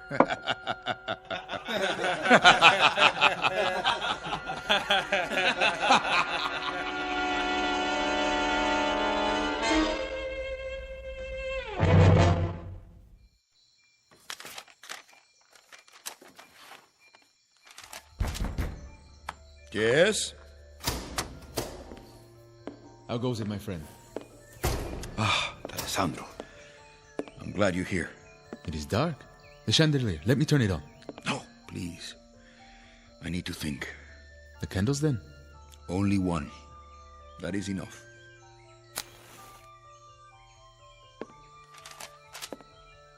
More plans, eh? For the new regime? Come to the windows, D'Alessandro. Look outside. What do you see? Fires in the night. Yes. Many fires. I see the old ways burning to make way for the new. The transition begins. What do you think he meant? Who? De Cruz. When he spoke of dictators. For once he spoke the truth. He is not deluded. He knows his role. But not ours. We will not make the same mistakes. No. But be cautious, my friend. It is easy to slip. Too much blood and the crops will not grow. We will know a season of poverty before the people are reborn. False friends will come to you, offering help. We must make alliances. There is always a price. Their influence, like fish hooks to bind us to them. From our neighbors to the south and the north. From lands across the sea. I will strike a bargain. With those who are so powerful? They will bring ships filled with goods, but also gunboats and helicopters and advisors with pacts to be signed. Their ways are ruthless. Deal with them, yes, but not as a puppet. I am no man's puppet. Then take care. Take care, Ramos. Choose the path of justice, not of revenge. What? You would have me forgive De Cruz and his army? They who have kept our people under the yoke? Not forgiveness, banishment. The prison is overflowing. We do not have enough bullets to liquidate them all. So they go to another land and rebuild their army. That is stupid, Javier. They are our enemies. Where will they live? In the mirror? Cristo. Sir. How many prisoners are there? In the capital, about 1,000. Start shooting them. When? Tonight. Yes, sir. Right away. I see. There is no time for trials. But for murder, there's plenty of time? What are you? A chameleon? The ease with which you strip off one color and put on another. You turn my stomach. I thought you were with me. I am, but not with mass murder. Murderers can never be murdered. They can only be eliminated. You clean your house with a reckless hand. Go, Cristo. Give the order. Gladly. You should look in that mirror and see what face looks back at you.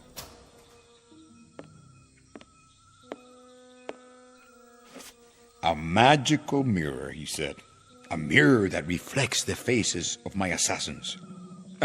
How intriguing. Isn't that intriguing, D'Alessandro? I had no idea that you believed in such... What are you doing? What am I doing? I saw it. Where is it? What? The submachine gun.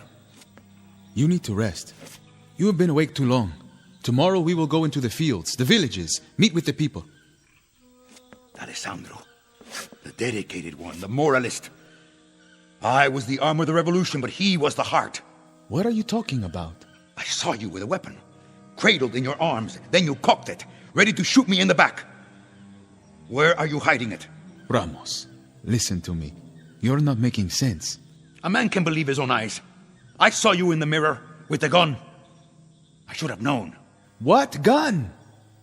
Ramos, you sound demented. I should have known. Of all of them, it would be you. It would have to be you, D'Alessandro. What are you doing?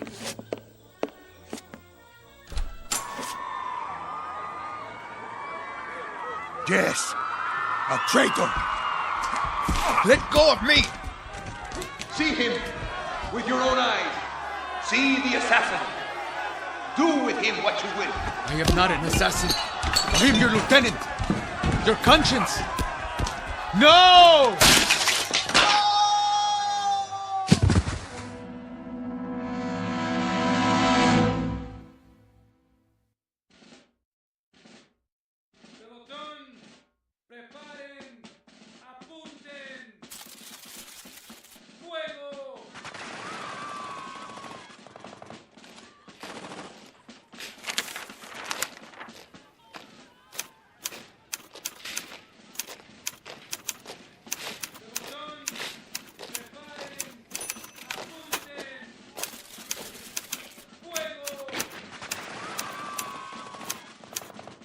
Work with that noise. Garcia, get off the couch and find a bed. What?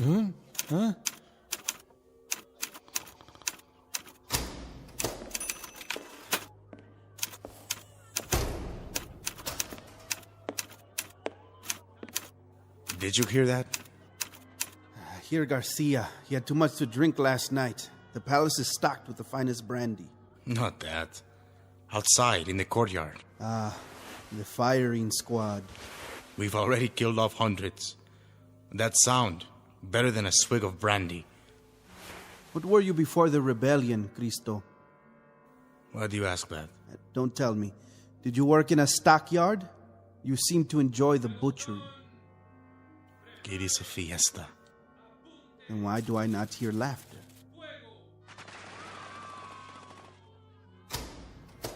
The crowd is getting bored, I think.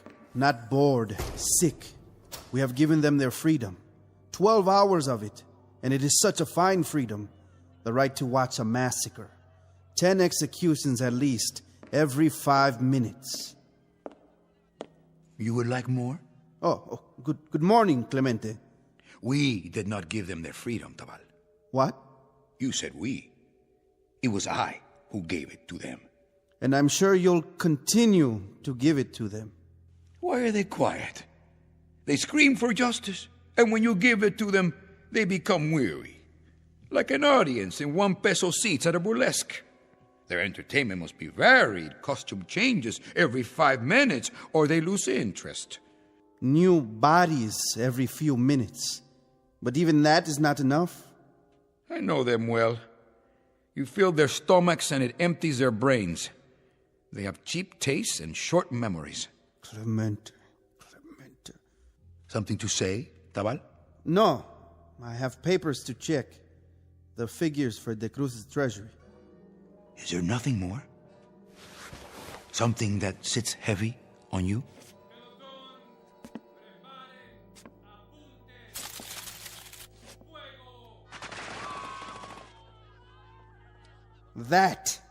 That sits heavy on me, on my ears and on my heart.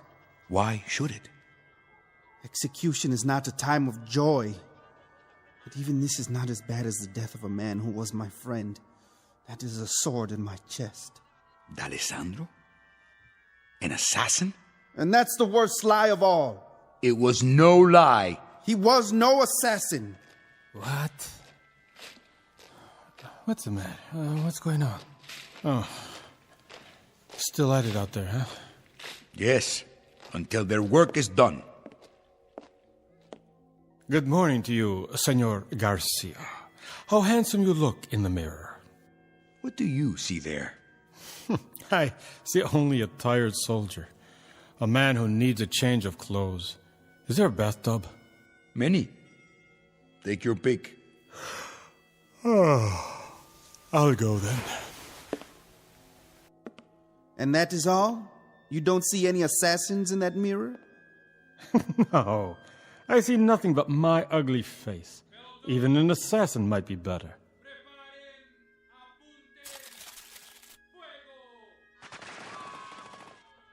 Let me see. No! Leave the mirror alone. Why? You can talk yourself into an illusion. You can make yourself believe anything. Let go of my arm.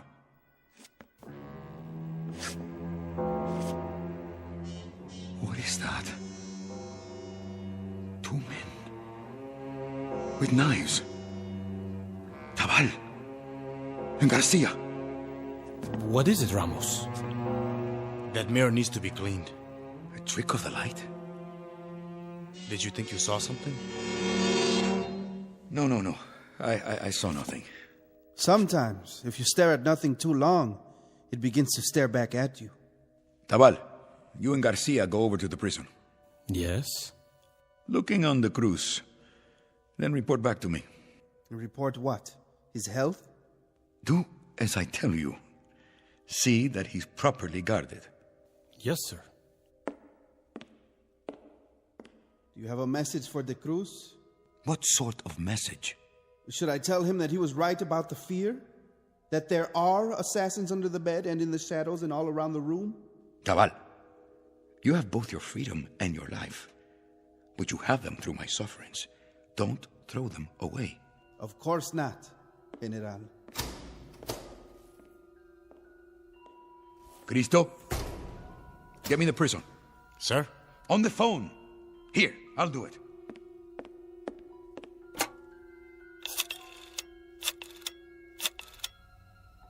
Hello? Hello? Are you asleep down there? It's General Clemente. That's correct. This is urgent. I want the prison. No, not the office, the front gate.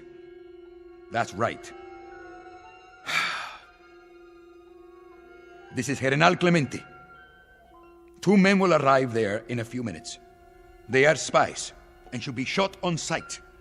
Their names are Tabal and Garcia. I know who they are and I know what they are. Shoot them. Call me when it is done.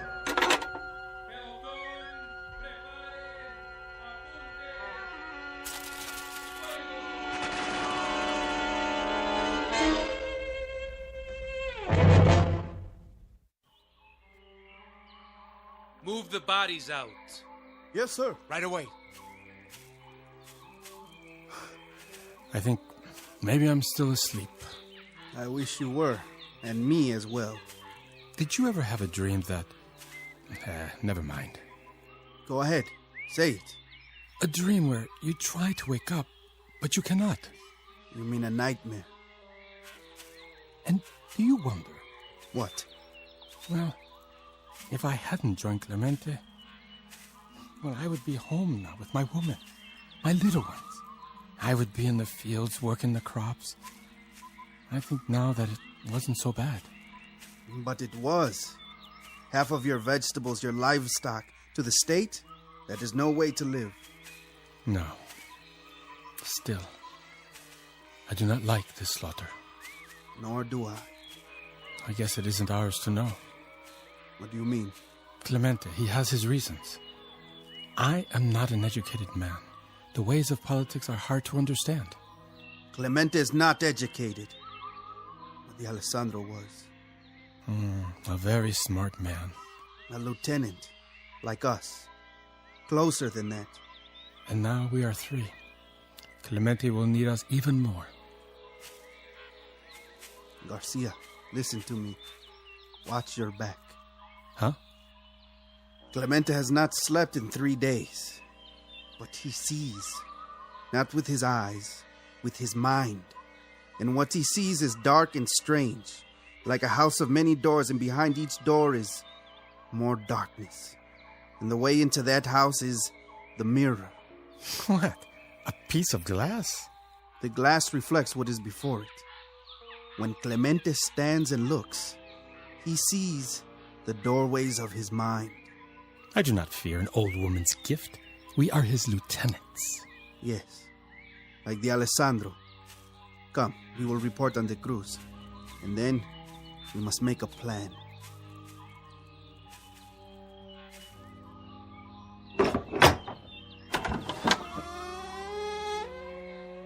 Señor Garcia, Señor Tabal. You know our names? But of course, you have come to see the prisoner. You have many prisoners, but only one of interest to the General. Ah, the General. I spoke to him not 5 minutes ago. Come in. We have been expecting you.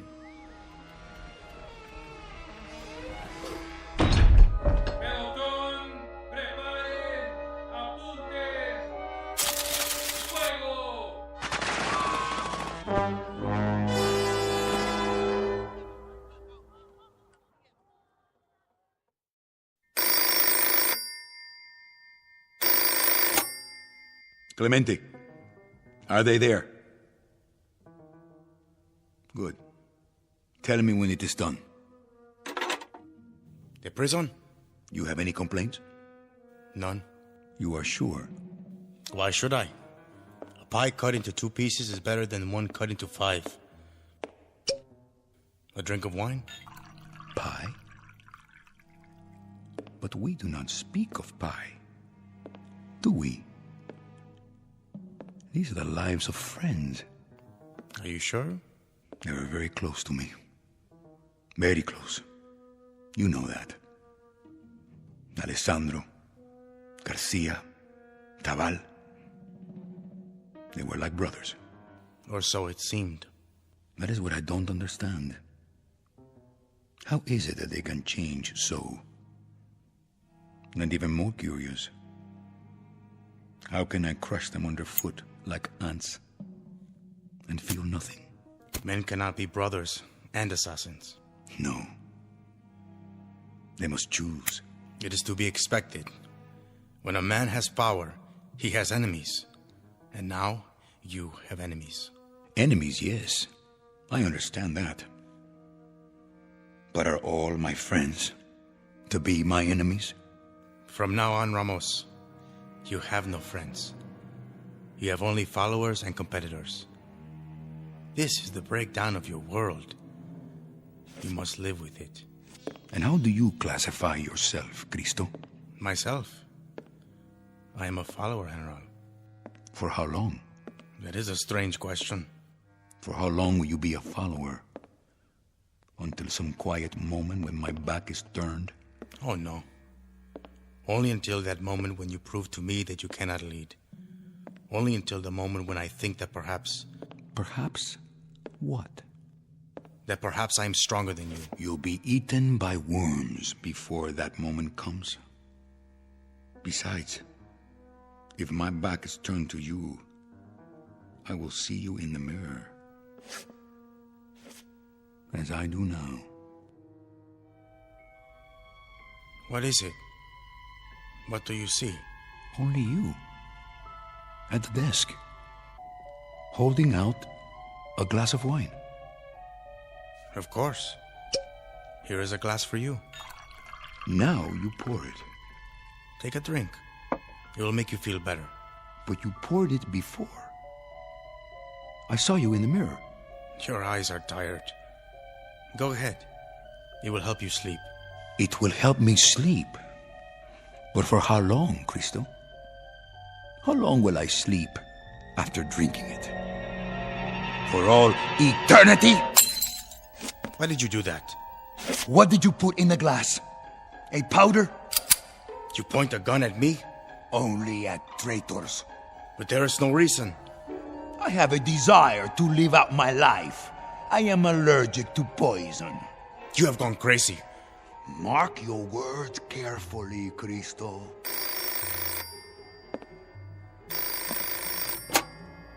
Yes? Yes, he is here. When? All right. I'll tell him. That was the gatehouse of the prison. The guards have shot Tabal and Garcia. They are both dead. And what shall we do now? Mourn for them? If you wish. They were our friends, weren't they? But then again, they can't be friends and assassins. They must be one or the other. Wasn't that your point?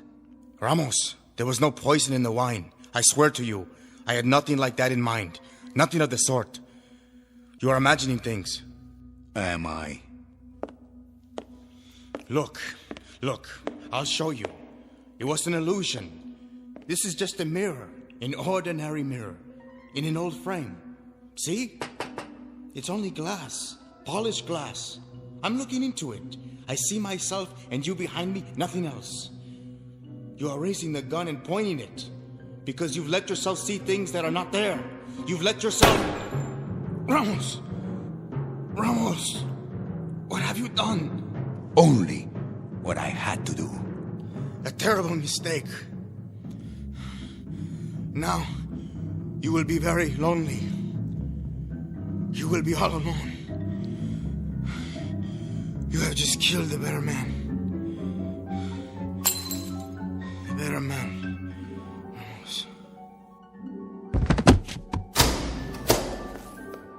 General, I heard a shot. Lieutenant Cristo shot himself accidentally. But how? Did you hear what I said? It was an accident. Now get out of here!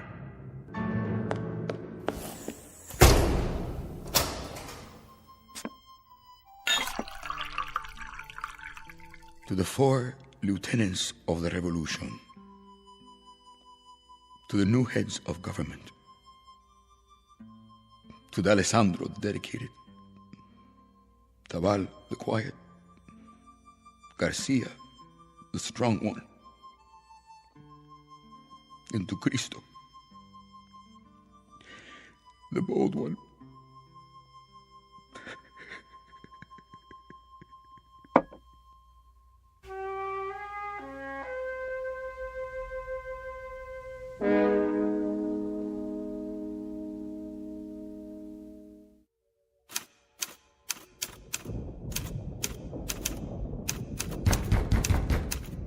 Yes?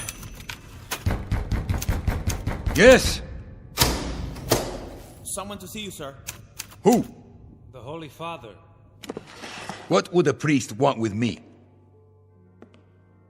Libos. General? It's all right. Yes, sir. I'll be outside. General Clemente. I'm Father Thomas. So? You will forgive me, General, but this must be said now. What must be said? The executions. The people are appalled. That is no concern of mine. Is this what we are to expect from the new regime? I have my enemies, Father. That is your answer? You may tell the people that as long as I have enemies, the executions will continue. They will go on 24 hours a day, 7 days a week, and if this disturbs them... Then what? Then let them do something about it. Let them starve in the mountains, as I did. Let them hide in caves. Let them raise an army out of the dirt. If there is one among them strong enough to make a new rebellion, let him try. But let him be prepared for a year of suffering, and let him learn how to lead. General Clemente, the victory is not so sweet, is it? Now you are learning. Instead of the flavor of wine, it has the taste of ashes. I had a dream, Father. I had such a dream. And they were all a part of it. Cristo and Tabal and Garcia and Alessandro. Why did they turn against me?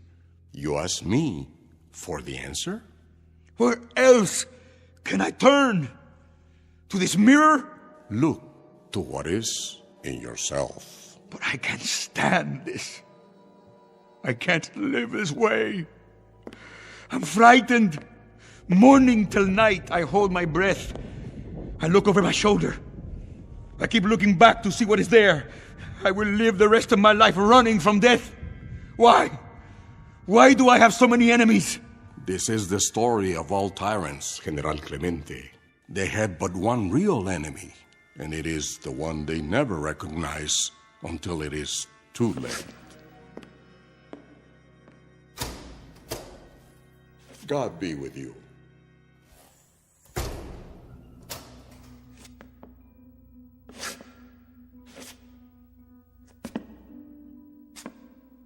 You. I see you looking at me. What do you see? What do you see?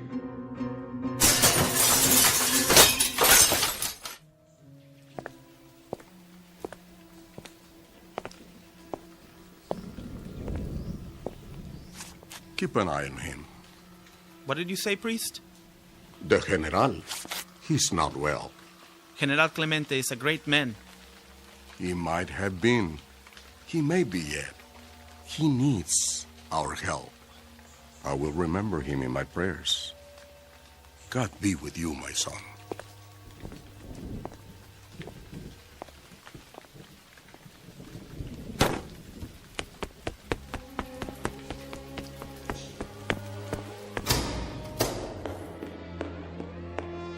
My General, the blood. Who has done this terrible thing?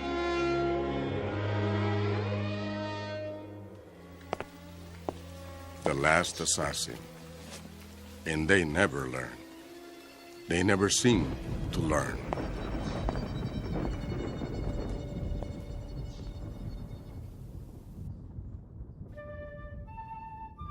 Ramos Clemente, a would-be savior in khakis, his brains blown out by an illusion. A mirage dangled before the eyes of all ambitious men, no matter how they begin. The most vulnerable are the dreamers, when they allow fear and paranoia to make them murderers. Which is not to say that ideals are an illusion, only that revolution requires more than songs and slogans. Courage helps, as does character, a touch of luck, and something along the lines of superhuman strength, whether it be found here or in the Twilight Zone.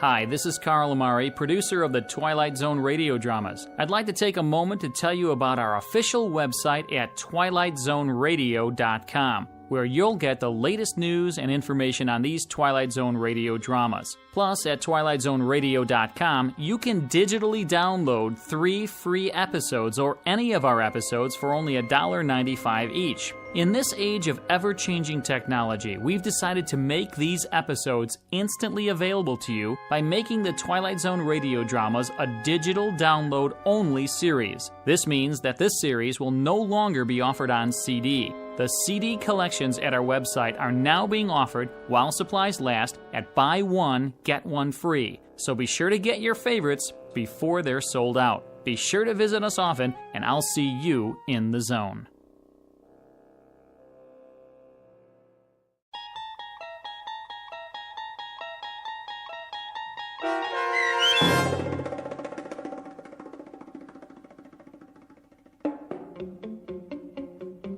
The Mirror, starring Tony Plana with Stacy Keach as your narrator, was adapted for radio by Dennis Etchison and written for The Twilight Zone by Rod Serling.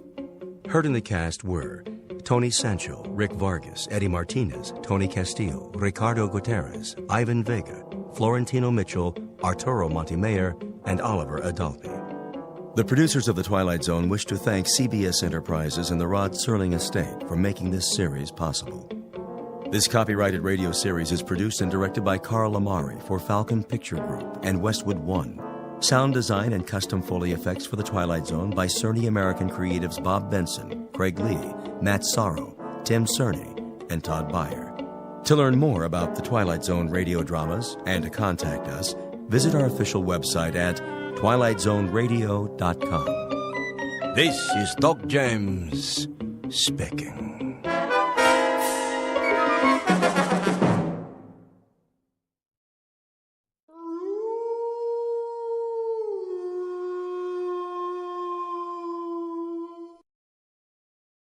Tune in to nostalgia. Tune in to now. Golden Radio Hour.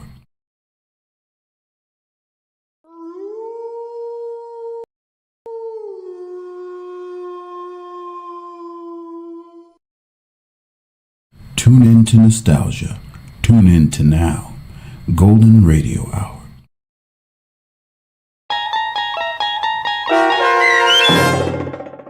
To Serve Man, starring Blair Underwood with Stacy Keach as your narrator, was adapted for radio by Dennis Etchison and written for The Twilight Zone by Rod Serling, based on a short story by Damon Knight. Heard in the cast were Doug James, Alyssa Fraden, C.J. Amari, Amber Lake, Christian Stolte, Jeff Lupetin, Kip Karstedt, Terry Berner, Tony Sancho, Alex Sopener, Steve Keys, Joby Cerny, Kurt Nabig, Amanda Amari, and Rick Arthur.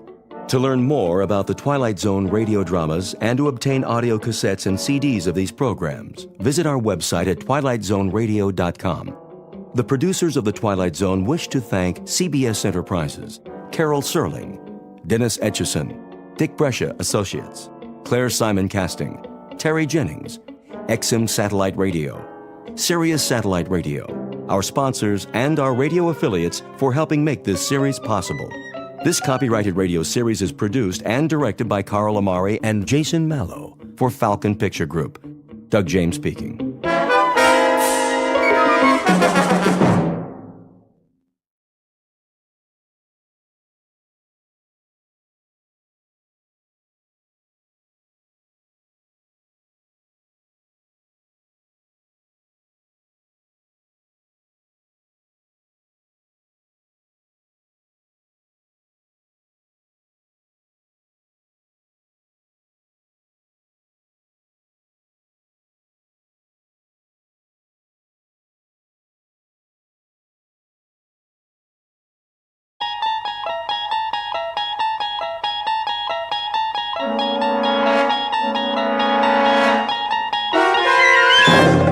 You're traveling through another dimension.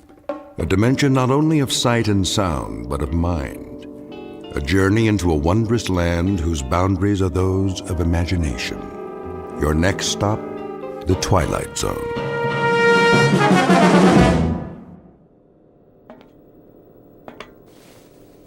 Mr. Chambers. Mr. Chambers.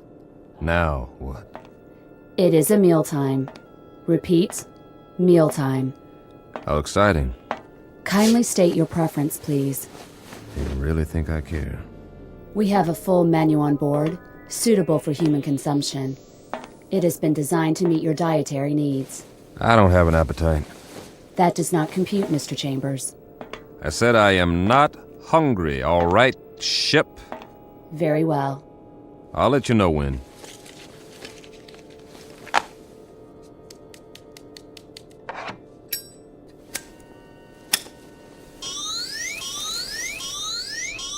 Safety alert. Oh, it's just a cigarette. Please extinguish all smoking materials at once. Please extinguish. Okay.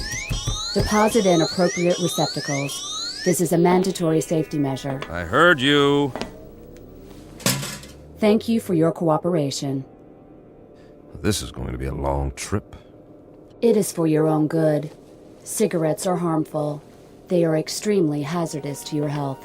And traveling through outer space, that's not. Comparisons are relative. Is that right? Please define your frame of reference. Well, here's a reference for you. The moon. Which moon? Anyone will do. As in, why don't you go take a flying jump at it? Kindly repeat. Forget it. You do not care for food at this time. Leave me alone. You do not care. Yes, I do not care for food at this time.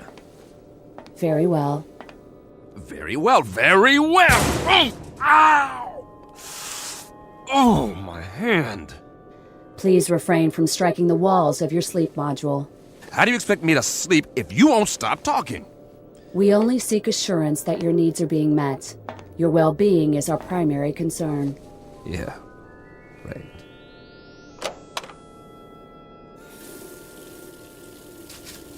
Please conserve water. A man's got a right to wash his face if he feels like it. Mr. Chambers, your trip requires the careful use of life-sustaining resources. Please conserve the water supply. I forget it. I'm going to lie down now. Try and catch some shut-eye. Nothing else to do. As you wish. Wait. Are you there, ship? Yes. What time is it? Your question is meaningless. Why? There is no time and space. Look, I only want to know. This is to say, there is no chronology that can be calibrated without a reference point. What time is it on Earth? Can you tell me that without an exercise in Euclidean geometry? Just tell me what the time is back home. What is the location of back home? New York City. In New York City, it would be 12 noon. 12 noon. Imagine that. I do not understand your request. Please rephrase. Leave me alone now. You wish solitude. Yes, I wish solitude. Very well.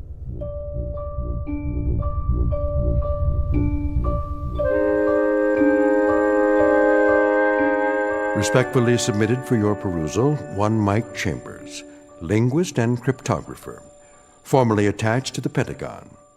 A highly educated individual who can break any code and decipher any language, at least on Earth. A man who shook hands, figuratively speaking, with a modern-day Christopher Columbus from another world. The height of this creature, a little over 9 feet, give or take a few millimeters. Weight, in the neighborhood of 350 pounds. Origin, unknown. Motives? Well now, therein lies the tale. And it's no ordinary one. You'd best hear the story from Mr. Chambers himself. Just remember, you're not on the Earth anymore. You're traveling at something close to light speed on a journey that will take you directly through the Twilight Zone.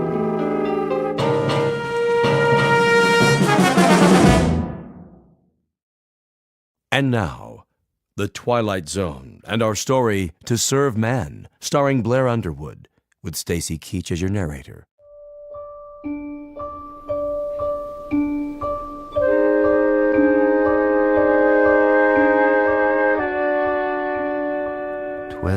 Noon.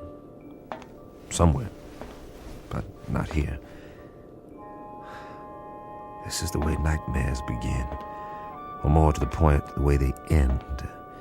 Very simple, direct, and unadorned, incredible. And yet, even while they're happening, we learn to live with them. We digest and assimilate new information as best we can, beginning with the smallest bits, the ones that are easy to process. So, if it's 12 o'clock noon back home, the only home you've ever known, that's what occupies your mind. You don't think about sidereal time or when it will be 12 o'clock the next day or the day after that. We live in the moment, but that's precisely what we should have been thinking of.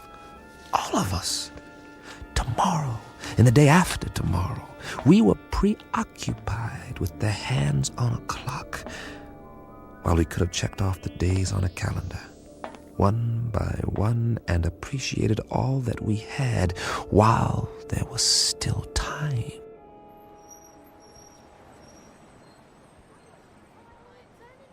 It started on an April day. It was noon then, too. And people walked and drove and bought and sold and fretted and laughed as they have always done. The world went on much as it had, with a tentative tiptoeing along the precipice of crisis. There was the economy to worry about, and wars, and the Middle East, and all the other myriad problems, major and minor, that had been with us for years, but they had somehow begun to lose their edge. I suppose because we had grown so accustomed to them. And that's when it happened. Mommy, what's that? Why, I don't know. Something flying over in the sky. It must be an airplane. But it's so bright. I know what it is. It's a flying saucer. Oh, it can't be. Look, it is. That's when we first heard they had come. And that's when we should have prepared ourselves, but we didn't. Instead, we milled around like farm animals, worried only about our creature comforts, while the Secretary General of the United Nations made the first official announcement. I watched that broadcast, the same as you did, live from the lobby of the UN in New York City. It came from the lobby, not the General Assembly. That rather large auditorium was empty, not due to a long lunch hour or an ambassadorial walkout or even the end of the world. The representatives of all nations were at that moment watching their television sets and listening to their radios, much as were their peoples around the world. For, as it turned out, this would be a rather momentous afternoon. Ladies and gentlemen of the press, is this thing on? If you could move back, please, the Secretary General will answer all your questions. Move in. I'm trying. Get the shot. Where's the other mic? Take Evening News Remote. Take one. Get it now. This is live. Mr. Secretary, if we can have a shot of you. Look at the cameras, please. Please, ladies and gentlemen, may I have your attention? Quiet, please. No questions just yet. I have a prepared statement. I say I have a prepared statement. Would you give me your attention, please? I'll read it now, if I may. Ladies and gentlemen, I should like to recapitulate the events of the past 11 days. On the 14th of March, shortwave broadcasts were received in the principal capitals of the world. It was established that these transmissions did not originate on Earth. Rather, their origin was extraterrestrial. The first messages were merely announcements that there would soon be multiple landings at various points around the globe. We were assured that these landings would be peaceful and that there was no cause for alarm. Nevertheless, United Nations forces were put on alert. As you know, these broadcasts continued to grow in strength for several days. Is it true that they've landed? Please, no questions yet. At 11 this morning, Eastern Standard Time, the first landing took place in an area outside Newark, New Jersey. We have subsequent reports of additional landings in Russia, Norway, the southern coast of France, Rio de Janeiro, and several other locations. It is the position of the United Nations that it would be premature to assume hostile intent. Our recommendation is that the world's countries remain calm and make no show of force. All governments are being apprised of these events as they develop. The current situation at present is therefore... What do they look like? Yeah, what do they look like? Are they human? Or are they little green men? What do they want here anyway? As of this moment, we do not know who they are or the purpose of their arrival. We know only that several of their craft have touched down and that... Hold on, Mr. Secretary. Who's that? Looks like the guys from the Pentagon. What are they here for? Must be something big. Sir. Tell them that we have to do this. Are you sure? Quite sure. We've cleared it with the White House. All right. It seems that one of the craft has just landed a few blocks away. One of the representatives of the visitors is apparently on his way to this building. Now? All the wires are. Give me a direct feed, now. It appears that he has requested an audience with the General Assembly. That's correct. In a few moments, we'll reassemble in the... Good Lord.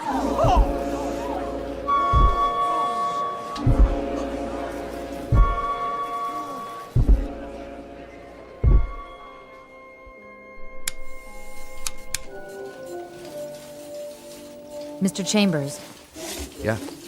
I think you'd better see this. What is it, a UN proclamation? They're not in session. They've called a special assembly.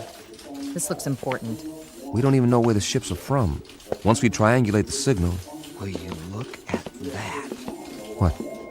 They're here. Jeez Louise, the size of him. That was the first time I saw him, or it, or Whatever it was, I still don't know. Judging by the Secretary General, it was at least 9 or 10 feet tall, and I stood there watching the TV screen like everyone else, and just like you, I didn't know quite what to think. Funny, I'd always imagined that first contact would be some kind of transcendent experience with special effects and a heavenly choir, the shock of finally seeing the other.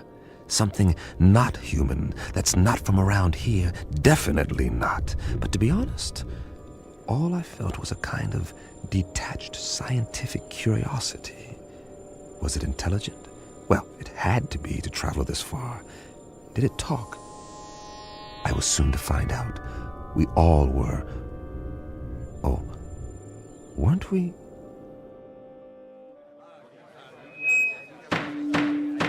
Come to order, please.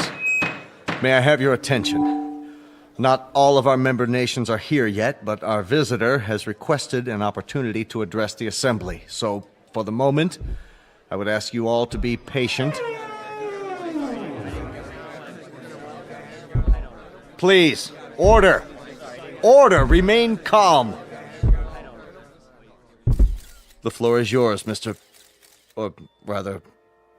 Ladies and gentlemen of Earth, we greet you in peace and friendship. We come from a planet beyond your solar system and well beyond your galaxy. A planet far more developed than yours. Why are you here? To establish... Hey, what's that book? Get a picture of it. What's the title? I can't see. He's not even moving his lips. He doesn't have lips, does he? To establish embassies here, and in the near future to set up reciprocal visits between Earth people and Canimets. Canimets, what's that? Must be what they're called. Write that down. Canimets. How do you spell it? Speaking on behalf of the governments of the people of Earth, we bid you, Canimets, welcome. How shall I address you? I have no name, as you understand the term, but you must have many questions. Please, feel free to ask me anything at all, of any nature. We have a great many questions, but to proceed in an orderly fashion, how did you discover us? How do you know our language? And as to your own planet, what is its political and social makeup? Of course, we most fervently wish to know why you have chosen us to... First of all, we must make the following admission. We do not know your language. Then how... Our own methods of communications are mental rather than verbal. Hence, the voice you hear is artificially generated. Your words, or rather, your thoughts, are received and processed by an automatic translation device. My responses are in turn electronically altered to simulate vocal sounds in a language known to you. You cannot speak, then? Not in the literal sense. Astonishing. We understand you perfectly. As to your other queries, our planet is not visible to you. It lies far beyond what you call the known universe. But it is highly advanced technologically. Its political and social makeup are complex. I cannot describe it without first educating you in the basics of our society. That may be a lengthy process. Are you willing to be interrogated here at the United Nations in a special plenary session? All of our nation's representatives could attend. I'm sure they have many questions. I would be delighted. I believe that is the proper response. We thank you for your courtesy. Until then...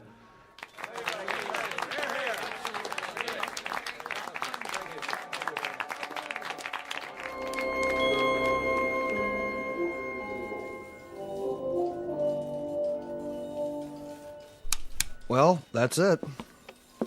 For now. I can't get over the size of him. Are you sure they're not using trick photography? No way.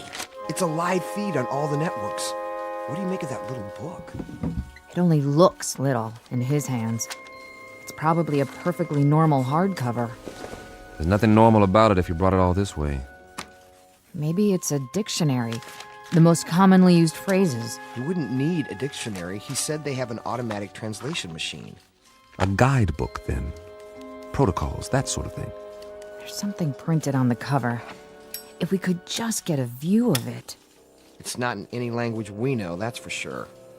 No, maybe not, but any group of symbols can be deciphered. Even non-human symbols? That would be a tough one, all right. If he brings it with him next time, I can capture the image and try to enhance it. Do that, would you, Randall? This may be the challenge of a lifetime. But I have got to know what it says.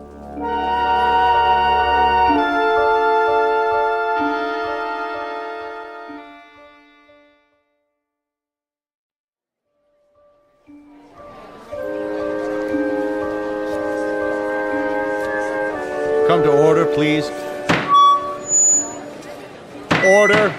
This meeting is now in session. Members of the General Assembly, our visitors, the Canamites, have graciously acceded to our request that their representative appear before us to answer further questions. The meeting is now called to order. We will proceed with the first inquiry. Senor Valdez of Argentina is recognized. Please use your microphone. You may remain seated. Why, may I ask, why exactly have you chosen our planet for this visit? It has come to our attention that Earth is plagued by many catastrophes, both natural and unnatural, all of which could be easily prevented. We are here to help you. Recognizing Dr. Denis Levesque, the representative from France. Your question, please. Monsieur Canamet, my government wishes me to ask you, what is the nature of your help? What form will it take? Indeed, if we should choose not to avail ourselves of this assistance you mentioned, your response would be? We will not force anything on you. You may accept only that which you choose. For example, on the morrow, tomorrow, that is, we will demonstrate an alternative power source, molecular in nature, which can supply a form of electricity to entire continents for the cost of a few dollars, or rubles, or pesos, or any other currency. You will find it extremely economical. Mr. Grigori, the Russian delegate, you have the floor. We would like to ask the Canamit directly, man to man, what are its true motives? Are we to assume that your purpose is totally altruistic? That you have an abiding interest in helping others? Are we further to assume that there is nothing beyond this boundless humanity of which you speak? There is nothing ulterior in our motives. You will discover this for yourselves soon enough, by testing the various devices we make available to you. What devices? I think the representative has answered your question. For example, we can show you a simple way to add nitrate to the soil and end famine on Earth. We can demonstrate the principles of a practical force field to cloak each nation with an invisible wall, impenetrable by bombs, missiles, or any other weapons. This will bring international peace for all time, if that is what you want. Of course it is what we want. Of course it is what we want. In return, we ask that you trust us. Only that you trust us.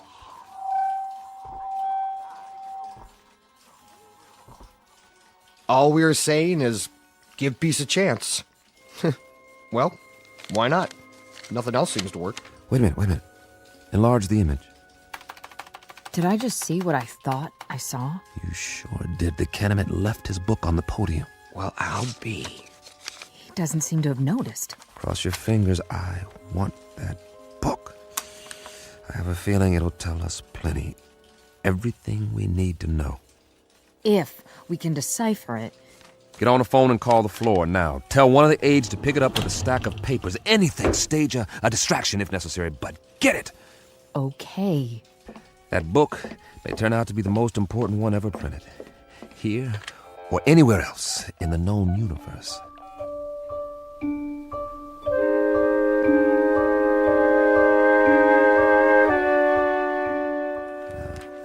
Cross-reference this code table with the first. Well, Chambers? I've almost got it, Colonel. What have you got? For starters, a migraine headache and a bad case of eye strain. We're wasting our time. He can't lick it. Not in 8 hours, I can't, Colonel. It took almost a year to crack the Japanese code in World War II, and they had an army of experts working on it. This is the language of people from outer space, probably 500 times as intelligent as we are and 1,000 times more complex. You need help? All donations gratefully accepted. But, Colonel, I showed this book to everyone on my staff, and I've had a dozen people working on it since late last night. And? You must have some idea. See for yourself. We've tried pretty much everything. Single transposition, double transposition, every method of cryptography there is. Nothing seems to work on these pages. They're more like hieroglyphs, but with no known pictographic references. Is that what they are? Hieroglyphs? They have certain things in common with ancient Egyptian writing, but much more complicated. And we have no Rosetta Stone to decode it, so I can't honestly say whether we're any closer now or if we're still a million miles away. So you can't decipher it? We can keep trying, that's all. Standard, reverse, direct, systematically mixed, keyword mixed, random mixed, reciprocal conjugate, every sequence we can come up with. But I can tell you something right now, Colonel, both of you. This is a tough nut. A real tough nut. If it weren't so important. It must be. That Canamet, or whatever he calls himself, made reference to it every third line in his speech. The White House agrees. If we could understand this book, we might be able to decipher the Canamets themselves. I'm beginning to wonder if they need deciphering. What? Well, they've done all right by us so far. You mean they're demonstrations? As parlor tricks? They don't seem like parlor tricks. That nitrate device they used in Argentina this morning. Now the soil has more vitamins in it than a health food store. That doesn't prove anything. I know that part of the country. It's as barren and fruitless as any place on Earth, and there are actually weeds growing in it now. 6 hours after the nitrate process. And the answer is in this book. It might be. And we might lick it or we might not, but I've got a strange feeling that... That what? That we're looking a gift horse in the mouth, and I've got another funny feeling, too. And that is? That if these Canamets are as helpful as I think they are, you two boys will be out of a job, and so will I, in all probability. And very likely so will the whole UN. You won't need armies, or navies, or air forces, or security divisions, or world courts. They'll all be obsolete. Am I to assume, Mr. Chambers, that this is a scientific analysis, or just some Kentucky windage? I don't know what it is, Colonel, beyond an instinctive feeling. The same feeling tells me that when everyone on Earth gets enough to eat, when there aren't any more wars or diseases or famines, this world is going to be a Garden of Eden that stretches from pole to pole. Your optimism is refreshing, Mr. Chambers. But for the time being, I consider it a personal favor, not to mention a direct order from the Chief of Staff, that you continue your efforts regardless of how your feelings change. Keep deciphering until you break this code or language or whatever it is, and tell us precisely what the bloody book says. I'll do my best. No promises, though, gentlemen. Now, if you'll let me get back to work. Jim, I think we've... What is it, Pat? We tried a new computer sequence. And? Look at this. We've got the title, anyway. You translated it. Are you sure? What does it say? This is an overlay. Place it over the cover of the book, like a template. Ah, brilliant. You're going to get a promotion out of this. You know that, don't you, Pat? No, it wasn't just me. Well, now, that makes the cheese a little more binding, doesn't it, Colonel? Let me see. It seems that our visitor's little textbook bears a very simple title right here on the cover. Well, what does it mean? What does it look like? I'd call that a fairly altruistic phrase, wouldn't you, Pat? I'd like to. It does seem unambiguous. It certainly does. It's a handbook. That's all. What does it say? Read the title for yourself. To serve man? This book is a set of instructions about how to do exactly what they've said. To help us, to help the world. How much clearer do you want it? They came here to serve man. That was the title of the book, no doubt about it. Pat and the rest of the staff had done it. They had come up with a template that deciphered the symbols on the cover, word for word. It was a place to start, and the most important one. At least we had confirmation of the Canamit's intentions.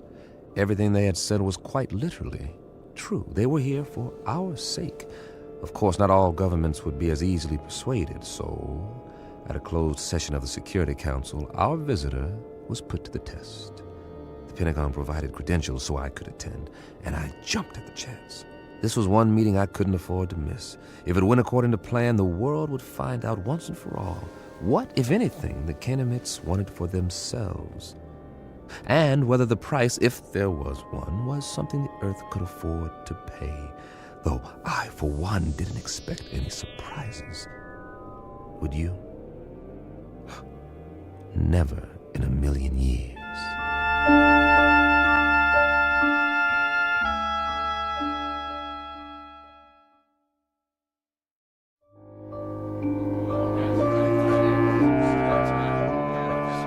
Gentlemen, let's begin. If you'll please be seated. The purpose of this meeting is to acquaint you with certain tests conducted over the past week. At the request of several delegates, and with the full consent of our guests, the Canamites, these tests were photographed and recorded. You may now view the results. The tests were conducted by members of the National Science Academy and witnessed by a team of experts. If you'll watch the monitor at the front of the room. Lights down, please. Begin the tape.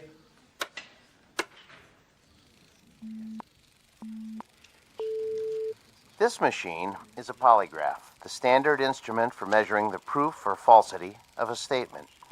Since the physiology of the Canamites is unknown to us, our first objective is to determine whether they react to these measurements as human beings do. We will now proceed with a dry run to establish a baseline reading. Are you ready?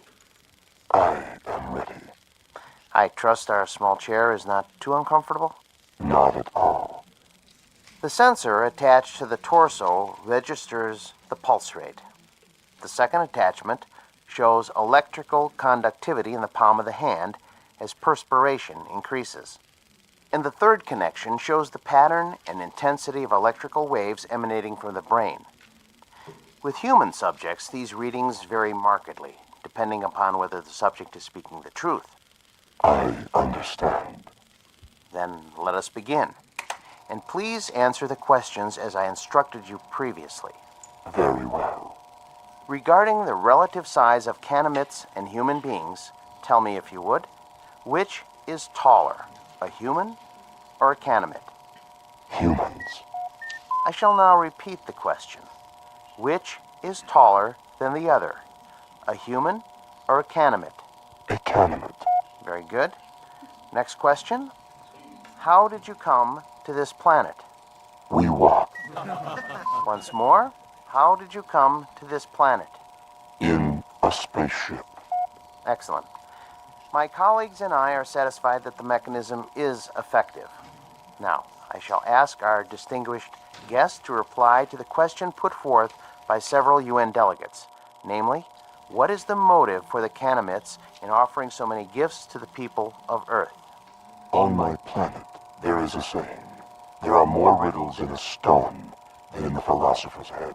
The motives of intelligent beings, though they may at times appear obscure, are simple compared to the complex workings of the natural universe. Therefore, I hope that the people of Earth will understand and believe when I tell you that our mission upon this planet is simply this, to bring to you the peace and plenty which we ourselves enjoy, and which we have brought to other races throughout the galaxies. When your world has no more hunger, no more war, no more needless suffering, that will be our reward.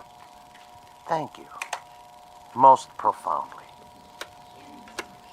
There you have it, gentlemen. Lights, please. I should like to pose a question. Yes, Grigori.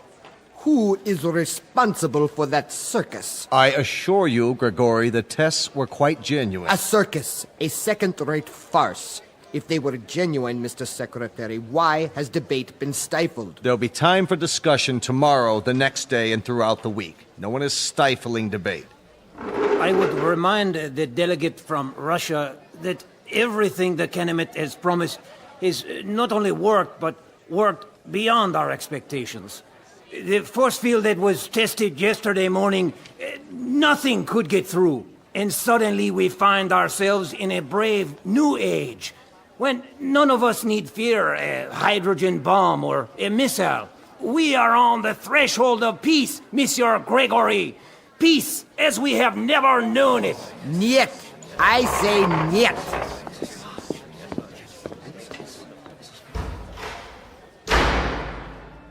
After that, there was no stopping the Kenemets. They were everywhere, performing miracles of one sort or another around the world.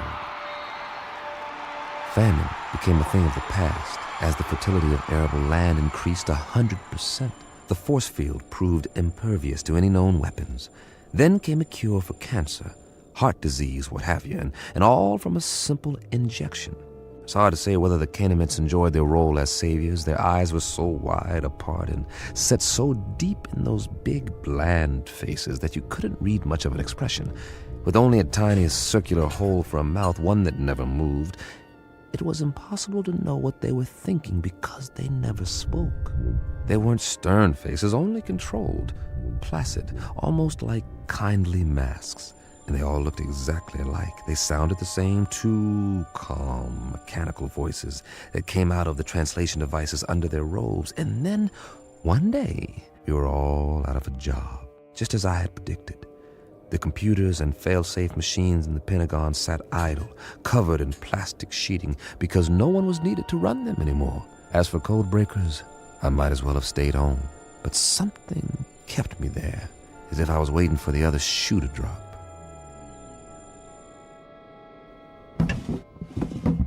Mr. Chambers? Over here, Pat. I'm going home now, boss. Need me for anything? Like what? This isn't exactly a beehive of activity anymore. You can say that again. The new story of mankind.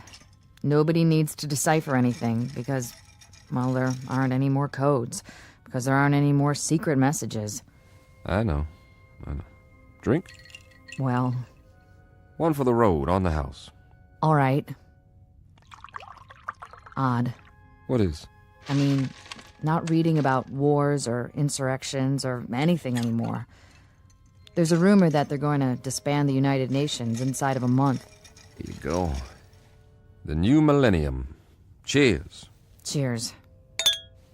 How many Kenemets are here? Anybody ever figure it out? A few thousand, I guess. They've got embassies in every country now, and for everyone that comes, 1,000 of us take off on one of their ships. The reciprocal visits they promised. Now that's the odd thing, the ease with which human beings adapt. It's fantastic. One day an astronaut orbits the Earth in a little rinky-dink tin can, and they think it's the biggest moment in the history of mankind. A few years later, they're standing in line waiting to get on a ship that'll take them 1 zillion miles into space, and they act like they're going on a picnic in the country. That's human beings for you. Nothing phases them. Are you going? The exchange program? I'm on one of their waiting lists. What about you, Patty? Oh, I'm on the list, too. The trouble is, their quota fills up 24 hours after they announce a new departure. But while I'm waiting, I may as well continue studying their language. Good idea. Words reflect the values of the people who use them. If we can understand the vocabulary... I've got a fair command of it now. It's not that hard, really. And there are hints. Huh. Of what? The shades of meaning, the nuances. Some of the idioms are quite similar to English. That's how we unlock the title of the book. I'll get through the rest of it one of these days. More power to you. I gave up a month ago. But if I can help you in any way... Sure, boss.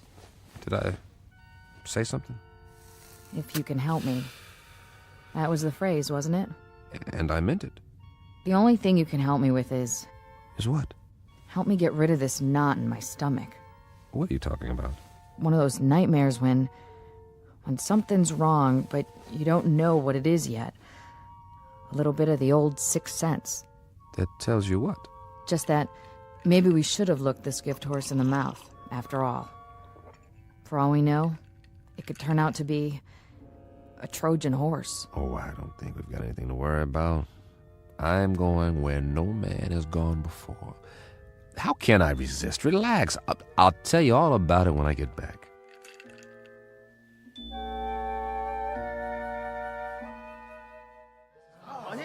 Please, get in line.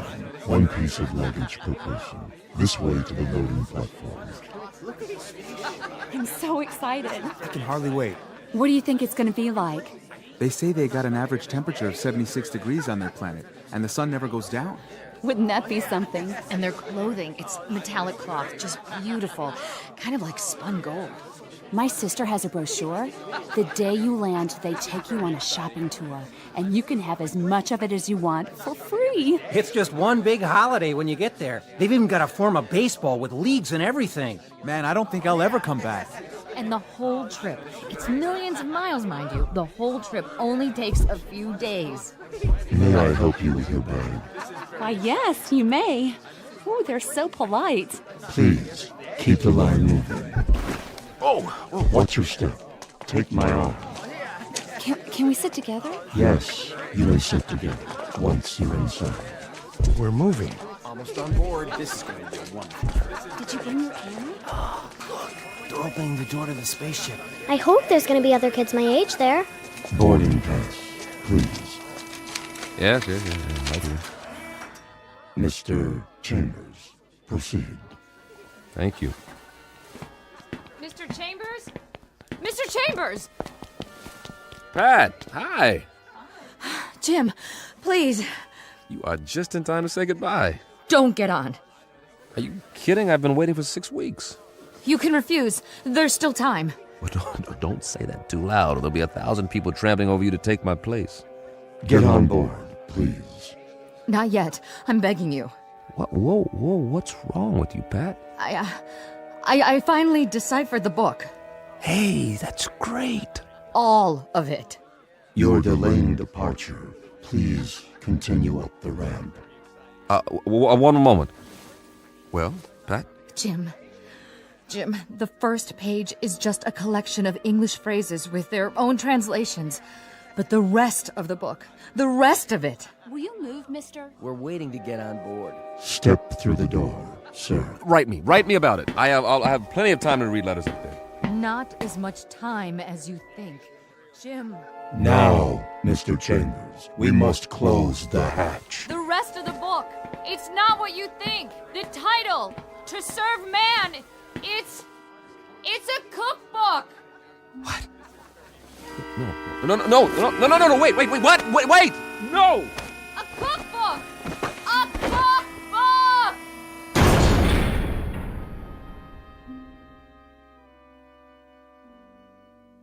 A very specific difference in points of view.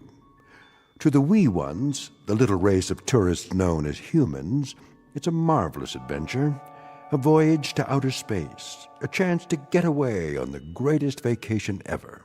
But to the extra-large, granite-faced individuals known as Canamites, it's nothing more than a cattle car, a very comfortable supply ship, bringing food from the other end of the universe to a place where appetites must be enormous. As I say, it's all in the point of view, a lesson in language and semantics from the Twilight Zone.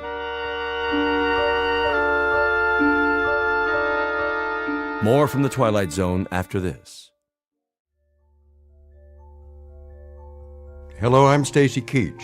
I hope you're enjoying this edition of the Twilight Zone Radio Dramas. To learn more about this series, be sure to log on to our official website at twilightzoneradio.com.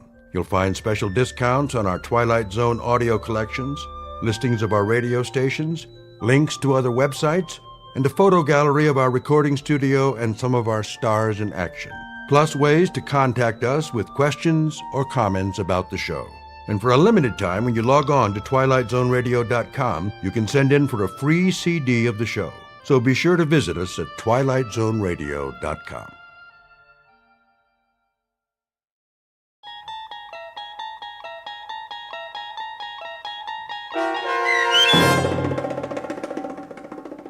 Where Is Everybody, starring John Schneider with Stacy Keach as your narrator, was adapted for radio by Dennis Etchison and written for The Twilight Zone by Rod Serling. Heard in the cast were Roger Mueller, Tom McElroy, Roderick Peoples, Doug James, Richard Hensel, Carl Amari, and Amber Lake. To learn more about the Twilight Zone radio dramas and to obtain audio cassettes and CDs of these programs, visit our website at twilightzoneradio.com. The producers of The Twilight Zone wish to thank CBS Enterprises, Carol Serling, Dennis Etchison, Dick Brescia Associates, Claire Simon Casting, Terry Jennings, XM Satellite Radio, Sirius Satellite Radio, our sponsors, and our radio affiliates for helping make this series possible. This copyrighted radio series is produced and directed by Carl Amari for Falcon Picture Group.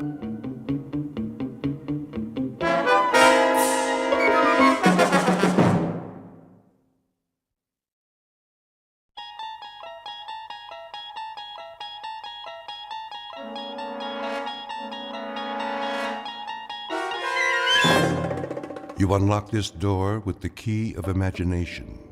Beyond it is another dimension, a dimension of sound, a dimension of sight, a dimension of mind. You're moving into a land of both shadow and substance, of things and ideas. You've just crossed over into the Twilight Zone.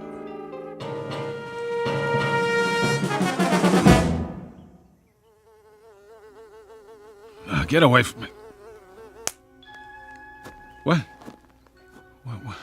Where in the... When I woke up, I was sure somebody was watching me. I didn't know who it was, but I could feel someone very close by. I thought I could feel breath on my face, too, but it was only a breeze and a fly buzzing around my nose. I brushed it off and got up. I was outdoors, in a field, morning. The sun wasn't very high yet. I felt okay, not too hot, not too chilly. The only problem was, where am I? How the heck did I get here? I must have been dreaming. About what? Don't ask me, because I couldn't tell you. When's a dream not a dream? Whatever this one was, it must have been a doozy, because the last thing I remember is, well, that's just it. You see, I don't remember much. Much. Make that anything. So, where to begin? As far as I can tell, this is the beginning. I mean, not the beginning, whenever that was, the Big Bang billions of years ago out in the middle of space or something, but it'll come back to me. It will, and all I have to do is give it some time. So bear with me out there, whoever you are. The one who is watching me, probably. I can promise you one thing, though. This isn't going to turn out to be one of those times when you only think you woke up, but you didn't because you're still asleep. I hate dreams like that. Now, I know what's real and what isn't, so do you.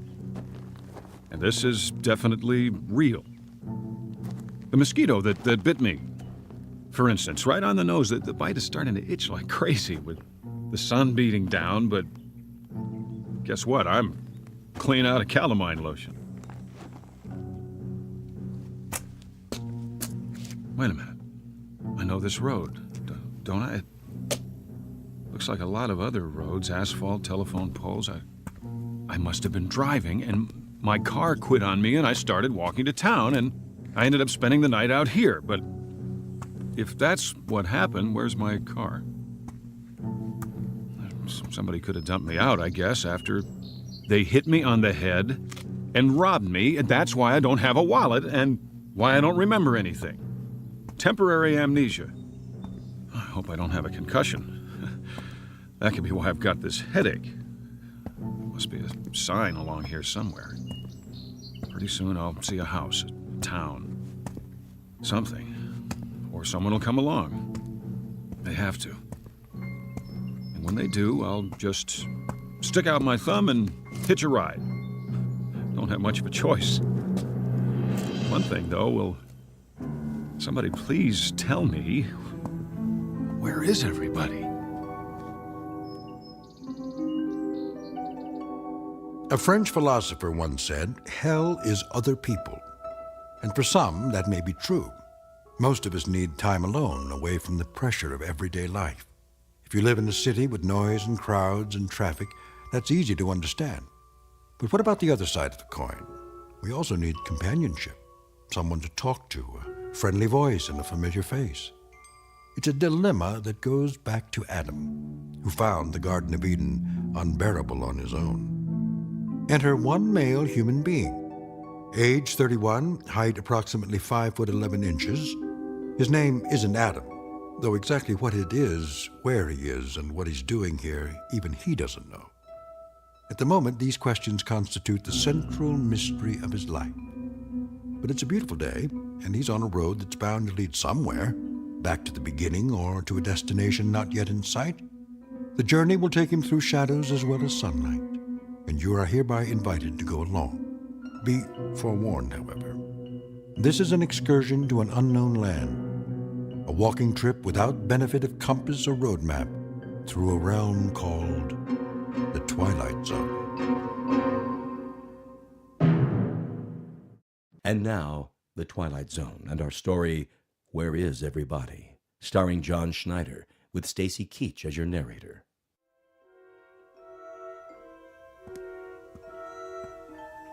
There we go. Roadside diner, just what I need. Well, what do you know? Still got a couple of dollar bills in my pocket. Some change, that ought to do it. Looks like I got the place to myself. Service here. Hey, is this jukebox loud enough for you? I mean, can you hear it all right? Hey, somebody want to turn this thing down a little over here?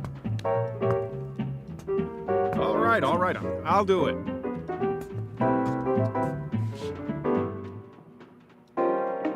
Pretty early for this kind of noise.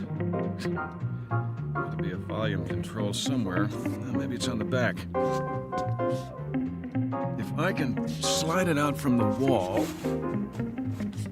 Easy now. Oh, look, I like music, same as the next guy, and all I'm looking for is the knob. There. Now, the question is, who played the song in the first place? Somebody had to put a coin in the slot. Who's here? Somebody go outside for a minute? That it? Say, can you hear me? I see there's a town up the road. What's the name of it? Anybody know? Anybody? Like in the kitchen?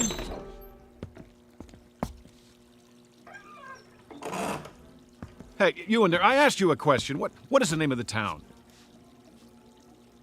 Hello? Cook must be outside catching a smoke. Guess what? You got a customer out front. You hear me? Cash customer. Meanwhile, don't waste so much water. I think ham and eggs. Yeah, traveler's special. Eggs up and soft, hash browns, coffee black. Customer waiting. Take your time. Me, I'm in no hurry. One cigarette left. Anybody got a light? I didn't think so. Where do you keep the matches? Hold on, I see them. By the register, right next to the clock. Whoops. Didn't mean to knock it on the floor, just trying to get a match. Here, I'm picking it up, see? What time is it anyway? 6:15. That can't be right. Cracked. Oh, well, I'm sorry if I broke it. I'll pay for it, honest.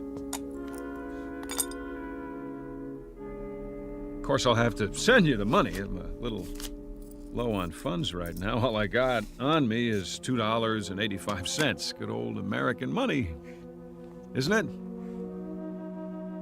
Yep, U.S. coins and currency. Well, we got that much settled. I'm an American. There's a little question about my identity, though. Let me put it to you this way. I'm not sure who I am. Isn't that a laugh? But I got $2.85 and I'm hungry. Oh, the heck with it. If nobody's gonna help me, I guess I'll just have to take care of myself. I'll see you later, everybody. I'll even do you a favor. The sign on the door says, open. Let me turn it around for you. Closed. Yeah, that's more like it. Truth in advertising. I'm gonna wake up any minute now. I know I'm gonna wake up. I wish there'd be a noise or something, a great big noise to make sure I do, but it's so quiet around here, it's weird. Okay. If I gotta make it myself, here goes nothing. Yes, sir, that's my baby. No, sir, don't mean maybe. Yes, sir, that's my baby now. Oakwood, huh? It's a nice name for a town, real homey. The only question is, where is it and where's everybody who lives here? Gotta be quite a few. Every kind of store you could think of. Drugstore, grocery, soda shop, post office, courthouse. Looks like a regular town to me. There must be a school around here, too. Where's all the kids? What? Where's that coming from? Church. Over there! What'd I do? Imagine I heard it? No, it was real, all right, and that means somebody rang it. Knew I wasn't alone. I'll go to the church and... Wait a minute, what's that? You there. Miss, yeah, you in the truck. I'm over here. Thank God. Look, miss, I wonder if you could do me a favor, just a little one. You gotta help me now. I don't want you to think I'm nuts or anything. I mean, it's nothing like that. I don't seem to remember who I am. I know, but it's true. It's crazy, huh? I looked all over, but I haven't seen anybody around. Not anybody. I guess it's too early or something. There hasn't been a single solitary soul except you. Not one. It's a real oddball thing, but I woke up this morning. And, well, I didn't exactly wake up. Not in bed or anything. I just sort of found myself out there off the road. Real nice. You know what I mean? And now I got a sore back from sleeping on a rock. So listen, it's amnesia, right? Isn't that what they call it? Yeah, that's it. Amnesia. See, I don't remember a thing, and I couldn't find anybody to ask till now. You're the first person I've seen, the only one. Look, I don't want you to get spooked or anything, but could you tell me, is there a doctor around here? You know, just a regular doctor, so I can get a checkup and find out what's wrong, because I think I'm sick. Miss, what's the matter? Can't you hear me? You gotta be able to. The window's rolled down.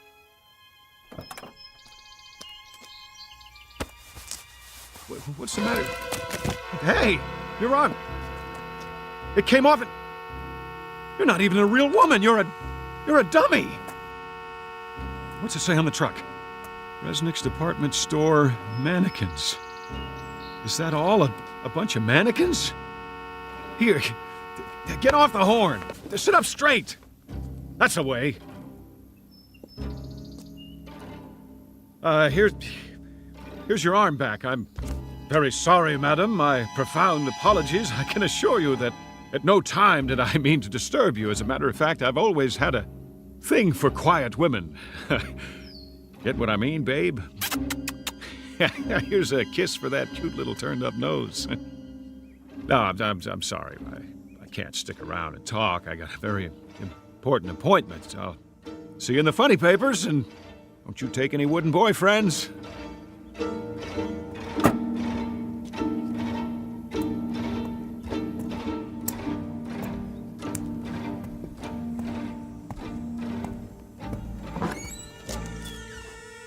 Is anybody here?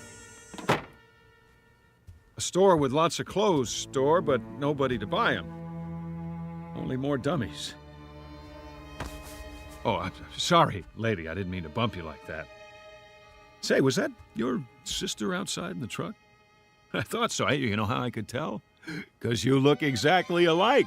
No, I can't use a new handbag today. No underwear either. Does this store even have a men's department? Sportswear? How about fishing poles? No? Too bad. See, I got nothing to do today, so I thought I'd go fishing. Well, I'll catch you later.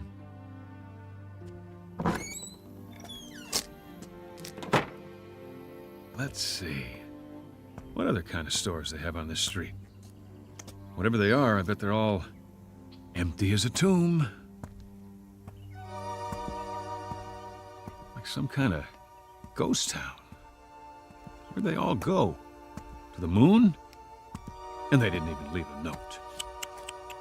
Some manners. Well, I guess I'll just... Hold on. Is that what I think it is? It is. A phone booth. Just what the doctor ordered.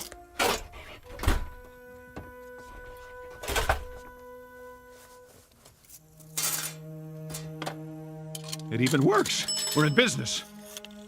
Operator, you there? Come on. Operator. Hi, operator. Oh, you're beautiful. Let me tell you.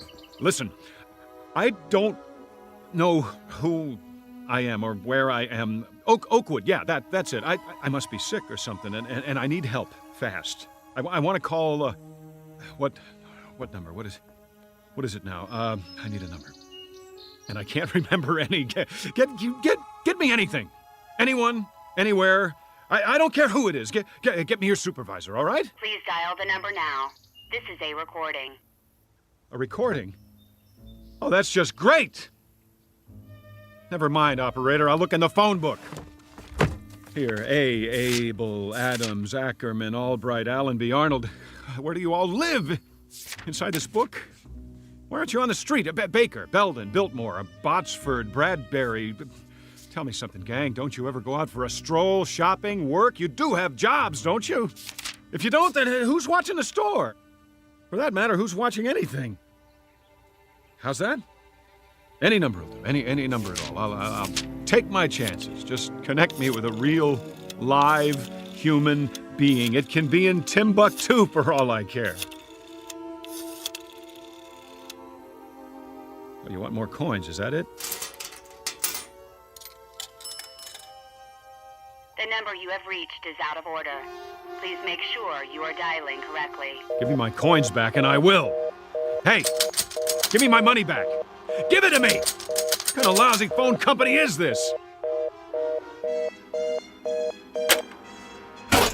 Okay, all right, who's the wise guy? Who locked the door? Very funny. This is beautiful, trapped in a phone booth like a goldfish. Okay, you got me. Here I am. Everybody come see. That's it. Joke's over. Somebody want to give me a hand? How about it? No? And you asked for it. Oh! Oh, now I'm bleeding. Thanks a lot. For nothing. Some joke. I know you're out there watching me. I can feel your eyes. Well, whoever you are, I'm gonna find you, and when I do, you're gonna pay. You're all gonna pay, but good.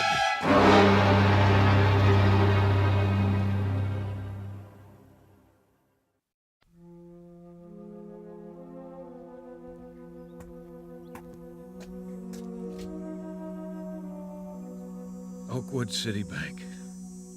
That's an idea. I feel like making a withdrawal. Hi! You got a customer out here? I'd like a loan. Yeah, that's it. About, $100,000. Maybe more. I don't know how long I'll be stuck in this jerkwater town. Better make it 5 or 6. How about $800,000? That ought to hold me for a while. What's the matter? Everybody on a lunch break? No sweat. I'll slip in behind the counter myself. Simple little transaction.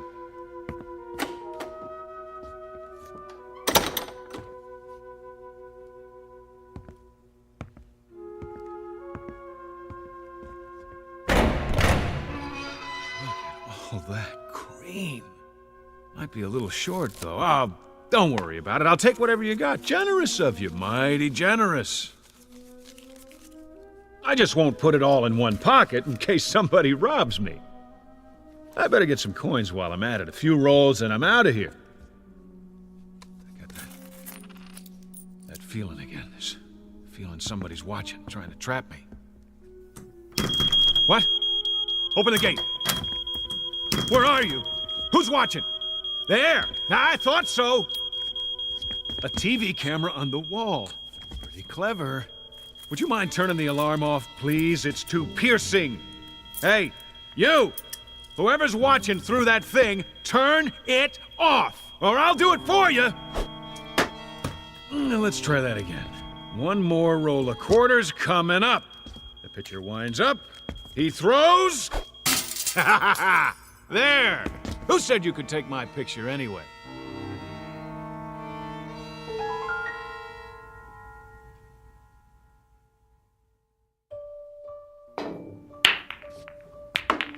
Nice. 2 balls on the break. Now all I gotta do is run the table. Piece of cake. 8 ball, anybody?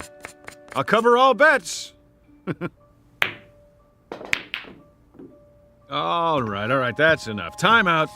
How about a cigar? They gotta have cigars around here. 2 for $1, huh? Pretty good. I always like an expensive cigar. Hey, how about the rest of you guys? Anybody want to smoke? Oh, I forgot. You're invisible. Well, I'll light up for you. You get the idea? Always wanted to do this. Light a cigar with a $100 bill. Now that's what I call great taste. No big deal. Hold on. Where can I get a drink around here? Hey, wait up, fellas. I'll be back in a minute. And nobody touch the cue ball.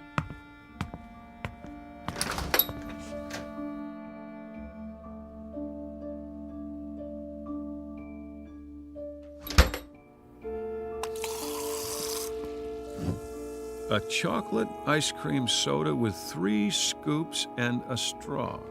That's what I like. Anybody mind if I smoke in the drugstore? I didn't think so. Well, I'll just set it down on the counter. Oh, delicious. Okay, what else do I need? Sunglasses, magazines, books. Yeah, a book. Books are good. Pick up a paperback to read in case I get bored. The Last Man in the World, huh? I wonder what this one's about. An atomic war, maybe. Yeah, I think I read it before. Or did I? Better take it anyway. Here's for the soda and the book.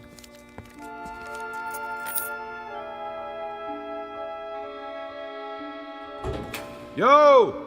Post office! Got any mail for me today? Might help if I could tell you the name. How about John Q. Smith, Anytown, USA? No? Check again. Please, Mr. Postman. Deliver the letter, the sooner the better. Oh, relax. I'm not going to go postal on you. Just give me some stamps. In case I think of somebody to write.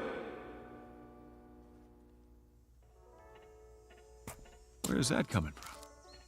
Across the street?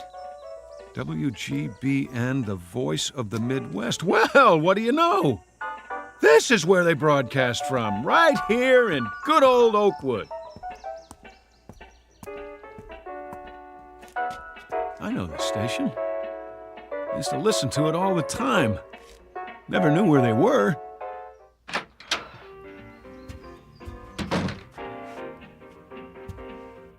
Do not enter when the red light is on.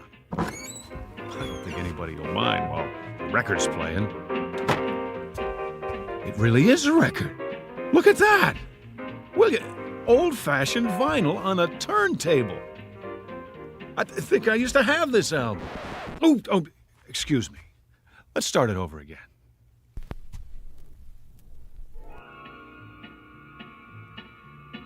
Somebody left a cigarette in the ashtray, still burning. Who? Who's here? The DJ? I remember the DJ on WGBN, Vern Stevenson. Yeah, that was his name, playing nothing but the best. Where are you, Vern? Can you see me? The booth's empty, but somebody can hear me. I know it. I feel it. Attention, listeners, all you people out in Radio Land, we interrupt this broadcast for a special announcement. We're all alone here, and we need to hear from you, so call in your requests. The number is... Well, you know the number. Look it up. Just ask the operator for WGBN 1060 on the dial. The first caller wins a free lunch on the house, courtesy of me. You know me, don't you? If you do, call in and tell me, will you? Because I'm having a hard time remembering at the moment. Is anybody out there? Anybody at all? Congratulations! Hi. Thanks for calling. Thanks a lot. You've been selected to receive a free, all-expense-paid vacation to deep space. What are you talking about? This is an automated call from Amitex, Inc. to a selected few homeowners like yourself. All you have to do is complete a brief survey. If you'd like to continue in English, please press 1. For Spanish, press 2. Forget about it!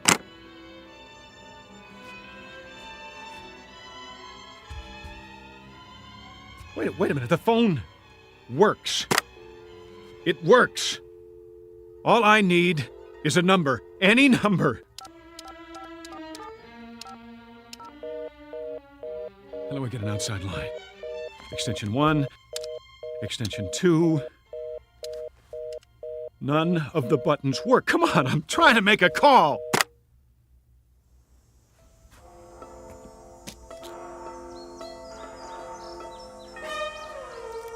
Three o'clock and still nothing. Feels like a Sunday, the longest one in history. I wonder if the movie theater's open. Why not? Maybe they got a matinee, a double feature, Pride of the Air Force and The Loner. Now that I gotta see.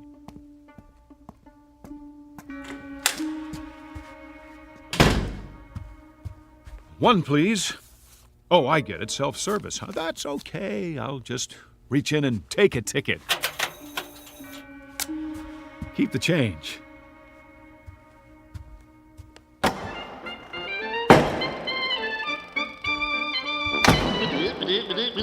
That's it, everybody. Good timing. Cartoon's over. Okay, Mr. Projectionist, you can roll the feature now. Ladies, please remove your hats. Shh. No talking. Anybody care if I put my feet up? That's what I thought. Look at those planes, will ya? U.S. Air Force, go! Air Force, Air Force! Hey, I'm Air Force. That's it. You hear me? I remember that much. I'm in the Air Force. Can anybody hear me? You, up in the projection booth. You got an Air Force man in the house. Hey!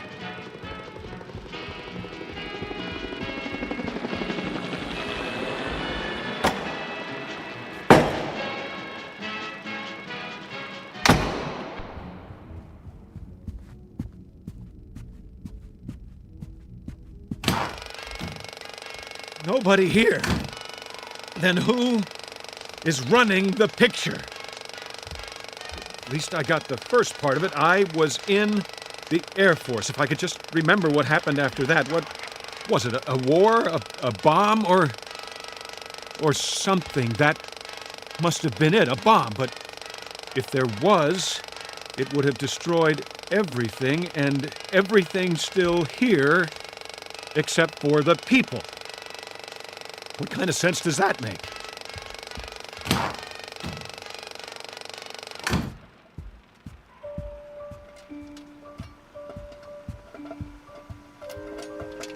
Fresh popcorn. Who put it on? Nobody. That's who. It doesn't add up. No way. Phony butter. The smell's making me sick. Where's the men's room? I can't take this anymore. It's wearing me down. Just look at me. Look at the face in the mirror there. Buddy, I wouldn't know you. You'll forgive me. The face is familiar, but the name escapes me. See, I got a little problem here. You know what it is? I'm in the middle of a nightmare that I can't wake up from, and you're part of it. You and the ice cream and the cigar, the phone booth, the mannequin, this whole town, wherever it is, whatever it is, I just remembered something else. Scrooge said it. You remember Scrooge, pal? Oh, not Scrooge McDuck. Ebenezer Scrooge, what he said to the ghost of old Marley. I must have learned it in school. I think it goes like this. You may be an undigested bit of beef, a blot of mustard, a crumb of cheese, a fragment of an undone potato. There's more of gravy than of grave about you. Get it? That's what you all are. You're what I had for dinner last night. You must be, but now it's the next day and I'd like to wake up. I've had it. And if I can't wake up, at least I'd like to find somebody to talk to. That's all. Is that too much to ask? I guess it is. Me? I'm gonna have some popcorn. Plain. But I tell you true, if I don't find somebody today, you hear me? If I don't, I'm checking out of this world one way or the other. I'll get a gun, or whatever it takes, count on it.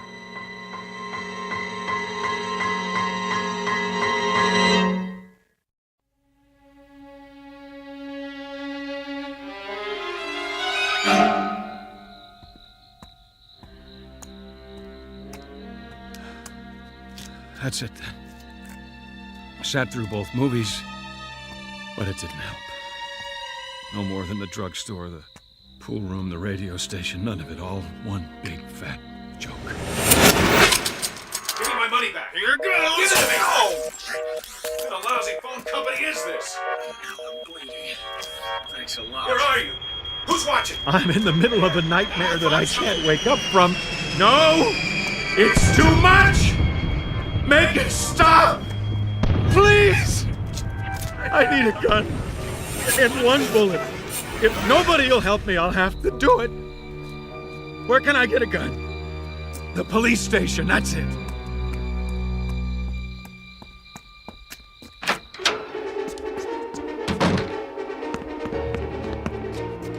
Hello? No, what's the use? Calling all cars, calling all cars. This is an all-points bulletin. Unknown man in town. Now infiltrating the police station. Suspicious-looking character. Probably wanted by the FBI. Presently unarmed, but not for long. All units return at once and bring your guns. He needs one! Anything. 45, 38, police special, Smith & Wesson. Even a 22, it doesn't matter. Just something that'll do the job. Hot coffee. That's very considerate of you. I gotta say, it smells mighty fine, but no dice. It'll take more than that to get straight. There. I knew it. Shotguns all locked up tight. Safety first, boys. You don't know who might come wandering in here. Well, when all else fails, use a little elbow grease. Remington 30-30 over and under. Shells right here. Now, where am I going to do it? Wouldn't want to splatter my brains all over the front desk. Hey, what's back there? Jail cells. Perfect!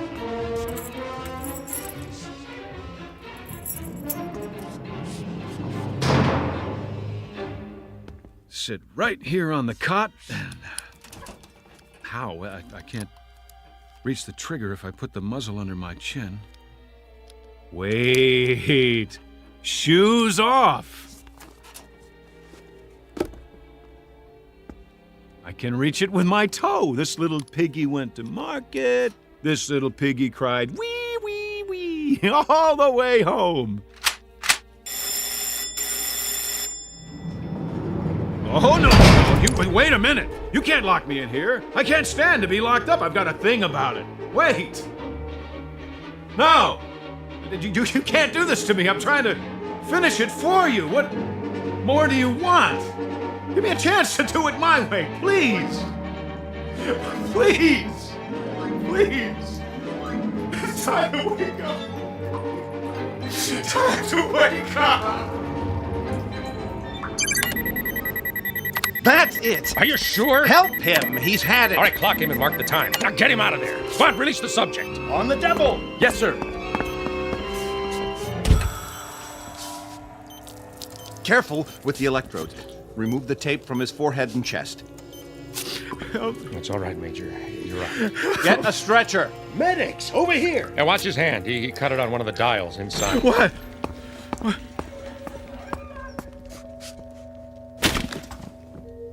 How is he otherwise? He's all right considering. Delusions of some sort. I guess that's it. He's coming out of it now. Oh, fine. Did you get all your data recorded? Yes, sir. Every bit of it. Did you get him clocked? Yes, sir. All right, how long? 484 hours, 36 minutes. That long? I'll compile all the data for you. Yeah, good. And I'd like to have a look at his reaction chart, too, hour by hour. What about the press, sir? The press? You said you'd see them. They've been waiting in shifts. Well, I'll have to cut it short. I want to talk to Ferris. Yes, sir.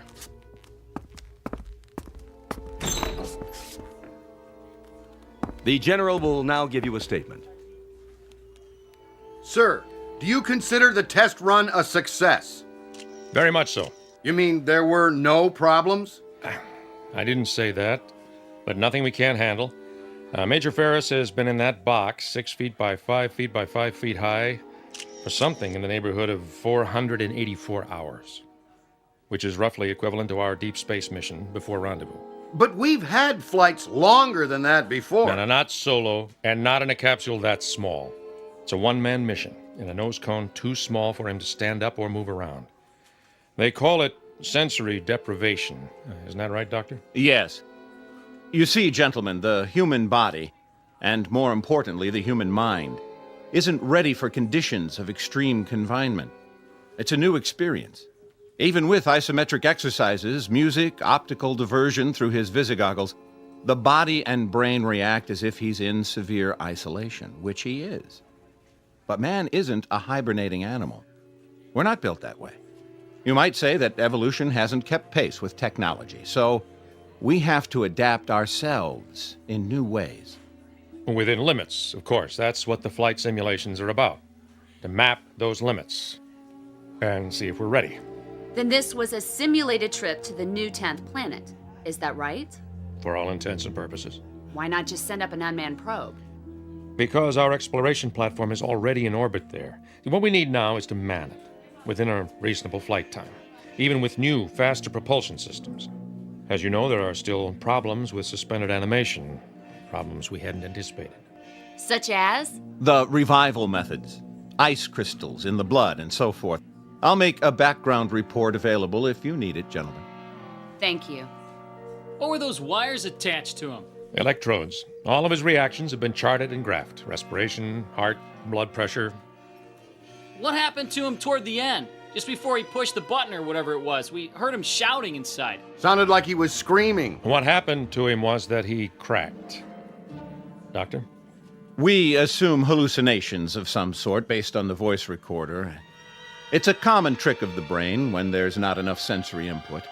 So you see, there's a very real reason why humans can't bear to be alone. Solitary confinement is a tough sentence, whether it's the Garden of Eden or deep space. There may be a practical reason for human contact, even for love. A kind of survival mechanism to remain sane. How bad did he crack? I'll tell you something, gentlemen. You spend 2.5 weeks all by your lonesome on your back in a 5-foot square box without ever hearing a human voice other than your own, and I'll give you especially good odds that your imagination would run away with you too. Just as his obviously did. General, I'd like to know, if I could ask you, our readers are wondering... Yeah, that's enough for now. Thank you. Captain Grant will have a press release drawn up. Should be ready in about an hour. Thank you all for waiting so patiently. Last question, General. How did you know when he was ready to come out? He asked. There are several buttons and switches inside. Each one controls a simulated function for flight. Oxygen, fuel, temperature, and so forth. And the last button. Which was? Abort. When he had all he could take, when he had to get out, that's what he pushed. Or pounded with his fist. And now, gentlemen, good day.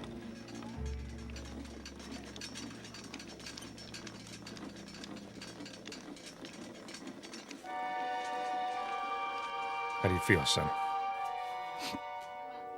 I feel much better, sir. I'm sorry. No. Nothing to be sorry for. You did splendidly. Listen, tell me something, Ferris. What was it like? Where did you think you were? Someplace I don't want to visit again. A town without people. And you finally had to get out of that town, didn't you? I sure did. What was the matter with me? I went off my rocker, huh? It's a kind of nightmare, Ferris. That your mind manufactured for you to explain what you were going through. Then we don't have it licked yet? The trip, I mean? Not today, we don't. And maybe not tomorrow. But we will. I'm sure of it. You see, Ferris, we can feed the stomach with concentrates. We can supply recreation for the eyes and ears. We can pump oxygen in, waste materials out. But there's one thing we can't simulate. A basic need. Man's hunger for companionship. That's the one barrier we haven't licked yet. The barrier of loneliness. I don't need this thing. Better get a thorough physical first. Okay, but I can walk the rest of the way. Next time it won't just be a box and a hanger, will it? No, Mike. Next time you'll really be alone. And tell the men up there. Tell them next time it won't be a dream. Next time it'll be real, and I'll be joining them, and so will a lot of others, one by one. Tell them to hang on for a while longer. Help is coming. It's on the way. What a remarkable young man. Yes, he is. Really quite remarkable. The barrier of loneliness, the desperate, palpable need of the human animal to be with his own. For up there, beyond the vastness of the sky, in the void that is space, is an enemy known as isolation. It sits among the silent stars, waiting with the patience of eons, in the Twilight Zone.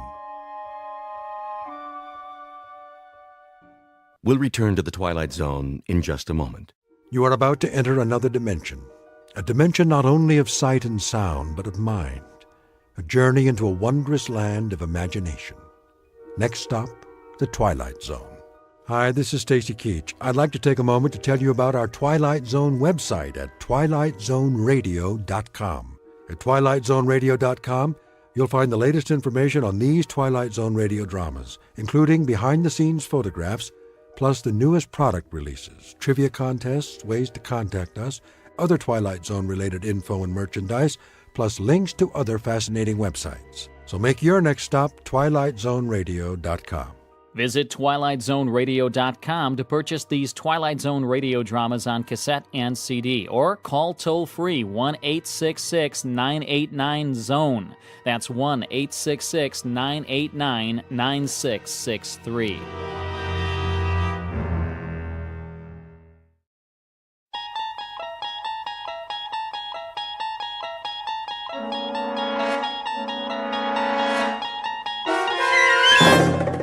You unlock this door with the key of imagination. Beyond it is another dimension, a dimension of sound, a dimension of sight, a dimension of mind. You're moving into a land of both shadow and substance, of things and ideas. You've just crossed over into the Twilight Zone.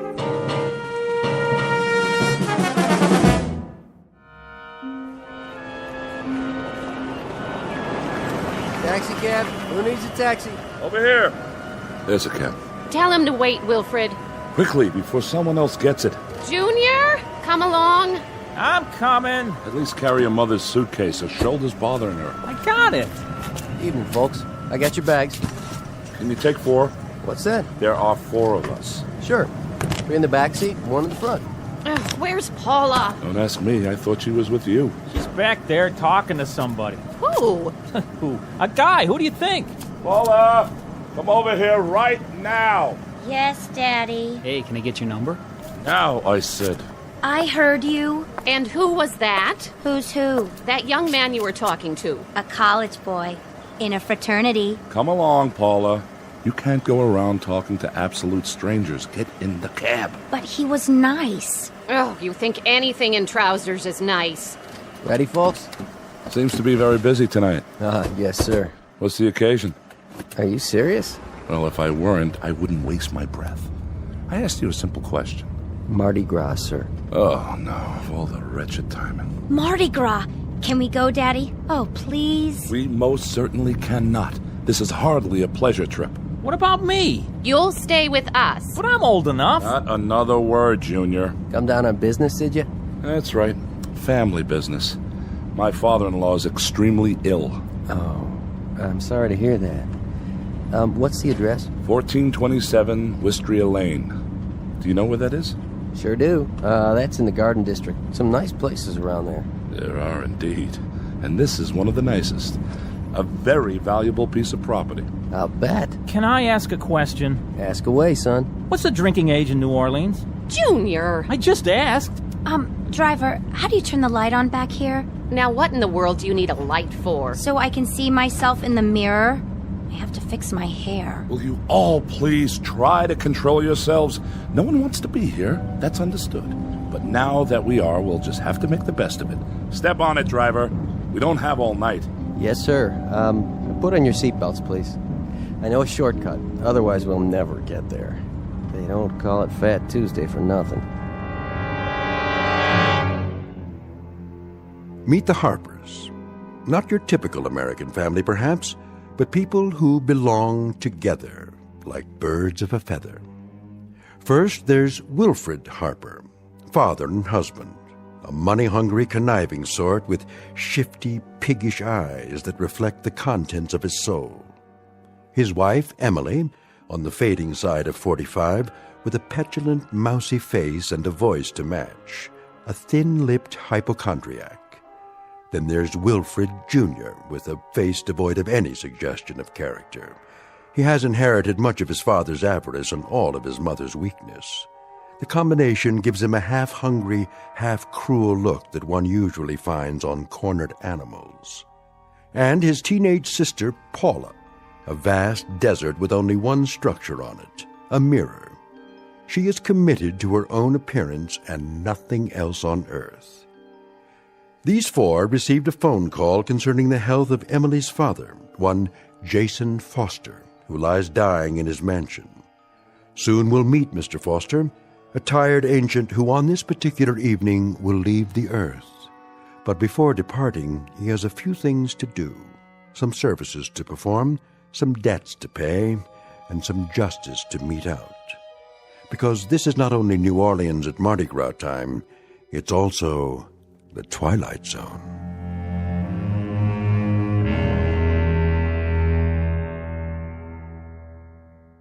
And now, The Twilight Zone and our story, The Masks, starring Stan Freberg with Stacy Keach as your narrator.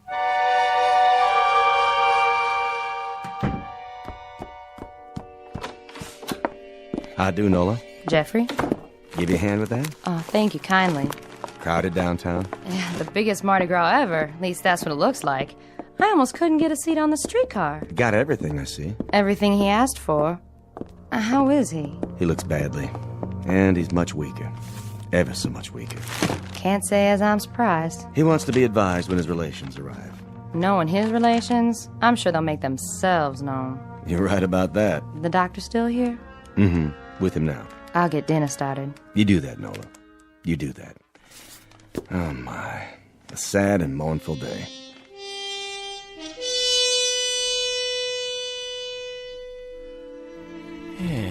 Well, Sawbones, how's the pulse? How do you think? Too fast, too weak, too uneven? For what? What do you have in mind? Where were you when they taught bedside manners in medical school? Trying out for the soccer team? Huh? I've been your physician, Jason, for, how long is it now? 42 years. First time I attended to you, it was for a head cold. I allowed myself one compassionate cluck. Just one. And you threw a lamp at me. That established the pattern right then and there. Yeah, that's why I've suffered your inept ministrations all these years. Your candor has been a refreshing departure from the modern medical norm. I ask you a straight and simple question, and you give me a straight and simple response. What is it, Jason? The oft-asked question of the condemned man. How long? Well, there's really no telling. How long have I, Sam? A week? A day and a half? Huh? Or is there no need to wind my watch to cover the exigencies of the next 4 hours? My guess is that you may now measure your life in moments. I think it could come at any time. That you've lasted this long, Jason, is a tribute to an inner strength most of us are not privileged to possess. Nonsense! It's a tribute to a streak of recalcitrant, cross-grained, unaccommodating orneriness. And the fact that there are one or two things left for me to do on this earth. That's why I must stay alive, at least until midnight. I hope I see you tomorrow, Doctor. I'm sure you shall, God willing.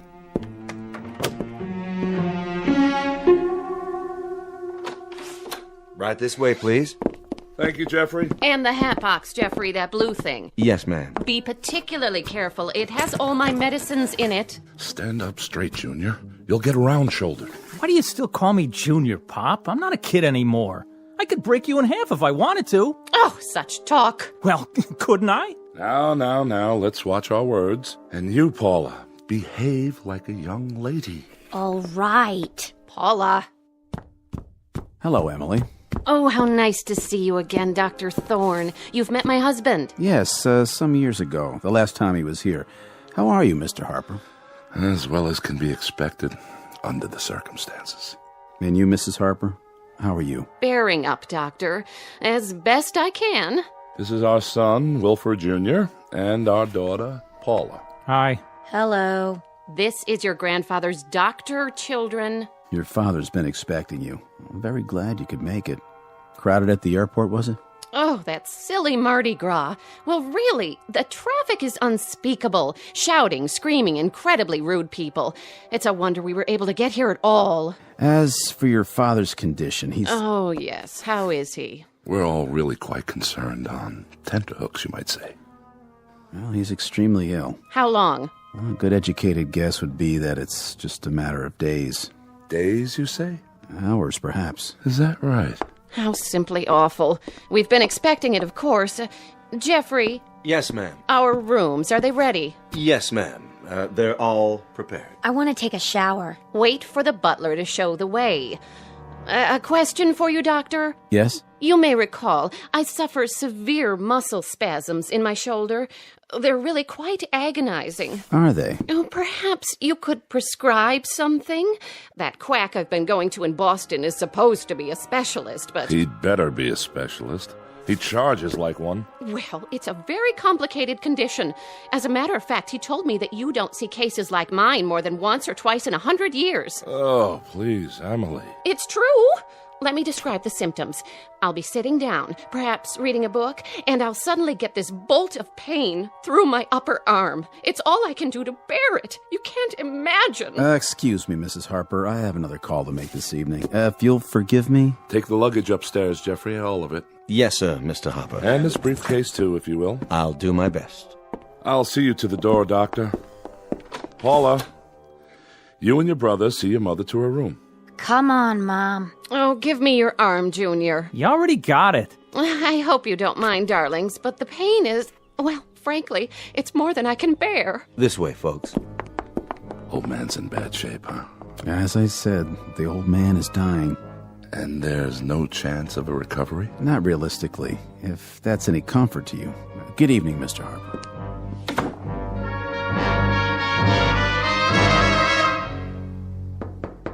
Father? Don't worry, I'm awake. Well, don't just stand there. You may as well come in, all of you. How are you, Emily? Bearing up, Father. Bearing up? Heh. You sound like Job, itemizing his calamities. What is your illness this month? Oh, never mind. I'll bully through. What are you doing there, Wilfred? Oh, just examining this piece of porcelain. Wedgwood, isn't it? Yes, and quite old. Say hello to your grandfather. Hello. Hello. I see Paula has found the mirror. It's my hair. I can't do anything with it. You are four of the most changeless people on Earth. Do you realize that, huh? Oh, I don't like being ill, if that's what you mean, Father. Don't you? Don't you indeed, Emily? That's hard to believe. It really is. Why, what do you mean? Considering that in the past 25 years, you've been at death's door so many times, it's a wonder you haven't worn a hole in the mat. And you, Wilfred, how's business? Oh, you know how it is. Make a little, lose a little. It's a struggle, but I managed to keep my head above water somehow. Your head above water? That's a good one. I think the only book you've ever read, Wilfred, is a ledger. If someone were to cut you open, they'd find a cash register in place of a heart, a profit and loss column instead of a spine, and liquid assets running through your veins instead of blood. Really, that's not fair. Really, it is. And you there, Paula, putting on a fresh coat of lipstick before speaking further, I see?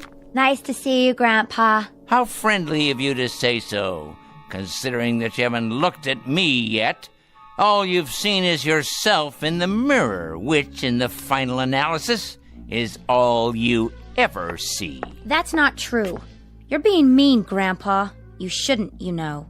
We've had such a miserable long trip, and Mother hasn't stopped complaining one instant. Oh, you hear that, Father? The younger generation. He jests at scars that never felt a wound. Emily, my dear, I understand that my troubles include hardening of the arteries and a weakening heart. But if you continue playing Sarah Bernhardt, I may well succumb to an intestinal affliction. What does that mean? It means you're in danger of making me sick to my stomach. And young Wilfred Jr. over there, looking as alert as usual. Willie, darling, tell Grandfather how nice it is to see him. It's very nice to see you, Grandfather. Looks like an English bull, talks like a parrot. How gracious and unselfish it was for you all to come and see me. Father dear, wild horses couldn't have kept us from you. Not even my own agony. Well, I hope you survive, Emily. You're to have an excellent dinner this evening. And then I've planned a surprise. But, Grandpa, it's Mardi Gras. I was hoping you'd know of some parties. We're having a party here, Paula. We are? Have you invited any boys? Better than that. We'll have a marvelous time. I've arranged for us all to wear masks. Masks? How droll, Jason, masks. I swear you people don't just celebrate tradition down here, you succumb to it. I think you'll find that there's absolutely nothing traditional about them. Masks, huh? Well, it might be kind of fun. It shall be, my boy, it shall be. Perhaps not the same degree of satisfaction you receive from torturing small animals as I've seen you do in the past. Oh, come on, Grandpa. I haven't done that in a long time. Willie is doing very well in school now, Father. He made the football team. A chip off the old block, I'm sure. Well, now, why don't you all prepare for dinner? I think we'll have an interesting evening. As a matter of fact, I guarantee it. As you wish. Will we see you downstairs? I wouldn't miss it for the world. Come, children. Emily. Everything all right, Mr. Foster? Jeffrey, get the masks and place them in the study, if you will. Those masks? Yes, those masks. You know the ones. Yes, sir. A tremendously interesting evening for all, I promise.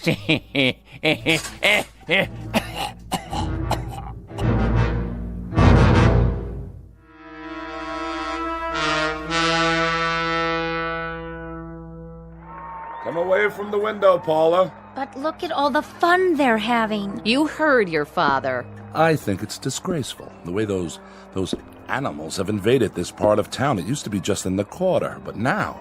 I want to go with them. Paula! Well, why not? The most exciting night of the year, and we're stuck in this mausoleum. The whole city is out there dancing, and what do? We have a death watch for a crazy old man. Cool it, sis. Close the window right now. There's a draft on my bursitis. Great. What did you do in New Orleans, Paula? Did you go to Mardi Gras? Oh, yeah. We wore funny masks and sat around and stared at each other. Look at those stupid things. Don't touch the masks. I'm sure they're very old and valuable.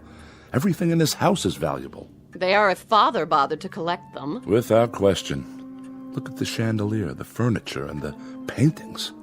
I've never asked you, Emily, is that an actual Matisse in the hall? No, it's a Picasso. Oh, is that all?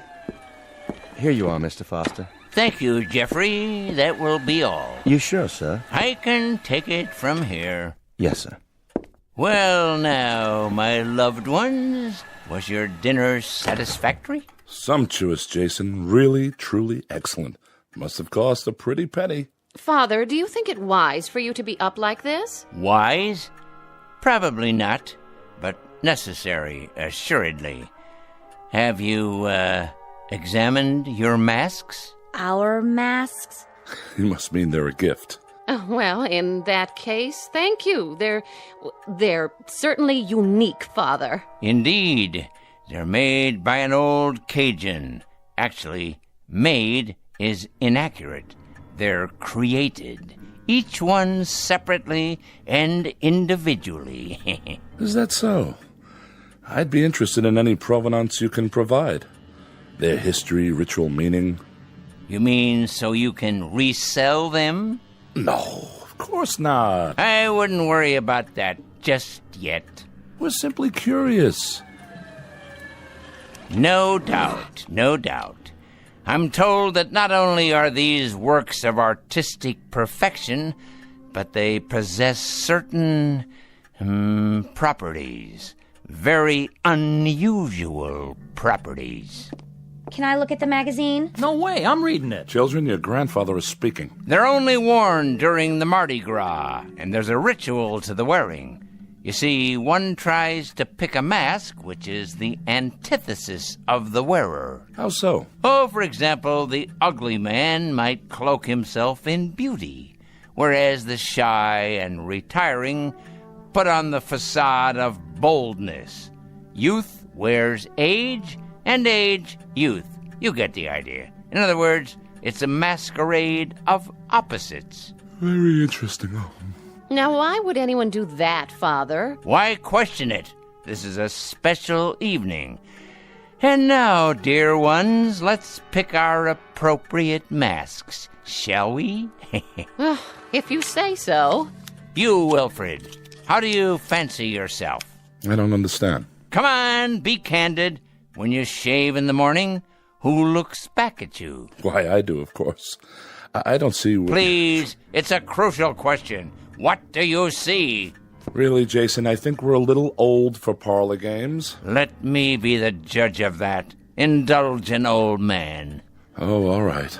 Give me a self-assessment. Come on, be honest. You're serious? Never more so. Well, I suppose you could say I'm good-natured. Congenial. Ah, now we're getting somewhere. I've always been a congenial man.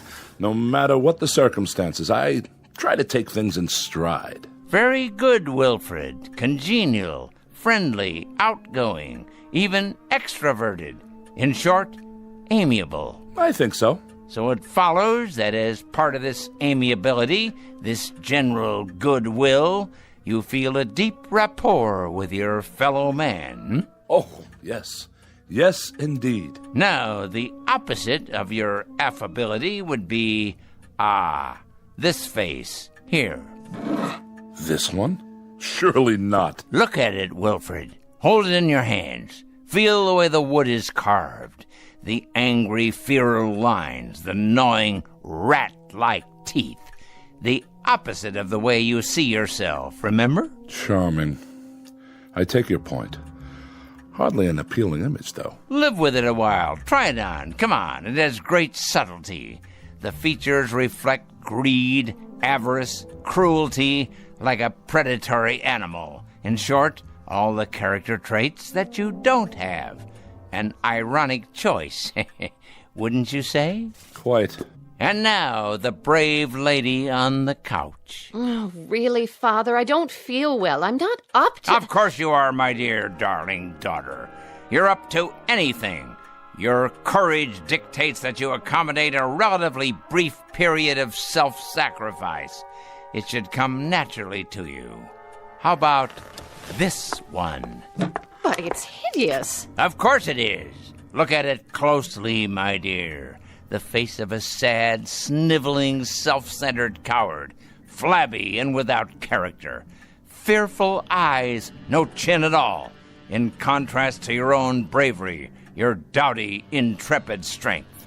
Well, I suppose it does serve as a contrast. Next, the one over there, who walks in beauty like the night. What? Pay attention. Your grandfather is speaking. If you want to know, I think this whole thing is a bore. Paula! Well, it's the truth. Wear this one, just for a short while. All right. But it's horrible. Ah, look closely. The round porcine features. It's the face of a pig, with beady eyes, puffed out jowls, and a shiny pink snout. A self-indulgent face that's never satisfied. Not like you, my dear. It has none of your heart, none of your selflessness, none of your great concern for others at the expense of yourself.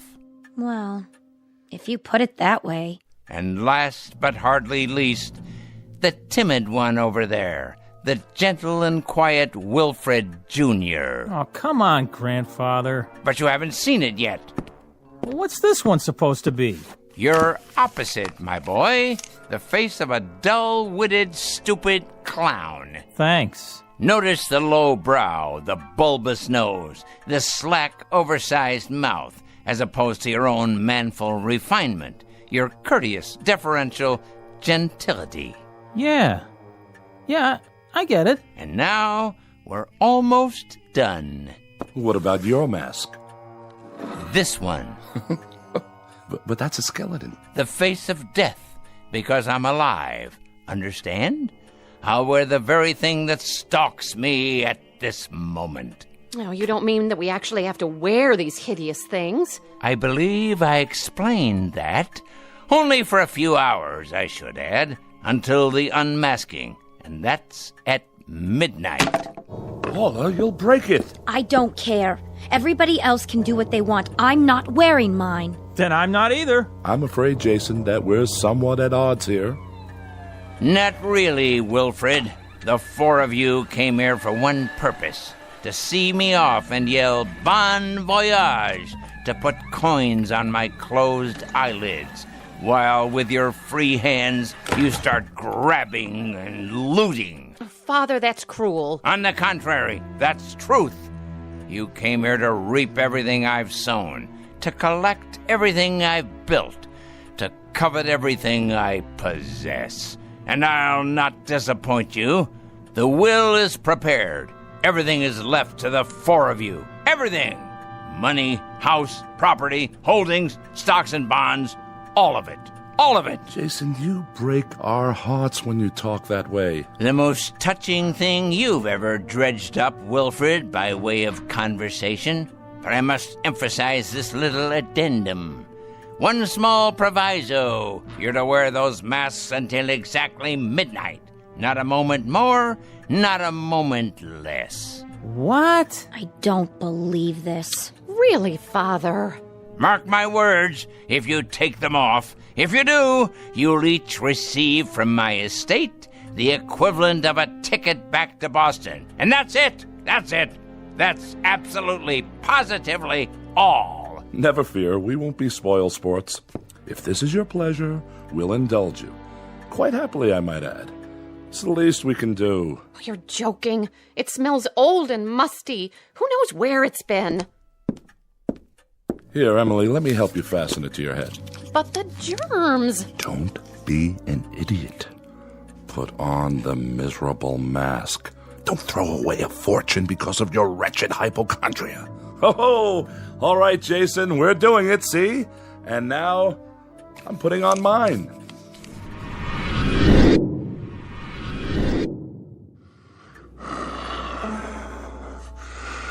How do I look, everyone? Oh, Paula! Willie! Do as your father says! What do we do now? Dance, sing, or vote for the ugly prize? You win, sis! Man, look at the snout on her! Very good. And now, dear ones, it's my turn. Now let's all wait for the stroke of midnight, when all things will be revealed.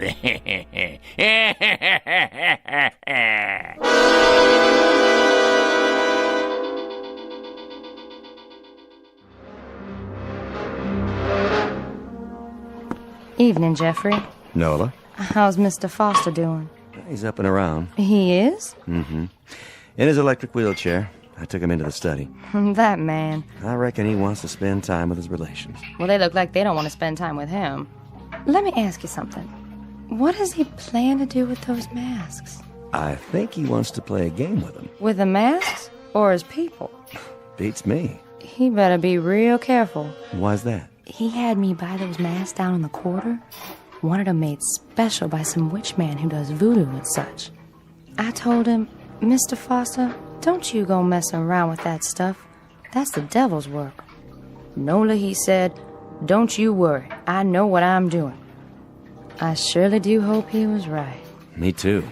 Once you go that way, there's no turning back. That's the truth. Help me put away these dishes, Jeffrey. It's getting late.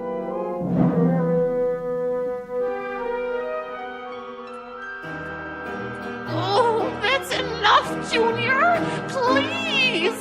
My head is splitting! All right, if you say so, Ma.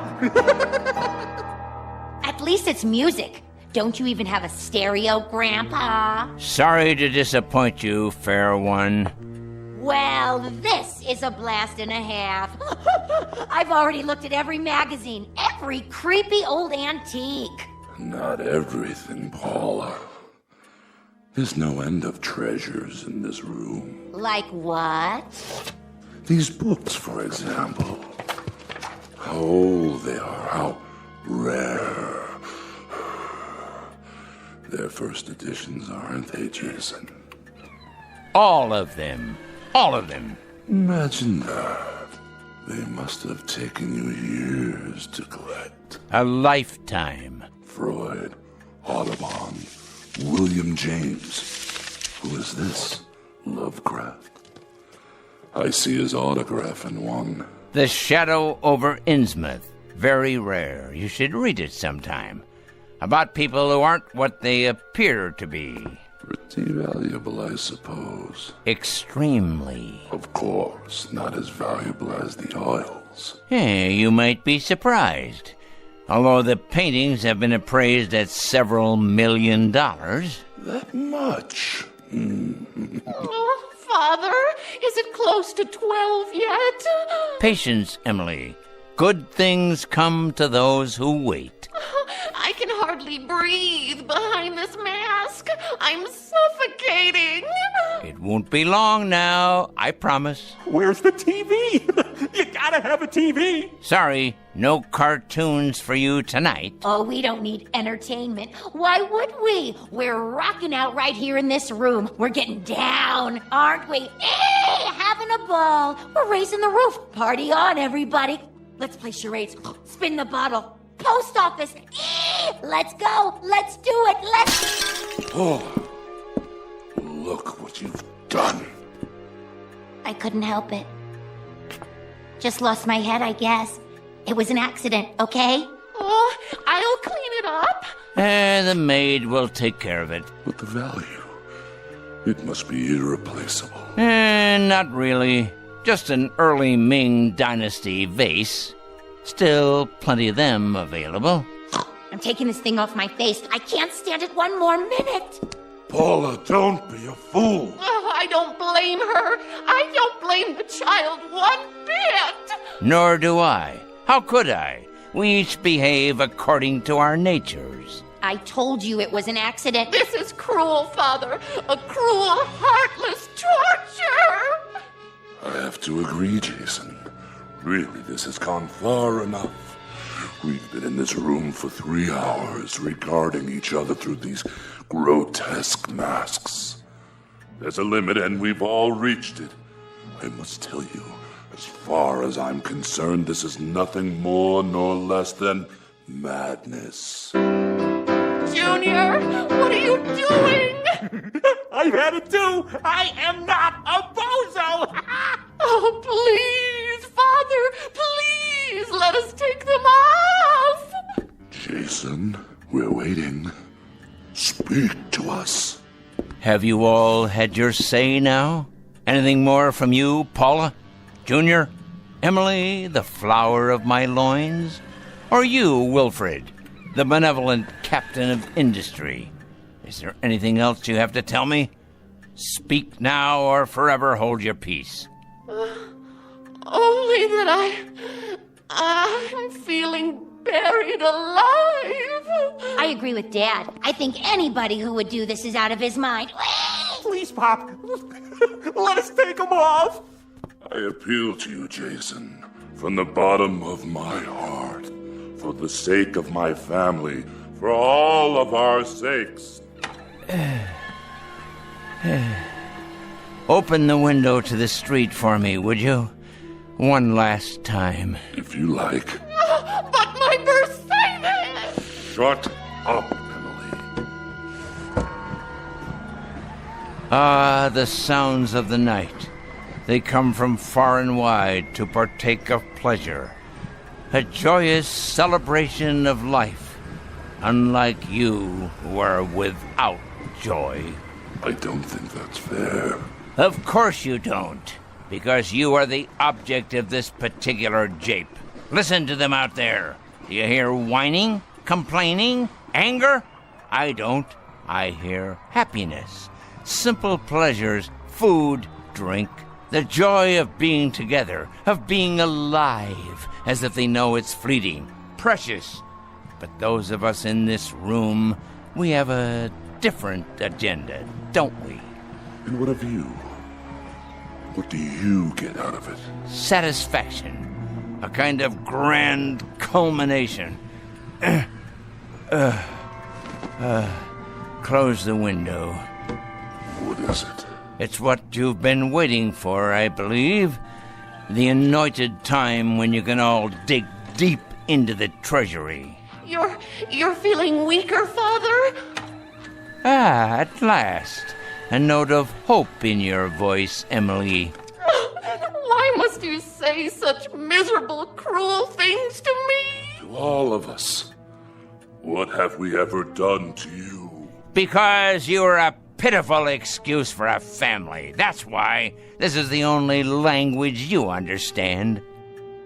Only we could respond in kind. If only we could open up to you without restraint in the same way you speak to us. If only we could tell you what we think of you. Fine, Wilfred. Excellent. The truth at last. You've masked not only your faces, but your minds. Speak what's in you now. You're a twisted old man. Yes! Yes! Tell him, Daddy! You dangle us like puppets. You always have, taunting to get a response. You play with us as a cat does with mice. There is no humiliation you wouldn't subject us to. And for what reason? We've done everything you wanted, always. We've remained at your beck and call, your slightest whim. My whim? What have I ever asked you to do before tonight? You visit when you see fit and have nothing to say when you do. Well, we do now. We sure do. You're a stinking old man. That's what you are, and it's time you die. Past time. Why don't you? Even the clown has found his voice, huh? I agree with them. Do you hear me, Father? I agree. It's time you let go of your grip on us. My grip, indeed. I have no grip on you. I tried to hold you once, but none of you respond to love. You, Emily, you respond only to what your petty self-absorption dictates. That's enough, Jason. Wilfred responds only to things that have weight and bulk and value. He feels books with his hands. He doesn't read them. He appraises paintings. He doesn't seek out their truth or their beauty. And Paula there. Paula has lived her life lost in a mirror. The world is nothing to her but a reflection of herself and her brother. Humanity to him is a small animal caught in a trap to be tormented. His pleasure is the giving of pain, and from this he receives the same sense of fulfillment that most human beings get from a kiss or an embrace.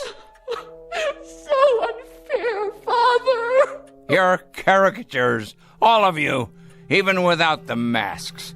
And this last note. I haven't held any of you here.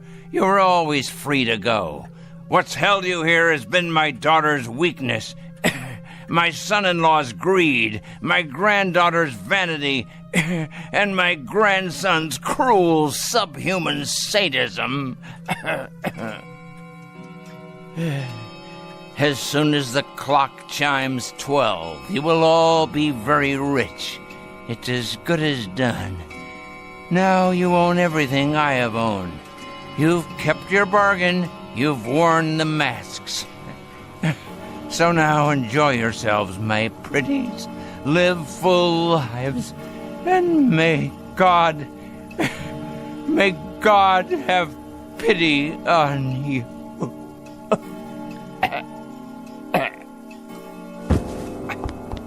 Father! Check his pulse. There is no pulse. At long last, he's dead. So, what do we do now? What do you think we do? We take off the masks and celebrate. This nasty thing, it's stuck to my skin. Mine too! Pull, Junior. Put your fingers under the chin and pull. Watch me. What's the matter with all of you? Your masks are off now. What's... Wilfred! Your face, Wilfred. It's not your face anymore. It looks just like the mask. What are you talking about? Look in the mirror and then look at me. No. It can't be. But it is. What are we going to do? She's right. He did this. That old creep. If he weren't already dead, I'd kill him. No.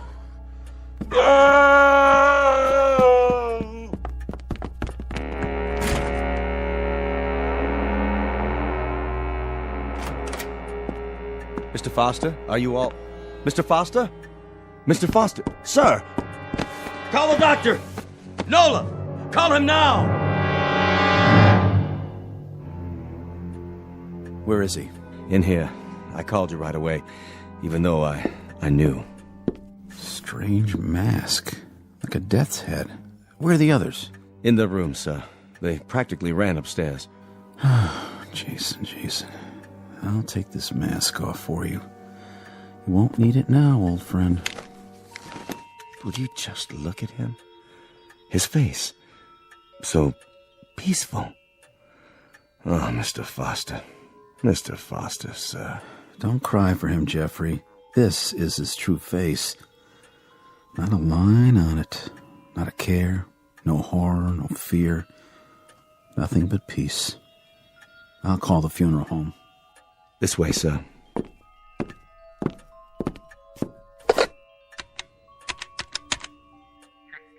Yes, this is Dr. Sam Miller. I'm at the Foster home. Yes, that's right. Mr. Foster has passed away. Time of death, 12 midnight. Right, I'll fill out the death certificate. Someone will be here. His family.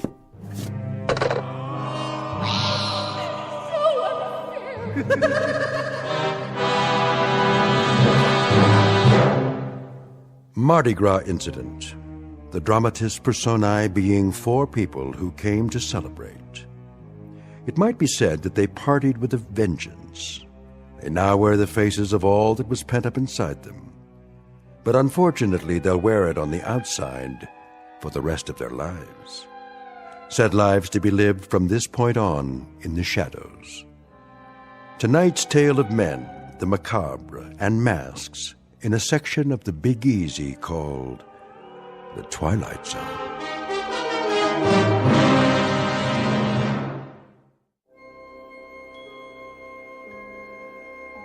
Hi, this is Carl Amari, producer of the Twilight Zone Radio Dramas. I'd like to take a moment to tell you about our official website at twilightzoneradio.com, where you'll get the latest news and information on these Twilight Zone Radio dramas. Plus, at twilightzoneradio.com, you can digitally download 3 free episodes or any of our episodes for only $1.95 each. In this age of ever-changing technology, we've decided to make these episodes instantly available to you by making the Twilight Zone Radio Dramas a digital download-only series. This means that this series will no longer be offered on CD. The CD collections at our website are now being offered, while supplies last, at buy one, get one free. So be sure to get your favorites before they're sold out. Be sure to visit us often, and I'll see you in the zone.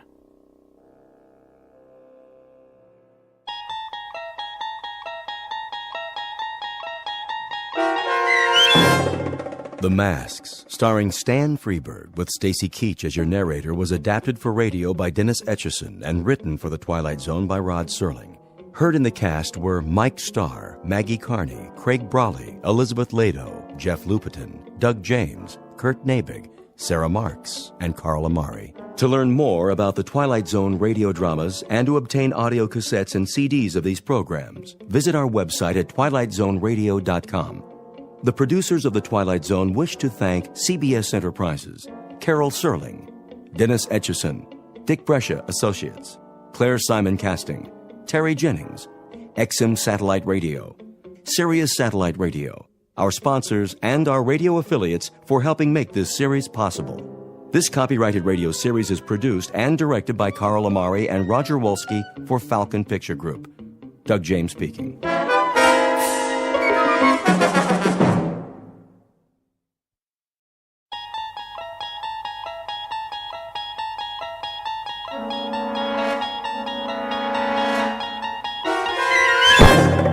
You're traveling through another dimension. A dimension not only of sight and sound, but of mind. A journey into a wondrous land whose boundaries are those of imagination. Your next stop, the Twilight Zone.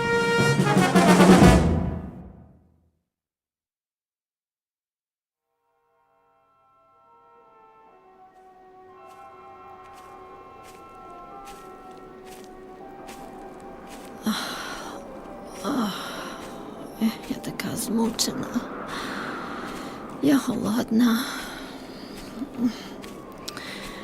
Нема людей. Нікого іншого нема. Нема звірів. Нема птахів. Я не знаю, як довго я вже ходжу. Кілька день, я думаю. Тут запах смерти. Що це є? I can't see it through the vines. Oh, a town. I hope they have some canned food. They'd better. I haven't eaten in... I can't remember how long. Make sure your weapon's in working order. The first rule for a soldier. I wonder what they call this place. They're all alike. Bombed out. Every last one. Not worth fighting for. And the people, where are they now? Dead, turned to dust. They should have surrendered at the beginning. We gave them a chance, but they ignored us. The fools. If only they had listened, they'd still be walking down this street, going to their shops, their markets, their decadent restaurants, sleeping in their beds at night. But their stupid army won't give up. They fight on, wherever they are, whoever is left. Sooner or later, they'll have to surrender. The word will come through, and it will be over. Oh, please let it be over soon. But how will I know?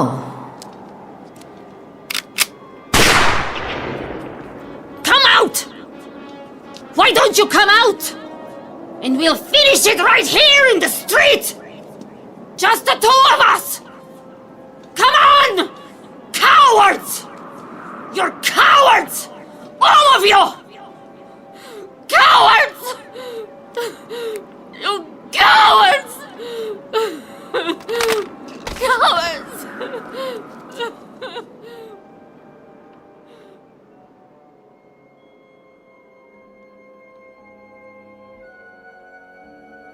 This is a jungle, built by natural forces to honor disuse, commemorating a few eons of nature left to its own devices. To all appearances, it is a backward step in evolution, a return to an earlier, more primitive state. But it's also another kind of jungle, the kind that grows out of the human race's war with itself. Hardly an important battle, this one. Not a Gettysburg or a Marne or a Iwo Jima. More like an insignificant corner in the crazy quilt of combat. But it was enough to end the existence of this little city. It's been 5 years since a human being walked these streets. This is the first day of the 6th year, according to the old calendar. The time? Make it 100 years from now, or sooner. Or perhaps it has already happened 1 million or 2 years ago. And into this lifeless setting has just walked a soldier in a tattered uniform. She's doing what she was trained for, and with no order to the contrary, she's locked into searching and destroying or merely surviving. The language spoken is English, for our benefit, but the place is the Twilight Zone.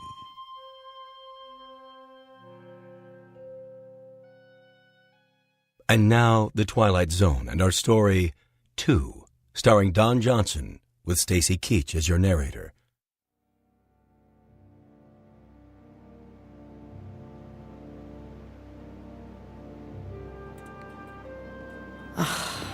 Just as I thought. Another ghost town. Broken windows. Empty shops. What did they sell? Civilian clothing. How quaint. Something at the corner.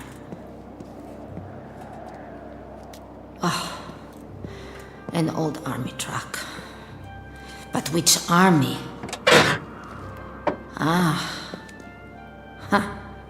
One of theirs. Well, it's not going anywhere now.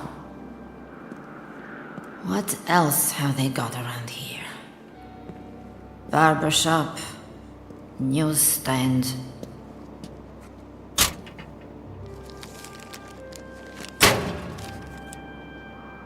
Pictures of the war. Troops landing. Big news. Years ago. Restaurant. Not much business today. There has to be a service entrance. But where? In the alley.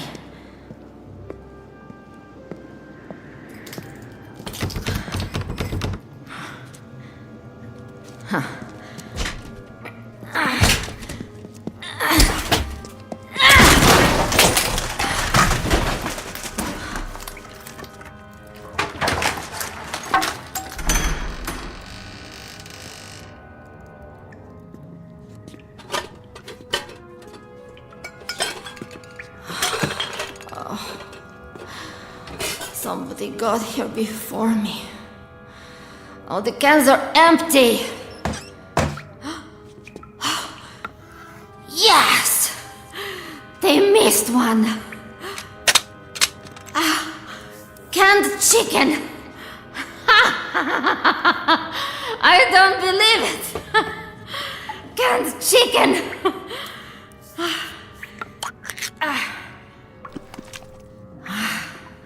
Smells fine.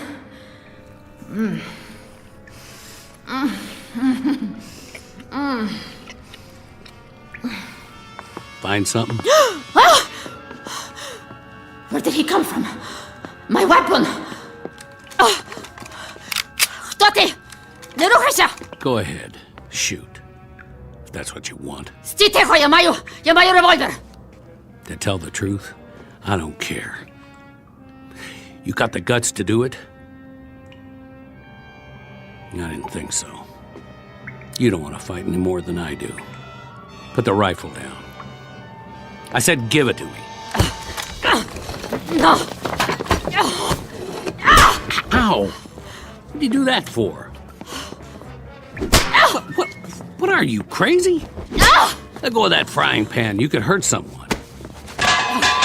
Demi Vorok! Стій тихо! He's the enemy. A pawn of the state. That's better. Now, will you please relax? I'm not going to harm you. Got it? If he touches me again. Не торкай мене! Не чіпай мене! Well, now, I don't speak your lingo. But you're either telling me you're glad to see me or go to hell. Which is it? Відійди від мене. Відійди від мене. Лиши мене. Knock it off. I'm just a soldier like you. Nice uniform, by the way. A little ratty, though. Ought to do something about that. Plus, it's the wrong color. Let him have the can. As long as he leaves me alone. He's a filthy, horrible animal. Can't believe there's food. You must have missed it. 1 dozen chicken drumsticks, fully cooked. Safety sealed for your dining pleasure.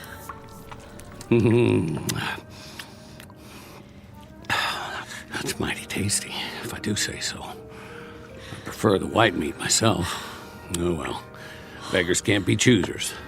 He's going to eat all of it. Who does he think he is? Ти свиня!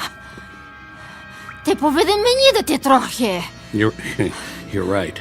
Better slow down. Eat too fast and I'll get stomach cramps. Ти холера. Я тебе заб'ю! Whoa, now. Settle down. Hey, I said cool it.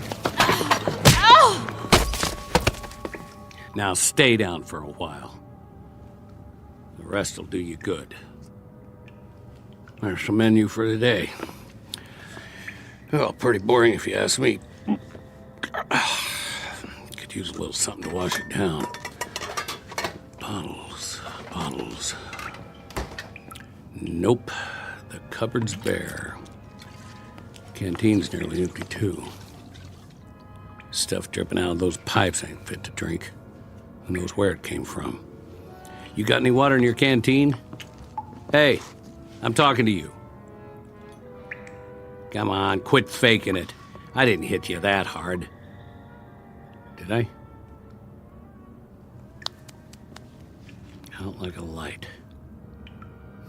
Hardly anything to her. Skin and bones. Must not be eating regular.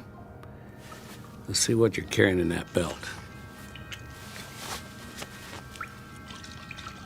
One last swallow. Okay, keep it. A few rounds of ammo. What's in the holster? 45 automatic? Not even a 38. Broken mirror, an old comb, and a couple of hairpins. Sorry, lady. I can't use them. Go on. Chow time. Hey, you better eat it before I do. Wake up, I said. For the love of...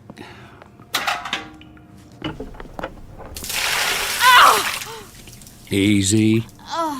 Easy. Now, no more fighting, got it? Eat, invader. What do you want, a printed invitation? Dinner is served. Jaw's not broken, is it? I didn't think so. That's it. Go ahead. Not bad, huh? There you go. Food, good. You follow? Me, Tarzan. You, Jane.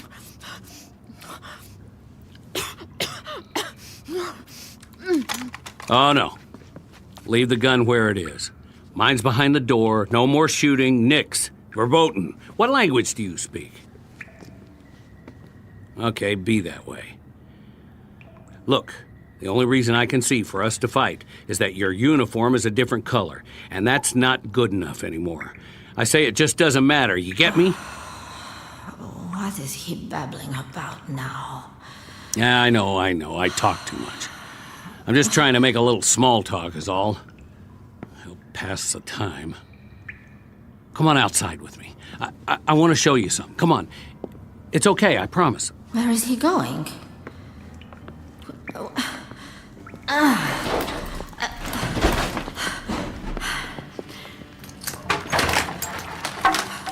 Over here. The street. Now take a good long look. What do you see? Bombed out buildings. Weeds. Torn up asphalt, broken glass, caved in roofs and bullet holes. We're lucky we don't have any in us. And you know who shot up the place? Trigger-happy infantry, like you and me. All that firepower, and for what? Nothing here but a bunch of skeletons. Bodies they didn't even bury. The future of city living. Comprende? Capiche? Had to bring your weapon, didn't you? Well, who you gonna shoot? I know. The old ways die hard. I got mine too. See? Same as yours. With a different language and a serial number on the side. Don't you get it? They were all made in the same factory. Somebody wanted us to fight so they could sell these and bombs and planes and missiles and I don't know what for cold, hard cash for the economy when there was one. And now it's over. No more countries or borders or noble causes or dogs or birds in the trees. All gone, blown away. Use your head. What's the sense in fighting? Who's the enemy? Can you tell me that? Hear ye, hear ye. Know ye by these presents that I do hereby declare peace upon the entire world. As of this day, this war is officially over. The silent majority. They never did have much to say. But you heard it, didn't you? So that means the motion passes. A majority of 2. Where are you going? Don't you like my company? I'll admit I'm a little mouthy sometimes, but I can button it. You'll see. Give a guy a chance. You know, I'll bet you're really very pretty under all that dirt. Parlez-vous pretty?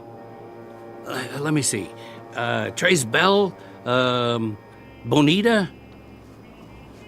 Oh, I know what you're thinking. Don't worry, I'm not that kind of guy. If I go on blabbing, we'll end up in another fight. If I could just make a better impression.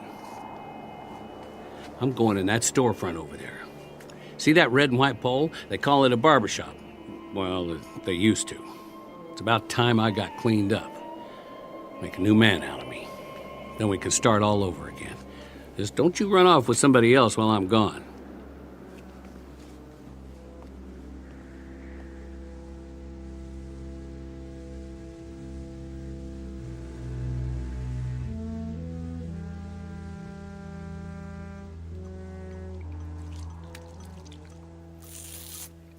Oh, boy. That's smarts. Hi there. We meet again. You're not supposed to see this. This is man stuff. But I can tell you it's plenty tough shaving with cold water and a rusty razor. Plus, that's not much of a mirror on the wall. Well, this is as good as it's gonna get. Sorry to disappoint you. Oh, I found a bar of soap. Here. Use my towel if you want. Oh, by the way, I'm taking the straight razor with me, so don't get any ideas. Your turn. If you want to get cleaned up, I'll wait outside. And then we can see what there is to do in this burg.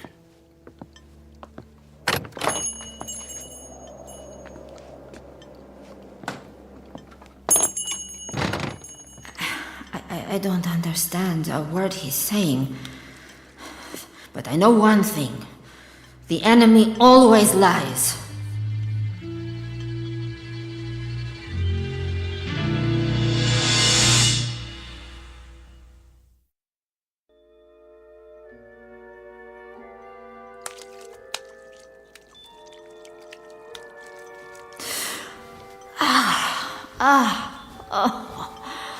Better. A little. I almost feel human again. What is he doing out there? So violent. I swear, if he hits me again, I'll cut his heart out.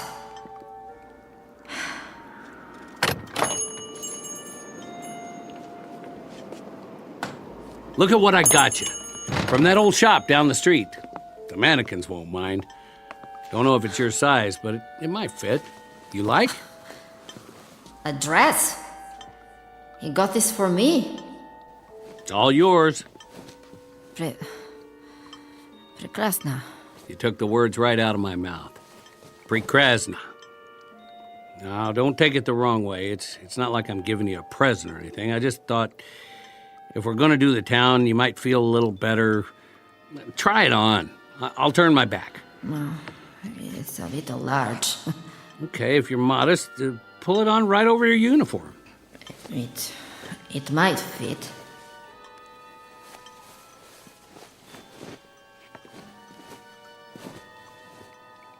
Some kind of evening dress.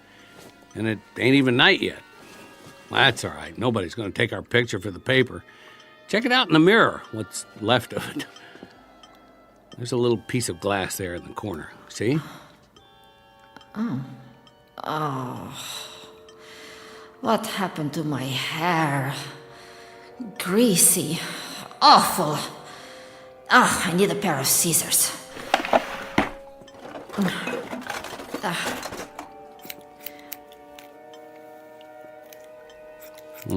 This could take a while.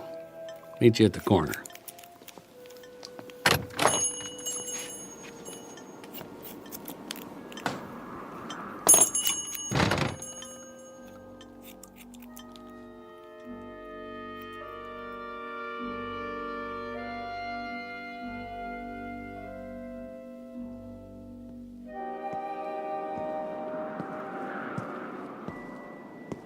Well, what do you know? It's a female human. One more thing, though, if you don't mind my saying. You really ought to do something about those army boots. They just don't go with the outfit. Maybe we'll find a shoe store. I could use a pair of tennies myself. You don't have to walk back there. You're not a squaw. Oh, I get it. You want to keep an eye on me. Well, at least we don't have our weapons. It's not polite to shoot people in the back. His words are so coarse. What an ugly language. Uncivilized.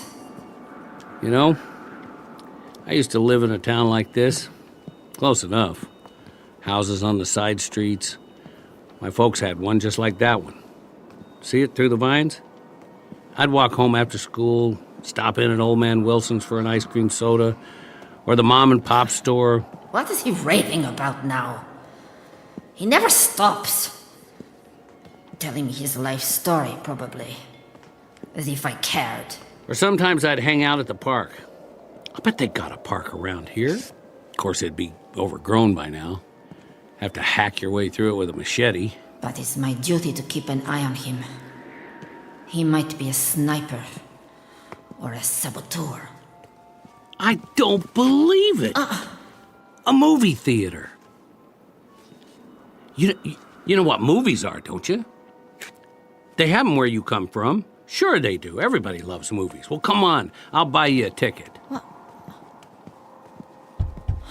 Hey, wake up in there. You got a couple of paying customers. A film emporium. To entertain the masses with propaganda. Let's sneak in. Nobody's watching. Just have to move some trash away from the door. After you. Ugh. Ugh. What is that stench? Something very bad in here. Don't you love the smell of buttered popcorn in the afternoon? Reminds me of cholesterol. You want something from the candy counter? I'll see what they got.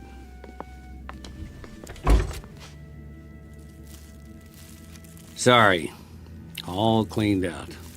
Just some sugar daddy wrappers. Milk duds are dried up. The army must have been here. What did he find? Hard candies. I like hard candies. Not even a junior mint. We better grab a seat. Wonder what's playing. There's a poster for coming attractions. My favorite general and furlough romance. Couple of winners, huh? And some guy. Look at the medals on his chest. And her. I didn't know they had uniforms with miniskirts. She sure got that animal look in her eye. Is it true? Do chicks go for guys in parade dress? That's what's wrong with me, huh?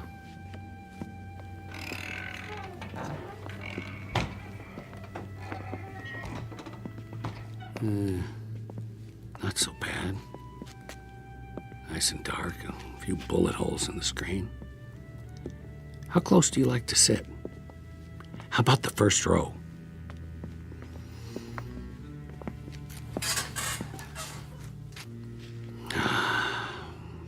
I spent plenty of Saturdays down front. All kinds of flicks. Used to be comedies, westerns, science fiction, and horror movies. I liked those. A mummy walking around, or an old house, maybe some vampires, or a killer with a knife. Always something like that, or zombies. They were the best. But you know something? Me, I don't care if I ever see another zombie again. It was all fun and games back then. Special effects, makeup. Not like the real thing. I don't know about you, but I'll take a comedy anytime. The old ones especially. You ever see Laurel and Hardy? Nah, you wouldn't. They were the kings. A skinny guy and a fat guy back in the 20th century. The fat one would get so mad, One time they had to carry this piano up the stairs. Must have been 100 of them. They kept dropping it. And it would slide back, and they'd have to get it and bring it up again. And then would they finally... The movie theater. I remember. They showed us films of enemy forces, invading and attacking all over the world, burning and looting, destroying everything in their path. Like locusts, like a plague. And we were the only ones who could stop them. I took my training, like the others, to learn how to fight. The best trained soldiers on Earth. We would stop the aggressor and restore order in the world. But it went on and on. He would not give up. He would not give up. Like this one. He is the enemy. Those old comedies, they He were the absolute is top the in my enemy. book. There were even some guys called the Three Stooges. Man, oh man. Where is my weapon? Where are you going? Sit down, why Моя don't you... стрельба. Мушу дістати. Мушу боронитися. Wait. Досить. Hey, will you wait? I've got to get my weapon to defend myself. Come back. What are you doing? Don't go in that hall. It's not safe. I'm telling you the truth. Rats live in these buildings. You think I'm lying? Hey, whatever your name. I've got to get out. Another door somewhere.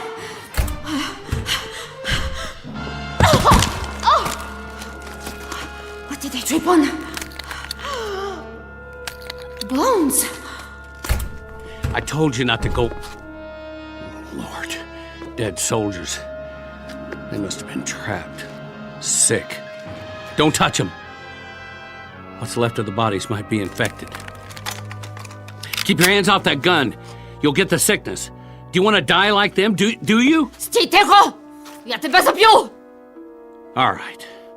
Two can play that game. Now, you want to pull the trigger? We'll do it on 3. Maybe they're loaded, who knows? If they didn't run out of ammo before they died, I can't even tell what their uniforms look like anymore. Of course, even if these guns fire, the barrels are probably stopped up. That could be fatal. Chamber will blow up in your face, or mine, or both of us. Your call, soldier. On my count. 1, 2... I don't want to kill him. I don't want to kill anyone. You made your point. You're tough. Me? I don't want to play. Watch what I'm doing. I'm setting this gun down again, where it belongs. With the dead. You see? Nice and slow. Now I'm going to turn around and walk out of here. If you still want to shoot, shoot. Thanks for the movie date. It was fun while it lasted. Я слаба. Я слаба. Я не можу. I'm weak. I'm weak. I'm weak.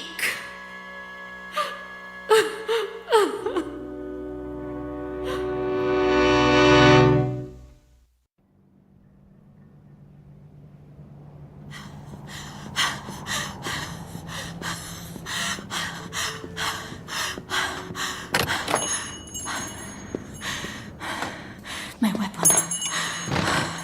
I know this one works. I've broken it down every day, cleaned it, put it back together, like the troops at the movie theater did once. They were from our side.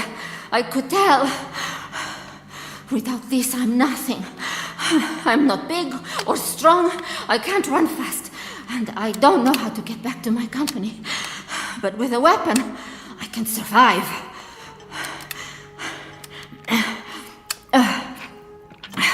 Not many rounds left. I have to make them last.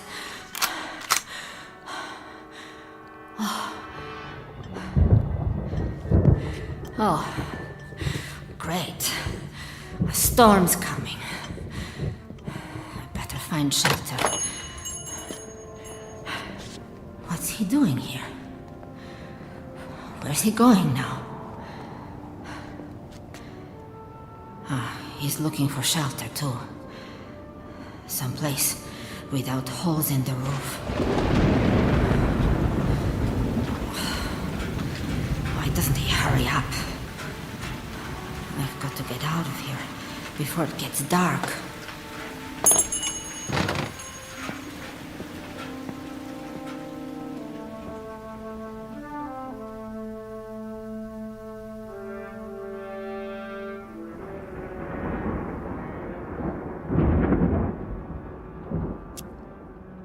Come on, light.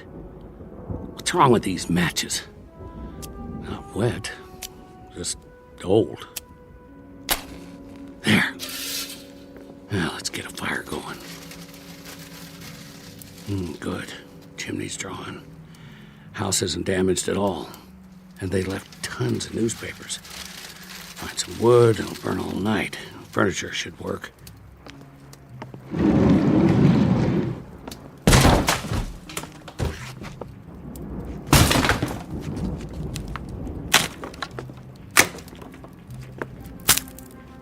They don't make chairs like that anymore. Solid hardwood. This ought to last. Where is she? Crazy soldier. Use your eyes. There's a whole house here they didn't hit. Big enough for both of us. What's the matter? Not good enough for you? Hey! Can you hear me? Coming out of the rain! Got a fireplace and everything. All right. Stay out there and fight your war. All by your lonesome. Sleep tight!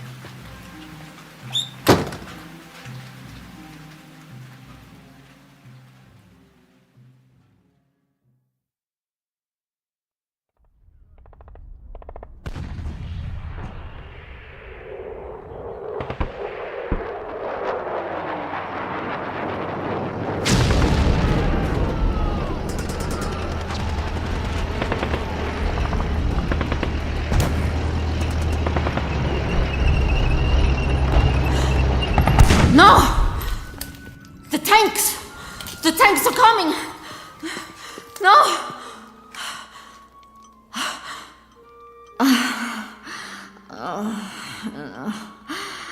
No, a dream. No, that's all. A dream. Always the same. Good morning, mannequins. Hope you slept well. I certainly didn't.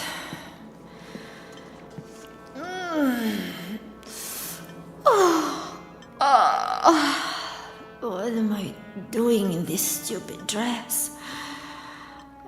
You can have it back. I'm not going to need it.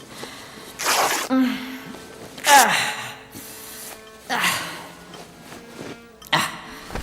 have to find something to eat. But where?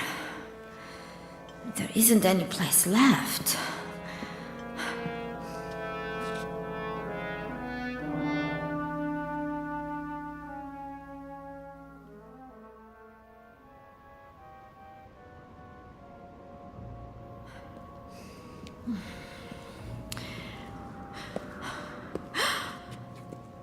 I don't believe it. One house is still standing. How can that be? The troops must have missed it. Is that smoke from the chimney? It's him.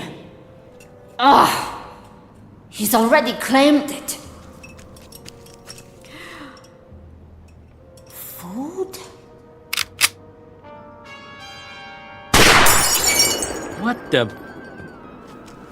You! You! Good shooting. Go ahead, finish it.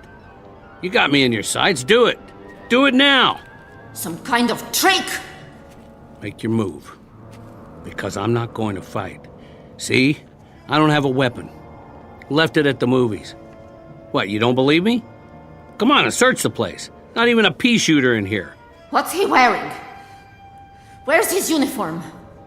By the way, that thing you shot out of my hand was called a mason jar. You know what that is? Preserves. They have a whole slew of them. Put them away before the war. Take your pick. Probably keep us both alive.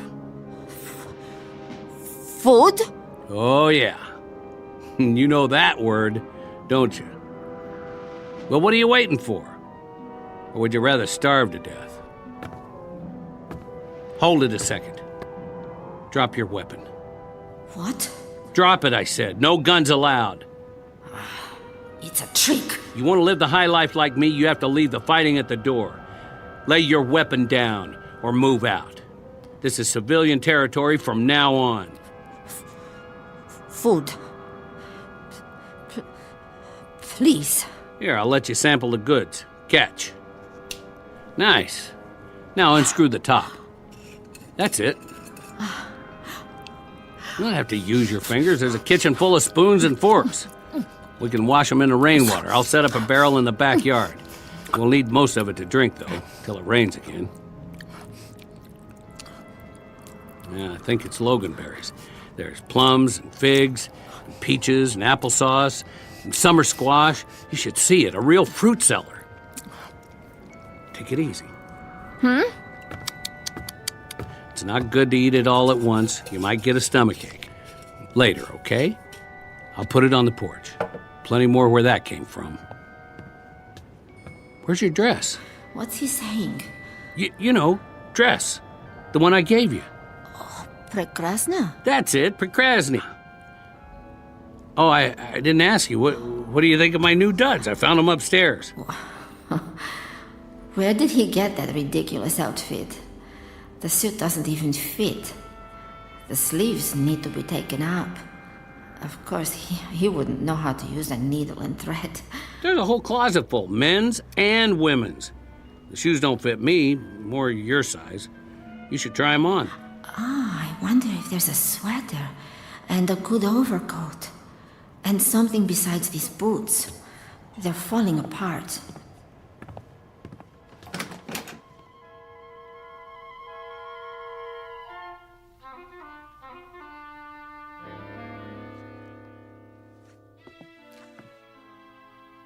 You all right in there?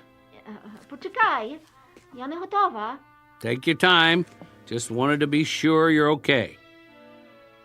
You don't have to try on the whole closet, you know.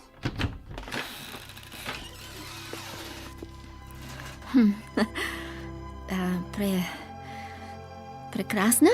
Whoa! Get a load of you! He doesn't like it. I should have known. I'm ugly. Ugly. I don't believe my eyes. No, you... Listen, I've never seen anyone who looks like you do right now. The skirt, the blouse, and you did something to your hair. Did you brush it or what? Don't you dare change those clothes. You look absolutely perfect. The death washed away. Gone for good and never coming back. Shh. Listen. Get over here. You know what that is? A real live bird. How long it's been since you heard one? A mockingbird? No, a robin redbreast, or something. But it's alive. We're going out. And you know what we'll do? We'll take a walk to the park. Yes, that's it, the park. Like regular people, you and me. And we'll look at the sky and clouds, and we'll make small talk. We will, one way or another. And you know what we'll talk about? The same as anybody else. The weather. And what we're going to have for dinner, and maybe we'll even crack a joke or two. Bet you haven't had a laugh, a real laugh, in a long time. Am I right? And then we'll stroll back home, taking our time like it's Sunday afternoon. It's gonna be a whole month of Sundays from now on. His voice is different. And his face. It isn't a bad face. Not really. I like it better when he smiles. Did you check the shoes yet? Try these. Wait, I gotta do something. If we're going out, where's the brush? And a comb? He is actually combing his hair. Put on your coat. It's damp out. I wouldn't want you to catch cold. You ready? Прекрасно. You can say that again.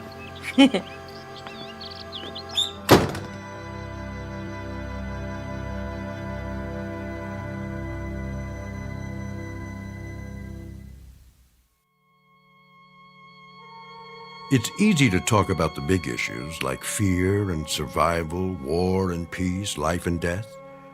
Instead, we've turned our attention to something both smaller and greater. Because in the end, it may be that politics don't add up to all that much. This has been a love story, stripped to its bare essentials, about two lonely people who, against all the odds, found each other in the Twilight Zone.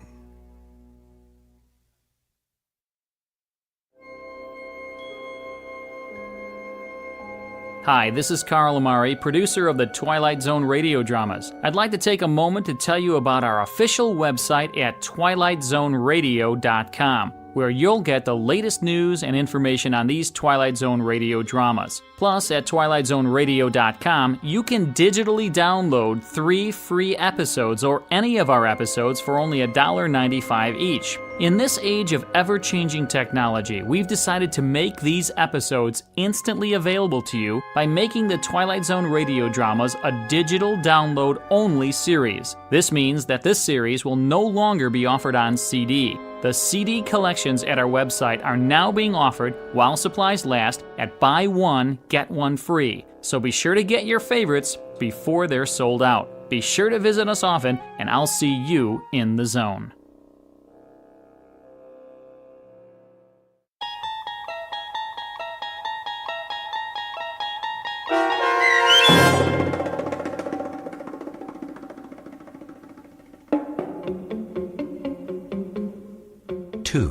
Starring Don Johnson, with Stacy Keach as your narrator, was adapted for radio by Dennis Etchison and written for the Twilight Zone by Montgomery Pittman.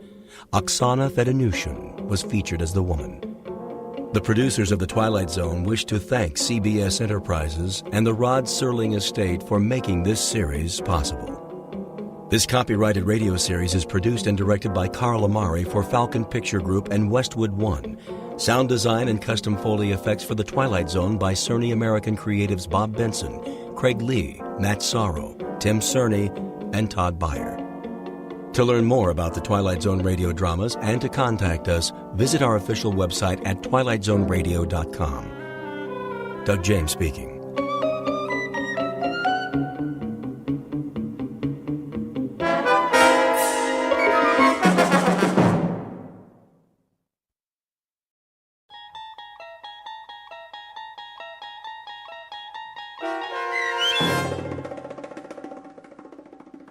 Miniature, starring Lou Diamond Phillips with Stacy Keach as your narrator, was adapted for radio by Dennis Etchison and written for the Twilight Zone by Charles Beaumont.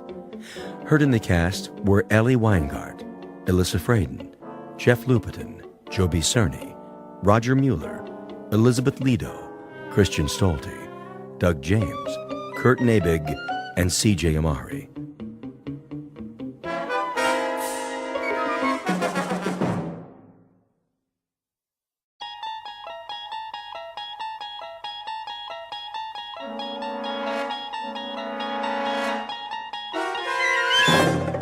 You unlock this door with the key of imagination. Beyond it is another dimension, a dimension of sound, a dimension of sight, a dimension of mind. You're moving into a land of both shadow and substance, of things and ideas. You've just crossed over into the Twilight Zone.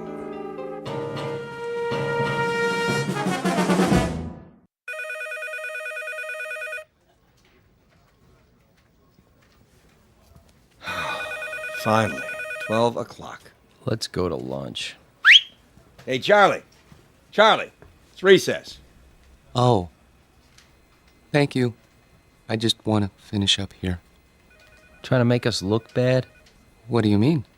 Now, just what do you think I'm... Hey, just forget it. Come on, we'll be late.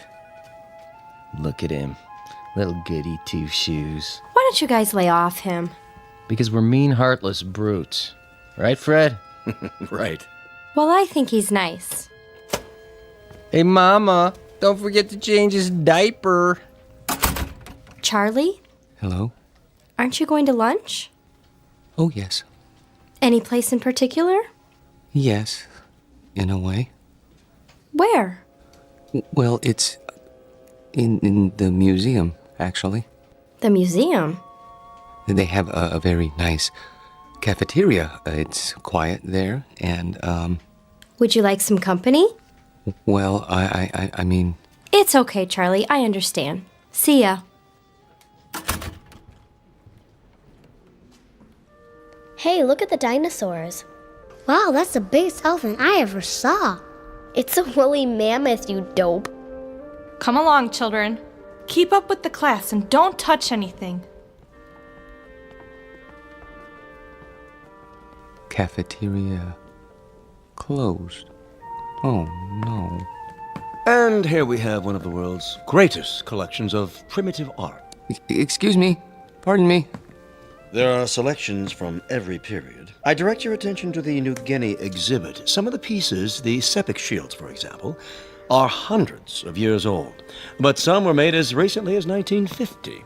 This is because New Guinea is still a largely unexplored and therefore unspoiled land. Most natives of the interior will live and die without realizing that the world extends beyond the limits of their jungle. Sorry, I'm not part of the group. Let's stay together, please. Now then, the natives speak over 500 different languages. However, you'll notice that their art has a great unity. Of course, they don't think of their carvings as art, not in our sense of the word. This first piece in the glass case was meant to frighten away evil spirits. This one is a protection against disease. Oh, and this one... If I could just get by, please. I'm on my way out. Help you, sir? What? You look lost. Can I help you find anything? Oh, no, that's all right. I just got turned around. Is the cafeteria closed? For the rest of the week. They're remodeling. Well, I'll be leaving then. Main entrance is that way. Thank you. Have you seen the Egyptian wing? Pardon? Egyptology. They have a nice exhibit. Is that right? Just downstairs, next to the Hall of Miniatures. Miniatures? You know, the model houses. They have the palace at Versailles, a log cabin, a New England church, a whole room full of them, all made by hand, with little dolls inside that look just like real people. Pretty amazing. Have you been there yet?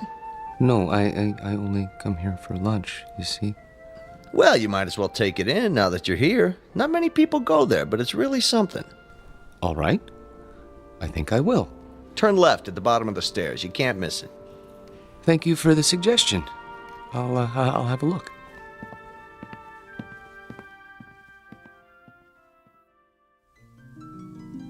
To most of us, a museum is a place of knowledge, of beauty and truth and wonder. Some people come to study, others to contemplate, others to look for the sheer joy of looking.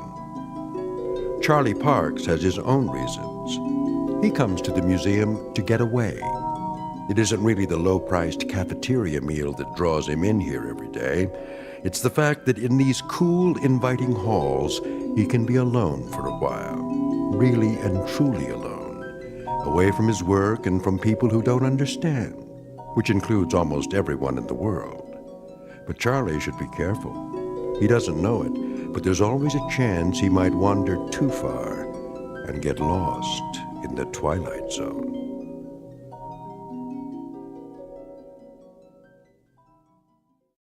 And now, The Twilight Zone and our story, Miniature, starring Lou Diamond Phillips, with Stacy Keach as your narrator.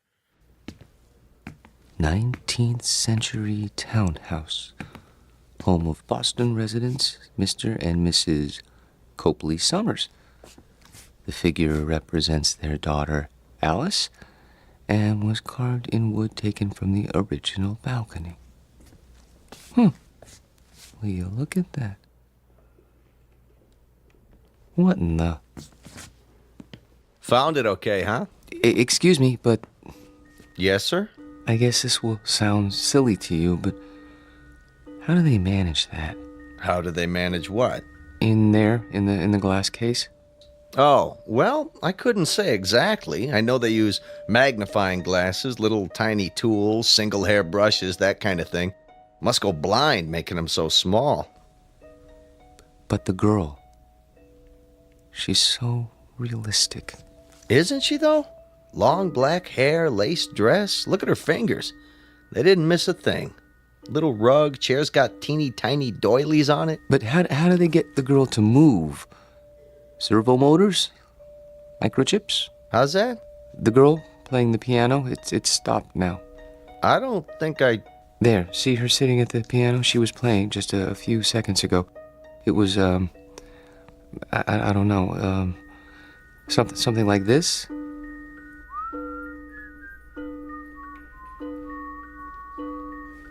Didn't you hear it when you came downstairs?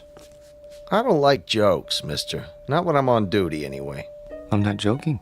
Then you're hearing things. There isn't any mechanism inside that piano, and the doll's carved out of wood, a single block of wood. See the sign? Yes, I know. Carved in wood taken from the original balcony. But I could have sworn... Yeah, it was probably some kid with one of those pocket radios. They sneak them in once in a while. But I saw her move. At least I think I did. Well, you know better now, don't you? Yes, I know better now.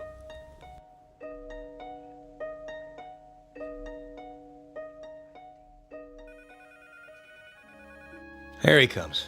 Finally. Where do you think he's been? At the zoo. Visiting his relatives. Charlie, Yes? there's a note on your desk. Mr. Demo wants to see you. How do you do, Mr. Dimmel? Yeah, sit down, Parks. I'm sorry I'm late getting back from lunch, sir. Well, I'm sure you have a good excuse. No, sir, I don't. I just let the time slip away. I don't know how it happened. You know, Parks, that's the first sign of humanity you've shown in almost 4 years. I beg pardon? Up to now, you've come and gone like some kind of wind-up toy. Never early, never late, always keeping to yourself. What, don't you like us, Parks? I've never thought about it, sir. Well, think about it now. Do you like your co-workers? I suppose so. Oh, you suppose so? I mean, that is, I don't dislike them. I'm afraid that isn't good enough, Parks. An office is like a team or a platoon. Either it works together or it doesn't. And here, it doesn't. And the reason is you. I knew you were a square peg when I hired you, but you were bright, and well, I thought we'd wear those edges off. We haven't. No, not at all. You're still a square peg. You understand me? Yes, sir. I think I do. I'm going to use the excuse of your being late, but I can't. The fact is, I'm letting you go because you just don't fit in. I understand, sir. Parks. Yes, sir? No, this isn't any of my business, but how old are you now? 37, 38? 35. 35. Don't you think it's about time you gave up living with your mother? She needs me. Oh, why? Is she ill? Not actually ill, but my father died some time ago, and my sister is married, and, well, she needs me. I see. Look, you're welcome to stay on a few weeks if... No. That's very nice of you, sir, but I'll manage. Well, you can pick up your check tomorrow. Thank you.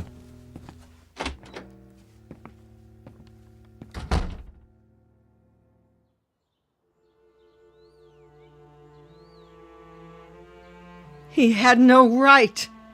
He had every right, Mother. Hiring and firing people is his job. But why you? He doesn't think I fit in. That's ridiculous. What are you doing? I'm going to phone that man and find out why you're being persecuted. Mother, please, it won't do any good. Oh, Charlie, what's going to become of you? I've worked so hard to bring you up right. Maybe if I'd let your father punish you the way he wanted to. It's all right, Mother. This is just a minor setback. You say that every time. Why can't you keep a job, son? Why do you always end up making people uncomfortable? I don't know. I suppose they blame me. Well, I'm not keeping you here. I know that, Mother. Nothing in the world would make me happier than to see you settle down with a nice girl, raise a family, live a normal life. Please, don't cry. I can't help it. I hate to see you hurt, son. I'm not hurt. Well, you should be. Getting fired. It would have killed your father. It would have absolutely killed him. I'll go to the Employment Bureau tomorrow. Here, take my handkerchief. Where are you going? To my room? Get me my heart medicine before you do. Yes, Mother.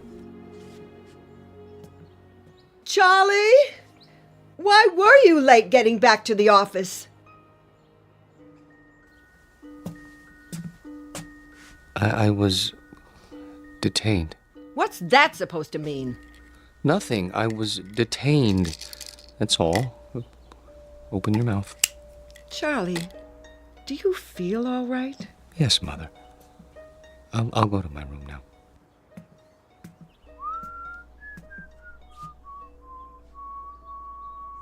What's that you're whistling? Pardon? You were whistling. I don't remember. You should lie down, Charlie. Take a little nap. Mother, please, I can take off my shoes. I'm only trying to help. I know, but I'd prefer to untie my own shoelaces. Very well. I'll bring you some cocoa. Not now. Why? You always have your cocoa. I think I'll go out. At this time of day, we'll be having dinner soon. I want to get a head start with the Employment Bureau, see if there are any jobs. But they must be closed by now. There's still time. I think I'll walk over. It isn't far. Are you sure you should? Why not wait till tomorrow? Get a fresh start. Do you want anything at the store? Not that I can think of. But... Sit in your chair in the living room. Put your feet up. Are you sure? Try not to worry, Mother. I'll be back in an hour.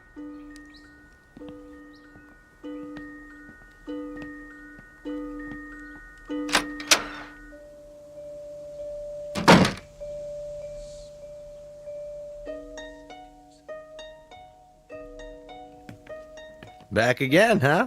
Yes. Anything in particular? Is it still open? What's that, sir? The miniature room? You know, downstairs next to Egyptology? Oh, sure. Thank you.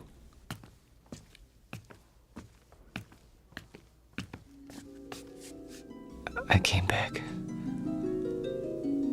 Wait. Where? Hello? Hello? There. I was afraid you wouldn't be here. Oh, yeah, you've changed your dress. That's a lovely gown. Very lovely. Are you going out? Who's that? Oh, you are going out. That's why he's wearing a cape and a top hat. Your gentleman caller. Oh. Does he have a carriage waiting? I hope so. I wonder where you're going. To dinner? No, something grand. The opera, that must be it. Hi. Oh, hi. Be closing soon. I see. What time do you open in the morning? 9 o'clock, Monday through Saturday. I'll be here. What's that? Nothing. I'll be along in a moment. I want to study this dollhouse a while longer, if you don't mind. Okay, sir. Just a few minutes, though. It's almost time. I see. Thank you. Have a nice evening. I have to go now. I won't be here when you come back. But I hope you have a nice evening, Alice.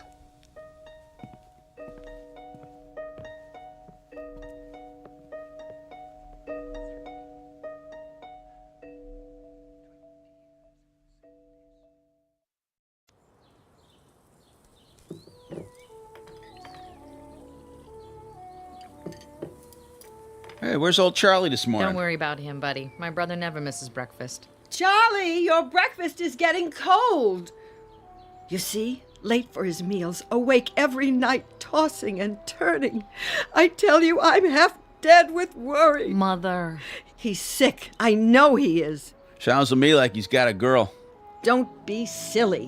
What's silly about it? He's not a bad-looking guy. A little peculiar, maybe, but, he's not... If he had a girlfriend, he'd tell me. He hasn't told me, so it isn't possible. Okay. Nothing would make me happier than to see Charlie settle down. He knows that. I'm not one of those mothers who won't let go of their children. Ask Myra. Pass the butter. Charlie! I'm here. Your breakfast is on the table. Sorry. Hey, Charlie boy. Hello, buddy. How are you? Couldn't be better, Charlie boy. Couldn't be better. Good morning, Myra. You're looking nice. I wish I could say the same for you. I haven't been sleeping very well. Because of the job? Yes, I suppose so. It's been terribly hard on him, pounding the pavement every day. Boy, that can get you down. Charlie. Yes? We've got a surprise for you.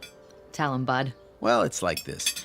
I heard they gave you the pink slip, and see, I know the dispatcher pretty well over where I work, and I told him about you, and he said... He said he'd give you a job. Yeah. Isn't that wonderful? Oh, yes, I guess so. Charlie! It's very nice of you, buddy. Really. You have experience in billing, don't you? Yes. Then what?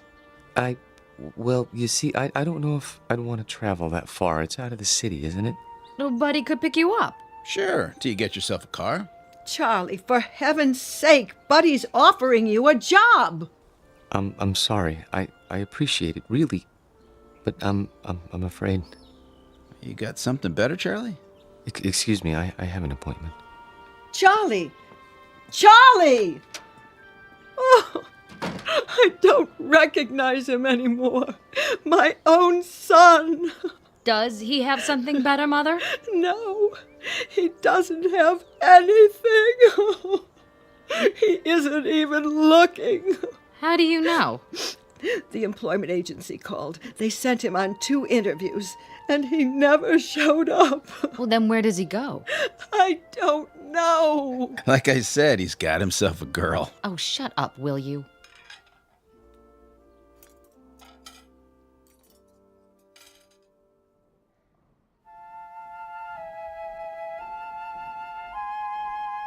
Henry, look at that. A real log cabin. Isn't it wonderful? Uh-huh. See, there's a little spinning wheel. Your grandmother had one of those, remember? How did they make it so small? Uh-huh. Oh, 19th century townhouse, Boston. Isn't that something? I've never seen anything so perfect, have you? Just look at the miniature piano and the doll there in her little handmade dress. Come on, let's go. Oh, I'd love to live in a house like that. Sure you would. No air conditioning, no central heating, no television, no phone. Sure you would. Excuse me? Are you finished here? I mean... Yep, on our way to see the mummies. Come along, May. If we must. Oh, I'm sorry. I didn't know you were still in bed. I wouldn't be here so early, but my sister and her husband came over and... Oh, I understand. Of course you need to get dressed. I'll turn my eyes away so you can have your privacy.